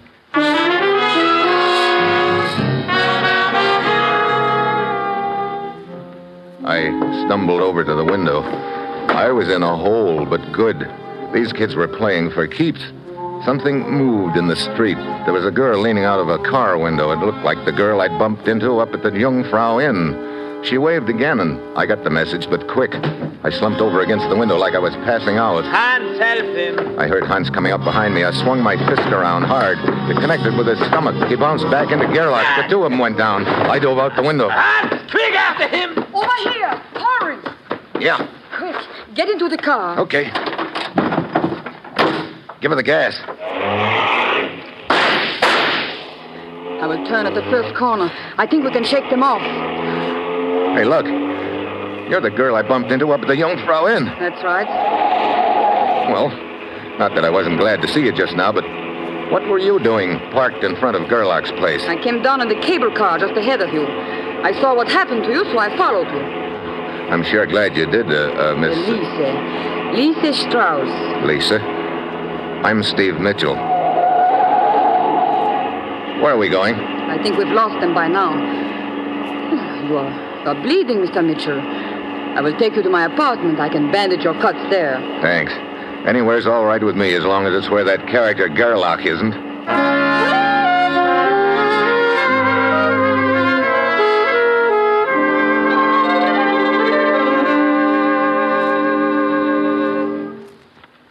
Are you feeling any better now, Steve? Only about 1,000%. Hey, remind me to take first aid lessons from you sometime, Lisa. How about a drink, Steve? You think of everything, don't you? But when we bumped into each other at the inn, you promised me a rain check, remember? Here you are. Thanks. Well, happy rain check. You know, it is very fitting, this rain check. What do you mean? Because for you, it is going to start raining. Right now. Huh? Don't move, Steve, or I will shoot. You too, Lisa. Yes, Steve. I'm sorry. Why? I could like you very much. Then, honey, Do let's... not edge toward me, Steve. I have shot men before. But never one I liked so well, so soon. Look, Lisa, let's put up that gun and concentrate on getting acquainted. Oh, no. It would be fun, but this is important to my country. Where do you come in? Gerlach did not get the document from you. Therefore, you did not have it. Well, that's what I tried to tell him. I'm glad you're smart enough to know it. I am also smart enough to know that you must be killed. Why? Because you can bid more than I am prepared to offer. Would you mind telling me who's going to do this little job for you? For me? No one. I will do it myself. You know, I believe you would. Not would, Steve. Will. Obviously, I cannot do it in here in my apartment. Well, that's a relief. We will go for a little drive. Just the two of us. Now, wait a minute. Come on. Move.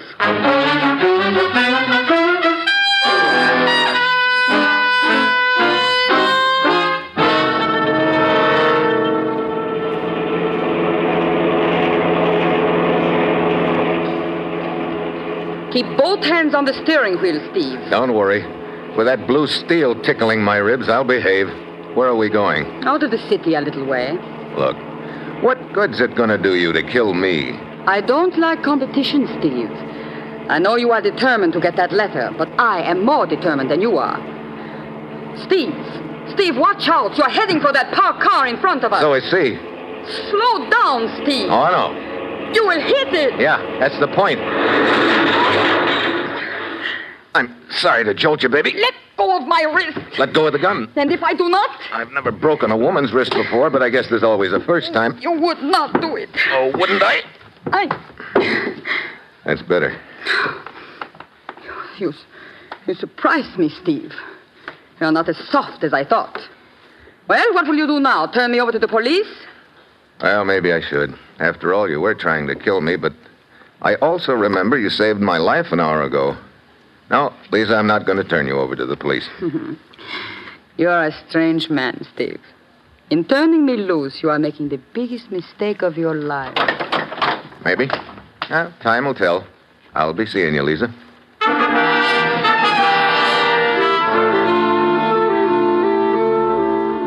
Well, Long about now, I'm ready to toss in the sponge.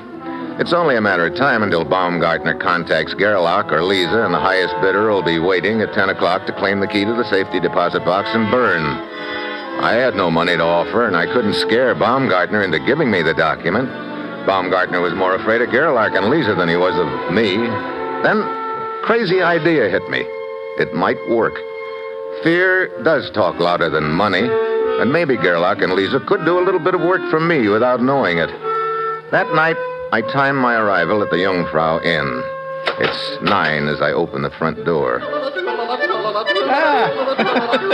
Good evening, Herr Mitchell. Hello, Baumgartner.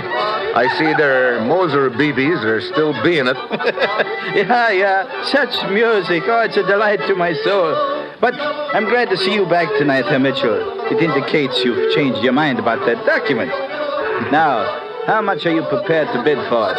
Baumgartner, you told me you're just acting as a go-between in this deal, but I've got a pretty strong hunch that there is no other man.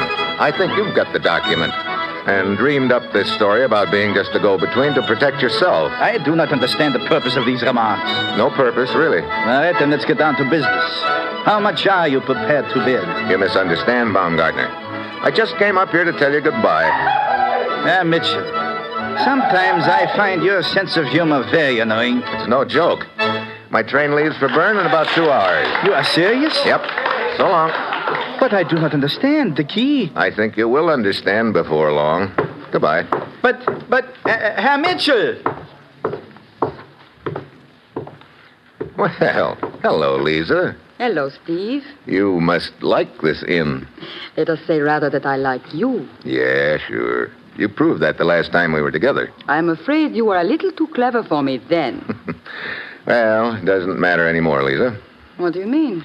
I'm taking my key, and I'm leaving on the train to Bern in a couple of hours. Key? Leaving? You admit defeat, then. I didn't say that. I just said I was leaving. Well, so long, Lisa. It was nice while it lasted, and I'm glad it didn't last a minute longer. But wait, I do not understand. Well, if you are leaving, that means that Baumgartner... It just means I'm leaving. So long, Lisa. Oh, Mitchell. Looking for me, Hans? Here I am. That's one I owe you. Here's another. And here's one for Gerlach. Give him a message for me, Hans. Tell him I've got the key. Tell him it's too late. I'm leaving on the train to Bern. Don't forget.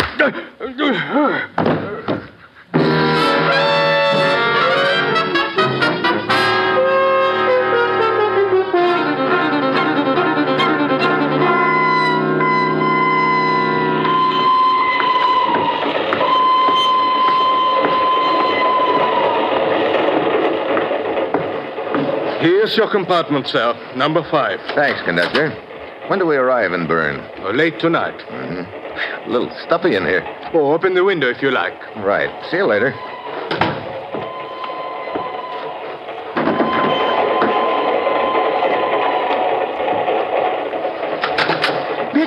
Mitchell. Well, hello, Baumgartner. Mitchell, what have you done to me? I don't know what you mean. But you must. Shortly after you left, Gerlach, he came to the inn and tried to kill me. Well, maybe he doesn't like you. Mitchell, this is serious. I escaped out the back door, but he followed me here. He's on the train. What about the girl? She saw it all. She, too, is here. What did you tell them? Well, have a seat and I'll explain it. There isn't much time. They're searching the compartments. Well, then I better talk fast. Yesterday, you called the highest bidder and told him that he or she could claim the key to the safe deposit box at 10 o'clock tonight. Yeah, all this I know. I had to know who was the highest bidder. Tonight, when I told Lisa I was leaving with the key, it meant nothing to her. That left Gerlach. Oh, this too I know. When I left early mentioning the key, they both thought you had sold the document to me. So, that's why Gerlach tried to kill me. That's right. When Lisa learned about that, she smelled the double cross and started on her own. But I didn't double cross the... Oh, you know that. Well, in that case, you have nothing to worry about. When they find you, if you have time before they shoot you, just tell them the truth and... You must tell them. You are the only one who can save my life. Why don't you go to the police? You know I cannot ask their protection in this matter. Well, then you'd better make a deal with me. Now, you got that key to the safe deposit box on you? But of course. Well, give it to me. I'll tell Gerlach and the girl that you don't have it. But I'll get nothing. No money, nothing. Well, the other way, you'll wind up dead, still with nothing. Come on, make up your mind, yes or no. Oh, but it's unfair. Someone coming down the corridor. It's a woman's steps. Probably Lisa. What's it going to be, Baumgartner? Oh, all right. Anything. Here's the key. Thanks. Now get over there behind the door. Keep yourself You will behind both the... stay where you are. Hello, Lisa. Looks like you've got quite a collection of guns. Yes, but soon it will be a collection of keys. Baumgartner, you will be first. No, You promised to sell that document to me. Instead, you sold it to Steve Mitchell. No, it's not true. Mitchell, tell her. Yeah, maybe I had better explain. You see, Lisa... Save your explanations for me, Mitchell. Gerlach. Drop the gun, Lisa. Drop it. No. Drop it, Lisa. He means business. So do I. Why, you... Mitchell, let go of me. You bet. You knocked him out, Mitchell. Yeah, but not in time to save Lisa, though. But in time to save me. What? Baumgartner. I have Gerlach's gun now, Mitchell. Give me back that key. I guess I should have known I couldn't trust you. Take that key out of your pocket and give it to me at once. Well, okay, Baumgartner. Here's the key. Catch. Mitchell, you threw that key out the window. Yeah. On purpose. On purpose. I'll pull the emergency stop. Hey. Hey, where are you going? I'm going after that key, and I'll get it back. Happy hunting. Who pulled the emergency stop? The guy who just jumped off the train, conductor. Wait, his body's on the floor. Then it was a shot I heard. Yeah. The unconscious guy's name is Gerlach. He killed the girl there. But I do not understand. You say a man jumped off the train. Why? He's looking for a key in the snow out there somewhere. A key? Yeah, I threw it out the window. You know, I'd give a lot to see his face when he finds it. Why? It's the key to my apartment back in the States. But is the key that valuable? Well, it's not half as valuable as the one I've still got in my pocket. Well, come on, conductor. Let's get this train moving again. I've got a date in Bern. Oh, no. This date is with a safe deposit box.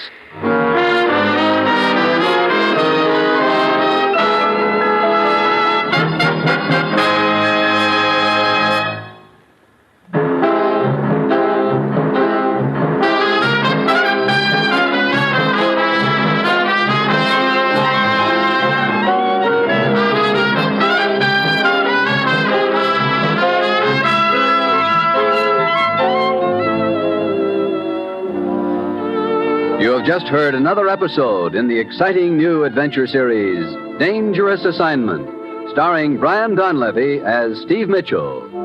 Dangerous Assignment is written by Bob Reif, with music by Bruce Ashley, and was directed tonight by Max Hutto.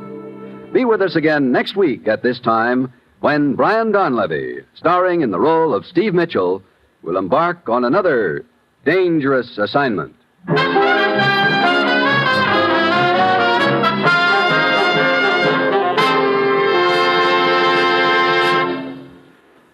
Be sure to hear Elizabeth Taylor on Cavalcade of America tomorrow on NBC.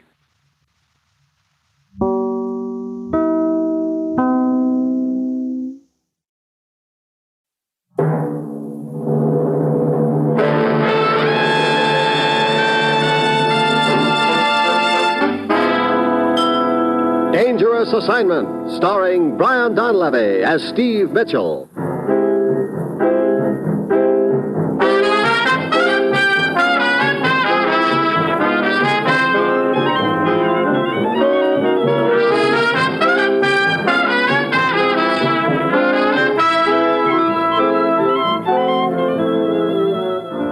Danger is my assignment. I get sent to a lot of places I can't even pronounce. They all spell the same thing, though, trouble. But when I walk into the commissioner's office, I don't realize that this assignment's going to wind up with me in a spot where, if I play my cards just right, only one guy will get killed. Me.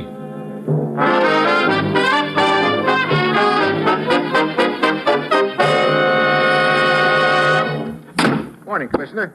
Steve, welcome back. Your vacation last long enough? Do they ever? Well, your plane leaves for Japan in 1 hour. Brother, you just don't waste a minute. Japan? Last time I was there, as I remember, I was shot at, stabbed, and beaten up. In that order. Well, cheer up, Steve. If you're lucky, this time you'll only get blown up. Oh, you're a real clown this morning. Unfortunately, I'm not kidding. Well, in that case, I better go out and not come back in again. Ah, Steve, there's no time for foolishness. What's the deal? Just what I told you a moment ago. You mean getting blown up? Exactly. Steve, as you know, negotiations for a just peace treaty with Japan have dragged on for a long time now. What's holding them up? Two different groups who are diametrically opposed to each other.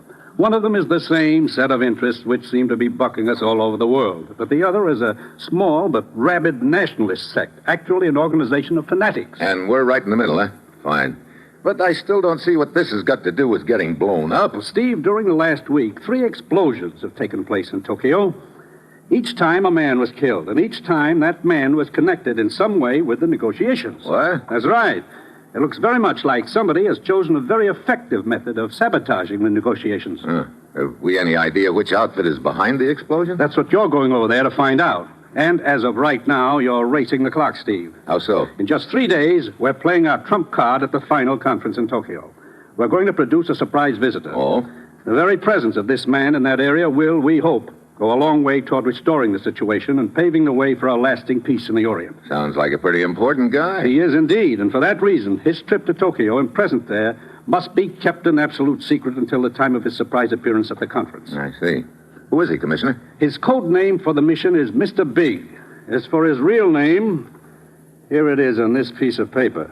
It's been classified for sight only. Take a look. Hey. Yeah. Now you see why it's vital we find out who's responsible for those bombings and stop them in a hurry. Get over to Tokyo, Steve, and go to work on it fast. Well, that's it. You've got your assignment. Good luck.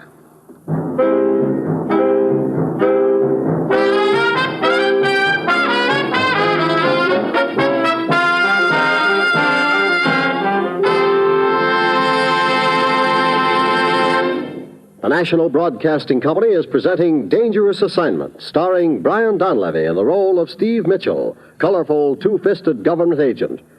At all those places of the world where danger and intrigue walk hand in hand, there you will find Steve Mitchell on another Dangerous Assignment.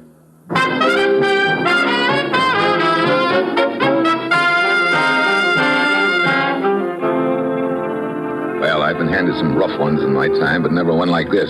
Fly to Tokyo and find out who's blowing up people. Stop them before our Mr. Big arrives on the scene, and incidentally try to keep likewise from happening to me. It's Wednesday when my plane lands in Tokyo, and I head for Army Intelligence and Major Ferguson. Well, looks like we've got a real deal on our hands, Mitchell. Yeah. As I understand it, Major, the explosions seem to be intended for people who have some connection with the treaty negotiations. That's right. But unfortunately, the explosions have killed a lot of other people, too. Whatever they're using, it's plenty powerful. You think they're time bombs? Oh, definitely not. How can you be sure? Well, at the start, we figured they were. But after we switched the times of a couple of meetings at the last moment and the explosion still took place, why, then we knew better. Mm-hmm. How about the possibility of there being contact bombs? You mean booby traps? Yeah. Well, I don't see how they could be that either. We've also switched the location of meetings at the last minute. That hasn't done any good. I see. You ever considered the possibility that these might be remote-controlled explosions, Ferguson?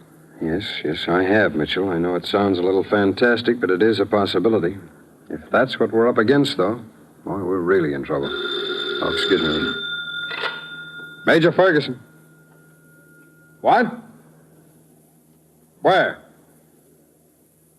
I see. Okay. Trouble? I'll say another explosion. Come on.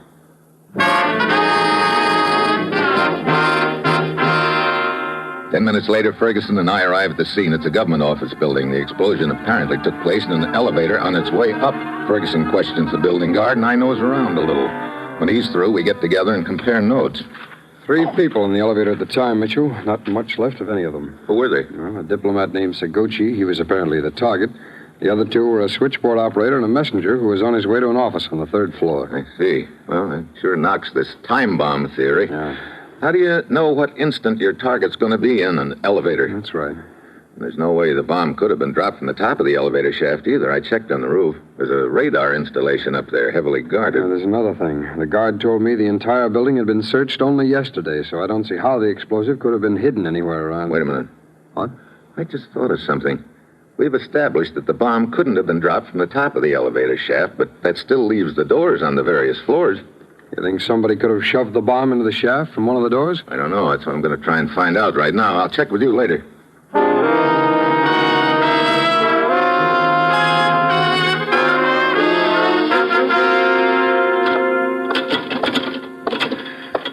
No soap. Find out anything, Mitchell? Just that it's impossible to open any of these doors into the shaft while the elevator is in motion, so there goes another lead out the window. Well, cheer up. Maybe one just flew in. What do you mean? Remember I told you there were 3 passengers in the elevator at the time of the explosion? That's right. Sagachi, a switchboard operator, and a messenger. So what? Well, the guard at the entrance told me that the messenger signed in to go to an office on the 3rd floor. As a matter of routine, I checked the 3rd floor office. They told me they'd never sent for a messenger. What? That's right. Was this messenger from a regular messenger service? Seemed to be. He was wearing one of their uniforms. Let's call the messenger service and check up, huh? Yeah, that's my thought, too. Yeah, there's a phone in here, I think. Go ahead. Thanks. Got their number? Yeah. You know something? I hope they did send a messenger over here. So do I. Hello. This is Major Ferguson, Army Intelligence. Did you send a messenger to a 3rd floor office of the Ogaya building during the last hour? Are you sure of that? Oh, yes, very sure. Okay, thanks. They didn't send them, huh? No, they didn't send him. Well, that's just dandy. Yeah, so that explains how the bomb got into the elevator. A phony messenger carried it in. You know what that means? Sure, I know what it means. One of 2 things. Either the bomb went off ahead of schedule. Or else it went off right on schedule. Yeah. If so, Ferguson, it means we're up against a pretty highly organized bunch of kamikaze boys. That's the one thing we didn't figure, Mitchell. Human bombs.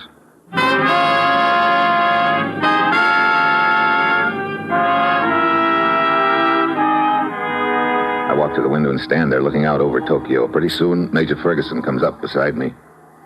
There's a lot of people down there, Mitchell. Yeah, how many? About 5 million, I guess. And we're supposed to reach out into that 5 million and put our finger on a few gents who are walking around with dynamite up their sleeves. A real breeze, huh? Sure. Judging from their past record, they're a pretty highly organized outfit. I don't doubt that. The worst part of it is we've got to smash them right now before anything happens to Mr. Big. He's scheduled to arrive this evening, isn't he? That's right.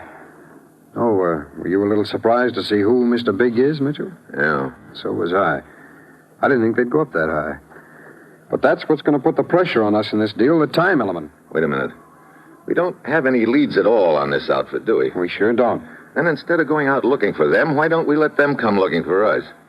Well, how? Well, are there any more meetings or conference scheduled for the near future? Yes, there's one of them for this afternoon, as a matter of fact. But with the circumstances what they are, maybe we'd better recommend they cancel it. No, let's not. But if we... Oh, I think I get it. We let the word out, the conference will be held as scheduled, huh? That's right. Only we'll tip off the principals not to show up. Instead, you and I will be waiting in the vicinity. That's a good idea. There's only one thing wrong with it. Yeah, if it works, we may wind up heroes. Dead ones.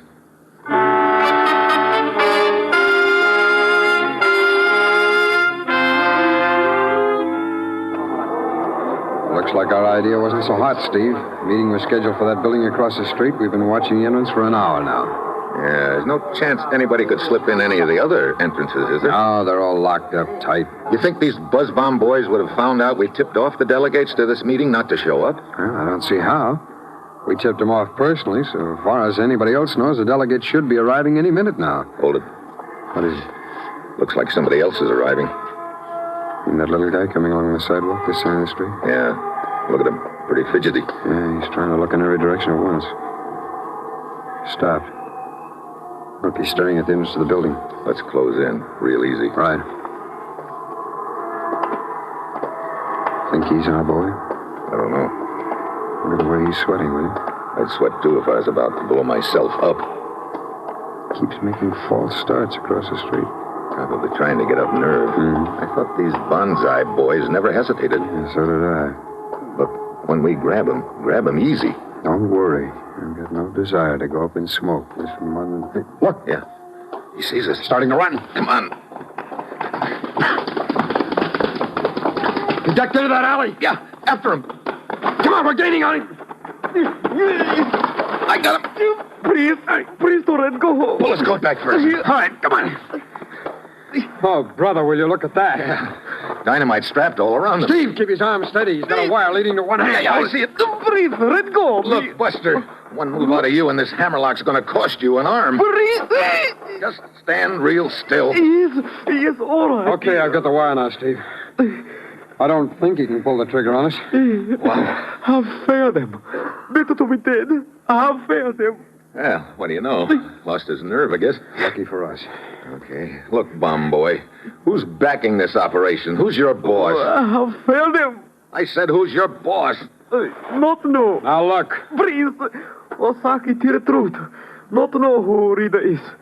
Meet at night, dark room. Please, you must protect me. Yeah? You'd better spill a lot more before you start talking about protection. But the only thing I know is the name of one other like myself. Come on, let's have it. Name Tashimoto. Is only other one I know. How about his address? Yes, give that to you. Tashimoto has been assigned mission for today. We'll be leaving his home soon to go to place where he pick up explosives. Okay, we better not lose any time. Please, you must protect me. They kill me because I have failed them. Don't worry, we'll keep you on ice. We don't want the law to be cheated. Well, Mitchell, looks like we've got a lead anyway. Tashimoto. Yeah, look, some of the other bonsai boys may have seen us grab Osaki just now. Yeah, in that case, we'd better give them a few wrong ideas before we go after Tashimoto. Just what I was thinking. We'll take Osaki back to headquarters, and then you take off fast in the wrong direction like you're on a hot lead. Right. I'll give you a few minutes start, and then I'll head in the other direction to Tashimoto's address, see if I can tail him to their headquarters.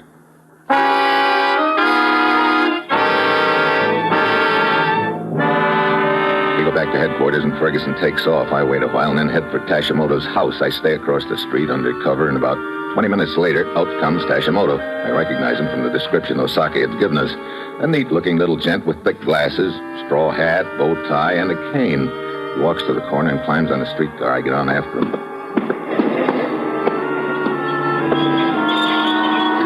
Streetcar's loaded with kids. Tashimoto finds a seat near the front of the car, and I slip onto one across the aisle and a few seats down. Next to me sits a plump little character with a big grin. Also, you American. Huh? Oh, yeah. You fan. What? You fan. Fan? Oh, yes. Strike 3, out. A baseball fan. Yeah, Oh, sure. yes. You go to ball game? No. Hey, wait. Is that where all these kids are heading? Oh, yes, to ballpark. Most regrets. I cannot do same. Gotta work? No, got wife. Oh. Please tell me answer to big question in my life. Has bothered me for a long time. Look, I'm no marriage counselor. Oh, no. Question is Mickey Mantle red hot rookie like they say? Eh? The little gent talks on, reciting batting averages, but I'm not paying much attention to him. My eyes are on the back of Tashimoto's neck, and I'm just hoping he's going to headquarters to pick up a load of explosives so we can find out where it is and round up the whole outfit before Mr. Big arrives in this neck of the woods.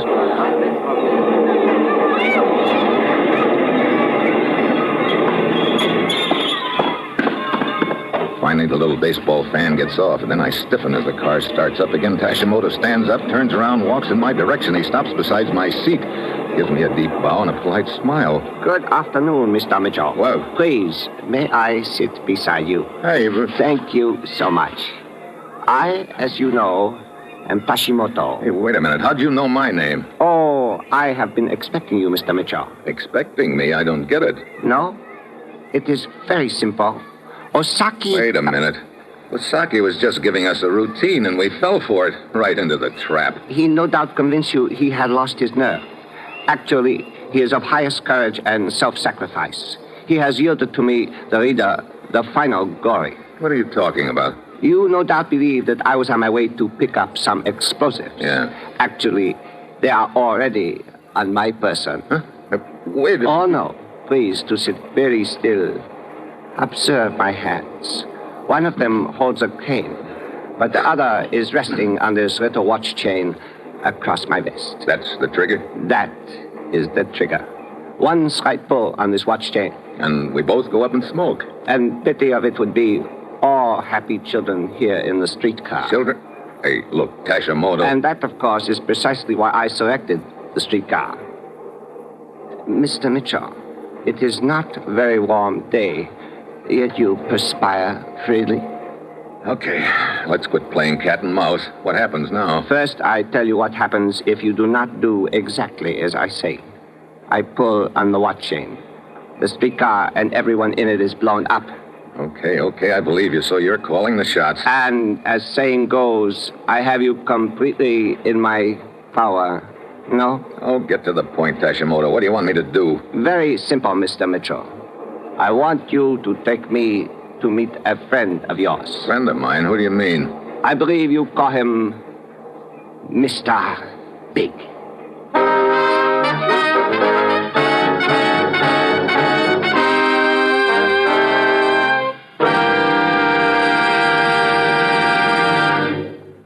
And now, back to Dangerous Assignment and Brian Donlevy as Steve Mitchell.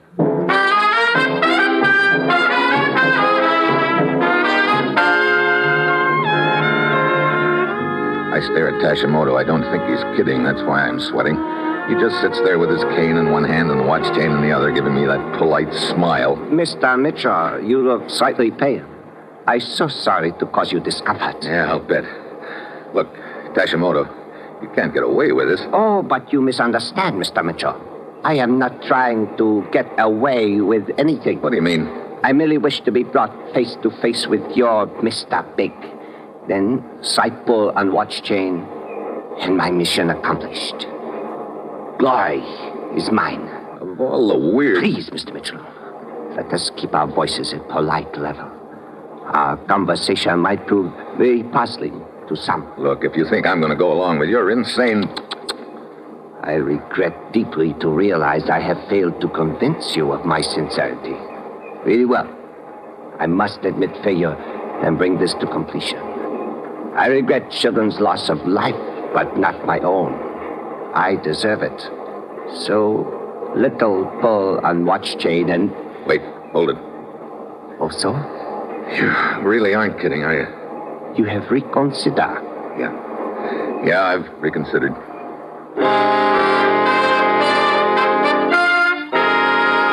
Yeah, he sold me.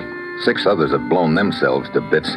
I stall for time while I figure out some way to jump Tashimoto without setting off the bomb. But whatever I do, I've got to do it before we get to Mr. Big. At the next stop, Tashimoto ushers me off and into a crowded cafe where he orders tea for both of us. I thought a cup of tea might restore your spirit somewhat, Mr. Mitchell. Thanks. In any event, we have certain amount of time to kill. If I may be excused for expression. Time? Yes. Your Mr. Big should be landing at airport within next 5 minutes. From there, he will be driven to certain building where he will be briefed upon latest developments in situation.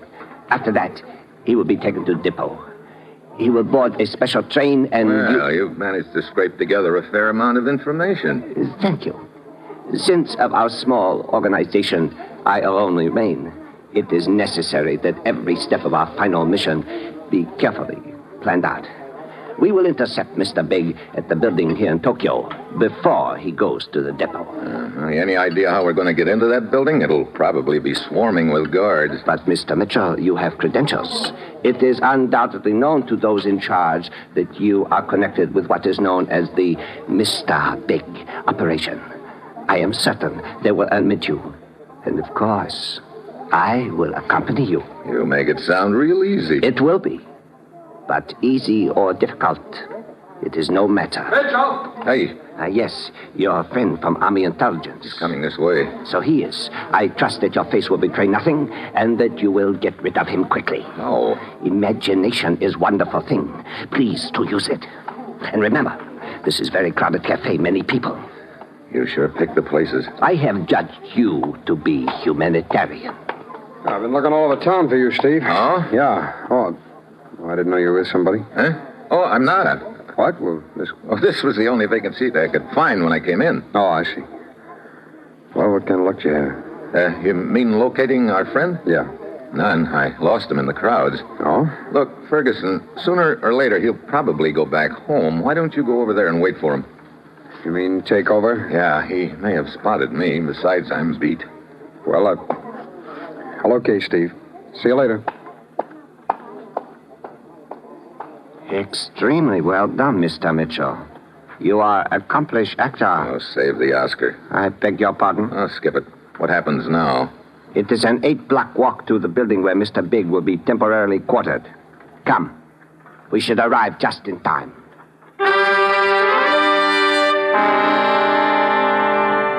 start a leisurely walk along the crowded street. Tashimoto just loves crowds. I'm wondering if Ferguson realized there was anything wrong. If so, he sure didn't tip it. Probably he didn't. I studied Tashimoto, trying to find a weak spot, some way of catching him with his guard down, and then an idea hits me.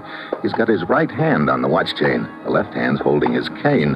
If I were to offer him something suddenly, he couldn't very well reach for it with a hand holding the cane. He might, just might, take his hand off the watch chain for a second before he realized it's worth a try. What is matter, Mitchell? Why do you stop suddenly? I just happened to think, do you like American cigarettes, Tashimoto? Certainly. Here, have some. What? Why, certainly. One moment, please. This cane, I will hang it over my right wrist. So now, cigarette, please. Oh, here, take the pack. Thank you. Shall we proceed? I must give you credit for a good try, Mr. Mitchell. Ah, thanks. Indeed, I find you most worthy opponent. I should be flattered, but a compliment doesn't mean much when it comes from a guy with a worm in his brain. Mr. Mitchell, you have a most sharp tongue. What's the matter, Tashimoto? It sort of bother you that I think you're nuts? Your opinion, inaccurate as it is, does not matter. There is a mission to be performed. Otherwise, I assure you, it will give me great pleasure to... I see now. You want me lose my temper, lose control, and you almost succeed. But unfortunately, almost is not quite good enough. Huh? So, there is building. Okay, what now? Don't tell me we just barge in the front door. Exactly. You will show your credentials to the guard. Wait, come quickly. So, a black sedan slipping down the alley from side entrance. The merest glimpse of face. Mr. Big. Are you kidding? If they were taking Mr. Big anywhere in a car, they'd have guards swarming all over the place. Mr. Mitchell, I believe you are the one who, as you say, is kidding. One car alone attracts much less attention. And there were guards in car. So they are undoubtedly proceeding to depot, but ahead of schedule. Maybe your information was wrong. Or perhaps they moved the time up for security reason. No matter, however. They undoubtedly take roundabout route to depot to throw possible pursuers off trail. Come, we will beat them there in taxicab.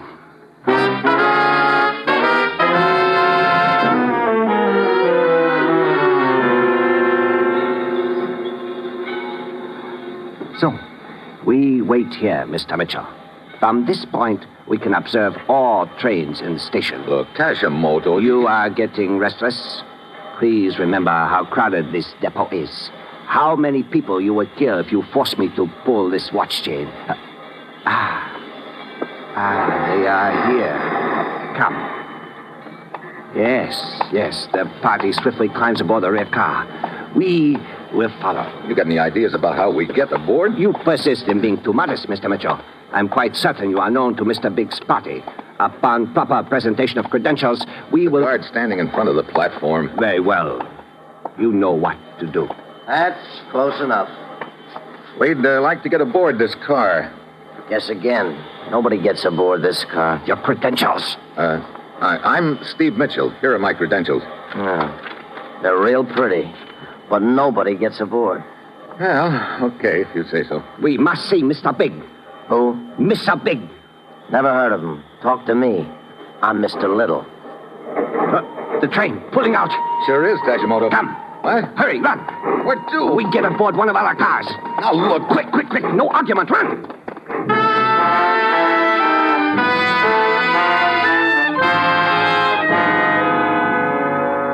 We jump aboard the train about 3 cars away from Mr. Big's private car. Tashimoto has me write a note asking permission to talk to Mr. Big. He makes me enclose my credentials. Then he has the conductor deliver it to Mr. Big's car. So, we not have much longer to wait, Mr. Mitchell. Conductor be back any moment. Look, Tashimoto, that gag's not going to work. If they wouldn't let us aboard the car in the first place, they sure won't let us walk in now. Here is answer to your message. Thank you, conductor. Very well. So, let us read. Permission granted. What? Let me see that. But of course, read for yourself. Permission granted. Proceed to my car and show this to the guard. So, Mr. Mitchell, our long journey is almost at end. Shall we proceed?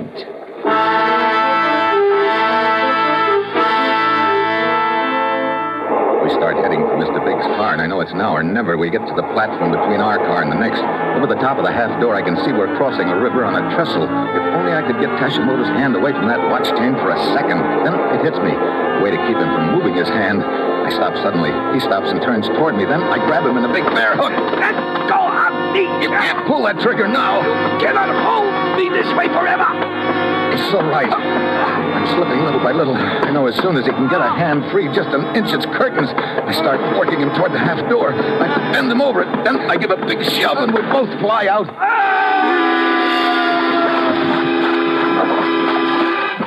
Water almost tears him loose on me, but I hang on and we both sink. I squeeze him harder. The bubbles fanning my cheek tells me that I'm squeezing the air right out of him. I keep the pressure on and wait. My head starts to pound, my chest hurts, and then finally he goes limp. I haul him to the surface and tow him to the bank, and then I see the train has stopped on the trestle, and there's a guy running down the bank toward me. Mitchell! Mitchell! Huh? Oh, Major Ferguson. You okay? Well, I'm alive, which is more than I thought I'd be a minute ago. I spotted Tashimoto with you in the tea room. What? Yeah, I recognized him from the description that Osaki had given. There's nothing I could do about it. I figured he was carrying a load of dynamite. He sure was. No, we had a sharpshooter covering him with a rifle when you started walking down the sidewalk. We decided it was too risky for a shot, so we moved up the departure schedule for Mr. Big. And when we got your note on the train, why, we knew you were still with us. Oh, why did you send us permission? Well, I was hiding in the car next to you. When you got that far, I was going to jump him. That cane he was carrying, that was the trigger, wasn't it? The cane? No, it was the watch chain. Oh, great. Great, I was going to grab the cane. Oh, it's a good thing you took care of him before you opened the door into the next car. Oh, brother. Look, do me a favor, will you? Oh, sure. Get me something to wear, quick. Oh, sure, some dry clothes. No. Huh? What do you mean? A nice, comfortable straight jacket.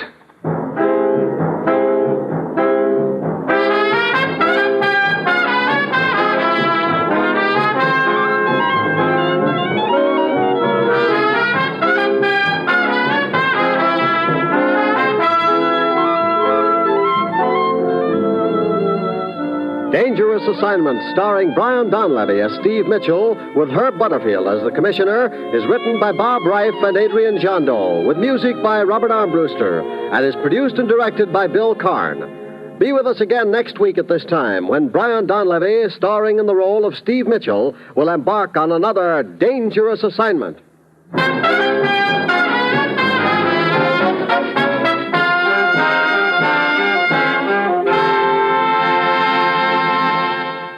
Dangerous Assignment came to you from Hollywood. This is NBC, the national broadcasting company.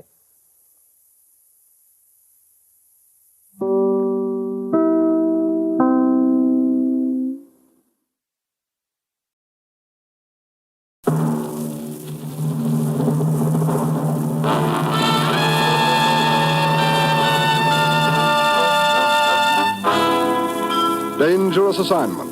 Transcribed, starring Brian Donlevy as Steve Mitchell.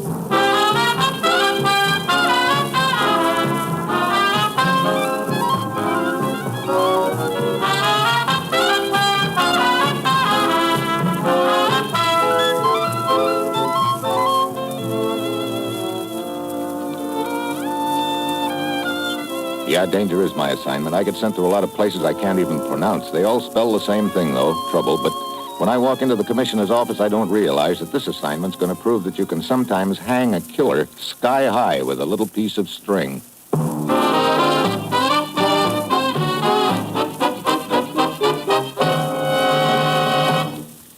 Morning, Commissioner. You sent for me? Steve, you ever hear of the Italian movie actress named Yolanda? Sure. She's made so many rice field pictures, I understand she's got waterlogged kneecaps. How'd you like to meet her? Oh, just hand me a pair of hip boots and I'm on my way. You'll find her on the French Riviera. Her yacht is anchored at Nice. We're particularly interested in the guests she has aboard. How so, Commissioner? Steve, one of the most vicious pre-war rackets is in operation again. A racket that cost American citizens thousands and thousands of dollars in payoff money for the protection of relatives living in Eastern Germany, Hungary, and Romania. Yeah, built up quite a fund for Adolf's rise to power, didn't it? This time we're certain it's being run as a private enterprise. It started up some 6 months ago under the direction of the same man who handled it for the Nazis. That would be Herzog, colonel of Gestapo. Right, only someone else seems to have taken over the racket, and the colonel's little black book. Herzog died suddenly in Lisbon 2 months ago. So how does all this tie in with the Italian movie queen? An American named Ernest Hall, vacationing in Nice, had the bite put on him for $25,000 last week. Did he pay up?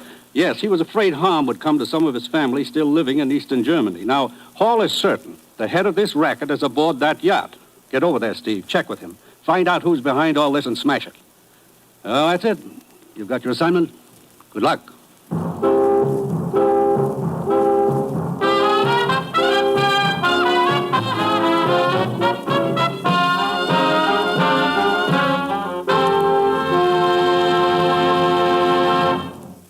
The National Broadcasting Company is presenting Dangerous Assignment, starring Brian Donlevy in the role of Steve Mitchell, colorful two-fisted government agent.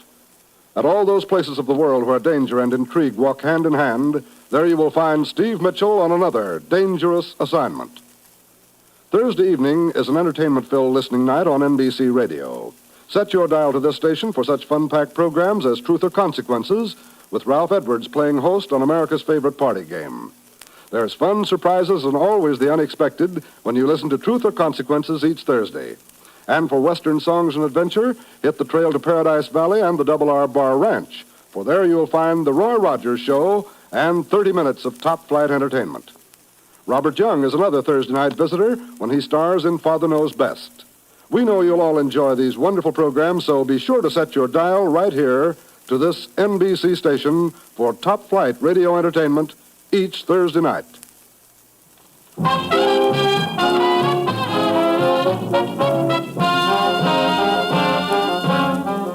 Sure, I've got my assignment. Get over to the French Riviera, check with an American who's had to pay off protection money for members of his family living in Germany.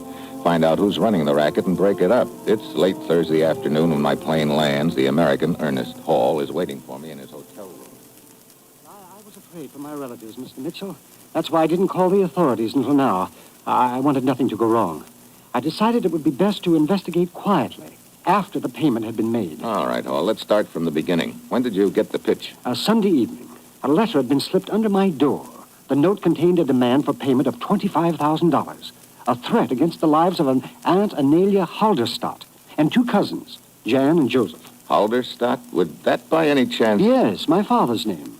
I changed it to Hall when I arrived in America many years ago. I see. How long have you been vacationing here in Nice? A month. Run into any old acquaintances? Someone who knows your real name is Halderstadt? Yes, as a matter of fact, a week ago aboard the yacht. Eric Vogel is an old friend. We came from the same village, and naturally we talked to people we'd known, our families and so on. And when you got that note Sunday evening? Oh, no. I couldn't bring myself to suspect that Eric was behind all this. There were others at the party aboard the yacht. Any one of them could have overheard your conversation, learned that your real name was Halderstadt. Okay, who were the others? Well, the actress Yolanda, of course, was there. It's her yacht. Then also a French newspaper man named Albert Beauvais, an Englishman named Chipping, and Lal Hubli, a Hindu. That all? There were two others. Felix De Luca, he is Yolanda's director, and George something or other. I didn't get his last name. Okay, now, about the payoff. Well, last night a box containing the money was placed under a bridge on the road to Antibes. You see anyone? No, I didn't go. Albert Beauvais did. The newspaper man? Yes. You see, he was with me Sunday evening when the letter came. So, naturally, we talked about it. The note instructed me to remain in my hotel room here and send someone with the money. Beauvais volunteered. I see. Look, I'd like to meet these people. Beauvais, Chipping, George, what's his name? I can arrange it. I am expected aboard the yacht in an hour. Cocktails. They'll all be there. Fine. Now, I should warn you, Mr. Mitchell. These friends of Yolanda, they're of artistic temperament. Their actions are somewhat droll, strange. You might call them eccentric. Or just plain screwball, huh? All right, let's go.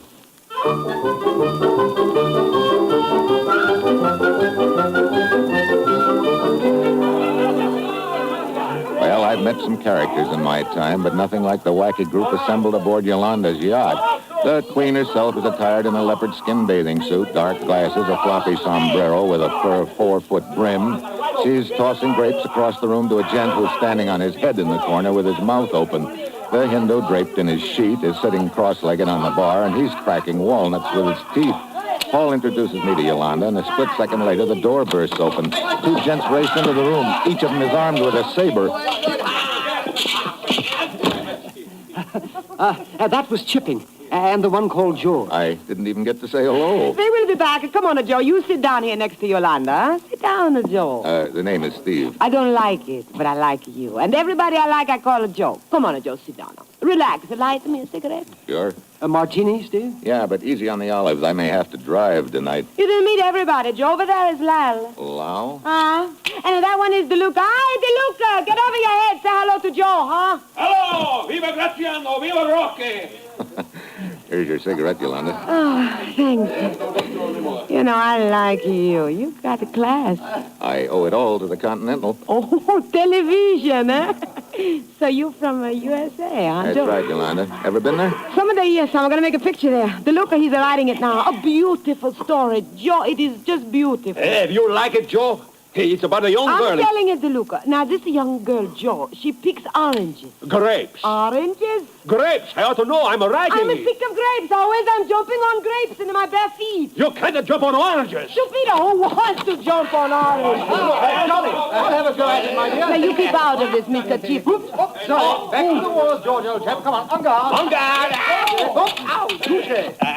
Very good. Oh, I see. You're a new chap here, aren't you? Yeah, the name's Mitchell, Steve Mitchell. Oh, I'm Chipping. No jokes, please. And this is Georgie. I can't remember his last name. Hello, Steve. Just call me George. What is this business about Aragnes? I was trying to tell Joe the story of my next picture. It's about a girl who picks oranges. Poor but honest, hard-working and all that sort of stuff, eh? A proud, stout heart beating beneath her tattered sweatshirt. Falls in love with a gentleman farmer named Rodney. He's a cad, of course. Who told you? Oh, I say, really, that's a bit of old hat, you know. What's old hat's got to do with it? You don't know this story at all, no? I'd love to hear about it, by all means, my dear. I place myself at your feet. Okay, while you're down there, you untie my sandals. My feet are killing me. It's jumping on those lousy grapes.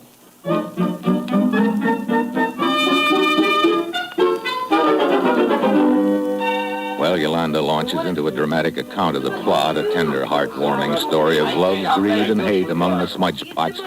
Suddenly, the salon door swings open. A short, heavy-set gent stands there with a mask over his face, a .45 in one hand, a small satchel in the other. Hi. What are you doing? What's it? Shut up, sister. This is a heist. A heist? What is it he's talking? A stick-up, Yolanda. A hold-up. There's the bag, gents. Let's have your wallets, watches, rings, anything that'll bring a buck. Dump 'em in there. Now, just a minute, sport. Let's get with it. I ain't got all night. You first, Mac. Sure. Only call me George, huh? That's me, sport. George! Okay, George, get up. And don't try that again, see? Oh, I don't try. Next one of you gents who gets funny winds up with a slug in him. Now, come on. Shell out.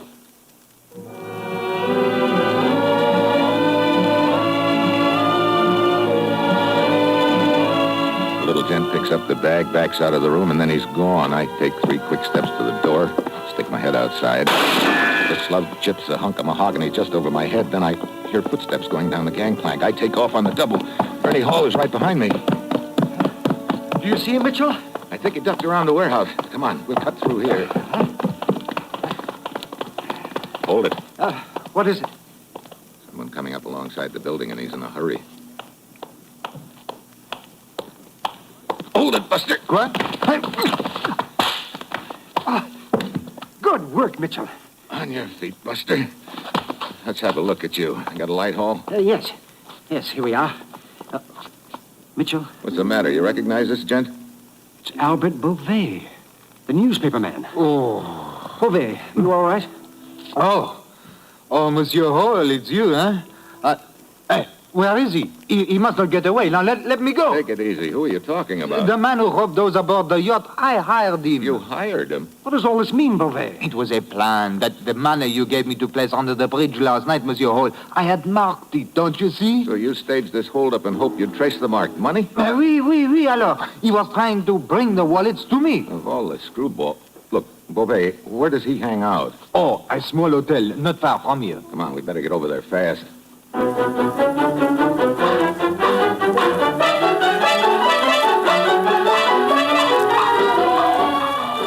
We hustle over to a broken-down hotel on the waterfront. Beauvais and Hall hurry into the lobby, and while Beauvais conducts an arm-waving conversation with the man behind the desk, I duck down the alley and back of the hotel. I don't have long to wait. Our hold-up friend scoots out the back door, and I grab... Sure, he's a small gent, but his left has the stock of a pile driver. I'm setting him up for a right cross when my foot slips on the wet cobblestone, and as I go down, he clouts me on the side of the head with the satchel. I'm sitting on the curb, rubbing my ear, when Hall and Beauvais come pounding up. Mitchell! Are you all right? Yeah, but our friend got away. He left this, though. Aha, the satchel. Here, let me have it. You will see my plan was not such a bad one after all. Look, yes, money. Yes, here is a bill I marked. And another. So? Oh, sacre bleu. Yeah, your plan called for us to find that marked money in somebody's wallet, and we'd have our culprit. The money is here all right, but where are the wallets? He must have thrown them away. Now we are right back where we started from.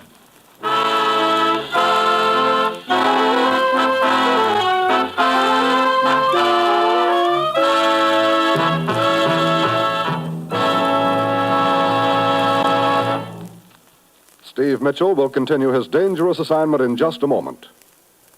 Have you started your Christmas wishing yet? Well, this is the season for it, the season when we wish we could do the most for our families, our friends, and our loved ones. All of us express that wish when we say those joyous words, a Merry Christmas and a Happy New Year to you.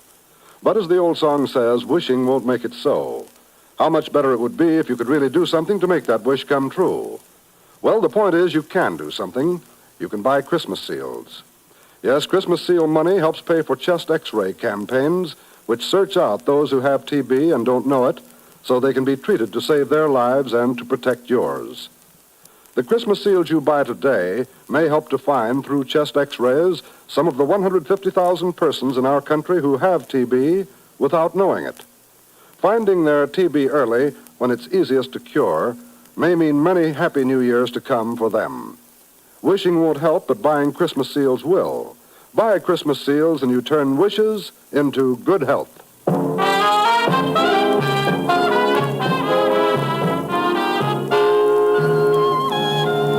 Now back to Dangerous Assignment and Brian Donlevy as Steve Mitchell.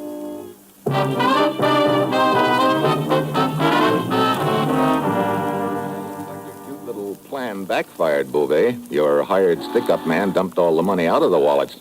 Now, we don't know whose wallet the marked money came out of. Let's see, about $500 of the money in the satchel is marked. Well, the rest of it must be hidden aboard the yacht somewhere. Could be. Okay, suppose you start on Operation Ashcan, Beauvais. Hall and I'll see what we can pick up back at the yacht.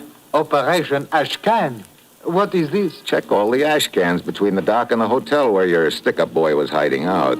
See if you can find those wallets. Could be some of that marked money stuck to one of them.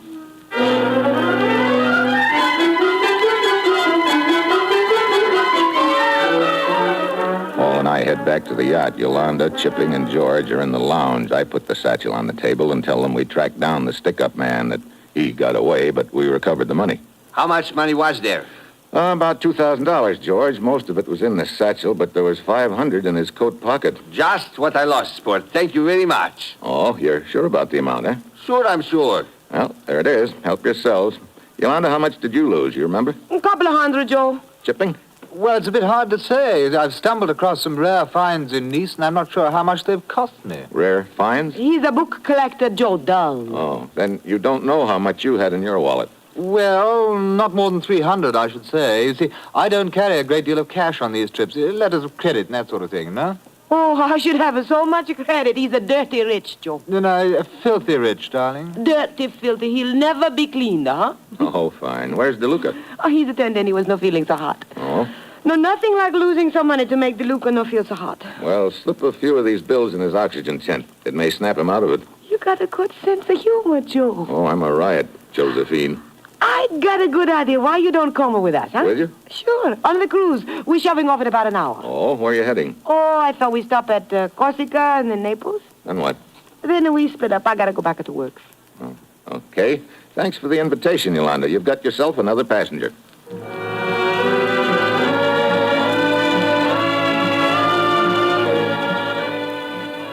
We shove off, and along about dark, everybody gathers in the lounge for cocktails. Everybody but me. I figure this is my chance to start searching the staterooms, and George, what's-his-name, is currently at the top of my suspect list because of the way he tried to stop the holdup, and later a prompt claim he put in for the $500. So I give his cabin a frisk, but I can't find anything. I step out in the passageway and turn to close the door behind me. Suddenly, something hard connects back of my ear. It knocks me to my knees. I can hear somebody taking off down the passageway. I stagger to my feet and brush the cobwebs out of my brain, then pound along the passageway around the corner. Paul. Oh, well, Mitchell, I came below to warn you. Warn me? Yes, I saw DeLuca leave the lounge a few minutes ago.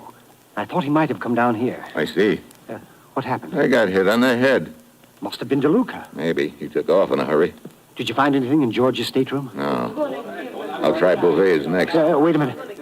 Sounds like they're all coming below to change for dinner. Great. Okay, looks like I'll have to wait for another chance.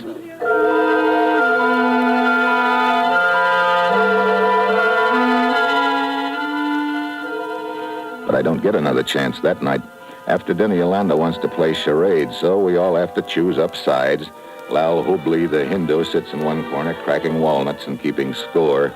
When the game finally breaks up, everybody turns in, so I'm out of luck. The next morning, when I come out on deck, Corsica is in sight. Yolanda and DeLuca are standing at the rail. This is my homeland, Corsica. All night I dream about it. A great island, Mitchell. Home of great people. You and Napoleon, huh? Please. Put Napoleon first. Napoleon and me. Poor DeLuca, he thought he was going to be one more Napoleon during the war. It was nothing. Oh, he's a sore eyed, Joe. Instead of the battlefield, he got a desk job. It was a liaison officer in Berlin.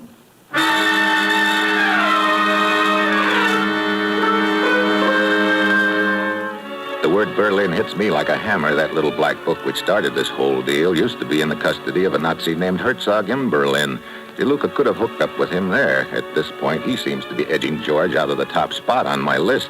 An hour later, we dock, and the happy little group streams off the yacht for a gay day ashore. But the trouble is, they insist that I stream along with them. In the middle of the afternoon, we split up. I get back to the yacht first with Yolanda and George. I'm just starting up along the deck when I spot Chipping coming up the gangplank with a couple of books under his arm and waving his cane frantically at me. Mitchell, I say, Mitchell, a find, a positive find. Of what? I was browsing in a bookshop and I just happened to stumble across these. Can you imagine? What are they? Ancient textbooks of the gladiator school. That's where fencing really started, you know? Look here, old man. Do you see these illustrations? See? There. It's been the prevalent theory that the glide or sliding thrust is a comparatively recent maneuver, but you see, it's the same thing. Look, I'll show you with my cane. You go like this, you see? Hey! I'm so sorry. Look, take that cane and... I'm terribly sorry, old boy. I thrust when I should have glided. Well, as long as I know that makes everything all right. Now, try your thrust on somebody else, will you? Yes, I will. I must find George. Yeah, you do that. Oh, brother. Oh, DeLuca, I didn't see you standing there. I come to look for you. Yolanda says, tell everybody cocktails. Okay, tell her I'll be along in a couple of minutes.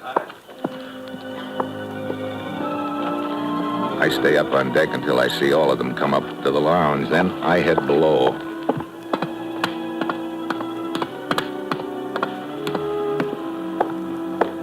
DeLuca's stateroom is first on my list. I go over it carefully, but there's no sign of the money. I move to Chipping's room next to it and search it. Nothing. I know I've got to work fast before they miss me. Yolanda's room is next. I give it a thorough frisk, but I'm getting nowhere. Then I spot something in her wastebasket, a piece of green string. Suddenly I remember Chipping's books had been tied with green string. I remember something else, too. There was no sign of those books in Chipping's stateroom. I look around Yolanda's room. There's a bookcase built into one wall. I go over to it. The lower shelves are crammed with novels, but then on the top shelf I spot what I'm looking for, Chipping's rare books on fencing. I climb up on a chair, pull one of them out. Yeah, the pages have been cut away, and the book is full of money. Nice work, Mitchell. What? Well, hello, Chipping. Yes, I was afraid I might find you here. Please stay right where you are for the moment. So, you're the boy who's been running the racket, huh? I told you I was a book collector. Herzog's little black book has a prominent place in my collection. Amazing how the people whose names are listed in it will pay to keep anything from happening to friends in Eastern Europe. Like Hall, for instance? This money is what you got from him, isn't it? Yes. I suspected you were searching everyone's room, so I thought the books would be a good hiding place. At the last place you'd look would be in Yolanda's room. If I hadn't spotted the string, I probably wouldn't have thought of it. Oh, no use crying over spilled string. There's no harm done since you're the only one who knows. Will you hand me those books? Okay, here. Have some more. Sorry. Oh, I'll take that gun. Hard to shoot with a face full of books, isn't it, Chipping? Books. Mitchell. Yeah, kind of a dirty trick sweeping a shelf full down on you, but after all, you made such a point to being a book collector, I thought I'd just add a few more to your collection, the hard way.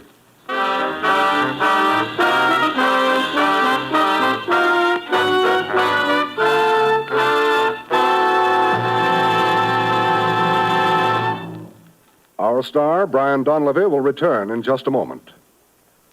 Fresh new comedy material to keep you laughing all evening long is what you'll hear every Tuesday night on this NBC station. Yes, Tuesday brings such stellar programs as Fibber McGee and Molly, The Red Skelton Show, The Dean Martin and Jerry Lewis Show, and Two for the Money. You'll enjoy them all on NBC. Fibber and Molly have been entertaining you from 79 Wistful Vista for more than 15 years, and they still bring you chuckling good comedy each Tuesday night. That clown of clowns, Red Skelton, brings you a three-ring circus of laughs with Junior, the mean little kid, Cauliflower McPug, and Willie Lump Lump.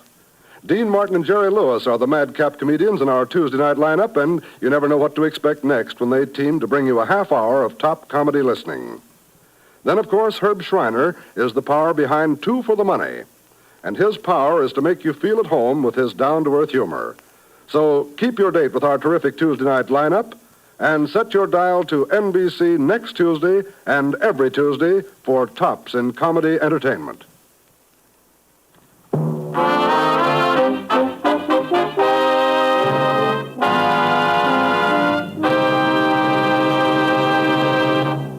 Next week, Austria, a border incident with me in the middle. That will be Steve Mitchell's Dangerous Assignment next week.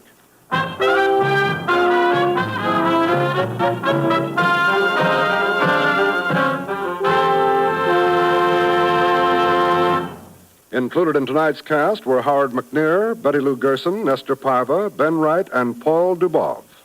This is John Storm speaking.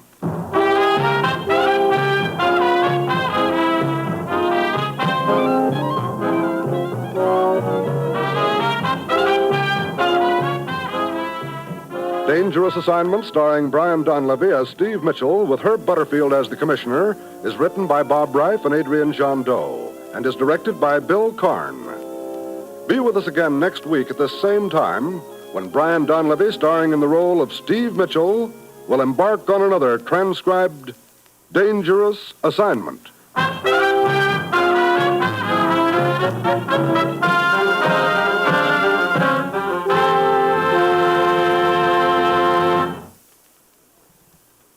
Tomorrow, hear both Judy Canova and Truth or Consequences on NBC.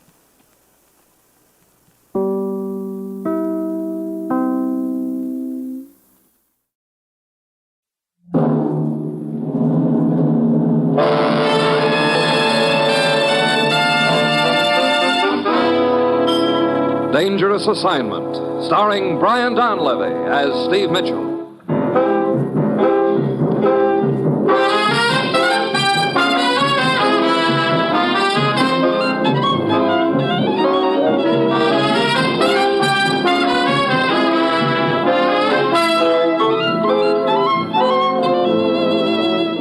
Yeah, danger is my assignment. I get sent to a lot of places I can't even pronounce. They all spell the same thing, though, trouble. But when I walk into the commissioner's office, I don't realize this assignment's going to have me asking, when is a friend not a friend? Answer, when he's tickling your ribs with a gun.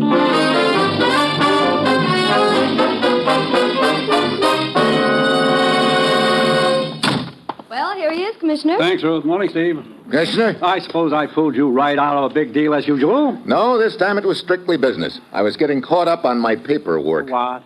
Honest, I was bringing my files up to date. Yeah? How many telephone numbers make up a file? That's what I thought. I have your papers at my desk when you're ready, Steve. Thanks, Rose.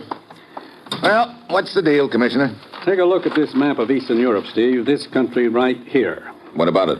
Politically, it's being torn apart. There are two major parties at odds with each other and a well-organized minority who'd like to keep them at odds. Pretty familiar pattern. Yes, it is. But right now, it's vital to Western Europe and to us that this particular country be united into a democratic form of government. And there's only one man who can unite that country. Don't tell me it's me. No. Dr. Corvell. Dr. Corvell, but he's no politician. That's the point, Steve. Dr. Corvell has no political affiliations. He's that country's leading citizen, a scholar, a scientist, a man of stature. Yeah, he could be just the man for the job. As you know, he's been living in this country since the war, but now he feels it's time to return to his own country. There's to be a vital meeting of the legislature over there in 3 days, a meeting that could determine which way the country goes. If Corvell could pop up at that meeting, it might turn the trick. So what do you want me to do, escort the good doctor over there? He's already left. What? Yeah, the day before yesterday. Well, then I don't get it. Why call me on the deal? What more is to be done? I'm coming to that, Steve. Dr. Corvell realized that the organized minority would try at all costs to prevent him from reaching his destination. So he's traveling incognito. Plans to reach and enter his country secretly. But I still don't see... His plan was to go directly to the house of a friend in the capital of his country. This morning we found out that this so-called friend is actually a member of the minority. What? Yes, it's a death trap for Dr. Corvell. Now, Steve, you've got to intercept Corvell before he reaches that man's house. Brother, have you any idea where Corvell is now? We know only that he was planning to contact a person named Dravik in the town of Rizma, across the border from his country. Now, Steve, get over to Rizma. Try to find Dravik. And above all, get to Corvell before the opposition does. And remember, from now on, every minute counts double. Well, that's it. You've got your assignment. Good luck.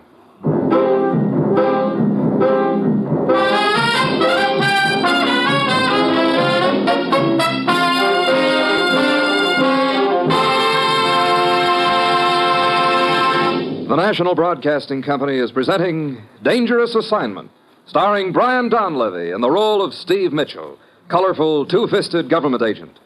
At all those places of the world where danger and intrigue walk hand in hand, there you'll find Steve Mitchell on another Dangerous Assignment.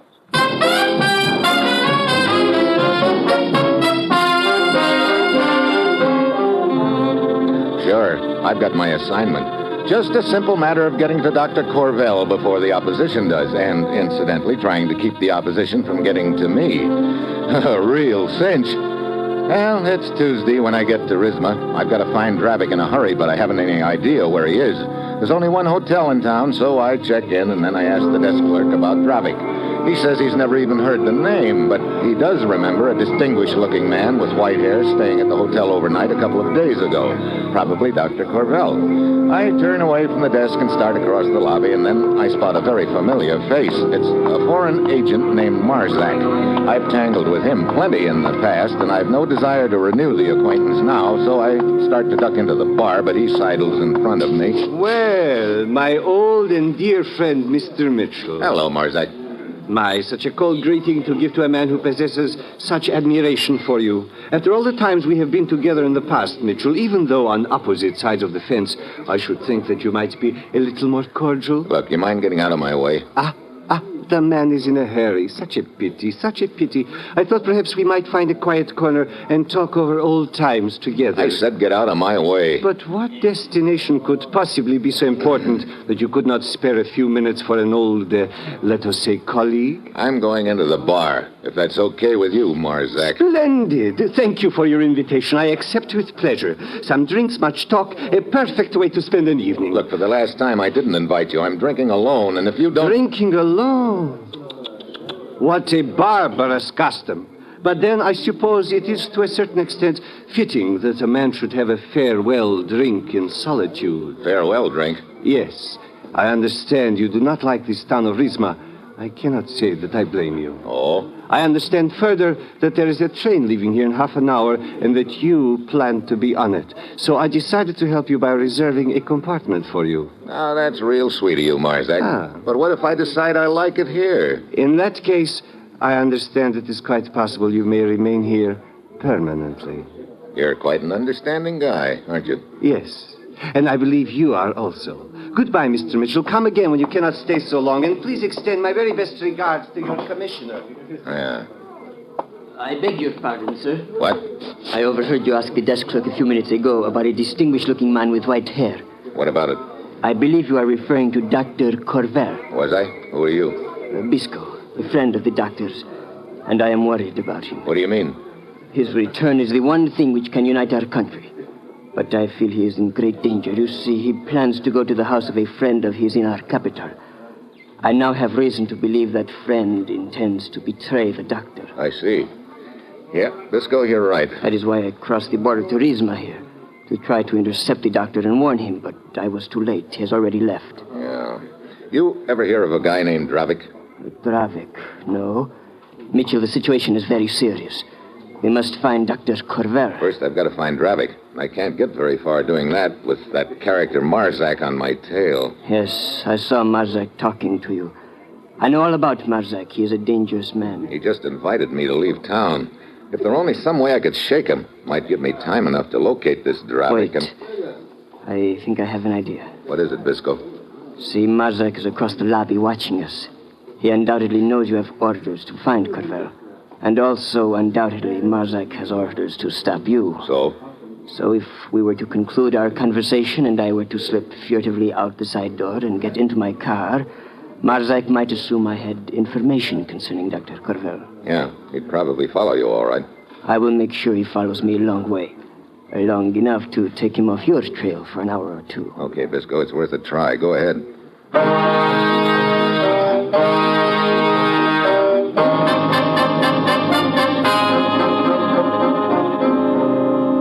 Bisco slips out the side door and Marzak starts after him. So far, so good, but I still don't have any leads on Dravik. I head for the bar to figure it out and where to start, and pretty soon a girl eases over to my table. Hello. Hi. I am sorry. Are you lonely? No, I'm Steve, but sit down anyway. Oh, thank you. You want me to buy you a drink, I suppose? Oh, a cigarette will do for the moment. Well, that's a switch. Here. Thank you. Waiter, the rice pudding. That's very good. Look, Sari, this is all very pleasant, but as far as making an evening of it, I've unfortunately got something else on my mind right now. I know. Huh? You're looking for Dravik. What? Yeah, I am.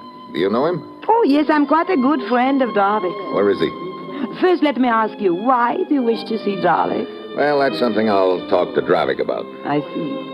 Well, Dravik is not interested so much in people's motives. Dravik is most of all interested in knowing whether there is money in it. Okay, you can tell him there's dough in it for him. How much? Plenty. Very well. You'll take me to him? No, that is not possible. What? You mean we've just been making idle conversation? I would not call it that. Why can't you take me to him? Because Dravik is not a him. Not a... You're Dravik? Yes. Sorry, Dravik. Well, what do you know? So I break my back trying to find you, and it ends up with you finding me. Yes, and I would say it is quite a find.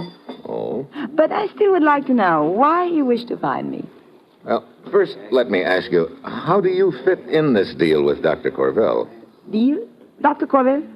I'm not sure what you mean. Oh, unless it has something to do with my rat line? Your what? No, that is what they call it, the rat line.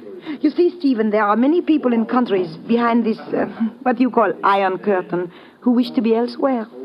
So, for a considerable price, I smuggle them out. I see. Does your rat line ever run in reverse, Sari? You too. What do you mean, me too? Most people are breaking their backs trying to escape to the west these days. And now twice in 2 days I find men who wish to go east. I think everybody's suddenly crazy. Wait a minute.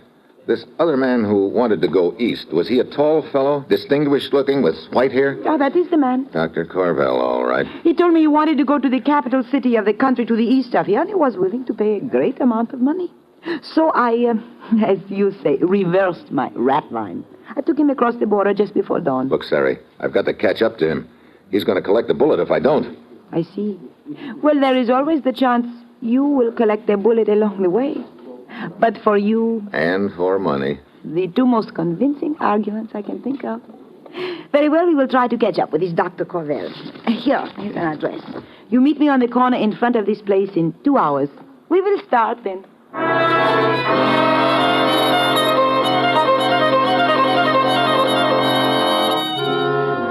I head back to my hotel. Then, as I open the door to my room, I see I've got company. There's a local cop on one side of my room, and on the other is a woman I've never seen before, but right now she's acting like we were long-lost enemies. There he is, officer. Huh? That is the one. I insist you arrest him at once. Hey, what is this? This woman claims you stole her jewels. Stole her jewels? Now, I am look. positive of it, officer. This man is Hugo Brisac, the notorious gem thief. Hugo Schmoogo. I'm Steve Mitchell from the United States, officer, and if you'd care to look at my credentials... You see, officer, as I told you, this thief frequently poses as an American agent. I'm afraid you'll have to come with me. But this woman's mistaken. Unfortunately, I found her jewels in your suitcase. What? So you must come with me. Wait, I get it now. Anything to delay me, huh? Look, lady, I don't know who you are, but I sure know whom you're working for. Arrest this man! You will come quietly. Sure, officer. Real quiet. Sorry, Buster, but I haven't got any time to waste right now. Oh, drop dead.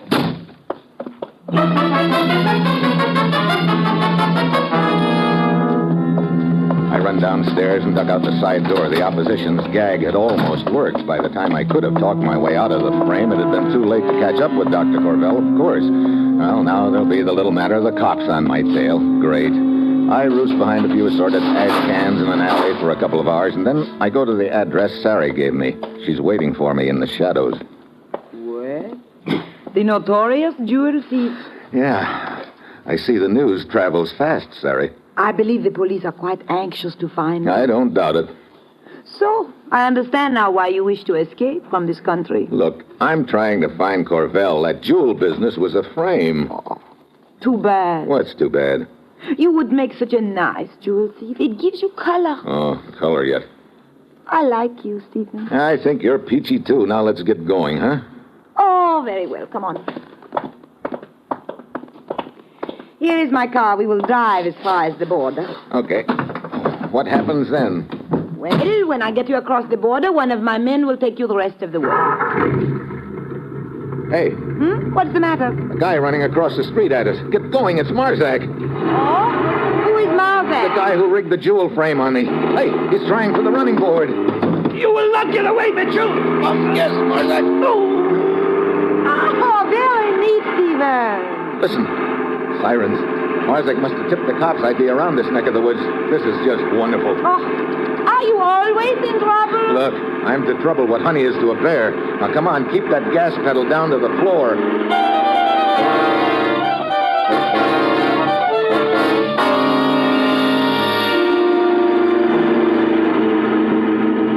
It's no good, Sari. 3 miles out of the city and they're still on our tail. They are not gaining any speed. Neither are we, Optimist. And a half a mile's not enough lead. The cops behind me, ahead of me, the border, and who knows what. Lucky Mitchell right in the middle again. The river is just around the bend, Stephen. Then our troubles will be over. What do you mean? Hey! A turn! Hang on, Stephen. Huh? Hey, what are you stopping for? You crazy? Get out. Look, what's the big I idea? see the river below the road. Huh? I place the car in first gear, and then I pull the hand throttle out a little, turn the wheel, and get out. Goodbye, car.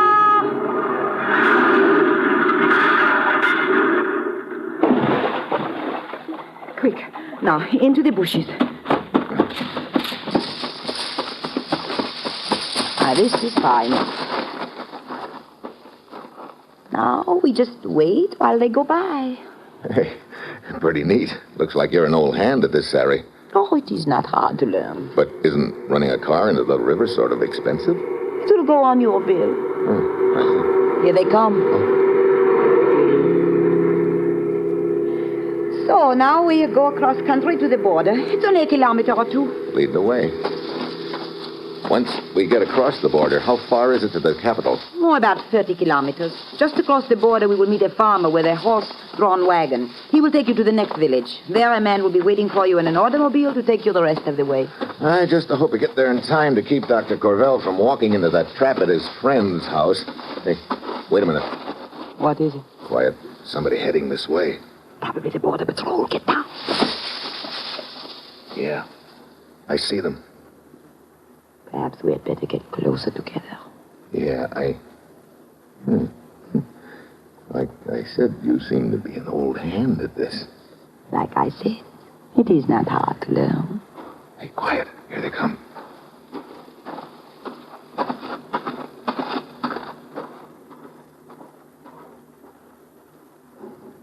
Okay. I guess we can go now. Do you really want to? Oh, Is it not much nicer here? much nicer, believe me, but I still have a job to do. Too bad. Why? Oh, I was just thinking we could run such a beautiful rat line together, Stephen. I don't doubt it. But right now, Oh, very well, if you insist. The Border Patrol will not be back for half an hour, so plenty of time for us to slip across. Come along.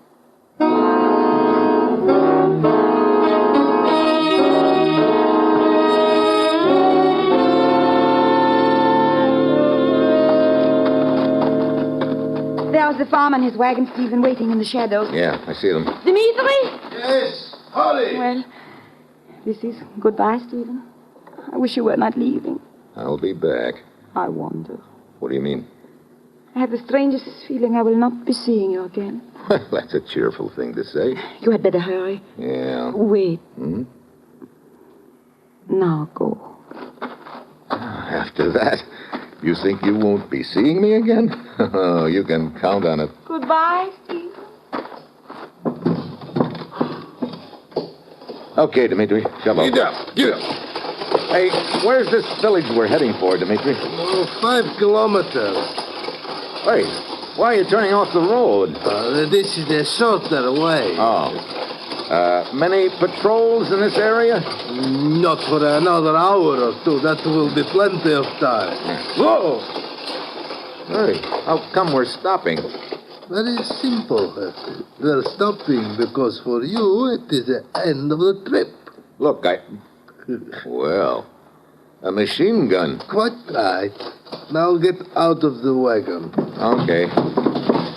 Well, now I know why Sari figured she wouldn't be seeing me again. She was working with the opposition right from the start.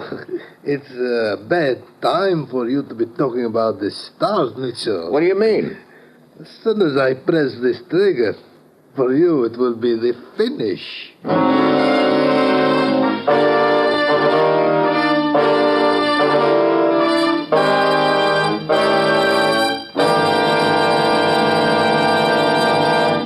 You're listening to Dangerous Assignment, starring Brian Donlevy as Steve Mitchell.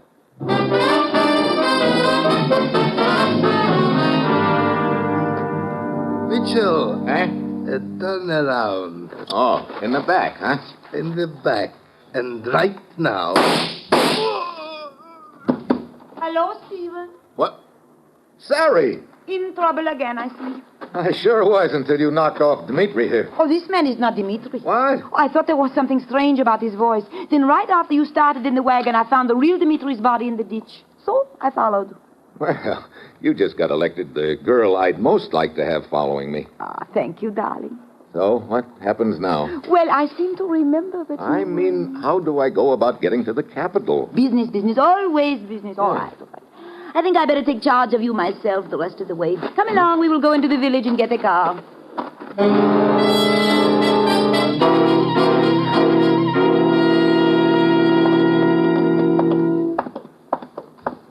Hey, look, where is this car anyway? In the garage, just a few doors farther. Good. I've got no desire to be wandering around these streets any more than I can help. Marzak's boys might spot me. Stephen, wait. What? Some men in front of the garage. Quick, into the alley. Did they see us? I don't think so. Who are they? I don't know. That's the garage where you keep the car, huh? Yes. They must have gotten tipped somehow. Great. What do we do now? It's too far to walk to the capital. Oh, Stephen, look. They've started this way. Must have seen us. Come on, down the alley. Wait, Stephen, stop. Stop. Are you kidding? That door, an empty warehouse. Okay. Hurry up. Brother, dark in here. We should be safe here. Yeah, but it's not getting us any closer to Dr. Corvell. Steve.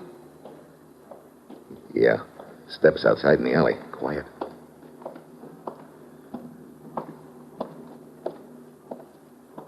Good. They have passed by. Yeah. Hey, if they're away from the garage, maybe we can get to the car after all. Wait a minute. What? Listen. One of them is coming back. Just one of them. Good. Stay down behind the crate. Now. Steve, he must not call out. He can't call on a stranglehold on him. A little more. A little more. There. Speaking of being an old hand at this sort of thing. Look, his buddies will be back looking for him any minute. We gotta hurry. All right, go around to the back of the warehouse. I will get the car and pick you up there.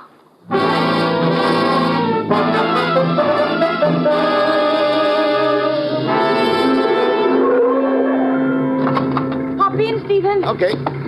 You sure didn't waste any time. No, of course not. We must get the business over with fast, no? Well... Stephen, I have good news for you. I could use some right now. What is it? I learned from my man in the garage this Dr. Corbell was delayed getting across the border. He is now less than an hour ahead of us, and he's riding in a truck. Think we can overtake him before he gets to the city? It will be fun trying, Stephen. Hey, there's a car coming up at us fast. Oh, I see it. It's Marzak. Brother, what a tough guy to shake. Watch out, he's pulling alongside. This is for you, Mitchell! Get down, Sari. Let us make Marzak get down instead. Huh? Hey! Just giving him a friendly little nudge.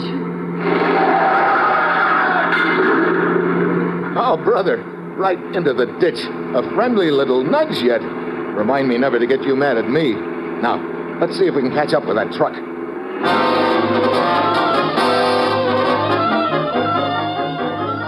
Sari jams the throttle to the floor and holds it there. The minutes tick off. This is the last lap of the race and the lap that pays off. Up ahead of us somewhere, Dr. Corvell in the truck riding innocently into a death trap, and Sari and I in the car trying to catch up with him before the trap is sprung. But at least we've whittled down the opposition. Marzak's out of commission. Also the fake wagon driver who tried to machine gun me.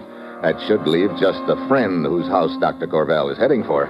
Finally, we get to the outskirts of the city. Then Sari points up ahead. There's the truck, Stephen. Yeah. You sure that's the one Dr. Corvell's riding in? Yes, I recognize it. It is my truck. Wait a minute. How about the driver? Oh, he's one of my men. He can be trusted. Okay. As soon as we get up to the truck, pull alongside it and tell the driver Stephen, look coming out of the side street. A hay wagon. Oh, it has stopped in the center of the road. Oh, brother, the other team's throwing everything at us but the water boy. I think I can get around it. Hey, now look, don't try to nudge that hay wagon into the ditch. No, we will turn here. Oh, brother, another inch and we'd have lined up with the rest of those tomatoes on that vegetable stand. No, down the alley. Hey, watch out, that cart! Are you still with me? Yep, I got enough feathers on me to pass for sitting bull. There. We should be around the hay wagon. Now we will turn back onto the road and catch the truck. Hey, the truck's nowhere in sight. Oh, but it could not have gotten far. Oh, great, to get this close and then... There, look. There it goes, down the side street. Yeah. Oh, it's only a block ahead of us now. Wait, it's stopping in front of that house up ahead. Dr. Corvell's getting out. He's going up the stairs. Stephen, we are too late. If I don't catch him now, this race is going to turn into a dead heat. Jam on the brakes. Dr. Corvell! Dr. Corvell, wait! Who are you? Steve Mitchell, government agent from the States. Get away from that door. No, this is a trick. Let go of me. Now, look. My friend Miklos is inside. Let go. Your friend Miklos has a bullet for you. Take your hands off me. Get down. Miklos! I've got him. Oh, boy. One more second would have been too many. I hope I never have to cut it that close again. I cannot believe it. I thought Miklos was my friend. Yet all the while he was planning to betray me. Well, it's all over now anyway. Come on, Dr. Corvell. Let's get you over to the legislature.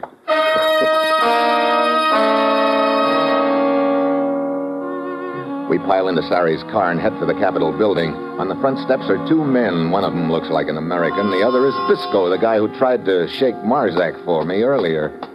Mitchell? Yeah? Thompson from the legation. We just about given you up. Me too.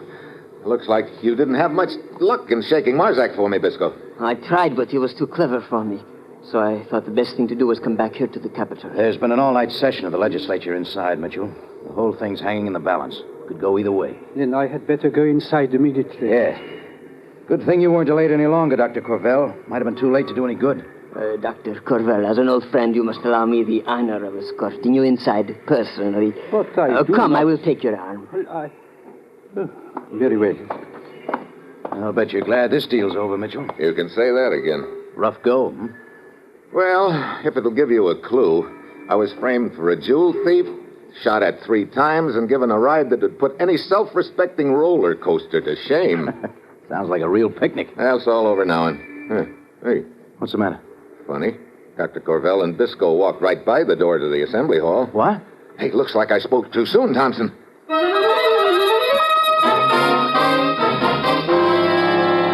I slipped down the stairs and around into the alley beside the building. There's a car parked by the side door. I hugged the wall. A moment later, the door opens, and out comes Dr. Corvell, followed by Bisco.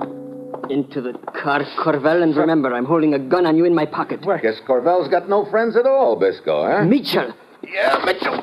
Get your hands off me, I will kill you. I've got your wrist. You pull that trigger now and you'll...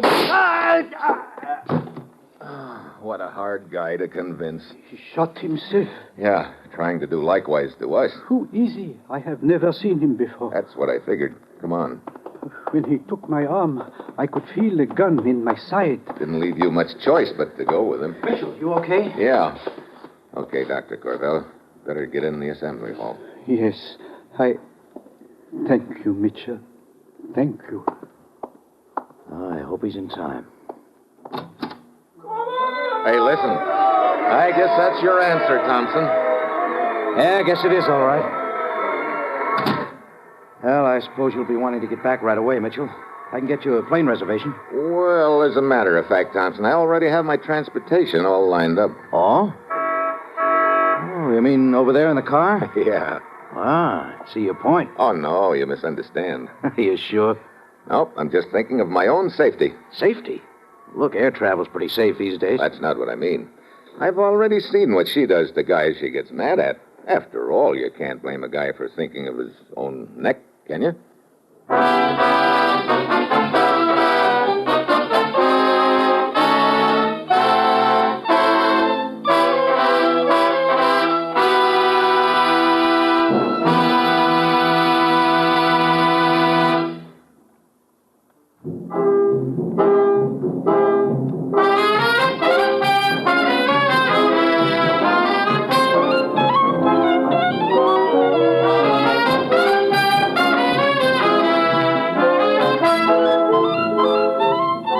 Dangerous Assignment, starring Brian Donlevy as Steve Mitchell, is written by Bob Reif and Adrian Jondo, with music by Robert Armbruster, and is produced and directed by Bill Karn. Be with us again next week at this same time when Brian Donlevy, starring in the role of Steve Mitchell, will embark on another dangerous assignment.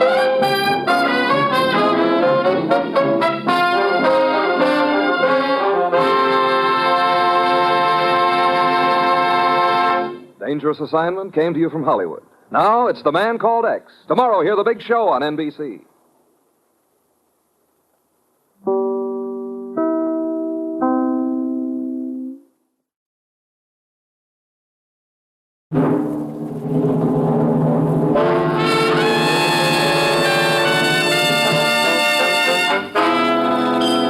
Dangerous Assignment. Transcribed starring Brian Donlevy as Steve Mitchell.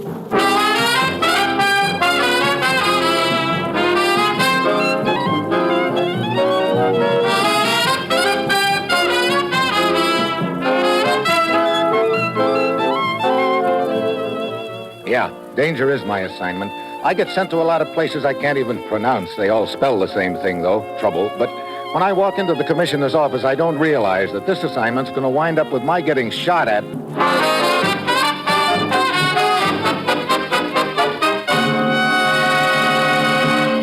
Morning, Commissioner. You sent for me? Steve, I want you to drop in on a group of butterfly chasers. I think the word is lepidopterist, but I wouldn't bet on it. Go to the head of the class. At the moment, they're somewhere in the jungles of Brazil, south of the Amazon. Now, when I say I want you to drop in on them... You mean just that, huh? I parachute? Okay, Commissioner. What's it all about? Recently, Steve, there was a meeting in Rio between U.S. representatives and diplomats from several Latin American countries. Important decisions were reached, commitments made, and agreements signed. A copy of that agreement was dispatched to the United States by courier, but had never arrived in Washington. The plane in which the courier was riding crashed in a remote area of the Brazilian coast. All hands lost? Yes. Our investigators checked the region, but can learn little from either the natives or the group of butterfly people who happened to be in the area at the time. So we assumed that the courier and the document has been lost. We were wrong, Steve. We've just learned from contacts in Brazil that the document has been put up for sale at the city of Belém. What? And here's the joker, Steve. Delivery guaranteed as of the 1st of next month. What does that suggest to you? Well, the document is on its way there, and... Hey, wait a minute. The butterfly chasers. Right. They're scheduled to arrive in Belém just about that time. My hunch is that someone in that group has the document. Get down there, Steve. It's vitally important we recover that document. Well, that's it. You've got your assignment. Good luck.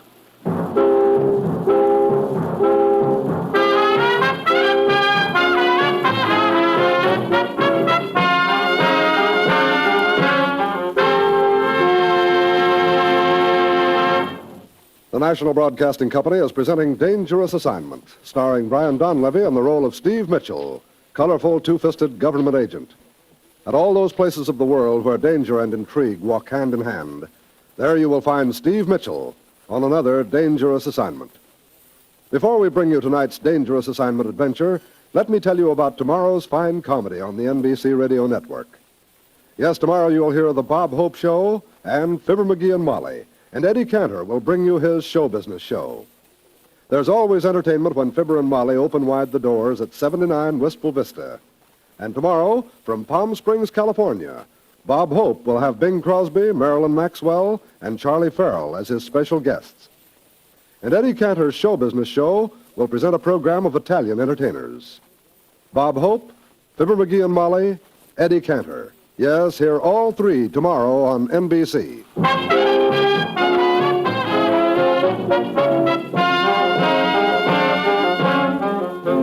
Sure, I've got my assignment. Get down to South America, catch up to a group of butterfly chasers somewhere in the jungle of Brazil, and find out which member of the party is carrying a highly confidential document belonging to the United States. It's a hunk of political dynamite, and we want it back before it's sold to the highest bidder. It's early Friday evening when my plane lands in Belém. Captain Arcata of the local law hustles me into another plane, and a few minutes later, we're airborne, heading west over the jungle. The manual contact when you reach your destination, Senor Mitchell, is Sergeant Romero.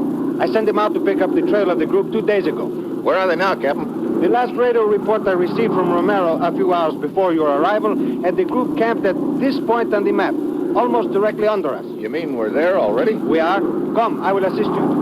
Yeah. There's a little matter of slipping into a parachute. Rule number 1, Captain. When about to make a parachute jump, don't forget the parachute. Here we are, senor. Thanks. There is a bright moon. That will help.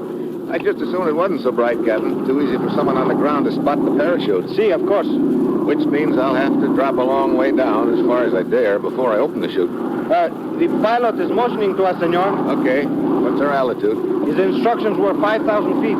Right. No circling. We don't want to attract too much attention. See? One pass over the area, and I bail out. See? Okay, Captain. Open her up.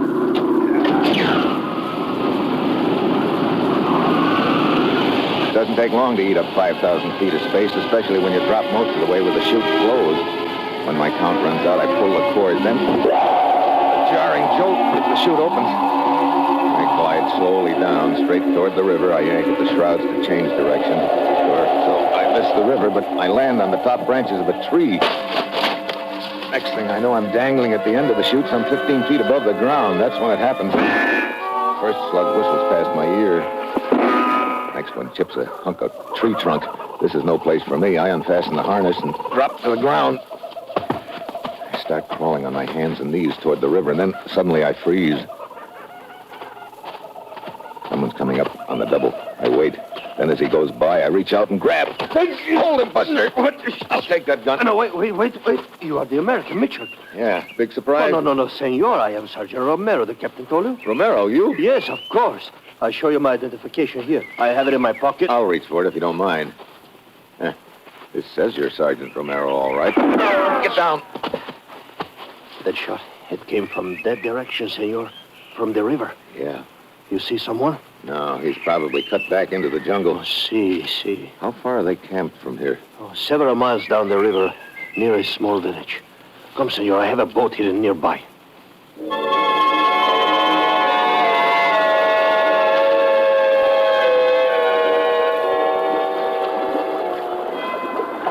It is not far from here, Senor Mitchell. Just around the bend. How many of them are there in camp, Romero? There are 4. The leader, the one with gray hair, is Dr. Stanhope.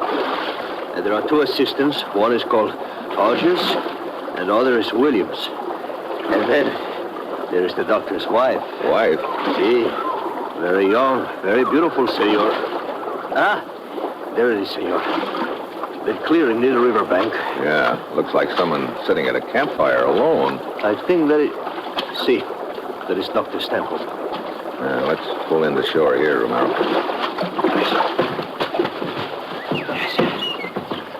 You better stay right here, out of sight for the time being. Stick with the boat and keep your eyes open. I'll be back. See.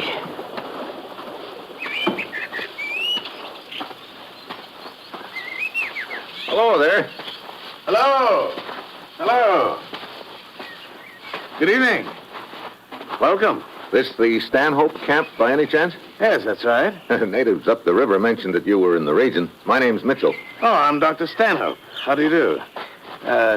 Sit down, won't you? Thanks. Don't mind if I do. Had a hard journey? Yeah. You'd think after being in this jungle for over a month I'd get used to these hikes, but I don't know. On a holiday, are you? Well, sort of. I'm soaking up some local color doing a book. Oh, really? I envy you. I always wanted to write, but never seemed to find the time. My work and all. Work? What sort of... Research. Butterfly chasers, you might call it. Oh? Traveling alone, Mr. Mitchell? No, my camp's not very far away. Oh. Going to be in the region for a while? It depends. Oh, that's my wife. Hello, darling. Have a nice stroll? Yes, dear, very nice. Sweet, this is Mr. Mitchell. How do you do, senor? Mrs. Stanhope? Mr. Mitchell's a writer. Soaking up a little local color, as he puts it. A writer? How interesting. By the way, darling, have you seen anything of Hodges? Hodges? Well, no. Well, I thought he might possibly be in the village. Well, I didn't go to the village. Oh. Haven't seen him for hours. Wonder what's happened to him. Well, he's probably with Williams. No. Jim came back to camp a few minutes ago and went out looking for him. Well, don't worry, darling. He'll turn up. Now, if you don't mind, I think I'll go to my tent. I'm rather tired. Of course, my dear. Good night, Senor Mitchell. Good night, Mrs. Stanhope. Well, Doctor, I think I'll be moving along, too. Oh, must you really? I thought we might chat a little. Plenty of time for that in the morning. That is, unless you'll be pulling out. Yes, we had planned on leaving early. Might join forces with you. Tag along if you don't mind. I'm headed for Belém. You? We're also headed that way, Mr. Mitchell. Of course, you're welcome to join us. However, we sort of poke along, you know. We're in no hurry, and... Well, neither am I, Doctor. I'm in no hurry at all. Night.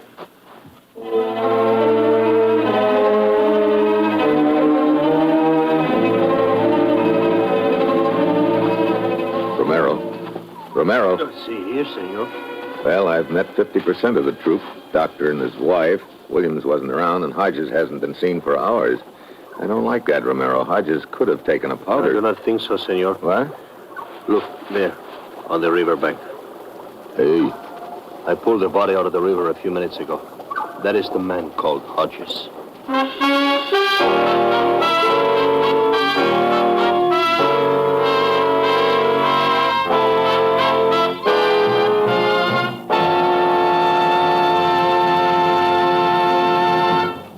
In just a moment, Steve Mitchell will continue his dangerous assignment.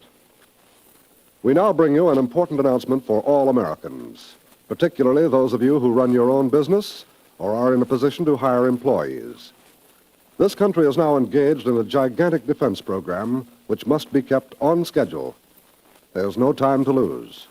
To win, we've got to use every ounce of strength, industrial strength, in this contest to protect ourselves and the free world. That means we've got to give jobs, productive jobs, to all Americans. We've got to hire the handicapped. Thousands of handicapped persons, veterans and non-veterans alike, are ready, willing, and able to work. Thousands of others have proved on the job that when they're properly placed, they do every bit as good a job as their able-bodied fellow workers. So, Mr. Employer, give these folks a chance to help you increase your productive capacity. Hire the handicapped. Help them. Help your business. Help America.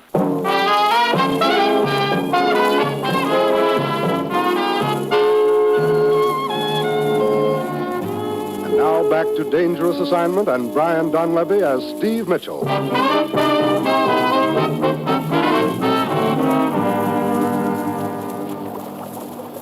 You're sure this dead guy is Hodges, Romero? Oh, see. His papers were in his pocket. He was struck on the head. Yeah. So one of Dr. Stanhope's assistants gets himself knocked off. I wonder if Hodges was the one who was carrying the document. In that case, whoever killed him now has it. Or maybe Hodges knew who has it. Let's see. While I was talking to Dr. Stanhope, his wife returned to camp. She said she'd been out for a walk. Then she had an opportunity to kill him. Yeah. Also, the other assistant, Williams, who was supposed to be out looking for Hodges. And he also had opportunity. And there's Dr. Stanhope himself. How do you mean? That left him alone in camp. He could have slipped out here in the brush and killed Hodges. You are right.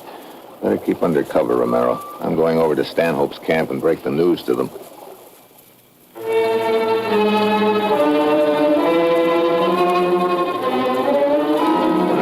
Camp Williams, the other assistant, is there. I tell them I've stumbled across Hodges' body, and they're all properly shocked. We troop back to the riverbank so they can have a look at it. A thing like this is hard to believe, Mitchell. Pretty good friend of yours, huh, Williams? Yes, you're the best. It's dreadful. Perfectly dreadful. Poor Hodges. Such a brilliant career suddenly cut off by a horrible accident like this. Accident? Of course, you see, Hodges couldn't swim. He was wandering along those rocks on the riverbank looking for specimens. Obviously, he fell and struck his head and rolled into the water. Isn't that what you'd make of it, Mr. Mitchell? Yeah, I guess so. Williams, what do you think? Dr. Stanhope's right about Hodges not being able to swim. Beyond that, I wouldn't know. I'm no detective. This poses a problem. Hodges' body will have to be taken to Belém, our destination. Somebody should accompany the body, I suppose. As leader of the group, it should be myself. I disagree, Dr. Stanhope. Why, Williams? Well, this expedition means a lot to you. I think you should continue your research. I'll take the body to Belém. No, I'm afraid I can't permit you to go, Williams. If I'm to continue my research, I certainly need your help. All right, you're the boss. In that case, perhaps I should go. You? I'm not needed here. Well, that's a pretty disagreeable job for a woman, Mrs. Stanhope, and a little dangerous traveling through the jungles like this. Yes, I quite agree with you, Mr. Mitchell. If I could make a suggestion. Oh, yes, by all means. There's nothing any of you can do for Hodges now. Why not let the natives take his body in? Well, I suppose that would be the practical solution. Yes, I'll have two bearers carry it to the village. If you like, I'll stay here with the body until you send them. Oh, that's very kind of you. It'll only be a few minutes. Come along, my dear. Very well. Good night, Mr. Mitchell. Good night, Mrs. Stanhope. Thanks, Mitchell. Sure. See you later, William.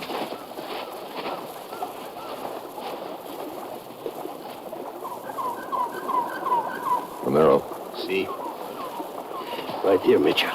You hear what went on? Oh, indeed. I was getting a little worried that one of them was going to get away from me. See. And what is your plan now? We move in closer and keep an eye on them the rest of the night.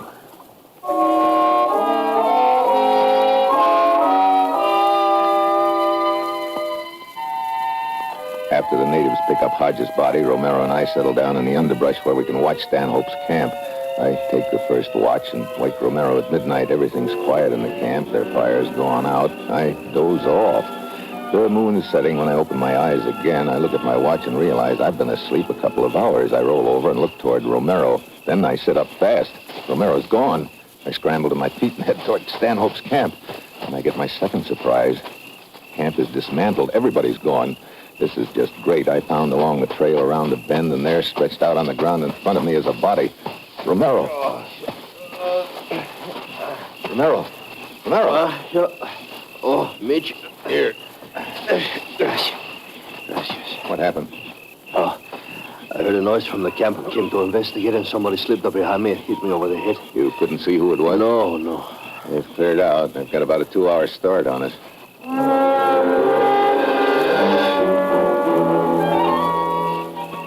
We must have gained on them substantially by now, Mitchell. Yeah. We've been traveling at a pretty good clip all morning. Get down! Yeah, we're getting close to them, all right. Could you tell where that shot came from? Over there at the left somewhere, I think. Can you see anyone? No. The underbrush, this thicket is not surprising. Whoever it was could be some distance away by now. Yeah, no, Hold it. What is it? Flash of white over there in the far edge of that clearing. Hey, it's Mrs. Stanhope. See. Walking through the clearing. And now into the underbrush again. What do you know? But she's not carrying a gun. She could have ditched it. She seemed to know where she's going. Probably to their new camp. Come on, we'll follow her.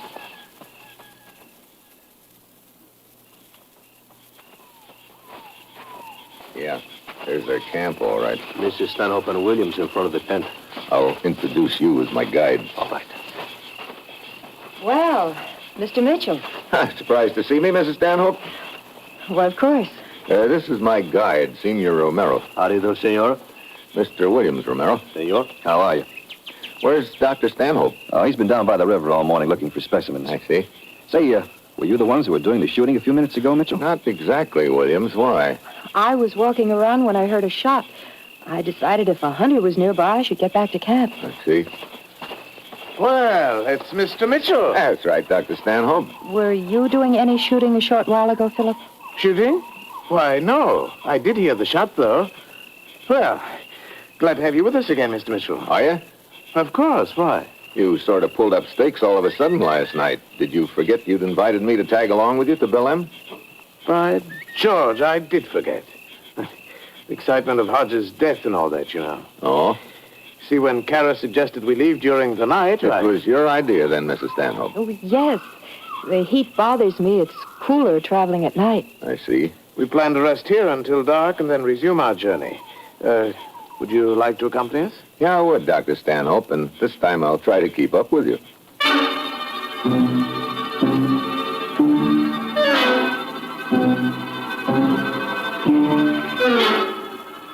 The afternoon drags on. Towards sunset, Dr. Stanhope goes into his tent to rest up for the trip after dark. Williams is working with a few butterfly specimens. Mrs. Stanhope goes down by the river for a smoke. I tag along to keep an eye on her and leave Romero to watch things at the camp. She makes small talk for half an hour or so, and then we wander back. She heads for her husband's tent. I suppose I'd better wake Philip. It's just about cool enough to start now. Yeah. Wonder where Romero is. Well, the camp does look a bit deserted, doesn't it? I don't see Williams either. Philip? Hey, there on the ground. It's Williams, unconscious. Williams. Williams. Oh, he's all right. Mr. Mitchell, but look at my husband's cot. Yeah, some blankets rolled up to look like somebody's lying on it. And the back of the tent, it's slit from top to bottom. I don't understand. I think I do.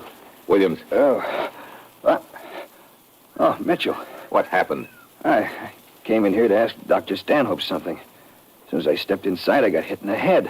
Knocked me to my knees. I saw Stanhope slash the wall of the tent and leave. Then I blacked out. Romero must be chasing him. I'll see you later.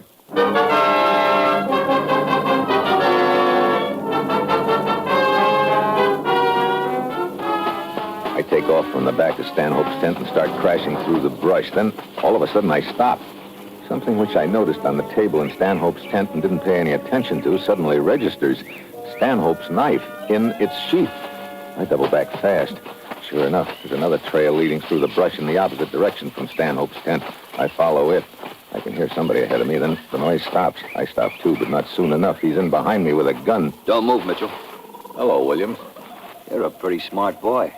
How'd you tumble to the fact that I was lying? You said Stanhope slashed the tent, but I remembered seeing his knife still inside, in its sheath. I doubt if he'd have used it and then replaced it, he'd have been in too big of a hurry.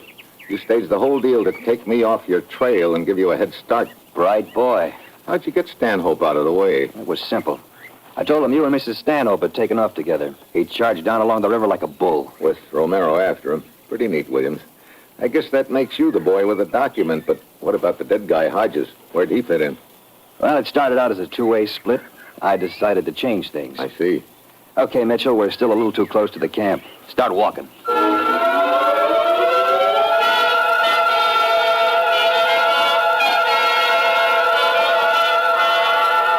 I push on ahead of Williams, knowing that as soon as we get far enough away to suit him, I'm a dead duck. Then I spot my chance.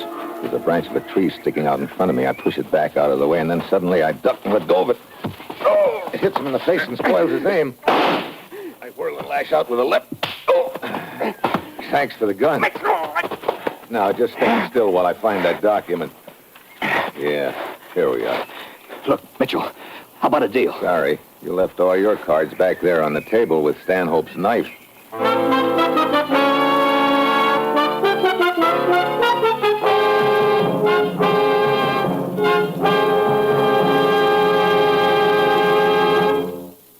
star, Brian Donlevy, will return in just a moment. Let me tell you about tomorrow's fine comedy on the NBC Radio Network. Yes, tomorrow you'll hear The Bob Hope Show and Fibber McGee and Molly, and Eddie Cantor will bring you his show business show. There's always entertainment when Fibber and Molly open wide the doors at 79 Wistful Vista. And Eddie Cantor's show business show will present a program of Italian entertainers. Fibber McGee and Molly, Eddie Cantor. Yes, hear all tomorrow on NBC.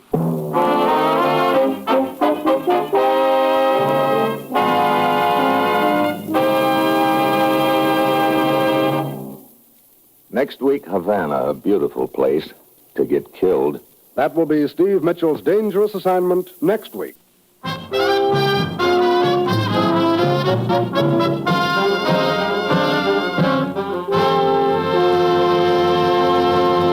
This is NBC, the national broadcasting company.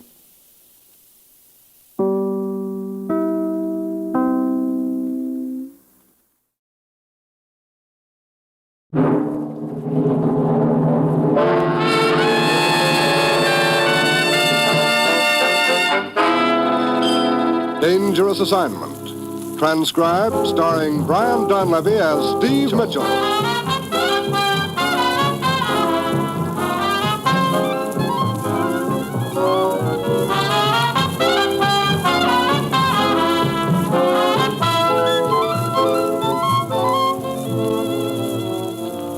Yeah, danger is my assignment. I get sent to a lot of places I can't even pronounce. They all spell the same thing, though, trouble. But when I walk into the commissioner's office, I don't realize that this assignment's going to prove that you can sometimes hook the biggest fish of all right in the middle of a freight train.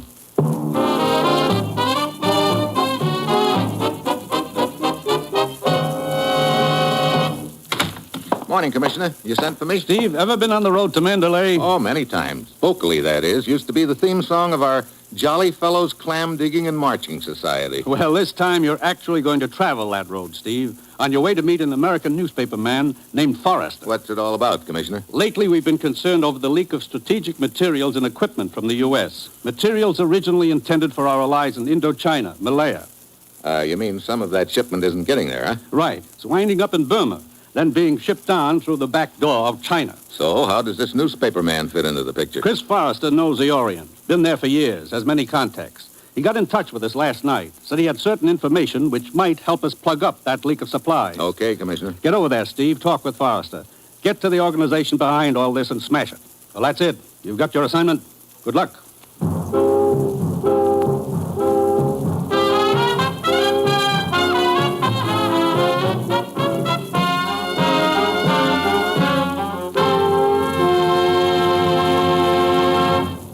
The National Broadcasting Company is presenting Dangerous Assignment, starring Brian Donlevy in the role of Steve Mitchell, colorful two-fisted government agent. At all those places of the world where danger and intrigue walk hand in hand, there you will find Steve Mitchell on another dangerous assignment. One of the most important functions of a radio network is the quick dissemination of news. When you listen to the NBC radio network, you can depend upon expert news reporters, analysts, and commentators to bring you all the important news whenever and wherever it happens. And you can depend upon NBC for full coverage of all major news events.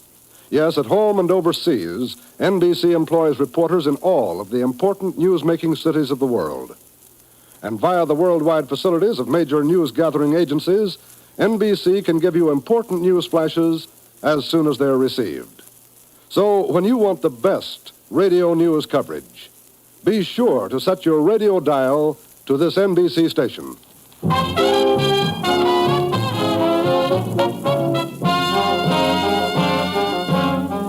Sure, I've got my assignment. Hit the road to Mandalay, check with a foreign correspondent there named Chris Forrester, and hope the information he has will help us plug up the leak of strategic U.S. materials and equipment. It's late Friday evening when my plane settles down in Rangoon. I checked the Hotel Blair, but Forrester hasn't arrived. Seems the late train from Mandalay is overdue. I head for the depot, and that's when I spot the gent in the white suit tailing me. The same gent who was standing near the hotel desk when I asked about Forrester. I try a fast maneuver to shake him, clever ruse, number 37B, and it works. I wind up on the main drag again and hail an approaching cab. And as I open the door, I realize clever ruse number 37B isn't so clever. The gent in the white suit is sitting in the back seat of the cab, and somehow I feel it wouldn't be smart to turn down his invitation. Do get in, Mr. Mitchell. Okay, Buster. Pretty fast on your feet, aren't you? I think so. All right, driver. Now, I'd like to have a little talk with you, Mr. Mitchell. Friendly talk? But of course. I might believe it if you took that hand of yours out of your coat pocket. Well, ask what you want with Chris Forrester. You may, only I don't think you're going to get an answer. In that case, your identification papers, please. Come, Mr. Mitchell. Well, here you are. Thank you. Oh, I see. Well, my apologies, Mr. Mitchell. What's this all about? Perhaps you'd better have a look at my credentials. Here you are. Ben Grayson, Chief Investigator, Southeast India Insurance Company, Melbourne? You see, Mr. Mitchell, my company is interested in Forrester, too, in the work he's doing. We wouldn't want anything to happen to him. We're counting on him for some very valuable information. Oh? And we're willing to pay for it. Matter of fact, I'll have a check in my pocket for him, £2,000. Small bonus. And this information is in regard to... The hijacking of freight insured by our company. We handle a good many firms in this area, Mr. Mitchell, and the company's taking an awful beating in the past 6 months. The bosses have been on my neck, wanting me to do something about the situation. A job hanging by a thread? No, not exactly. But it does make a chap look bad, doesn't it? Oh, I've had some luck. I've picked up a few operators, small fry, bush league pirates and the like. Forrester seems to be on the right trail, though. He's after the big wheel, the power behind a gigantic organization operating in the area. That's why I'm here, Grayson. Well, as I say, I'm glad to have you aboard.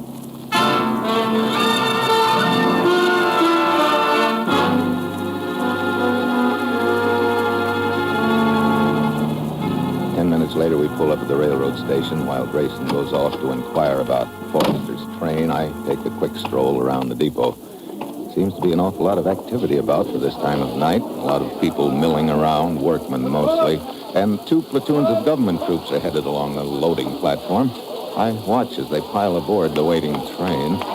Hey! Yeah?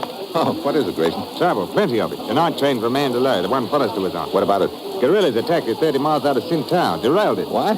Robbed the passengers and left 3 of them dead. Oh, great. The report didn't say who they were. Do you think one of them could be Forrester? Let's find out. This, I take it, is the relief train? Yes, leaving in a few minutes. Okay, let's latch on.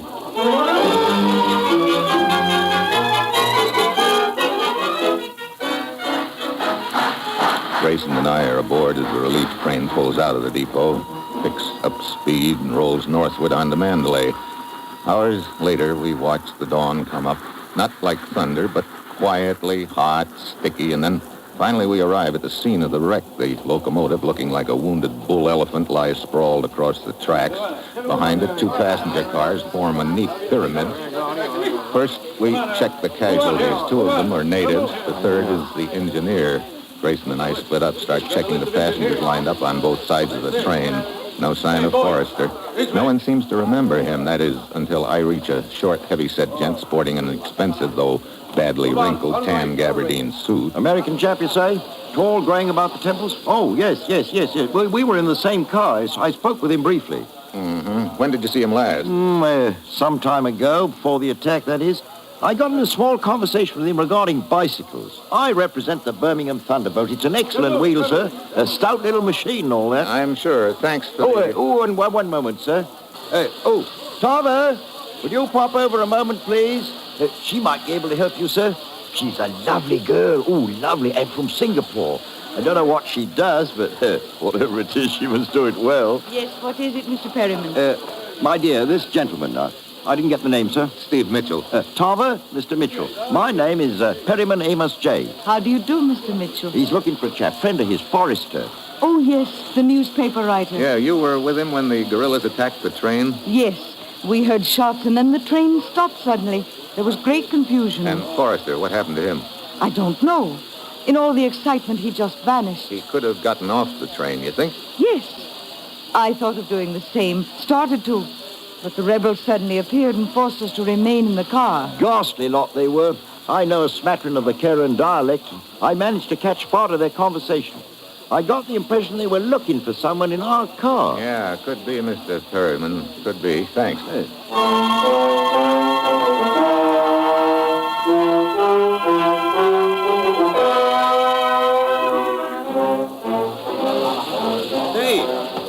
Hey, Steve! Grayson. Hey, I've been looking for you. Oh, I haven't had a bit of luck. How about you? I've been talking with a couple of passengers who were in Forrester's car. I've got a hunch he skipped out. What? Yeah, I think he figured it was something more than just a raid to grab supplies, that the guerrillas were after him, too. So, assuming that Forrester ducked off this train... He's probably out there somewhere hiding in the jungle, or if there's a village nearby, he might be headed for it. Let's find out.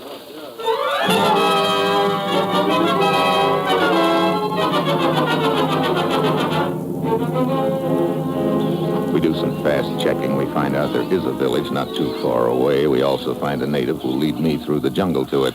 Grayson stays on at the scene of the train wreck in the event that Forrester doubles back. I follow my native guide into the jungle. We don't get very far before we run into someone else on the trail. Good morning. Morning. You lost? Lost? No. I was just out for a stroll. I understand it will be quite some time before the train is ready to take us on to Rangoon. That's right. You were one of the passengers? Yeah. My name is Hairstyle, August Hairstyle. I was about to return to the train. Shall we go back together? No, my friend and I will push on a little further. A word of caution, gentlemen. Do not venture too far. The jungle is treacherous. Well, thanks for the advice, Hersdal. We'll be careful.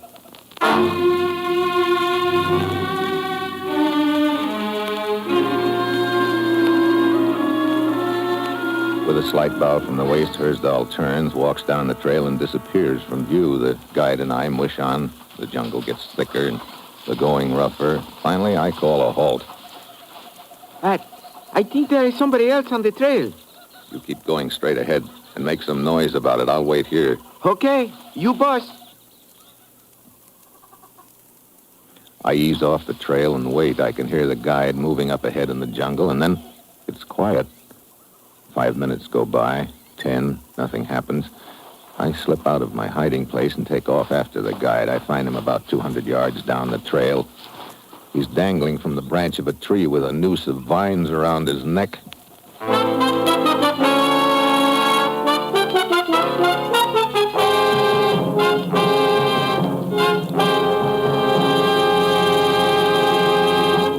Steve Mitchell will continue his dangerous assignment in just a moment. Throughout our nation, driving conditions are dangerous, and every motorist should revise his driving habits to conform to winter's rain, snow, and slippery highways.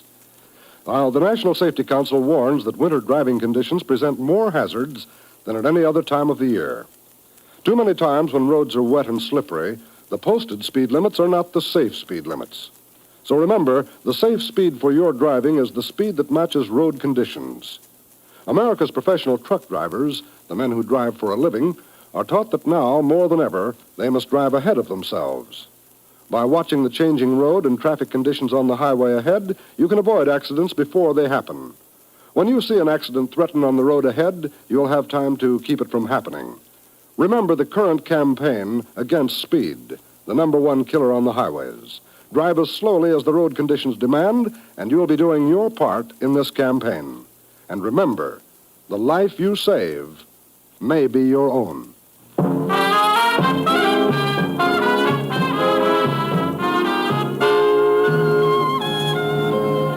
Now back to Dangerous Assignment and Brian Donlevy as Steve Mitchell.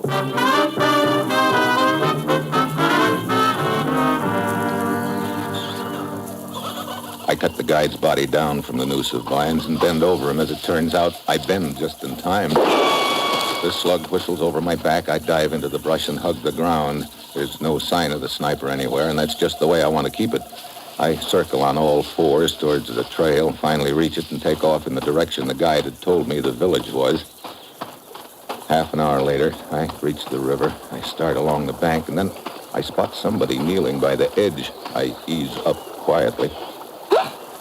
Oh, sorry to startle you. I wasn't sure who it was doing the weekly washing. Yes.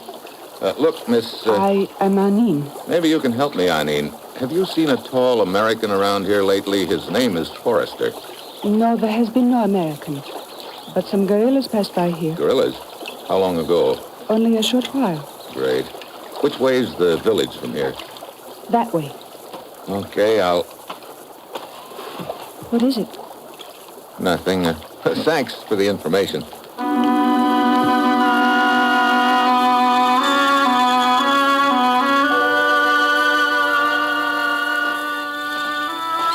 I walk out of her sight, then I stop. Anine has given me more information than she realizes.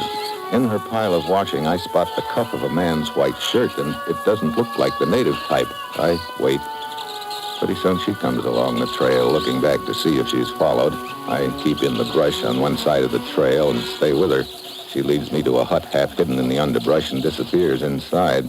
I pop in after her. A tall blonde guy is stretched out on a mat, and he sits up fast. Hey, who are you? Steve Mitchell, the guy who was supposed to meet you. Here are my credentials, Forrester. Oh, brother, am I glad to see you. How'd you find me? Spotted your shirt in the girl's washing. Yeah, she was too tired to get the blood out of it. Shoulder wound, huh? Yeah, but it's not bad. From the guerrillas? Uh-huh. They jumped the train. They followed me, but the girl here hid me and patched me up. Guess she thought you were after me, too. Oh, I did not know who you were. Sure. Forrester, those people who got friendly with you on the train... Perriman? And the girl Tava, I figured either one of them could have been planted there to put the finger on you for the guerrillas. Or it might have been Hersdahl. Who? I ran into him in the jungle near the train. Said he was one of the passengers out for a walk. Remember meeting him on the train? Oh. Well, one thing's sure. We've got to get you out of here and back to the train fast. In the village, one of the men has a small boat. I will go and talk to him. I'm certain he will help. We head down the river away and then double over to the train, huh? Yes. You remember the place at the river where I was washing clothes, Mr. Mitchell? Wait for me there.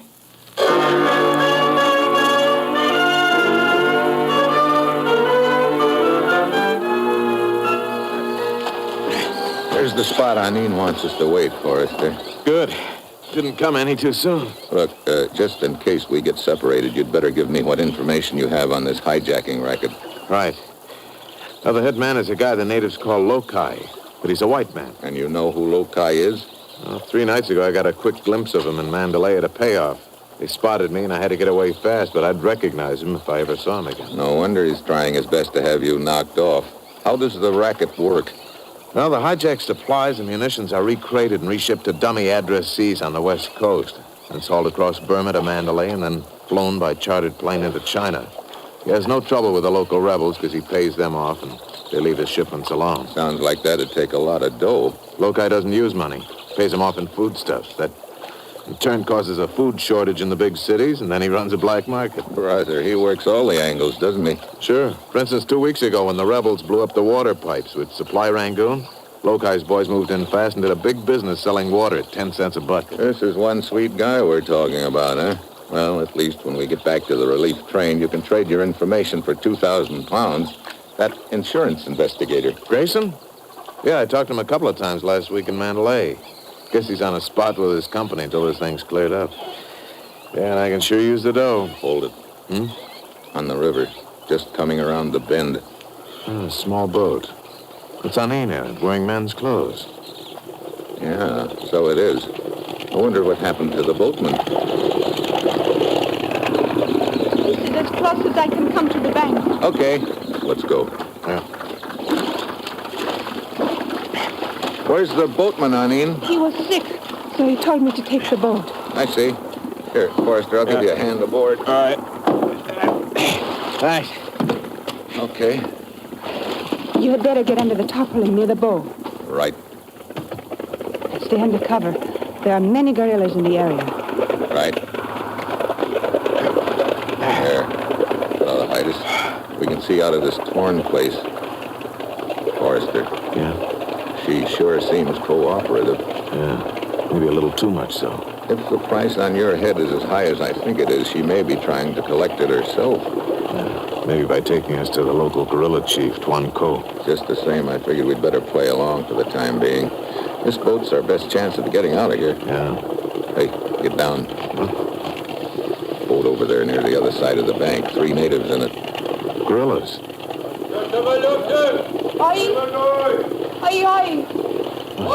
Oh, great. You understand any of it? Enough to tell me who our friend Anine is. Oh?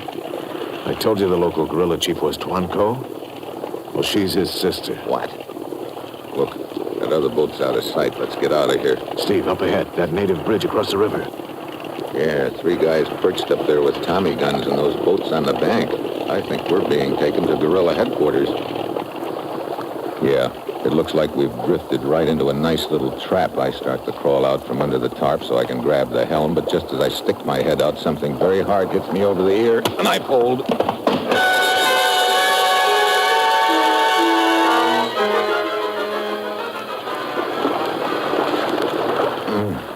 Steve? Steve, you okay? Oh, Forrester.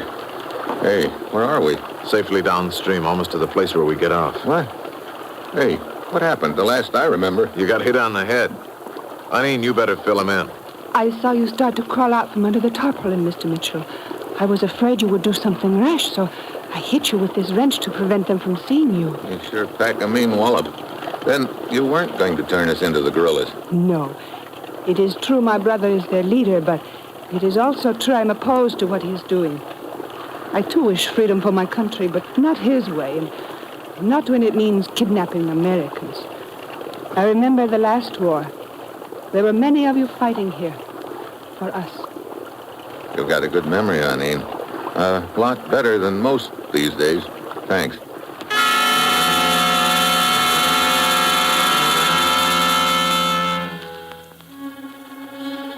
A couple of minutes later, she pulls the boat over to the bank and lets us out. We head through the brush in the direction of the train, and Grayson... That can't be far, Steve. Pretty soon we spot it. They've hooked the passenger cars on behind the relief train. Then I see Perryman, Tava, and Hersdahl climb aboard one of the cars. We stay out of their sight. Any one of them could be the one who put the finger on Forrester. Hey, it's starting up. We try to hurry, but Forrester's wound slows him down. I put him across my shoulders in a fireman's carry and take off after the train. Then I spot Grayson on a flat car on which a crane is mounted. Howdy, Mitchell. I come up beside the flat car, roll Forrester onto it, and dive aboard. Good shot, boy, good shot. Oh, for a minute, Grayson, I thought we... Hey, why, the gun? Mitchell! Mitchell, don't you know who this is? Sure, it's Grayson. No, this is Lokai. This is the boss of the hijacking racket. What? Quite right. Look, Forrester, you told me you'd talked to Grayson a couple of times last week. How come you didn't recognize him as Lokai then? Well, I only talked to him on the phone. Oh, great. Great is right. I'm quite indebted to you, Mitchell, for dropping Forrester right into my lap. Now I can get both of you out of my hair at the same time.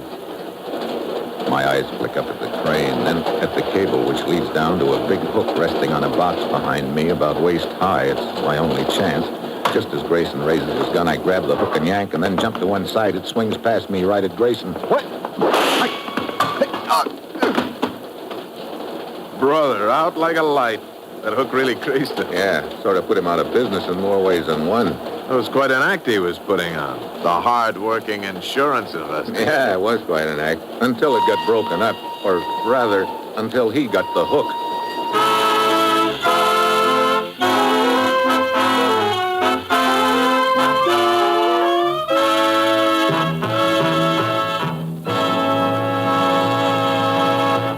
Our star, Brian Donlevy, will return in just a moment. Daytime programming here at the NBC spot on your radio dial is tops in listening enjoyment. You'll hear Bob Hope, Dave Garraway, Meredith Wilson, Bob and Ray, Warren Hull, Bert Parks, and Tommy Bartlett every day, Monday through Friday. So chase away your housework blues by setting your dial to the NBC radio network during the day. Bob Hope presents the finest in comedy listening as he teams with Bill Goodwin. Dave Garraway is sure to please with his bits of philosophy and the interesting records that he plays. And when it's time for Bob and Ray, you'll hear radio being kidded by those two boys from Boston who won last year's Peabody Award for comedy. Warren Hull presides over the show with a heart, Strike It Rich. And Bert Parks is the master of ceremonies on Double or Nothing. So all in all, it's a day filled with the finest radio entertainment. So be sure to hear Bob Hope, Dave Garraway, Bob and Ray, Warren Hull, Meredith Wilson, Bert Parks, and Tommy Bartlett over most NBC stations every day, Monday through Friday.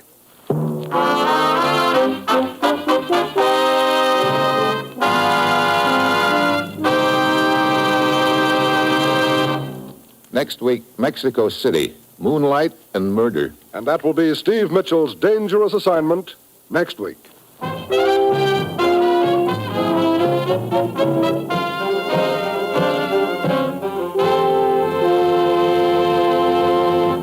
Included in tonight's cast were Ben Wright, Ramsey Hill, Vivi Janis, Alice Backus, and Paul Frees.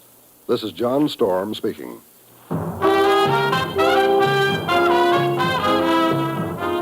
Dangerous Assignment, starring Brian Donlevy as Steve Mitchell, with Herb Butterfield as the commissioner, is written by Bob Reif and Adrian Jandot, and is directed by Bill Karn. Be with us again next week at this same time when Brian Donlevy, starring in the role of Steve Mitchell, will embark on another transcribed Dangerous Assignment.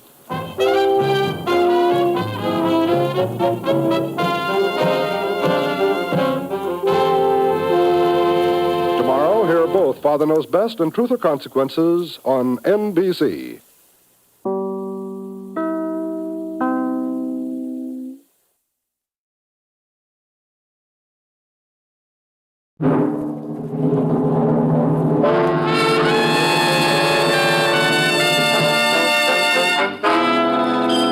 Dangerous Assignment. Transcribed starring Brian Donlevy as Steve Mitchell.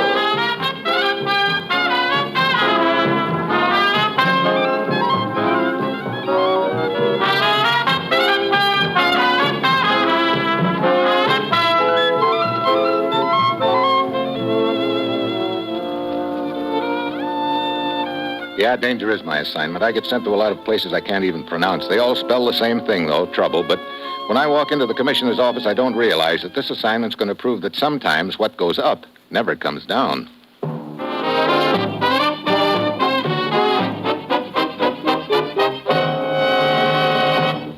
Morning, Commissioner. You sent for me? Steve, I've got a ghost for you to go after. Gentleman or a lady? She's no lady. She's a tramp. What? Freighter, that is. Oh, ghost ship, huh? Shades of the Flying Dutchman. We believe this ship has been running supplies and war materials to the guerrilla forces in the Philippines, Steve. From some port in the South China or the Sulu Sea. But we've never been able to catch up to her, huh? She's been spotted time and time again. We think we have her trapped, and then she vanishes completely. Any leads at all as to where she picks up her supplies? One, Steve. Yesterday, North Borneo authorities discovered a large storehouse along an isolated section of the coast north of Sandakan. Could be the base of operations for Our Lady Ghost. Could be. Get over there, Steve. Check with the constabulary at Sandakan and track down this ghost ship. Well, that's it. You've got your assignment. Good luck.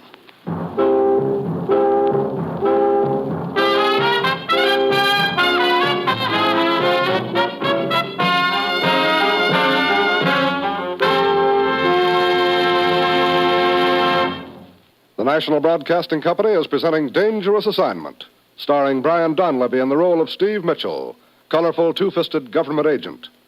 At all those places of the world where danger and intrigue walk hand in hand, there you will find Steve Mitchell on another Dangerous Assignment.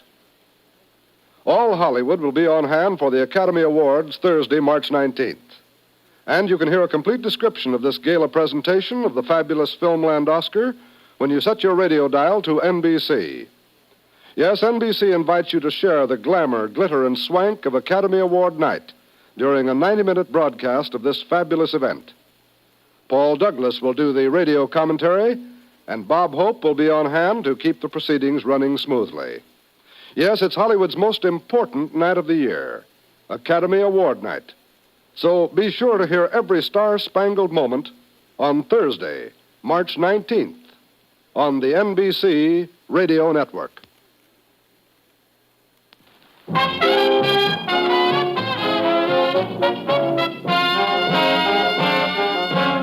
Sure, I've got my assignment. Get over to North Borneo and get on the trail of a ghost ship which has been running supplies to guerrilla forces in the Philippines. It's early Tuesday evening when my plane sets down at Sandakan, capital of the British Crown Colony. A representative of the local law is there to greet me, and he starts hustling me to a waiting car. Name's Jeffries. I'd appreciate it if you made it just plain Fred. All right, just plain Fred. You can make it just plain Steve. And what's the hurry? We're expecting our ghostly friend sometime tonight. Oh, the ship? Where? At the spot where you located the storehouse? Right. What makes you think she'll show tonight? Well, a patrol boat picked up a fisherman off Batu Island. His boat was shot out of the water by the ghost last night. What? Yes, 6 men aboard. Skipper, the only survivor, a man named Dubek. Patrol boat wasn't far away when it happened. Heard the explosion when the shell hit. They picked up Dubek, swept the area thoroughly, and no sign of the ghost ship. Where'd you say this happened? Off Batu Island. Oh, quite a way up the coast. And the ghost is probably headed this way to pick up that stuff at the storehouse, huh? Oh, it's a distinct possibility. All things considered, she'll be due at the spot in another hour or so. Here we are, Steve. After you. Thanks. Any particular reason why the ghost would want to sink the fishing boat? Oh, might have mistaken her for the patrol boat. There was quite a fog, you know. Was the fisher equipped with a radio? Right. But many of them are equipped with radio. That's the reason, I think. The ghost rammed 3 other fishers in the past month. Yeah. She probably likes privacy, doesn't want anyone around to report her position. Do we have any description of her? Other than that she's a freighter, none. But before the night's over, we might know a lot more about our friend the ghost. I hope.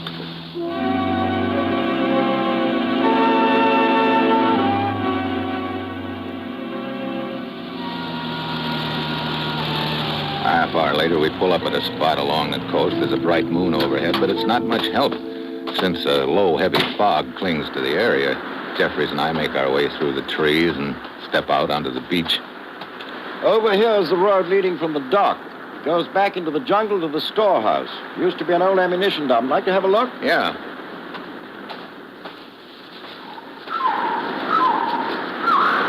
Never did like that sound.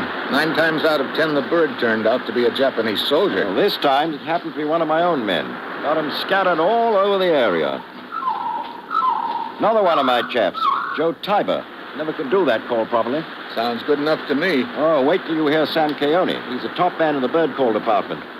Does tend to be a little flashy at times. Overconfident, you know. Here we are. Down this way. Climb the steps. I'll turn on my torch. Hey, quite a layout. All steel and concrete. Stuff's over there in the crates. Guns and ammo on this side, and over here various kinds of machinery. Auto, parts, chemicals, fuel, so on. Yeah, so I see. If you're looking for a trademark or serial number on that stuff, don't bother. It's been filed off. Yeah, I can see that, too. Still, there must be something we... Hold on, Steve. What? Listen. What is it? It's a signal from my chaps. They've spotted something. Come on. This way, Steve. Down to the beach.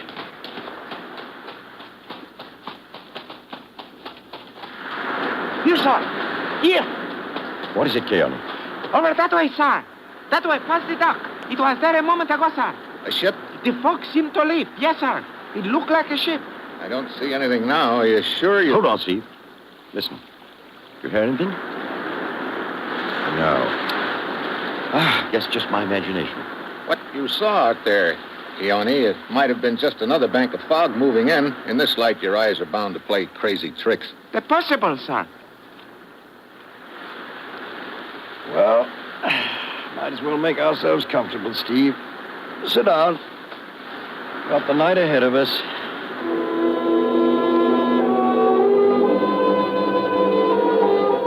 Two pots of coffee and half a pack of cigarettes later, the sun is high overhead and the fog is completely gone. There's no sign of the ship. Just to play it safe, Jeffries leaves his men on the scene and the two of us head back to Sandakan. We spend the rest of the day nosing around the waterfront. We pick up a lot of talk about the ghost, nothing more. Early that evening, before heading up the coast again, we decide to stop in at the local hospital to have a chat with the fisherman who survived the shell fire from the ghost ship. Down this way, Steve. Doctor said he'd be... Jeffries! Leon Maros. He owns a fishing fleet, one of the largest in the area. Jeffries. I've been waiting for you. I figured that. Look, I'm sorry about what happened. Of course. That's what you said the last time and the time before and the time before that. How long can this go on, I ask you? We're doing all we can, Mr. Maros. This is Steve Mitchell, United States government agent. He's joined the investigation. How do you do, Mr. Mitchell? Perhaps we can get to the bottom of this soon, huh?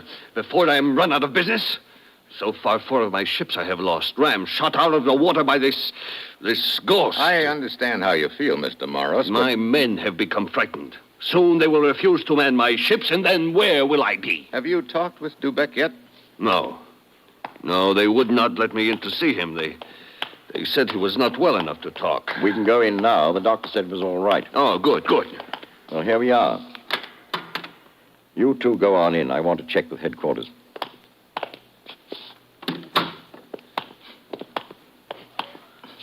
Dubeck. Hmm? Huh? Oh, Monsieur Maus. Yes. It's good of you to come to see me. This is Mr. Mitchell of the American government. He will probably want to ask questions.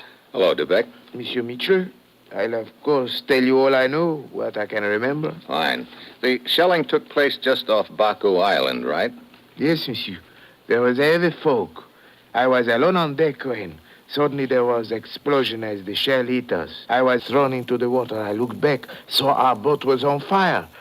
Then I saw something else. The ghost ship? It looked so big, a monster coming out of the fog at me. Then it slipped as silently, disappeared into the fog again. You got a good look at the ship then, close up? Close up, Monsieur Mitchell. Yes, too close. A big ship, as I said, all gray color. And, Go on, Debeck. There was something about the ship, monsieur. Something that at a single glance seemed familiar. That I had seen it somewhere before. It is hard to explain. Perhaps I'll be able to remember what it was when I can think more clearly. Sure. You've had a rough time. Monsieur Maros. Yes, my friend. They say I will be in the hospital for some time, unable to work. There is my wife, Monsieur Maros. Your wife, of course, Dubeck, of course. We do not have much money. She will worry. I understand. You must let me take care of it. I will take care of everything, huh? Thank you, monsieur. Thank you. Steve. What is it, Jeffries? I just got word from the Coast Patrol. Our ghost is tangled with another fishing boat. Oh, don't tell me it was one of my boats again. No, this fisher belonged to the Carver Company. The ghost tried to ram her down an hour ago off the Ballaback Strait, but she missed. The fisher managed to trail her, just radioed in a position. Good. Where is the ghost? She's gone up into the Tanya River, and there's only one way out. We've got the ghost bottled up this time, but good.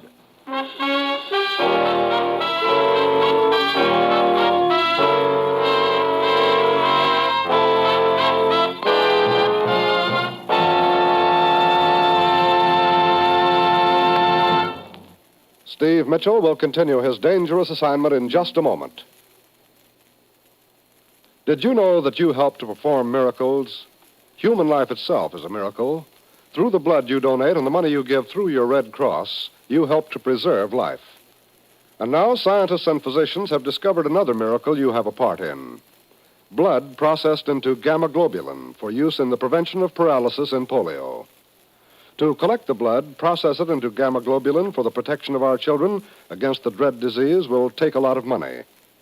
In addition, the Red Cross must continue to collect whole blood for civilian hospitals which it serves, for the Korean wounded, and for the building of a safe plasma reserve for national defense, both military and civilian. Blood gives life. Money packs and sends it.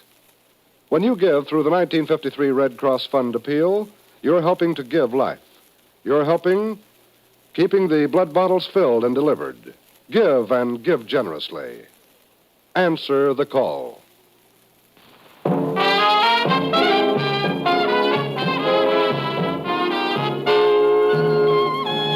Now back to Dangerous Assignment and Brian Donlevy as Steve Mitchell.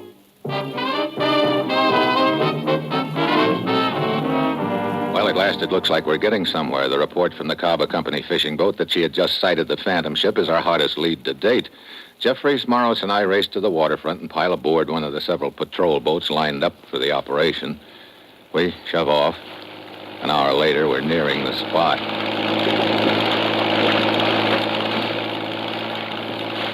No sign of fog tonight, Steve. That ghost ship won't be able to lose herself so easily. I hope not, Jeffrey. Isn't that the mouth of the Tenaya River just ahead? That's right, Manos. That's where this Carver Company fishing boat reported the ship was headed, huh? Yes. See, there's the fishing boat off our starboard over there. Yeah, blinking at us. Ship? Still up. River. Good. You say there's no other way out, Jeffrey? Not that I know of, old boy. All right, Captain, into the river. Only a question of time now, Steve.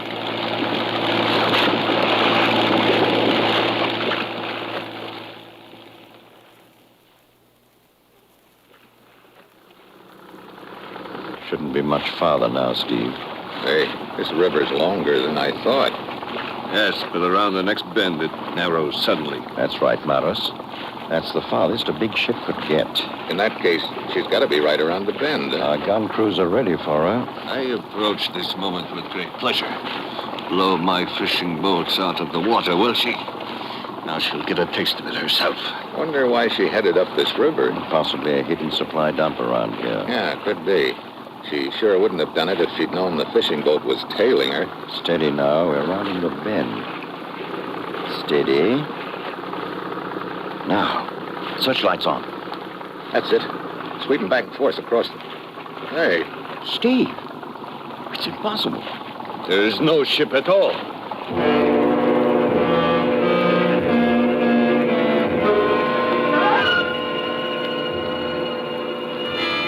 We search along both banks of the river, but can't find any concealed channels, and finally we head back to the mouth of the river.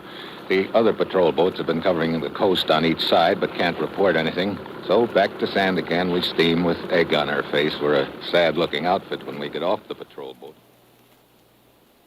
Well, another lead up in smoke, Steve. Yeah. There's a place not far from here where we can get some coffee. Okay. Join us, Morris? No. I will say good night. Jeffries, from now on until you catch that ship, I insist on adequate protection for my fishing boats. We do the best we can, Morris. Your best is apparently not good enough. My charter guarantees me safe fishing. I insist upon adequate protection. Good night. What a headache, Steve.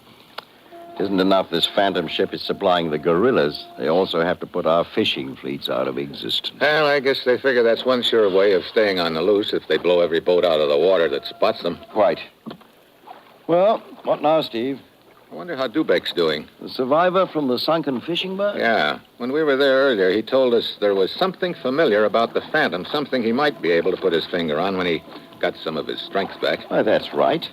Come on, let's drop in on him. See,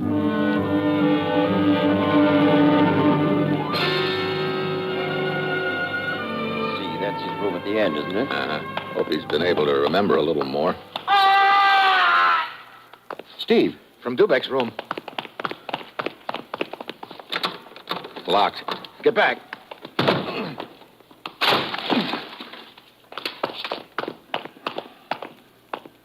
Dubek, stabbed to death. The window. Open. Come on. We dive out the window and cover the hospital grounds, but there's no sign of the killer. He must have moved real fast. Finally, we give up and drive to Morris's house and break the news to him. Oh, no. Dubek, dead. Now I'm ruined. What do you mean? Well, how do you expect me to keep even one crew together when this leaks out, let alone an entire fleet? I know. Well, come on, Jeffrey. Right. Oh, Morris. Yes. Didn't Dubek mention having a wife? Mrs. Dubek. Dubek, of course. She lives in the village of Lemana. She has not heard the news? Not that I know of. Oh, Mr. Mitchell, I don't suppose you... No, I guess it is my duty to tell her. I think so, Maris. I'll drive up there right away. Why didn't I stay in the Mediterranean? I had it so nice there. I see you later. I doubt there's much more we can do tonight, Steve. I guess not. I'll drive you by your hotel. Fine. You seem preoccupied.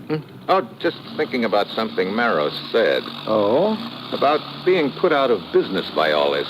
Well, what about it? Maybe that's the point. But I don't follow you. The Phantom ship steams up a river. There's only one way out, but we searched the river. No Phantom ship. So? So there's one possibility we haven't examined yet. Namely, maybe the ship never steamed up that river. But the fishing boat reported Exactly. And that fishing boat is owned by the Caba Company. Oh, you think they deliberately sent in a false report? Could be. Maybe they wanted to draw us away from that storehouse we were watching up the coast so they could get a load of supplies from there. The Caba Company... Look, there are two fishing fleets, Morris's and the Caba Company. Morris has lost about 4 boats. How many has the Caba Company lost? Why, none that I know of.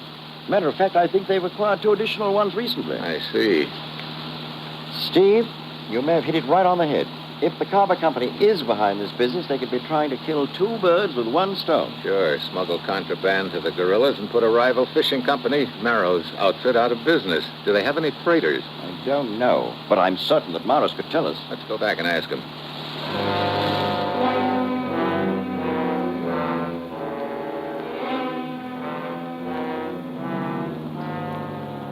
We turn back, and then, as we get near Maris's place, we see his car pull away. Probably on his way to break the news to Mrs. Jubeck. Yeah, let's pull up on him.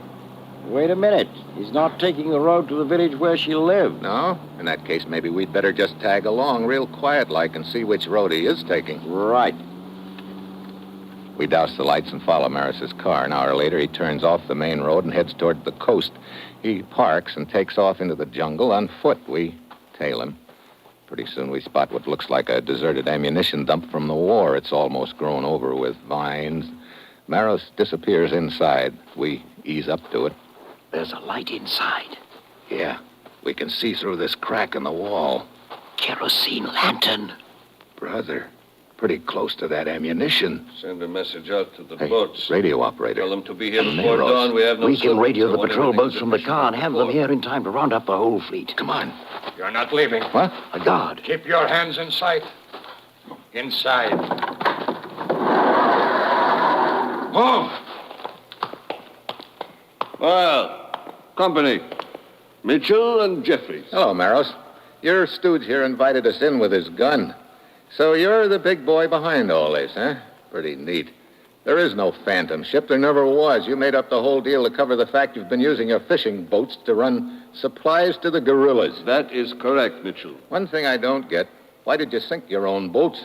Oh, I had the first one scuttled because a patrol boat came close. I was afraid the cargo would be discovered. 2 others weren't sunk at all. I just repainted them and put them with my other company. Oh, so you own the Caba company, too, huh? Yes, and the boat Dubeck was on, I planted a time bomb because he wanted more money. He tried to blackmail me at the hospital. So you closed his mouth with a knife. Well, I guess that's all the answers. Stay away from that lamp. Fire! Fire! The ammunition. I'm getting out of here. Take the radio, man, Jeffrey. I've got Get Jeffrey, come on. Let's drag him out before the whole joint goes up in smoke.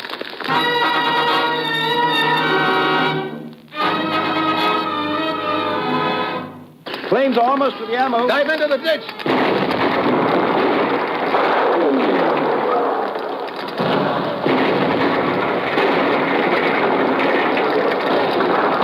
Are you okay, Steve? Yeah. Another second and we wouldn't have been. Maros is coming out of it. Yeah. What? You missed the show, Maros. The storehouse. Yeah. Looks like you just went out of business with a bang.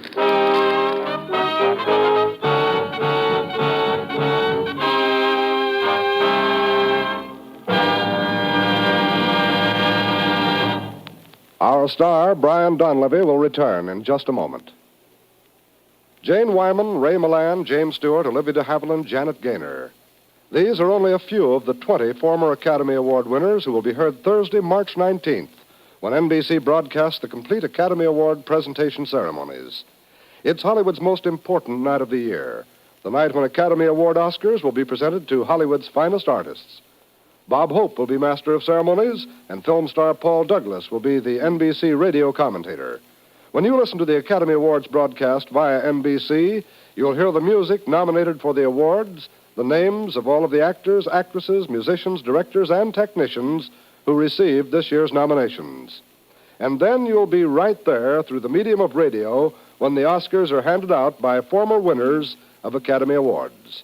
It's a night that outglitters all other Hollywood opening nights, a night that you'll want to be a part of. Here are the Academy Awards on the NBC Radio Network. Thursday, March 19th.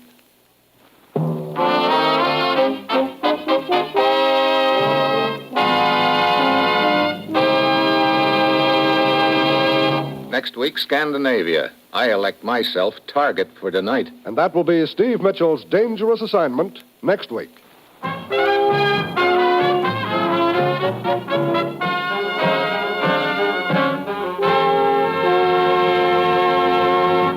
Included in tonight's cast were Ramsey Hill, Paul Frees, Paul Duboff, and Eddie Fields. This is John Storm speaking. Dangerous Assignment, starring Brian Donlevy as Steve Mitchell with Herb Butterfield as the commissioner, is written by Bob Reif and Adrian Jondeau and is directed by Bill Karn. Be with us again next week at this same time when Brian Donlevy, starring in the role of Steve Mitchell, will embark on another transcribed Dangerous Assignment. Each weekday, hear One Man's Family on NBC.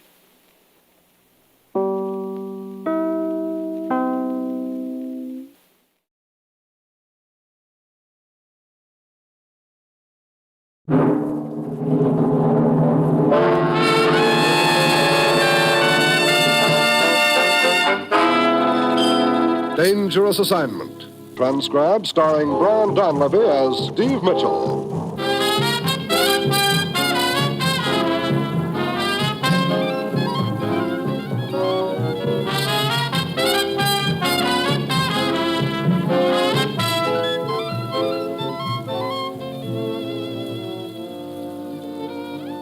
Yeah, danger is my assignment. I get sent to a lot of places I can't even pronounce. They all spell the same thing, though, trouble. But when I walk into the commissioner's office, I don't realize this assignment's going to prove that sometimes the best way to win a fight is to get knocked flat on your back.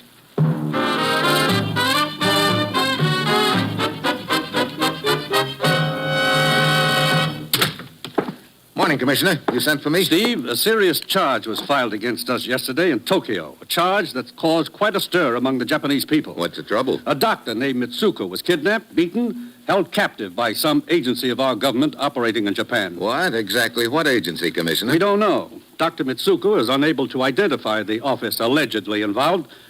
This case is serious, Steve. It could damage Japanese-American relations. Yeah, certain interests could use the incident to whip up anti-American sentiment. It's already being used for just that purpose. Get over there, Steve.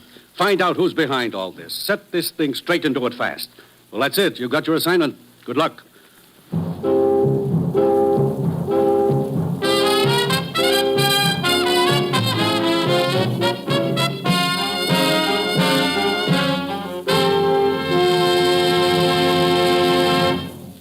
The National Broadcasting Company is presenting Dangerous Assignment, starring Brian Donlevy in the role of Steve Mitchell, colorful two-fisted government agent.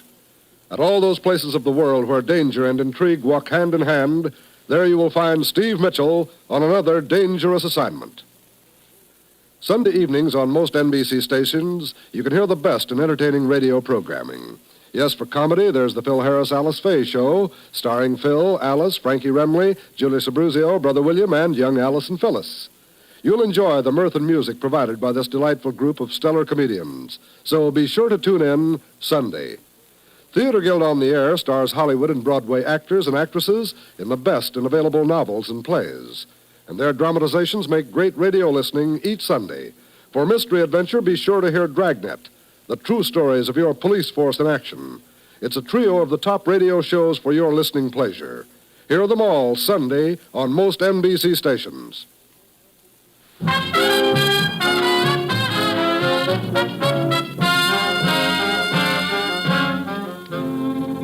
Sure, I've got my assignment. Get over to Japan and find out if a U.S. government agency was actually involved in the kidnapping of a certain Dr. Mitsuko.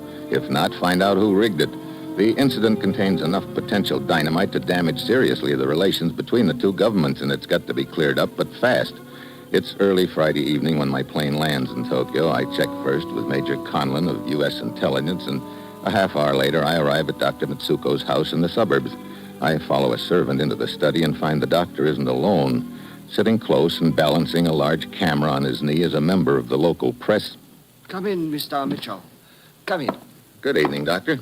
Permit me to introduce Mr. Tanaji. Hi, Mitch. I'm with the Yokohama Press. Got a good side? Oh, what?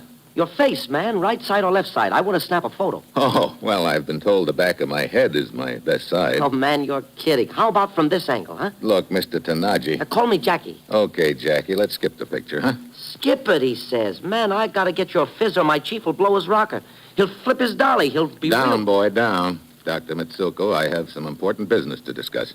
Oh, feel free. I already know the whole story. Yeah, so does everybody else in Tokyo, it seems. Please, do be seated, Mr. Mitchell. Thanks, Doctor. I'll start the ball rolling.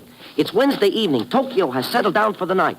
A car slides up to the curb and two sinister figures get out. I said down, Jackie, down. Oh, sorry, just filling in the color. Dr. Mitsuko. As Mr. Tanaji has said, it was last Wednesday evening. I was working late in my study here when the doorbell rang. I answered it. There were two men. Both American? One was American. He was dressed in uniform of your military. And the other man? Japanese. He was introduced to me as interpreter. They said they wished to ask me some questions, so I invited them in. What sort of questions did they ask you, Doctor? About my past, my family, political beliefs. Then the American said I was to accompany them to headquarters. But he didn't mention whose headquarters. No. As I had nothing to fear, nothing to hide, I was quite willing to go with them. There was a car waiting outside, an official car of your government, Mr. Mitchell. As I was about to step inside, I was struck on the head. When I regained consciousness, I was being carried into a house. How long were you unconscious? 10 minutes, approximately. Go on, Doctor. I was led to a room in the cellar of the house and again questioned. They demand I tell them what I knew of the Blue Cord. The Blue Cord? Yes, secret society, Mitch. Political club, not so nice. I had never heard of this Blue Cord. I told them that, but they would not believe me. They beat me. I see. How long did they keep you there? 3 days. I was released after money was paid. Money? Gets real interesting, doesn't it, Mitch? On the second day, the American told me he could arrange for my release, but a sum of money would have to be paid. $5,000. How was this money paid out? A note was sent to my family. The money was left in a package under the Sujito Bridge. About this house where you were kept prisoner, would you recognize it? Only what I saw within the house. A long, narrow corridor, a flight of stairs, and the cellar, yes.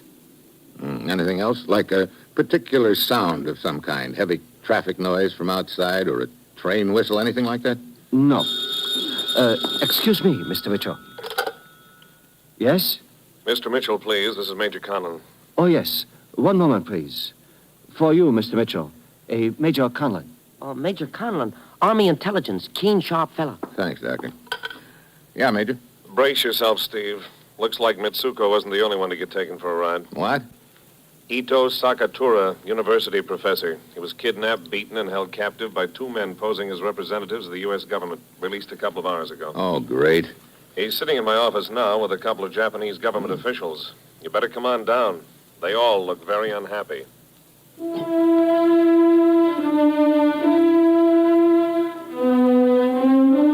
Ito Sakatura's story is pretty much the same as Dr. Mitsuko's. Kidnapped victim number 2 was picked up by the same 2 gents, taken away blindfolded in the same car to the same house, and asked the same questions. Sakatura, however, was not held captive in the cellar, but in an attic room, and that, as it turns out, makes a big difference. You're certain of the sound you heard, Mr. Sakatura? That they didn't come from within the house? Yes, Major Conlon, I am certain. A pounding noise like someone striking metal with a hammer, huh? That is correct. And then there was the odor of paint. Unmistakable, Mr. Mitchell. That too seemed to come from outside the house. Hammering on metal, odor of paint. What does that mean to you, Major? Offhand, I'd say paint shop. The automotive kind, maybe. Yeah. Mr. Sakatura. Yes?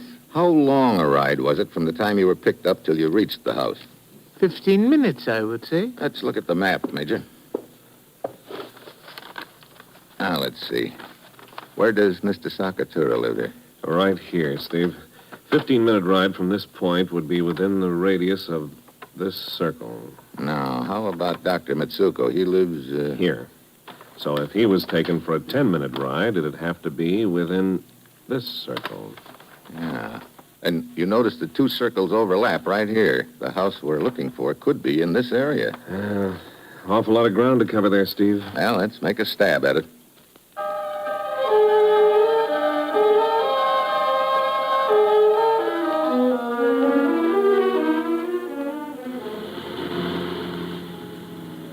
A quarter of an hour later, the Major and I arrive at the center of the area marked off on our map. We cruise around block after block, working toward the outer rim of the area, and the only thing that comes anywhere near what we're looking for is a garage on a quiet side street. Next to the garage is a large 2-story house. I go up and ring the bell. Things seem to start adding up fast when a tall, slender gent dressed in the uniform of an American officer opens the door. Yes, what is it? Hello, Lieutenant. Mind if I come in? Maybe I do mind. What do you want? Who are you? My credentials. Oh, United States agent, huh? Right. I'd like to have a little talk with you. Okay. In here. I'd like to look at your ID card. Oh, sure. I don't seem to have my wallet with me. It's probably in there. My name's Gorman, Johnny Gorman, San Francisco. What district? Richmond. That's what they call south of the slot, huh? You don't know San Francisco, pal. Richmond's out in the avenues. Here's my card on the chair. Wallet's probably I'll in get the it. inside. Okay. Yeah, here's your wallet. Huh. Card seems to be okay. Look, what's this all about? I'm investigating the Mitsuko case. I guess you've heard about it. Who hasn't heard about it? And you know that one of the men who picked up Mitsuko is dressed in the uniform of an American officer? So? So, don't get sore if I ask you a few questions. You live here alone?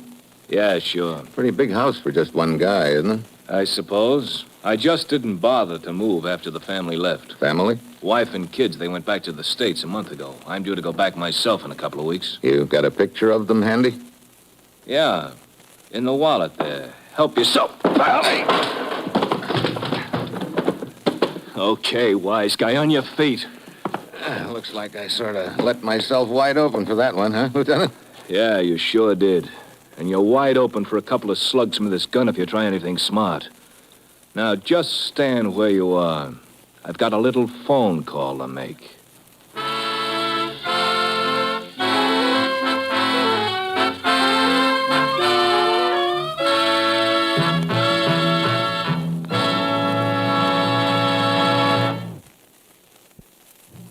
Steve Mitchell will continue his dangerous assignment in just a moment. When the recent floods brought tragedy and disaster to England, Belgium, and Holland, Holland was the country hardest hit. And right now, following this loss of millions of dollars worth of homes, land, crops, and livestock, the people of Holland need help desperately. And most of us are eager to do what we can to relieve their misery. Well, the best way for you to help is to make a contribution to CARE, C-A-R-E. CARE is an international nonprofit organization with a background of experience in relief. CARE already has completed all arrangements necessary to distribute whatever help is most needed by the flood victims of the Netherlands. Now, to help in the best way, send your check or money order to CARE. CARE, New York City. That address again, CARE, New York City. Your contribution by check or money order to CARE is the best way you can help in this century's most tragic disaster.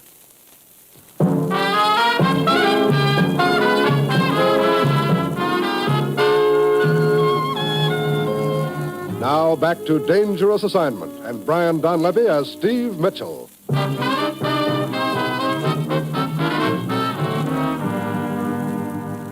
Hey, look, Gorman. Just stand real still while I'm making this call. So, you're my boy, Lieutenant, huh? Right now, I'd say you were mine. Hello, let me speak to Major Conlon. Conlon, wait a minute. Shut up. What's that? Oh, he's not in. Look, I've got a guy here who might tie into this kidnapping deal. Oh, fine. Name's Mitchell, posing as a government agent. He said... What? Are you sure? Well, describe him. Yeah, it checks. Sorry. Well, looks like I owe you an apology, Mitchell. They tell me at headquarters you're legit. I guess this Mitsuko incident has made us all jumpy. He was grabbed by a guy posing as one of your representatives, and when you showed up, I guess I figured that... Sure, no harm done, Lieutenant. But if you want to talk to Major Conlon, why don't you just turn around? Hey. Hello, Gorman. Major Conlon. Yeah, we came together. He's been standing in the hallway for the last 5 minutes. So that's why you left yourself open for a poke in the jaw. Yeah, sort of the hard way of finding out if you'd make a break. Well, Steve, looks like this is a blind alley. Any more ideas? I'm fresh out, Conlon. Let's go see Dr. Mitsuko again. Go back over the whole story and see if we've overlooked any leads.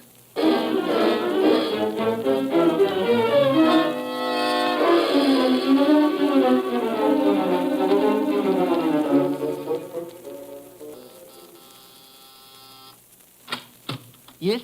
We'd like to see Dr. Mitsuko again. Well, Dr. Mitsuko not in. Oh?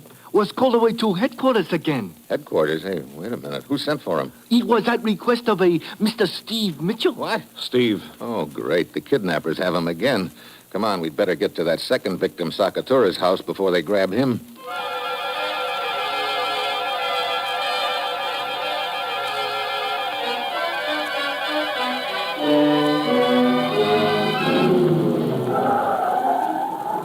Here's his house.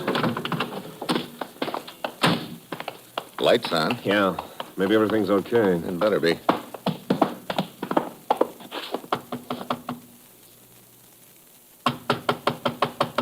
Huh. Mr. Sakatura! Mr. Sakatura! I don't like it, Steve. Come on, let's go around the side. Should be a window. Yeah, right here. Maybe. Yeah, let's see. Hey, Steve. There he is inside. Sitting in a chair. With his head on his chest. Sakatura! Get back, Conan. Right. Okay, come on. Watch the broken glass. He's done for, Steve. Didn't even move when he broke the window. Yeah, I know. There's no mark on him, though. I'll raise up his head, maybe. Oh. Hey, he's alive. One moment, please. Turn the volume up on my hearing aid. Hearing it? Oh, fine. No wonder he didn't hear us. Well, that's a relief. I was having a slight nap, and the window is all broken. Yeah, it sure is. Come on, Mr. Sakatura. We want to put you in a safe place for the time being.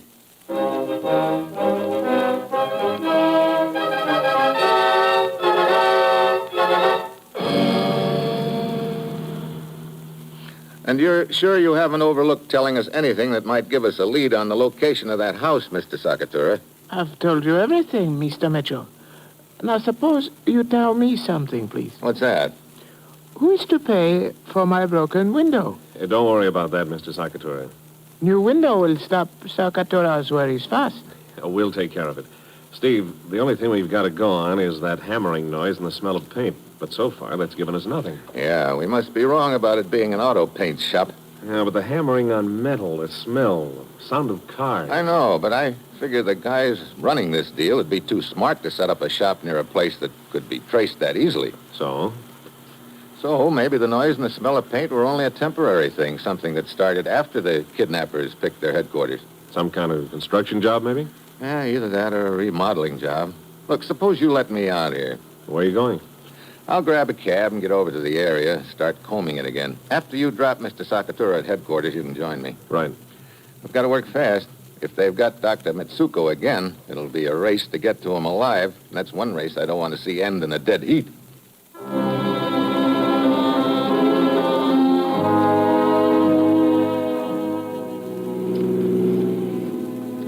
I grab a cab and head for the area we'd marked out on the map. I cruise up one street and down the other. Time is slipping away. I'm getting nowhere. Then I spot something. A remodeled warehouse with a tin roof that would account for the sound of hammering on metal in the warehouse is sporting a fresh paint job. Looks like I'm getting warm. I pay off the cab and start working the area over on foot. Yeah, there's a broken-down old house just on the other side of the warehouse. I ease around to the back. There's a shack. I go inside. There's a car hidden there, and it's got a U.S. government seal painted on the door. I hear somebody coming. I crouch back in the shadows. A big guy looms up, an American. I step out in front of him. Sorry, sweetheart. He crumples up fast. Somebody else scurries up. I dive at him and make a grab. Mitchell! Well. Tanaji, the boy reporter. Let go. No, we're going to have a little talk. No. Okay, suppose we bounce you off the car a couple of times. One. Would you like to try for two? No, I'll talk. You and this American stooge of yours were working the kidnap racket, huh? Yes. What was your pitch? Trying to create an incident and damage relations between our two governments? Oh, no. We were just doing it for the money. Well, then why the phony government car and your stooge in an American uniform? Well, that way we thought the victims would keep quiet. They'd be afraid to tell about the shakedown. I see. One thing I don't get, Tanaji. When I questioned your first victim, Dr. Mitsuko, you were there making with the phony reporter pitch. How come he didn't give you away? Oh, my camera. There was a gun in it, pointed at him. I came to warn him to keep quiet, and that's when you walked in. I see. That's why you grabbed Mitsuko the second time, huh? To shut him up.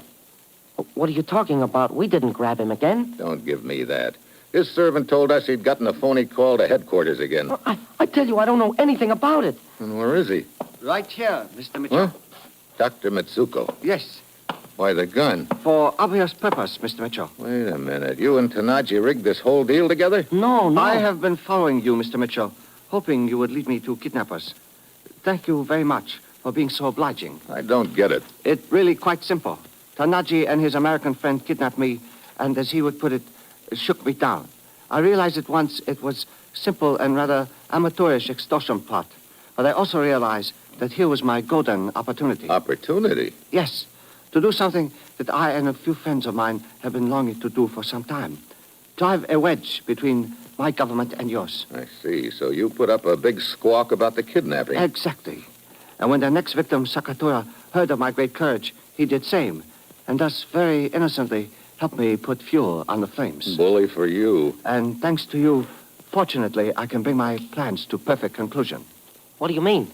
My story will be that I was kidnapped again and brought here. I heard two of you quarreling over money. You fought and killed each other.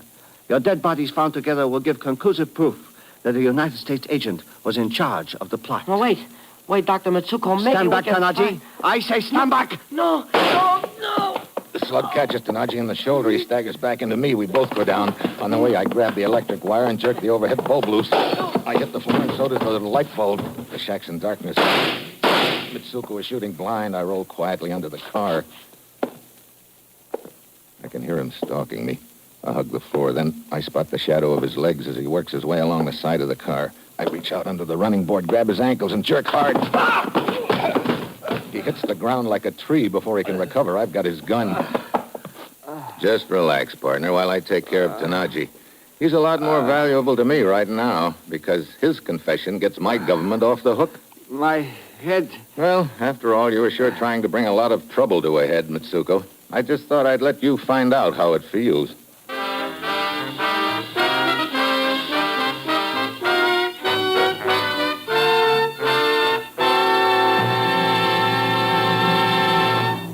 Our star, Brian Donlevy, will return in just a moment. Thursday evenings filled with top radio shows on the NBC Radio Network. Over most NBC stations, you can hear such stellar programs as The Roy Rogers Show, Father Knows Best, Truth or Consequences, The Judy Canova Show, and Eddie Cantor's Show Business Show. From the Double R Bar Ranch in Paradise Valley, Roy Rogers and Dale Evans bring you the best in Western music and adventure. Then it's time for Robert Young to star in Father Knows Best, The Amusing Lives of the Anderson Family. Truth or Consequences, America's favorite party game, is presided over by Ralph Aren't We Devils Edwards. His zany stunts and hilarious consequences are certain to keep you amused each Thursday evening. The Judy Canova Show stars the population of Cactus Junction in the Thursday evening program filled with laugh-packed enjoyment. And then Eddie Cantor's Show Business Show recalls the world of show business with which Eddie is so familiar. Every Thursday evening over most NBC stations, you can hear all these wonderful programs, so be sure to listen.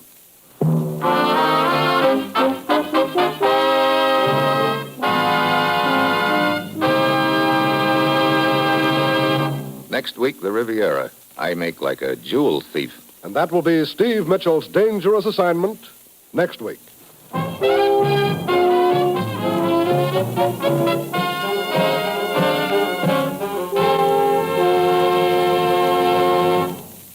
Included in tonight's cast were Paul Duboff, Sidney Miller, Rye Billsbury, Paul Frees, and Peter Leeds.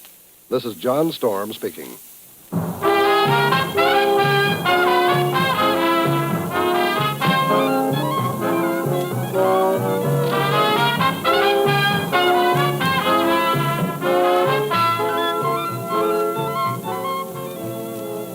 Dangerous Assignment, starring Brian Donlevy as Steve Mitchell, with Herb Butterfield as the commissioner, is written by Bob Reif and Adrian John Doe, and is directed by Bill Karn.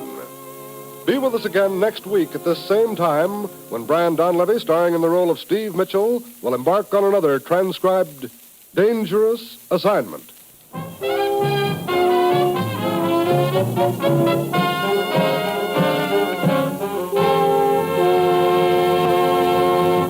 This is NBC, the national broadcasting company.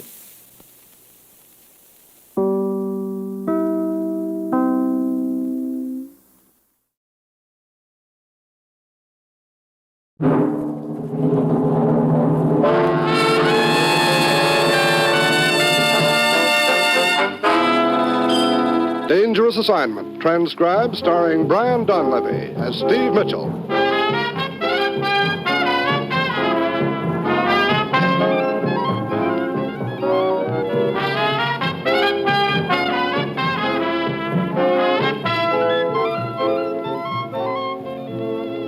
Yeah, danger is my assignment. I get sent to a lot of places I can't even pronounce. They all spell the same thing, though, trouble. But when I walk into the commissioner's office, I don't realize this assignment's going to prove that you can sometimes hit a home run with the swing of a rusty gate.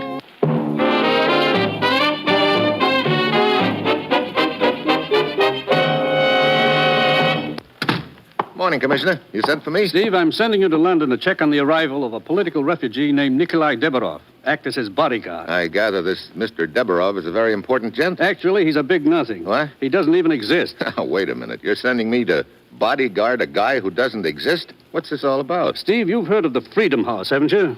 Yeah, an international organization financed through contributions made by private citizens here and in Europe.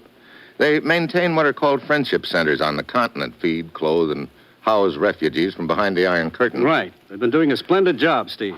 But a short time ago, things started going haywire. 2 refugees disappeared. Men we were very much interested in. We'd hoped to bring them to America. I see.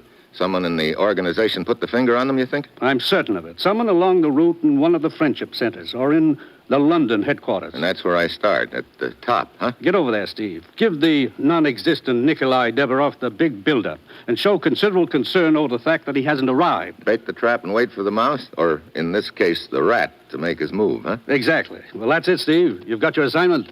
Good luck.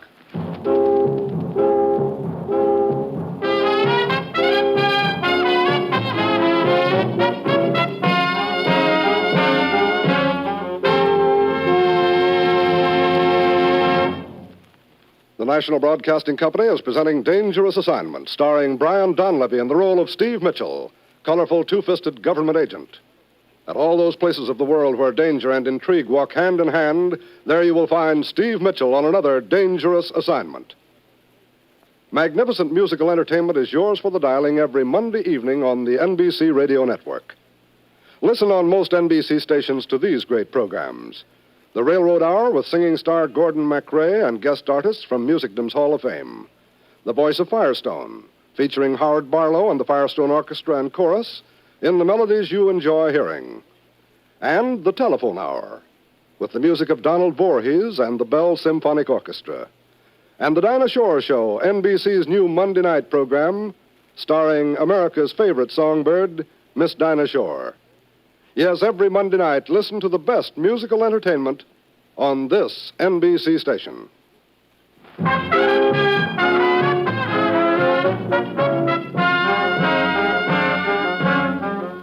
Sure, I've got my assignment. Get over to London and set up a trap for someone who's putting the finger on certain political refugees we're interested in bringing to the U.S. Because of that someone, the refugees are winding up back where they started from, behind the Iron Curtain. It's Wednesday afternoon when my plane lands. Andy Wilmer of our embassy is there to meet me, and we drive on into London. I thought it'd save you a little time, Steve, so I started checking on the Freedom House people as soon as I heard you were coming. Good deal. Let's start with the staff here in London. Margaret Harpool Tupper in charge. Spinster daughter of the late Bingo Tupper, big man in herrings. She's 50-ish, barges about in tweeds, flat-heel shoes, pork pie hat, and string tie. Very fond of Chuckney, Gregory Peck, and Basset hounds. Not necessarily in that order, however. She sounds interesting. I doubt if you'll find her in the office this afternoon, this being her day with the Amersham Bird Watchers Society. Who will I find in the office? A Polish girl named Maria Ostrovic, a refugee herself. She came to the organization a few years ago and is now Miss Tupper's secretary. Blonde, 24, very attractive. Oh? And you can stop drooling. She's having dinner with me tonight. Look, Steve, I don't think Maria could be mixed up in this. Any one of the directors at the various centers could have spotted the names on the list. Who else works here in the London office? Well, there's Penelope Hinden, just a charming little scatterbrain. She's Miss Tupper's niece. Does some typing and most of the filing. Georgie helps her when he's around. Georgie? Rodescu, refugee from Romania. Spends only a few hours a day there. Rest of the time he's teaching violin. He also plays sidewalk engagements. That's the place up ahead, on the corner.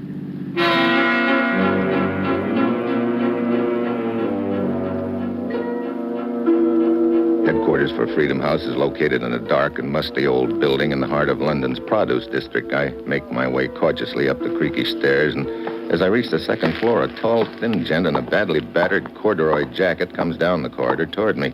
A violin case is tucked under his arm. Good afternoon. Hello, I'm looking for the offices of Freedom House. I myself have just come from there. It's around the corridor. To your right. Come, I show you. Oh, don't trouble. I think I can... I myself am associated with the organization. Perhaps I may be of assistance. My name is Rodescu. George Rodescu. Mine's Mitchell. I'd like to see Miss Tupper. She's not in. Today is bird watching day. But Maria, Miss Ostrovik is here. In here, sir. Oh, Maria. Yes, George. Mr. Mitchell, Miss Ostrovik. Mr. Mitchell is seeking information. How do you do? Please, sit down, Mr. Mitchell. Thanks. But first, I think you'd better look at my credentials, Miss Ostrovik. Huh? Oh, a United States agent. Oh? I'm looking for a man traveling under the name of Nikolai Deborov. Aha! He's in some trouble, yes? No. My government is anxious to locate him. I'm to see that he gets to the U.S. safely. I see. And you have come to us because... He's staying at one of your friendship centers on the continent. At least, we hope so. In that case, it will be a simple matter to find him. Let me see now. The list for this month should be here. We have not yet consolidated them, but... Miss Penelope was working with it some time ago. Perhaps on her... Never mind, Georgie. I have them. Now, the name again, Mr. Mitchell.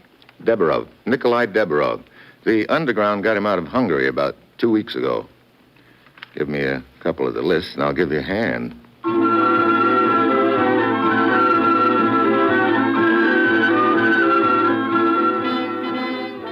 I go through the motions, check the lists out of Paris, Antwerp, Rotterdam, Milan, Trieste, Maria, and Georgie thumb through the rest, but, of course, the name Deborov doesn't show up. You said this man was traveling under the name Deborov. It is not his real name? No, it isn't. But if you were to tell me what... He wouldn't use his real name. We also instructed him about that. We felt it wouldn't be advisable. Aha! He's in danger, eh? Of course. Since your government is so anxious to get him safely to America, it stands to reason that there are those behind the Iron Curtain who would like to prevent it. That's right, Georgie. Look, Miss Ostrovik, would you do me a favor? Of course. Would you contact the various centers and check on this for me? Deborov must be found. Do you have a description of him? There is a possibility he might have been forced to assume another identity. You're right. Well, all I know about him is that he's in his late 50s, has a medium build, gray hair. Very well. I will send the wire immediately.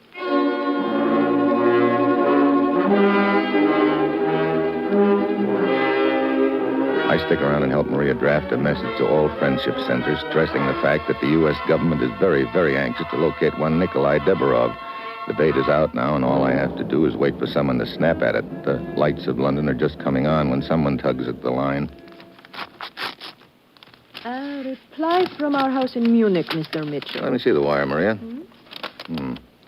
According to this, a Hungarian refugee named Gorveg was at the center there 2 days ago. The description we gave them fits, but they want more details on Deborov. His background, family, and profession. Do we have this information to give them, Mr. Mitchell? Yeah, a little.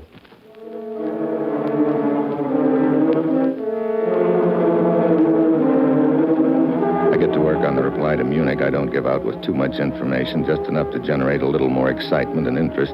For Deborov's profession, I put politics. Maria sends off the wire, and I go on to my hotel. A couple of hours later, I'm in the dining room putting the finishing touches to one of the specialties of the house when someone pulls up at my table. Hello, Steve. Hi, Andy. Sit down. Hey, I thought you had a date. It's off, thanks to you. Maria decided she'd better stick around the office. Oh, sorry. She tell you about the wire from Munich? Yeah. Sounds interesting, doesn't it? I'm already packed. Then unpack. Huh? That's what I came over to tell you.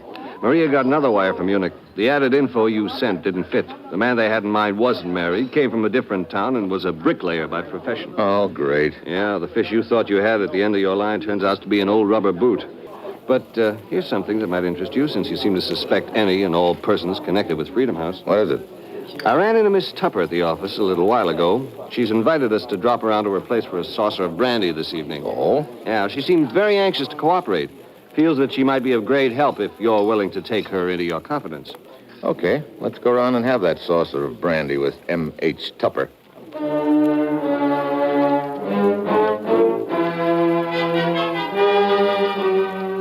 Well, that's the way it goes. Lose one lead and pick up another. It's not that I suspect the esteemed head of Freedom House of pulling any shenanigans, but it won't do any harm in having a chat with her. As we start across the lobby, the desk clerk gives me the high sign, phone call.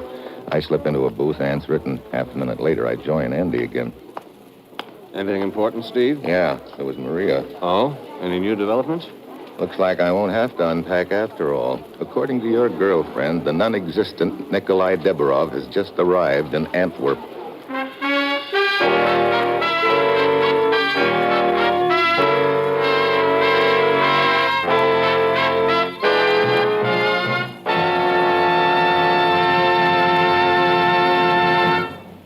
Steve Mitchell will continue his dangerous assignment in just a moment.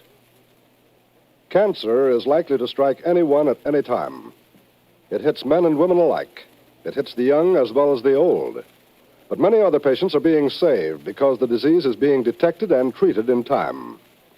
Help the American Cancer Society to continue its year-round program of cancer research, education, and service to the cancer patient. Protect your own family by learning to recognize the 7 danger signals of cancer. And remember, friends, that cancer strikes one person out of every 5, and one family in every 2. The American Cancer Society needs your help to conquer this disease. Fight cancer with knowledge. Join the 1953 Cancer Crusade and give to conquer cancer. The research that you help support may someday save your life.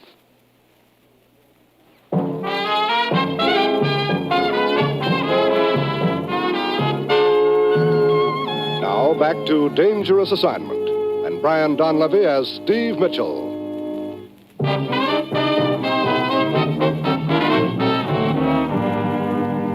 Who doesn't exist pops up at the Antwerp Friendship Center. That's right, Andy. Nikolai Deborov. Naturally, it's a plant, a lure for me. Right. They could be doing it to grab you off and pressure you into telling them who this mysterious and important refugee really is. Either that, or maybe they want me to meet the phony so he can pump me a little. Are you going along with it, Steve? I sure am. Okay, but keep your eyes open. Real open.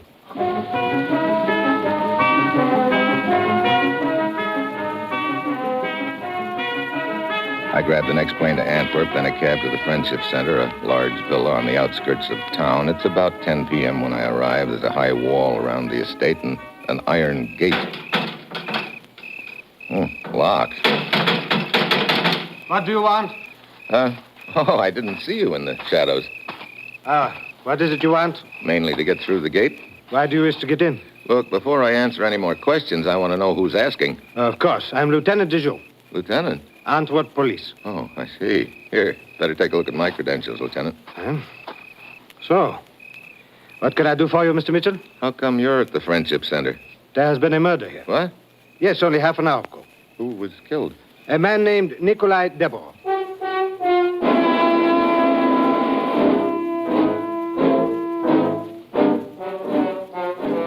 The name, of course, hits me right over the head. No sooner does somebody snap at my bait than they knock the bait off. And with it, my only lead to find out where the leak is in the refugee organization. On the way up the path, I fill Lieutenant Dijon in on the deal. He takes me to the dead man's room and pulls back a corner of the sheet. As you see, a man in his 50s, medium build, gray hair. The same general description you gave them in London of the non-existent Deborov. Yeah. Doesn't take a very close look to see that his hair's been dyed gray. Knife in the chest, huh? Yes. Okay. A search of the form revealed only his clothing and some charred fragments of newspaper in the fireplace. Well, we know this guy was a plant. True, but why was he killed? 2 possibilities. If he was a foreign agent, maybe one of the refugees here in the villa recognized him and killed him for revenge. Possibly. On the other hand, if he was a hired stooge, maybe he was planted here and then knocked off for me to find. That would cross Deborov off our books, and the other team would then continue looking for the real Deborov quietly. But there is no such thing as the real Deborov. They don't know that, or they wouldn't have taken the bait. How are you fixed for leads or suspects, Lieutenant? Well, besides the victim here, there are only 3 people in this villa at the time of the murder. The rest were attending an English school in town. I have definitely established that. Okay, let's start talking to the 3. We can start with Joseph Gassis. Also a refugee? Yes, from the once independent state of Lithuania. His room is just down the hall. I asked him to remain inside. Here we are.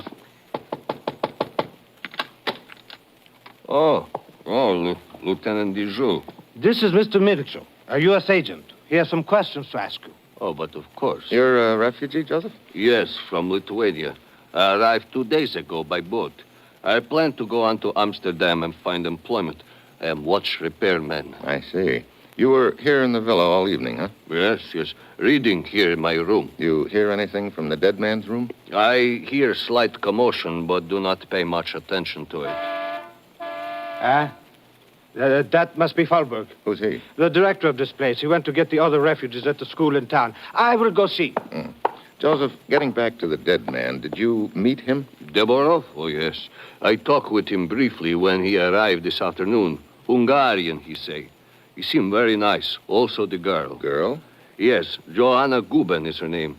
A refugee from Eastern Germany. She and Deborov arrived together this afternoon. I see. Mr. Mitchell, this is Falberg, director of this refugee center. How do you do?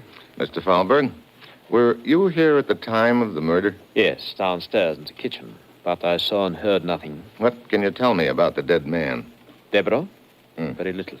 This afternoon, as usual, I drove the station wagon to the square opposite the cathedral.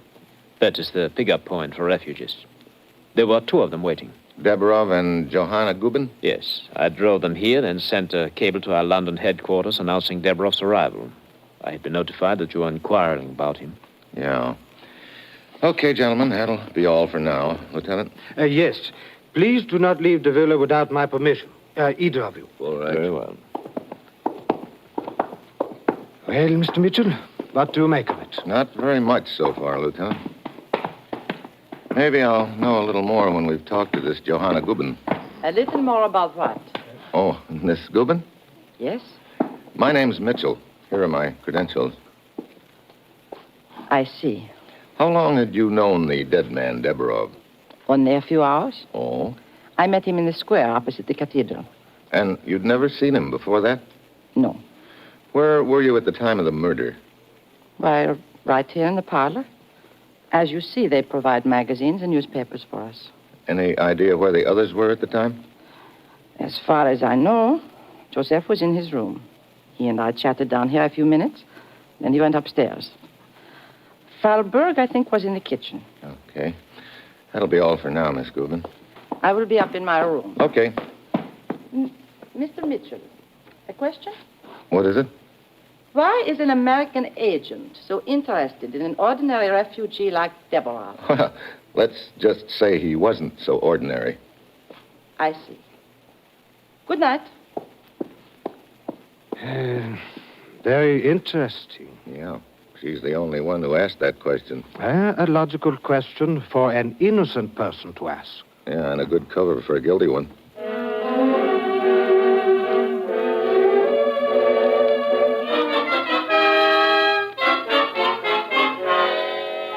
The lieutenant and I go over the case again, but can't come up with any new answers. Finally, he leaves.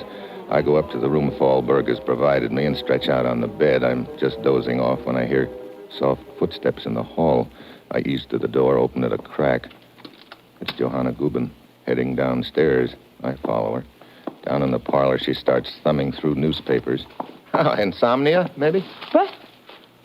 Oh, Mr. Mitchell. I did not get a chance to look through all the newspapers. What's so interesting in them? The Paris editions. I am looking for a message from Papa in the personal columns. Oh, your father's in Paris? Yes. I am to join him there when I find his message in the papers. Why the secrecy? Papa is a refugee from Eastern Germany. Franz Guben. Noted for medical research. If they knew where he was, they will try to force him to go back. I see. But I don't see the advertisement anywhere. Perhaps it is in the paper Joseph took upstairs to read. Oh, funny. What is it? Nothing, Johanna.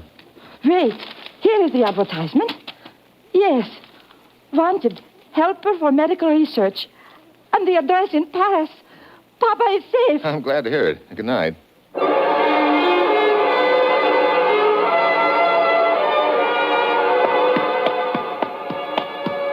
I head upstairs fast. Something Johanna had said started things clicking. I go to the dead man's room in the fireplace.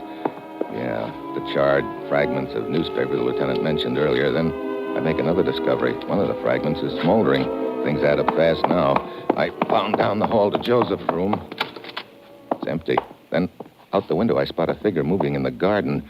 I ease out the back and along the garden path, but I'm in too much of a hurry. Suddenly, he's in behind me with a gun. Far enough, Mitchell. Hello, Joseph. I guess you overheard Johanna tell me about the paper you took upstairs. Yes, I checked Deverov's room and discovered I had not burned it completely in my hurry.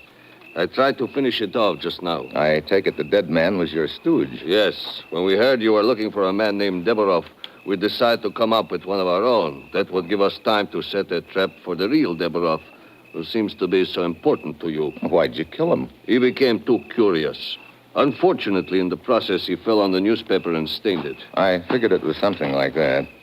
Open the gates, Mitchell. An old friend of yours is waiting out there in the car. Oh? You see, you really did not rush me very much. I was planning to leave anyway. Open the gate. It's now or never. I open the gate and walk through with Joseph behind me. Suddenly, I kick back at the gate hard. It swings into Joseph. The shot goes wild. I wrench the gun out of his hand, then run to the parked car. George, get away! Get away! George Rodescu, the violin player from London headquarters. Oh, Mitchell. Hello, George. Long way from home, aren't you? Joseph, you fool, to let him get your gun away from you. While you sat there stupidly watching. Now, boys. Flattery will get you nowhere with each other. Well, looks like I've got the crop. George in London puts the finger on the refugees, and Joseph does the dirty work. Both of you hooked by the little man who wasn't there. What do you mean? We just used the name Deborov as bait, gents. There's no such person. What? You know, you guys brag that nobody can get the best of you. Well, nobody just did.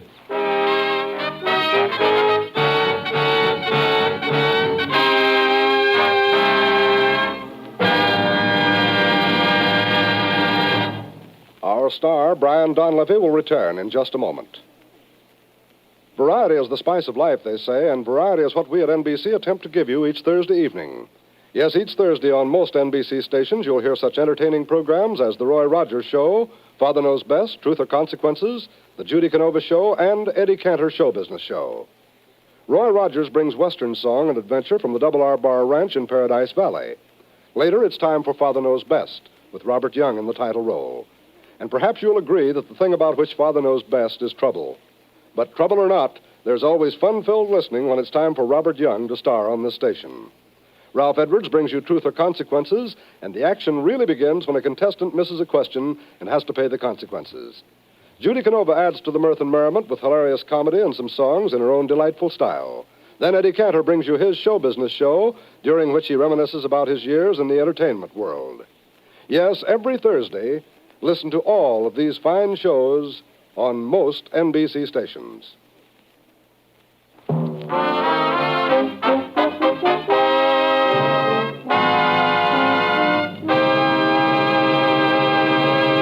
Next week, a little game of hide and seek on an island out in the not-so-Pacific. And that will be Steve Mitchell's dangerous assignment next week.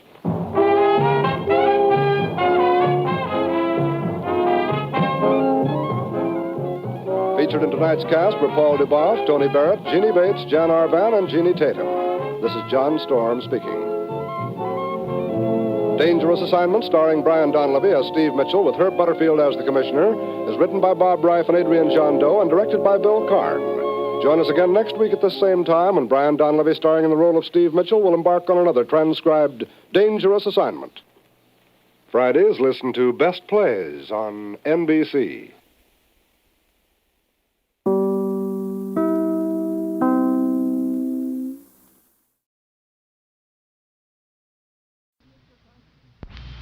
Wheaties presents Dangerous Assignment.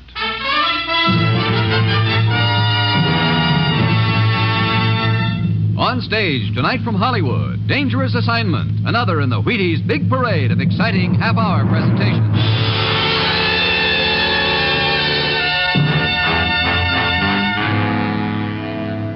Dangerous Assignment, starring Brian Donlevy as Steve Mitchell.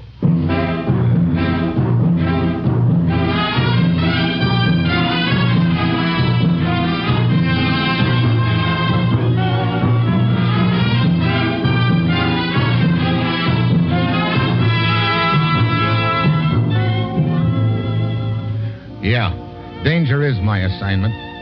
I get sent to a lot of places I can't even pronounce. They all spell the same thing, though, trouble. But when I walk into the commissioner's office, I don't realize that this assignment is going to involve my trying to save the lives of several thousand people with just a ferry boat whistle, a window, and a hunk of tape.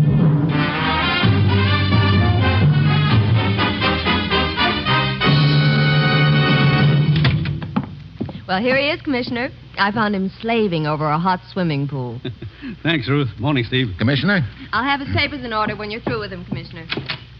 Steve, what do you know about Istanbul, Turkey? Well, is that something like chicken a la king? You can take that up with their Chamber of Commerce the day after tomorrow. What?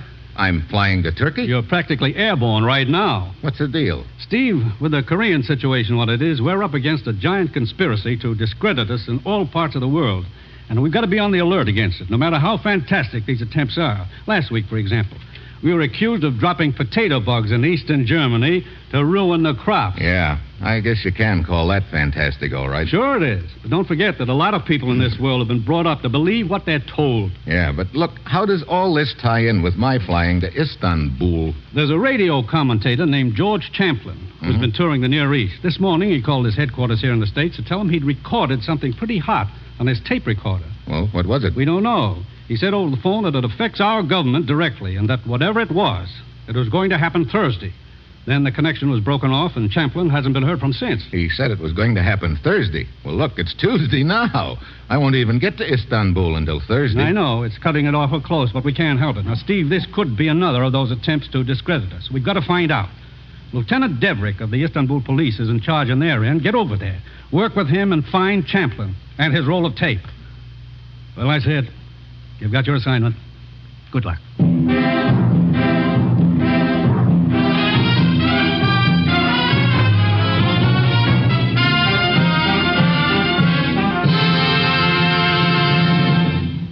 Dangerous Assignment will continue in a moment. Now, here is the Wheaties man, Frank Martin. Isn't that a perfect name they thought up for him? Says just exactly what they are. Wheaties. There just isn't anything that sounds wheatier than that. Nothing that gives you more 100% whole wheat energy either. The good kind that stays right in there with you all morning long. You just try it and see. Just see how Wheaties at 7 can help at 11. You get a bowl of Wheaties under your belt or apron tomorrow morning, and see how the big Thursday chores all seem to turn out to be little ones. Dishes to do? Breeze right through them. Tough customer to call on? Nothing to it. Papers to carry? Ball game to win? They're all going to seem a lot easier with Wheaties vitamins and minerals helping you out. So tomorrow, for sure, see how Wheaties at 7 can help at 11.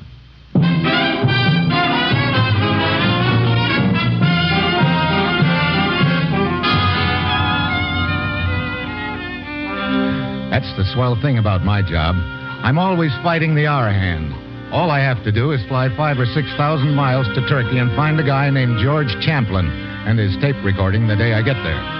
Well, my plane lands at Istanbul, and I head for the police station. Lieutenant Deverick is roosting behind his desk, staring glumly at two natives who are squirming uneasily in their chairs across from him. I am afraid you are too late, Mitchell. What do you mean, Lieutenant? You are looking for this man, George Champlin. That's right.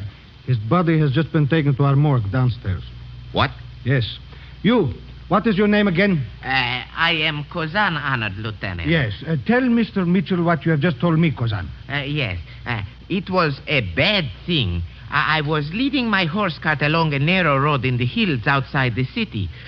Suddenly, I saw a car traveling down the road toward me very fast. It was weaving back and forth across the road. Oh, I was covered by fear. I looked for a place of safety, but I could Confine your find... story to the essentials, Kozan. Yes, Honored Lieutenant.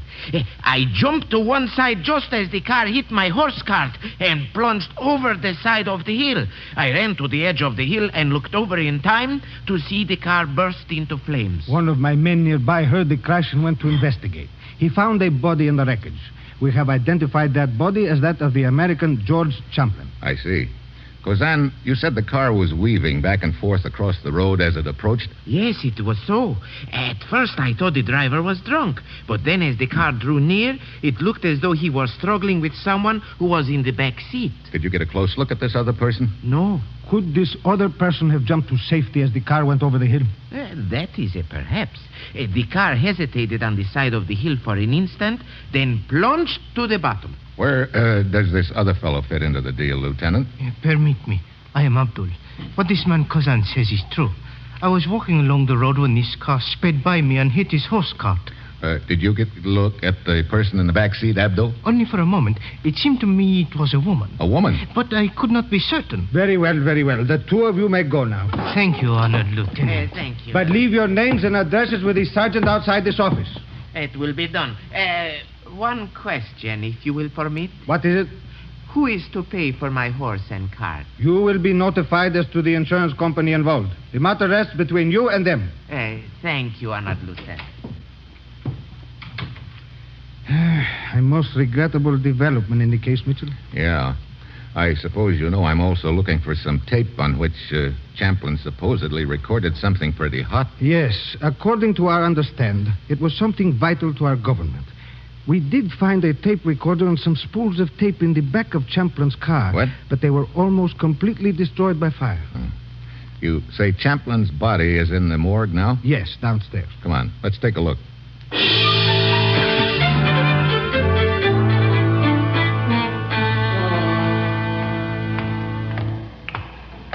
There was nothing in his pockets, huh? No tape, if that is what you mean. Well, I guess we can't find out anything more here. Brother, his clothes sure look like they took a beating. Yes, they are quite scorched. Yeah. You see how the sleeve pulls away in your hand? Debrick. What is it? Look, wrapped around his arm under the sleeve. Ah, a fragment of tape. Yeah, just a fragment, but maybe it's what we're looking for. Come on, let's get a recorder and play it.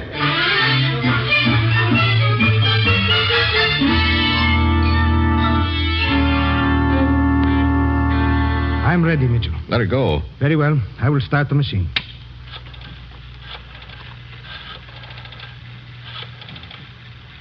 Nasif, you know who this is? Good. Now listen carefully. The meeting will be here on Thursday night at midnight. Just a minute. There is too much noise.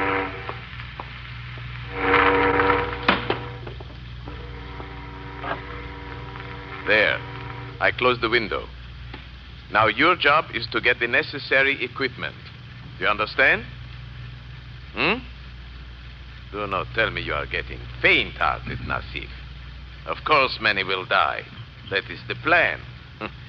The Americans will be blamed for it. And do not let me hear any more of your stupid fears. One more thing. Contact the other party involved and have him telephone me for his instructions within 30 minutes. I will wait here until 10:30. That's all there is of the tape? Yes, the rest was burned beyond use. Oh, great. We've sure got a lot to go on.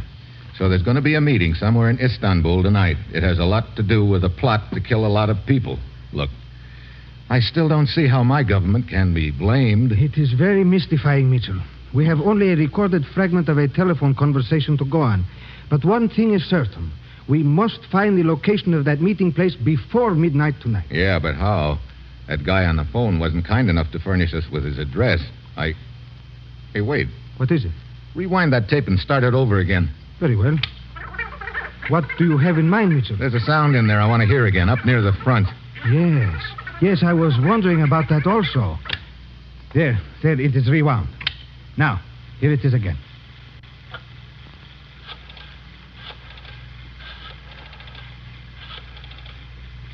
Nasif, you know who this is?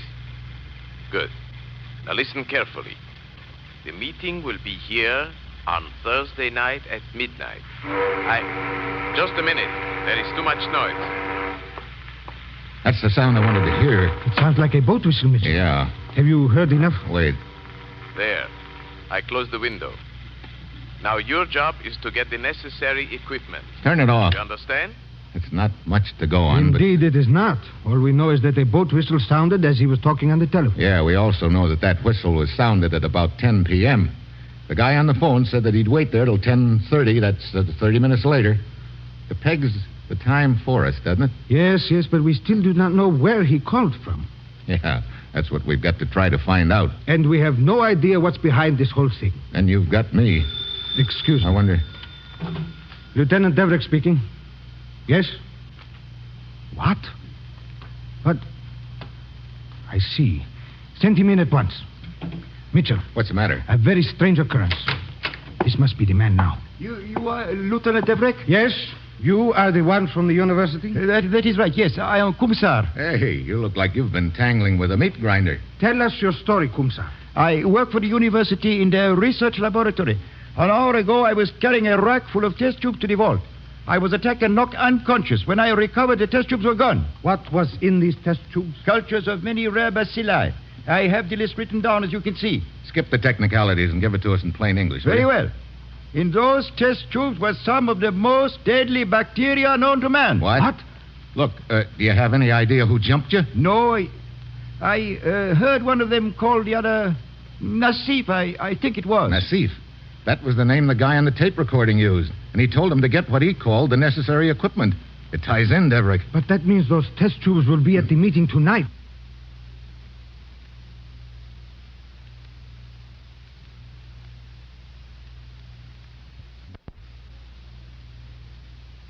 $11. Say, I've got a little story to tell you about that. One of my wife's girlfriends was saying the other night that every time she goes to the store to buy laundry supplies, it reminds her to buy a couple of boxes of Wheaties. She knows doggone well if she's going to do the washing, she needs all the stamina and drive and energy she can get. So, naturally, she starts wash day off with a good big bowl of Wheaties. What's on your things to do list for tomorrow? Maybe it's not the washing. Maybe you're going to go a couple of rounds with a vacuum cleaner, or sell a man a new car, or cultivate the South 40. Well, then, isn't it good sound sense to let Wheaties' good sound vitamins and minerals give you a boost? And if this is your vacation, why, you can even loaf better when you've had your Wheaties. Wheaties, the golden, light-hearted little whole wheat flakes that eat as good as they make you feel. Honest, substantial Wheaties. Each crisp flake made from a whole kernel of plump, ripe wheat. Well, how's about you? You just try it. Just see how Wheaties at 7 can help at 11.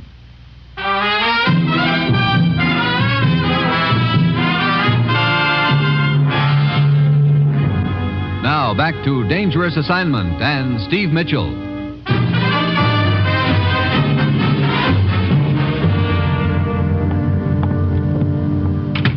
Mitchell, as you suggested, I have checked with all the boat companies along the waterfront. There is a ferry boat which makes a regular trip along the waterfront each night. At 10 o'clock, as it nears its mooring, it sounds the whistle. That could be the boat whistle we heard on the tape recording. But that whistle can be heard over this entire section of the city. That does not help us locate the room from which that man was telephoning. What time is it? 6 o'clock. And we've got to find that meeting place before midnight. That doesn't leave us much time. Have you been able to think of any reason why you Americans would be blamed for anything that might happen with those deadly bacteria? No. I telephoned my boss. The commissioner back in the States. He's checking on it for me. So far, all he knows is that we've sent quite a few engineers and equipment over here. Yes, I am aware of that, but I still don't see the connection. Look, Deverick, suppose you call the ferry boat company and tell them to have their boat stop its engines at 10 tonight and keep sounding its whistle. Then mount all the tape recorders you can get hold of on Jeeps and trucks. Use the same volume setting that was used on Champlain's recorder. I do not understand what you have in mind. It's a slim chance, but it's our only chance of locating that room. Have your boys meet me at the ferry boat slip at 5 minutes to 10 tonight, and I'll fill them in on the plan then.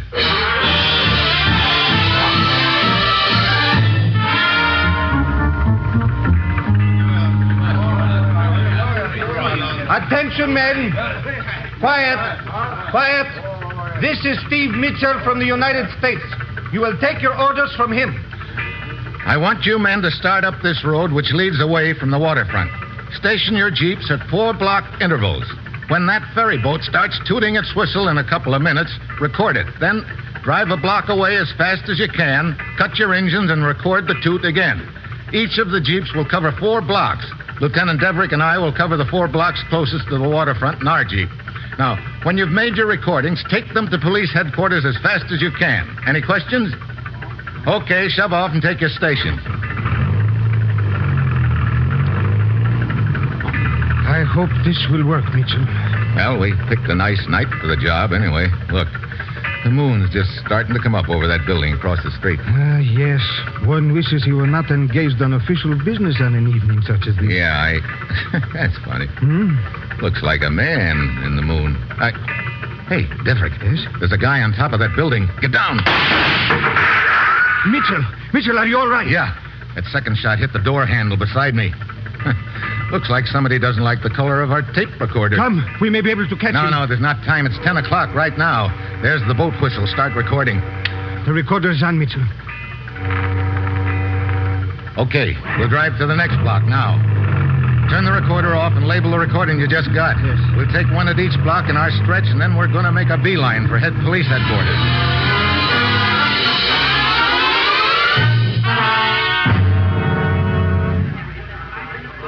You got all the recordings together, Deverick? Yes. 6 jeeps, 4 recordings each. 24 recordings. 24 hunks of tape. Well, I hope our answer's in there somewhere. What are you going to do with them? I've got 2 recorders here.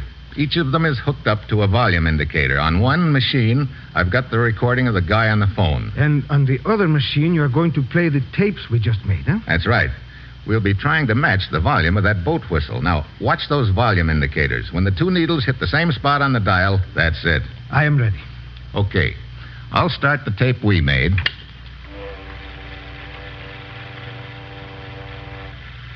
Now, you start Champlin's. Very well. Just a minute. There is too much noise. No. Too loud. Shut it off. The one Champlin recorded was louder than ours. Okay, we'll try the one we made a block closer to the waterfront. But, Mitchell, we have 24 recordings to cover. This will take all night. If it takes past midnight, we're cooked. Come on, set up that next recording.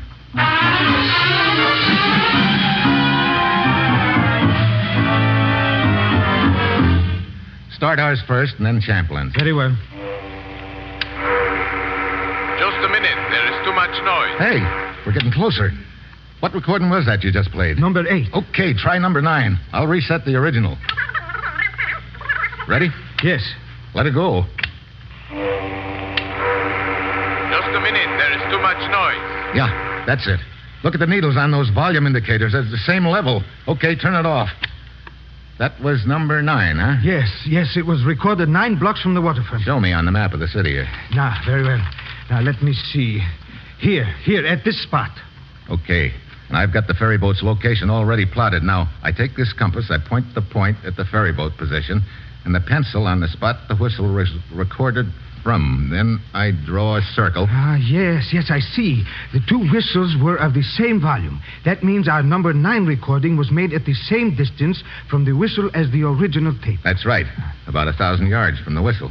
It also means that the room we're looking for is somewhere on the circumference of that circle I just drew on the map. But half of the circle is out in the water. Yeah, we get a break. We can forget about that part of it. And another quarter of the circle is out in this side of the channel in the harbor. We can throw that out, too. Well, that just leaves us a quarter of it. Are your men standing by, Deverick? Yes. Give them copies of this map with the quarter circle drawn on each one. Have them start along the rim of the circle from each end. Give them pictures of that dead correspondent. Tell them to try and find somebody along that route who remembers him. What time is it? 11 o'clock. That's what I was afraid of. We've got just 1 hour to find that meeting place.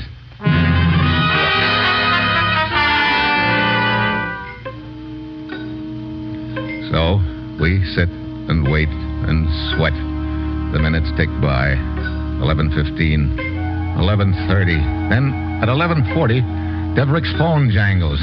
One of his boys has found a small apartment house whose owner remembers the dead radio correspondent, Champlin. Deverick and I beat it out. You say you rented an apartment to this man Champlin several days ago? Yes, Lieutenant, but I have not seen him since. Here is the apartment. Unlock the door. Very well. No sign of Champlin having lived here. Mitchell, it is obvious that he rented this apartment for but one purpose. Yeah, to make that tape recording. And that sort of points to the apartment next door. Who lives there? Man called Groven, but I do not see much of him. He comes and goes mostly by night. I think we're getting pretty warm, Deverick. Come on, out in the hall. What are you going to do, Mr. Mitchell? We're going to crash that party next door, if there is one. Oh, please, I do not want any trouble. You got a key? Yes. Lieutenant Deverick. What do you want, Turhan? This cablegram from Mr. Mitchell arrived at police headquarters right after the two of you left. Here you are. Thanks. Huh. From the commissioner back in the States. What does he say? It's a list of the projects here in Istanbul that American engineers are working on. Good. Maybe we can get some idea from studying it as to what is behind all this. Look, this is no time to be reading lists. I still want to find out what's going on in this apartment of next to Champlin's here. Give me that key. Here you are. Okay, get ready for anything, Deverick. Yes. Okay, come on. It is empty. Oh, great. Look, this has got to be the meeting place. Champlin already had an apartment in Istanbul. Why would he rent the one next door here unless it was to make that recording? Maybe the meeting has not yet taken place. What time is it? 1 minute after midnight. Oh, well, I guess the only thing to do is to wait. Hope we're not too late. Yes. Oh, it's stuffy in here. I will open the window. There, that is better. Yeah. Hey, wait a minute. What is the matter? Oh, brother, have I been a chump? What? I was so busily listening to the sound of that ferry boat whistle on the tape recording that I didn't pay any attention to another sound that was just as important. Look, this can't be the room where the meeting's to be held. But why not? You just opened that window. How did you open it? Why, I just pushed it open. Yeah, that's the point. It's a casement window. Now, think back to that recording. How did that guy close the window? Why, let me see. He just... Wait. He pulled the window down. Yeah, that's the point. It was an up and down window. And this one's a casement window. This isn't the room. Yes, you are right, Mitchell. But that means we have lost. Where's that apartment house owner? Dragner? Yes. Look, Dragner, do you have any apartments in this building that have up and down windows? I don't believe so. They all have casement windows, except the little room on the roof. What little room? Oh, just a small place on the roof which is rented to a friend of Groven, the man who has this apartment. Come on, Deverick. You think that is the place, Mitchell? It's got to be the place. I only hope we're not too late. Here. This must be the door that opens out on the roof. Yeah. Mitchell, there is the room over there. Yeah. Sort of a poor man's penthouse. Wait. Someone is coming out. Yeah. One of them's got a little black bag. Abdul, the police, take care of them. I will take the bag. Very well. Stop, or I will shoot. You will not shoot. Out of the way, Buster. Mitchell, the one with the black bag jumped over onto the next roof. You missed. Come on, after him. Careful now. Mitchell, do you realize who those two men are? Sure. Kozin and Abdo, the two innocent peasants who witnessed Champlin's accident. That was quite a little act they put on for us. But now they've changed clothes and voices. Yes. As soon as I heard Kozan's regular voice a second ago, I recognized it as a voice on the tape recording. I gotta hand it to them. That was a pretty neat cover. Hey, look, Kozin went through that door. When we reached the stairway, Kozin is nowhere in sight. We pound down through the building and out on the street just in time to spot a car pulling away fast. It's Kozin heading out of the city. Deverick throws a couple of shots after him, but they don't take effect. We grab the first car we see and start hightailing after him. We are not gaining much on him, Mitchell. I know. Where's he heading anyway? This road leads out to Lake Derkos. But why should he be... Hey, wait a minute. Did you say Lake Derkos? Yes, why? That name rings a bell. I think the commissioner listed it in this cable. Let's see. Yeah, here it is. Hey, that's one of the projects the American engineers are working on. A new water filtration plant. Yes, that is right, Mitchell. And that plant started pumping at midnight. It supplies one entire quarter of the city with drinking water. So that's the plan. Kozan dumps the bacteria in the water, and then half the city drops dead. And Kozan's got a half a mile's head start on us.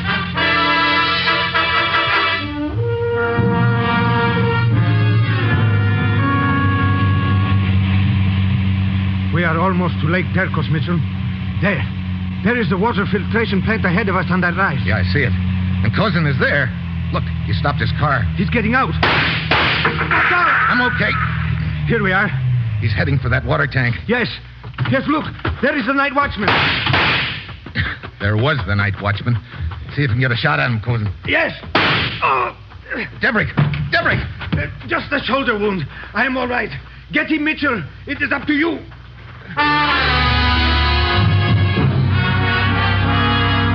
I head for the water tank. And Cozen, if I've counted right, his gun is empty. If not, he's got a slug for me. When I get to the tank, he's halfway up the middle ladder. Then I spot his gun on the ground and know my arithmetic is okay. I start climbing up after him. He's almost to the top by now, but I'm climbing faster than he is because he's holding the little black bag of tubes in one hand. Just as he reaches the top rung, I grab one of his ankles. He kicks at my hand, grinding my knuckles into the ladder. I let go, then grab both of his ankles. He twists his body and pulls me off the ladder. But I'm still hanging onto his legs. He's only hanging on with one hand now. I know if he goes, I go with him. I swing back to the ladder and wrap my legs around it. Then I jerk as hard as I can.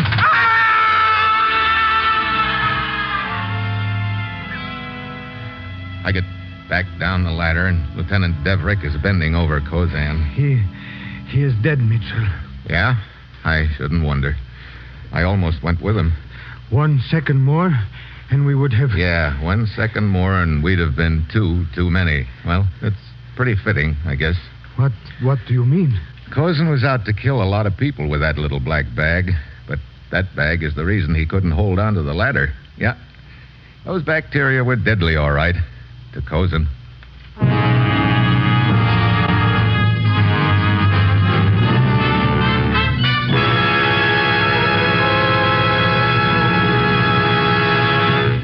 Now, here is our star, Brian Donlevy. Well, Frank, I'm waiting. You're waiting, Mr. Donlevy? Waiting for what? Waiting to find out what you're going to say about Wheaties tonight. Oh, why so interested, Brian? Well, I want to see if you'll say about the same things I would. Well, let's see. Wheaties are whole wheat. Yep. And that means good, solid, all morning long energy. Check. Wheaties are packed with plenty of vitamins and minerals. Oh, lots of them. That help you feel better and work better and play harder. Check, check, and check. Wheaties taste so good. Check. Well, that isn't all, is it? Well, what do you... Oh, you mean see how... Check. See how Wheaties at 7 can help at 11. Well done, Frank. You took the words right out of my mouth. Check, Brian. See you next week.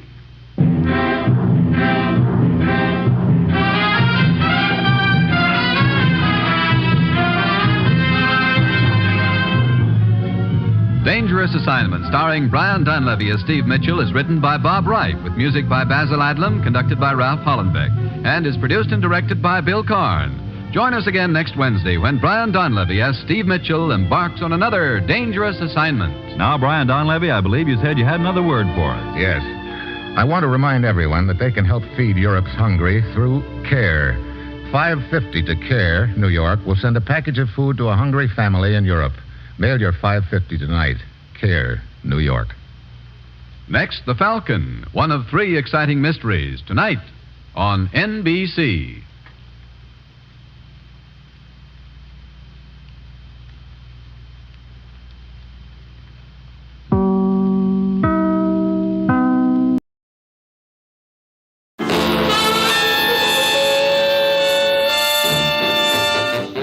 Dangerous Assignment, starring Brian Donlevy as Steve Mitchell.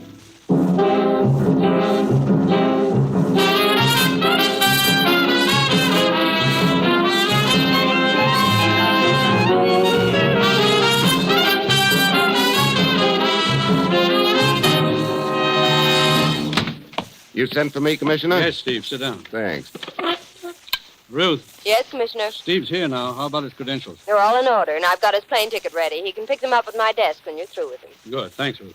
Well, needless to say, you've got another assignment for me. Yes, I have, Steve, and it's a tough one. You know, someday you'll give me an easy one and I'll fall flat on my face. Well, where am I going this time? Timbuktu, Java? San Diego. Say that again. You heard me, San Diego. You mean you're actually sending me someplace inside the country for a change? I thought you said this was a tough one. Don't underestimate it. You start in San Diego. Where the trail will lead from there is anybody's guess. Uh-oh, I might have known. Once you pick up that trail, stay on it until the end. What's the deal, Commissioner? You'll be looking for a little spool of wire About as big around as your finger. Wire? We in the hardware business now? From a wire recorder, Steve. 3 days ago, a top-secret diplomatic conference was held in this country. Somehow, the vital parts of the conversation were recorded. That wire recording would bring a fortune on the open market. And its existence is a serious threat to world security right now. I see. But why San Diego? We've traced the spool of wire that far. We think a man named Groza is involved. Groza, hmm? Who's my contact in San Diego? A man named Charlie Vasquez. He operates a fishing boat from a wharf out near Point Loma in San Diego Bay. Charlie Vasquez. Okay. Steve, you've heard of the needle in the haystack. This job will be a lot tougher than that, and a great deal more dangerous. But we've got to get that spool of wire. Well, that's it. You've got your assignment, Steve. Good luck.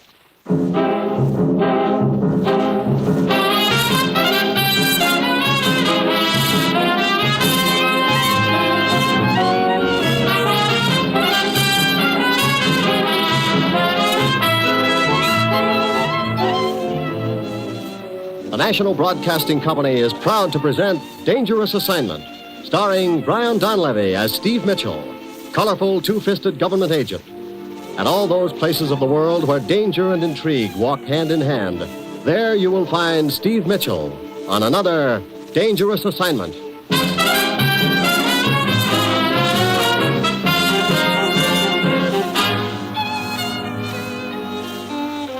Yeah. Like the commissioner said, I was going to play the needle in the haystack game. Find a spool of wire about as big as my finger in a city of 250,000. And I had just 2 names to go on. Charlie Vasquez, a friendly contact. Groza, a suspect. Vasquez would probably try to help me. Groza would probably try to kill me. It was Friday when I got to San Diego. I went out to the fishing wharf near Point Loma. Charlie Vasquez's boat was just coming into the dock. That's not a sardine, that's a mackerel. That's a good fish, 25 cents. That's all you... Hey, mister, how about catching this line? Sure, go ahead, even. Okay. I got it. Now just slip it around that bit. Thanks. There you are. Are you Charlie Vasquez? Yeah, I'm Charlie Vasquez. What? My name's Mitchell, Steve Mitchell. That's supposed to mean something to me? Yeah, it is. You know, mister, a name can be used by anybody. That's right. But these credentials can't. Take a look. Okay. I've been expecting you, mister. According to my information, that wire recording I'm looking for was brought here to San Diego by a man named Groza. Yeah. Groza runs a shooting gallery in the waterfront. Shooting gallery? Is he there now? No, he's in jail. Jail? Yeah, I've been tailing him. Cops arrested him a couple hours ago. Oh. Well, maybe my first hunch was right. Looks like this assignment isn't so tough after all. I'll go over to the police headquarters right now. Ask for Lieutenant Sawyer. I've done business with him before. Lieutenant Sawyer? Yeah. Okay, Vasquez. I'll see you later.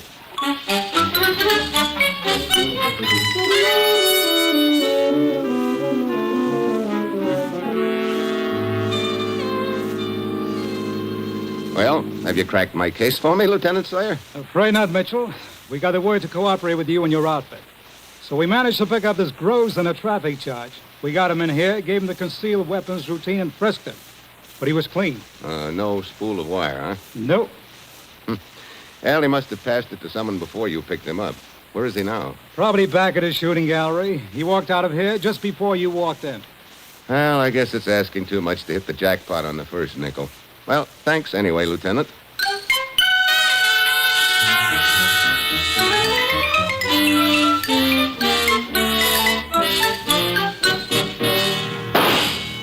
Rosa, Hi, Ann.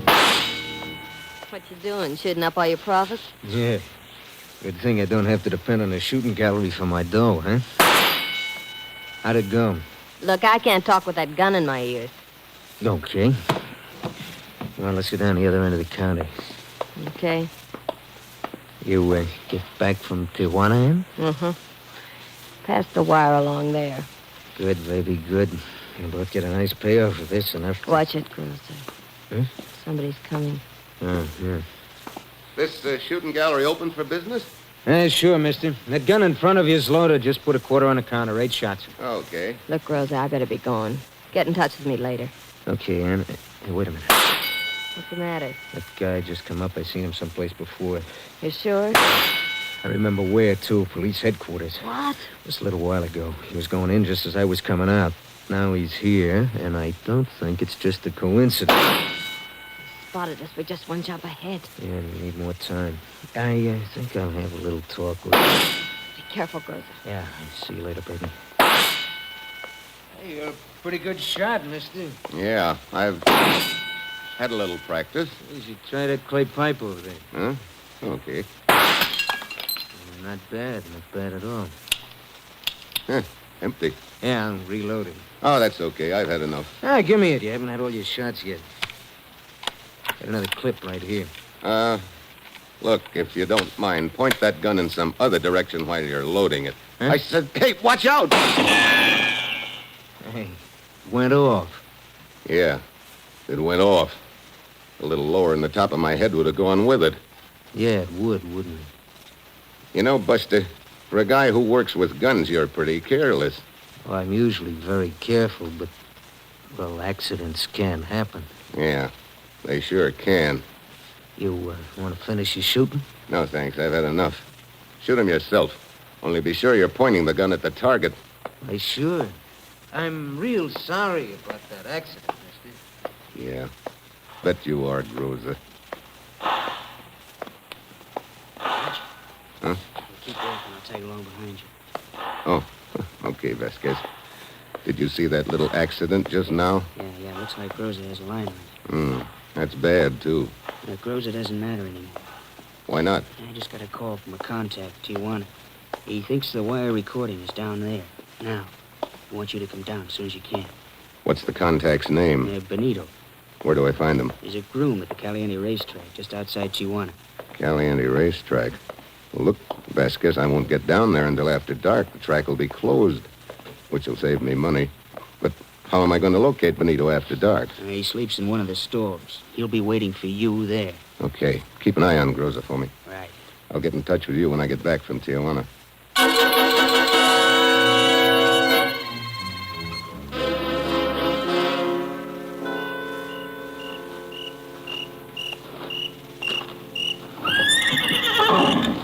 Senor Mitchell. Senor, my arm. Who are you? Benito, senor. Oh, sorry. Vasquez told me I'd find you around one of these stalls. This is the one I sleep in. Come, let us go inside. Okay. You think the spool of wire is in Tijuana now, Benito? See, but I do not think it will stay in Tijuana long. The most likely direction is south. Wait. What's the matter? I think someone is outside the store. I will see. Mm-hmm. Benito! Paz! La Paz!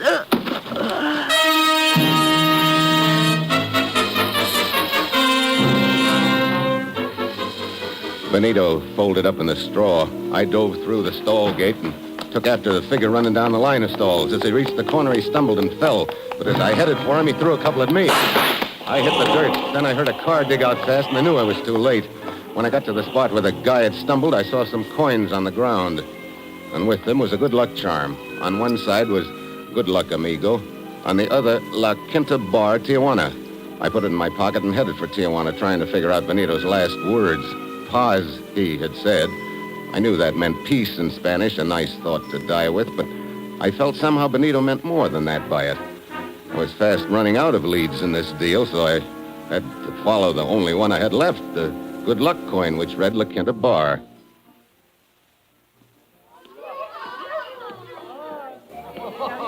Senor, what's it going to be, eh? Beer. Beer, okay. Hey, bartender. Huh? Did you ever see this before? Ah, but of course, senor. That's our good luck coin. We What? give them out here, you know? You give them out? See, to each customer with his change. It's good propaganda. Oh, then anybody who was ever in here before might have one of these, huh? That's right, senor. All right, great. Here's your beer, senor. Bartender! Bartender! See. This bus to La Paz, when does it leave? Oh, in just a little while, senor. But when I bought my ticket from you told me you would leave right away. And it will, senor. But I've already been waiting for... Oh, very well. Paz. La Paz. Hey, bartender. is there a town called La Paz? Si, senor. That is what that man was just talking about. Oh, and this bus to La Paz, you sell tickets here? Si, si. Well, what do you know? Is this La Paz south of here? Oh, si, senor. Far to the south. At the tip of the Baja California Peninsula. Let me see. It's 700 to 800 miles. The bus leaves right from our front door. Hey, you want to buy a ticket on this bus, senor? Oh, when does it leave? Just a little while. Most of the passengers have already bought their tickets, huh? Si, si. Who all's making the trip? Well, not so many this time, senor. See, over at the table, the American girl. Ooh, that blonde? She is going to be one of the passengers. Mm-hmm. And the little man at the end of the bar, the one who just came up to us. Yeah, he seems pretty fidgety. See, he's been hopping around here for 1 hour waiting to get on the bus. He must have a girl in La Paz. Yeah, maybe. You know his name? He's here on the list someplace. Gruber. Gruber. See. How about the blonde? Senorita Smith. That's a convenient name. I think I'll go over and talk to her. I do not blame you, senor. Hey, but you have not told me if you want a ticket for the bus. Yeah, I'll buy a ticket. Bueno. Hey, you got a sleeping bag? A what? Sleeping bag. The nights are cold. Well, doesn't the bus stop at hotels along the way? Oh, senor, there are not many hotels on the way to La Paz. The country you're going to pass through is very wild. The deserts are... Look, how long does it take the bus to get to La Paz? About a week, I think. A week? To go 800 miles? Yes. The country is very... Must be wild. And the roads... Yeah, I can hardly wait. Okay. Where do I get the sleeping bag? Just down the street. My brother, he sells them. Now, there's a cozy arrangement. Okay, I'll be back for the ticket a little later. Miss Smith? Why, yes. My name's Steve Mitchell. Do you mind if I sit down for a minute? Well, if you like. Thanks. But I'm pretty sure we've never met before, like in Peoria. I'm afraid you're right. But I understand we're going to be taking a bus trip together. Oh, you mean you've got no sense either? Huh?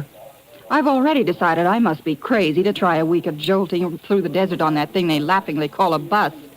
It's nice to know there are other crazy people. How come you're taking a trip, then? I'm a magazine writer. Oh. Thought I might get a little atmosphere. I see. Are the two of you going on the bus? That's right. Well, I'm Castillo, the driver. We will leave in about 15 minutes. Okay. Excuse me, Miss Smith. I've got to get a sleeping bag before we leave, and I'll see you on the bus.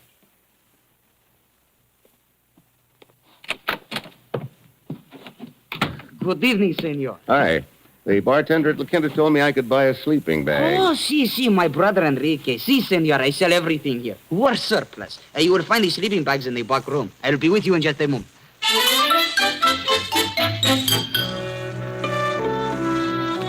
I went into the back room. Sleeping bags were stacked all over the joint. I picked out one of them and started to turn around.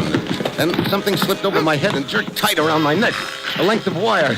I clawed at my throat and got one hand inside the wire. It was getting tighter, and I knew that one hand of mine was all that was saving me from getting choked to death.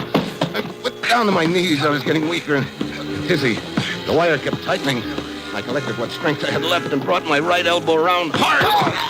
The guy behind me fell back. The wire loosened. I heard the back door slam. But all I could do was stay there on my hands and knees, fighting to get my wind back. Hey, senor, what happened? What is the matter? It looks like someone doesn't want me to take that bus trip. What? Look, where's the police station? 2 blocks down the street. Okay. Send this sleeping bag down to the bus. I'll be along in a few minutes. But, senor, you better hurry. Don't worry. That's one bus I wouldn't miss for the world.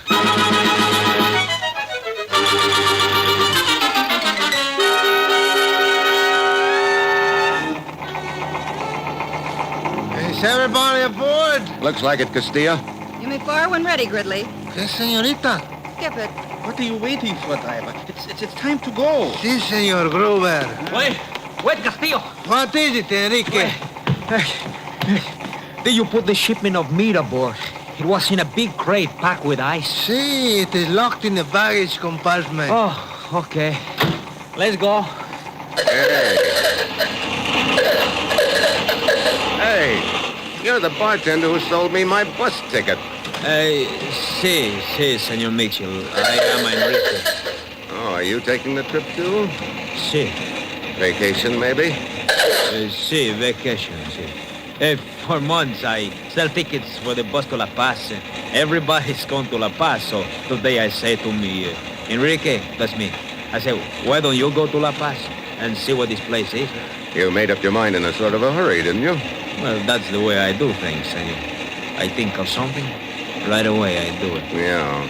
I think I'm going to sit in... You mind if I sit up here in front with you, Castillo? Oh, not at all. I'm glad to have your company, Senor Mitchell, is it not? Yeah, Steve Mitchell. You've been making this run long? Oh, 2 or 3 years. Mm-hmm.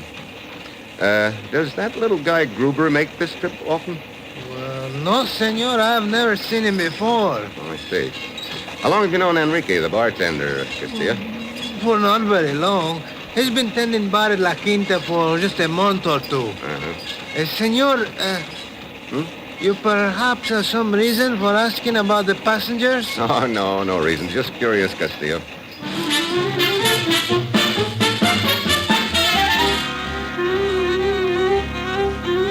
Try riding a pogo stick over a field of boulders sometime, and then you'll know what that bus to La Paz was like. Hour after hour of jolting over ruts they laughingly called roads. Hot, choking dust, cold winds at night, and me sleeping with one eye open and wondering who was going to do the next try on my life and when. The hours crawled by, and I was getting nowhere. 2 days, 3 days. Brother, 4 days jolting on this bus. Already I've had 5 days too much. What some riders will do to get atmosphere, Mr. Mitchell. Huh? Yeah, but I think we've been fellow passengers long enough to start using first names. Okay, Steve. Mine's Diane. Diana Smith. I don't remember reading any of your stories. That's not surprising. I don't sell many of them, I'm afraid. Oh, caray. I don't think I'm going to sell many bus tickets from now on either. What's the matter, Enrique? Oh, how can I tell people what a wonderful bus ride this is when I know how it stings? I think you've got a point there, Enrique. I wish Castillo would take it a little easy on those ruts. He cannot afford to, senor. The gasoline costs more than the bus. Oh, but cheer up, senor. Here's a smooth stretch of road. Well, anything would be an improvement. You know, that fella Gruber isn't adding anything to the joy of the trip either. I think I'll go back and make some conversation with him. Maybe I can throw him out a little. You mind if I sit here, Mr. Gruber? Suit yourself. Quite a trip, huh? Yes, quite a trip. Well, I'll be glad when it's over. How about you? I'm used to it.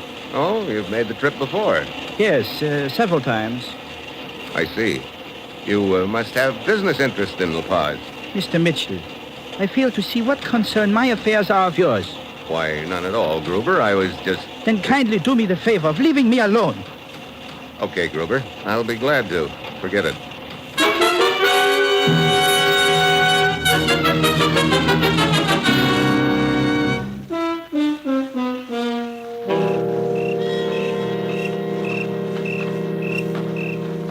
Put your sleeping bag right here, Mitchell. Mine is next to it. Here we are. Oh, good. And where are the others, Castillo? The senorita is on that little hill behind us, near where I parked the bus. Enrique and Gruber on the other side of the road. Oh, boy. I'm glad we'll be in La Paz tomorrow. This has been a rugged trip. See? It must be pretty rough on you, driving that bucket of bolts over these ruts. See, he gets me in the back. Sometimes I think I'm gonna quit the job, but I never do.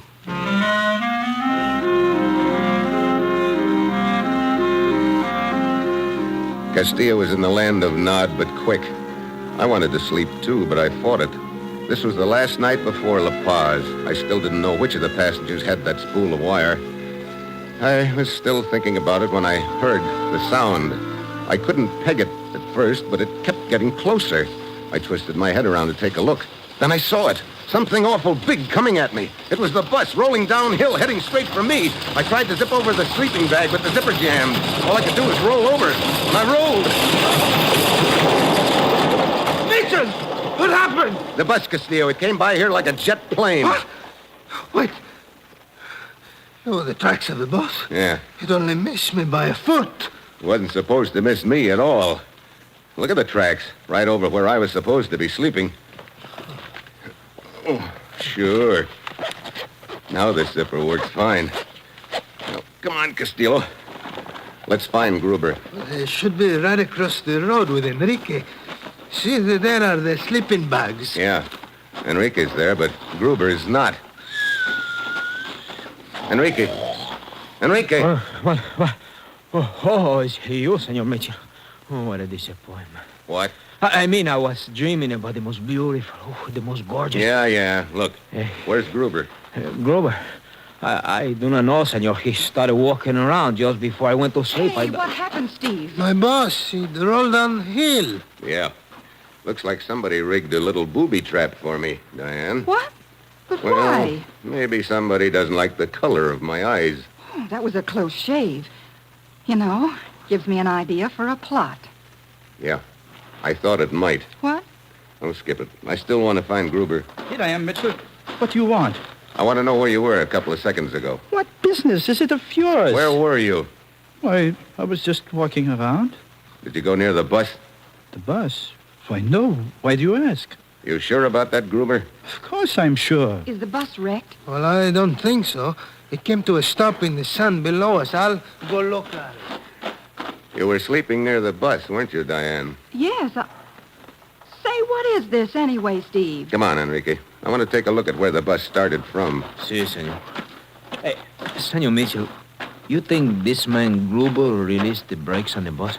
I don't know, Enrique. Why would he do a thing like that? Well, because you are... I don't know why he would want to kill you, Senor. Yeah. Well, let's see. Bus was parked just about here. Yeah. Shine your light around. See. A lot of footprints. That won't help us much. Wait. Here, shine your light over here. See. That is where the front wheels of the bus were. Yeah, here. And here. And a wet spot at each place. Huh? I do not understand, Senor. I think I do, Enrique. I'll do something about it tomorrow. Senor, I think I could use a drink. So could I. But I don't see any bars anywhere out in this desert, Enrique. But I put some beer in the crate of frozen meat. It is locked in the baggage compartment of the bus with my suitcase. I will have to get the key from Castillo. Oh. Ah, well, never mind, Enrique. We can celebrate tomorrow when we get to La Paz. By then, I'll really have something to celebrate.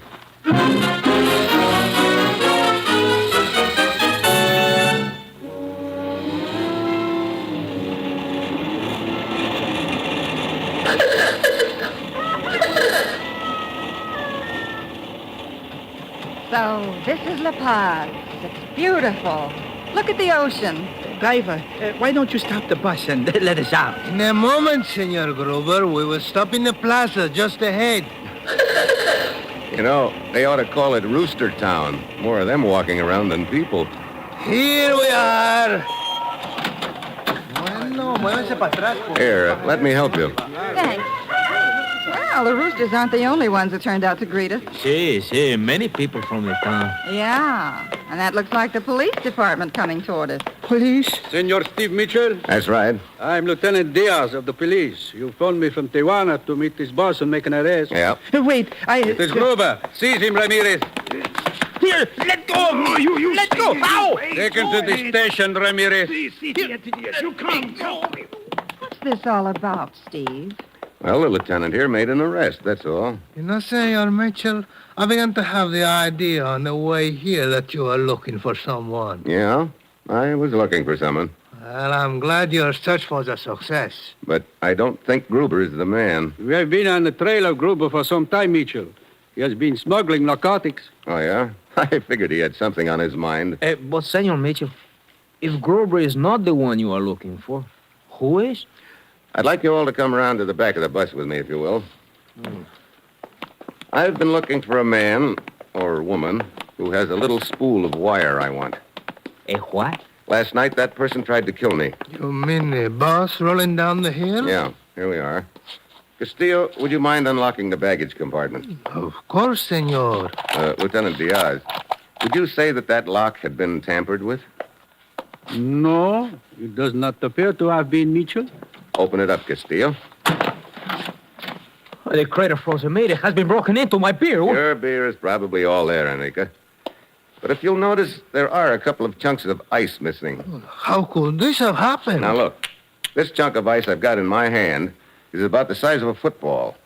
If you put one of these under each front wheel of the bus and release the brakes, sooner or later the ice would melt and the bus would roll down the hill. You mean it was a deliberate plot on your life?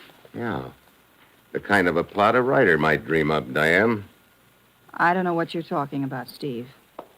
No, I don't think you do. You see, up until last night, I thought the person I was after was a passenger on this bus.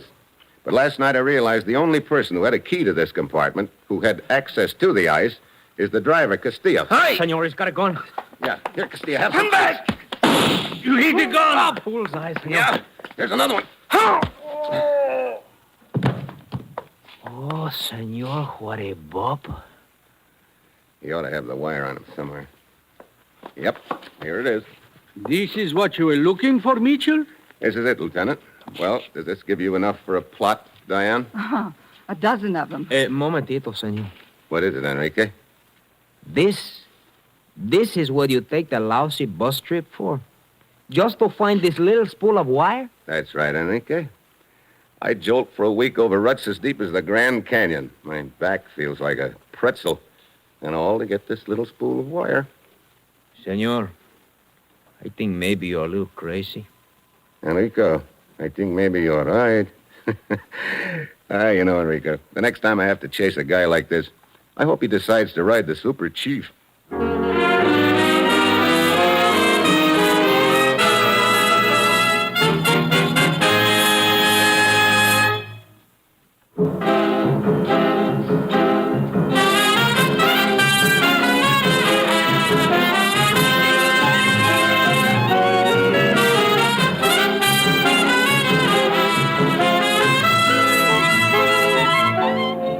You have just heard another episode in the exciting new adventure series, Dangerous Assignment, starring Brian Donlevy as Steve Mitchell. Dangerous Assignment is written by Bob Reif, with music by Bruce Ashley, and is directed by Bill Karn. Be with us next week at this time when Brian...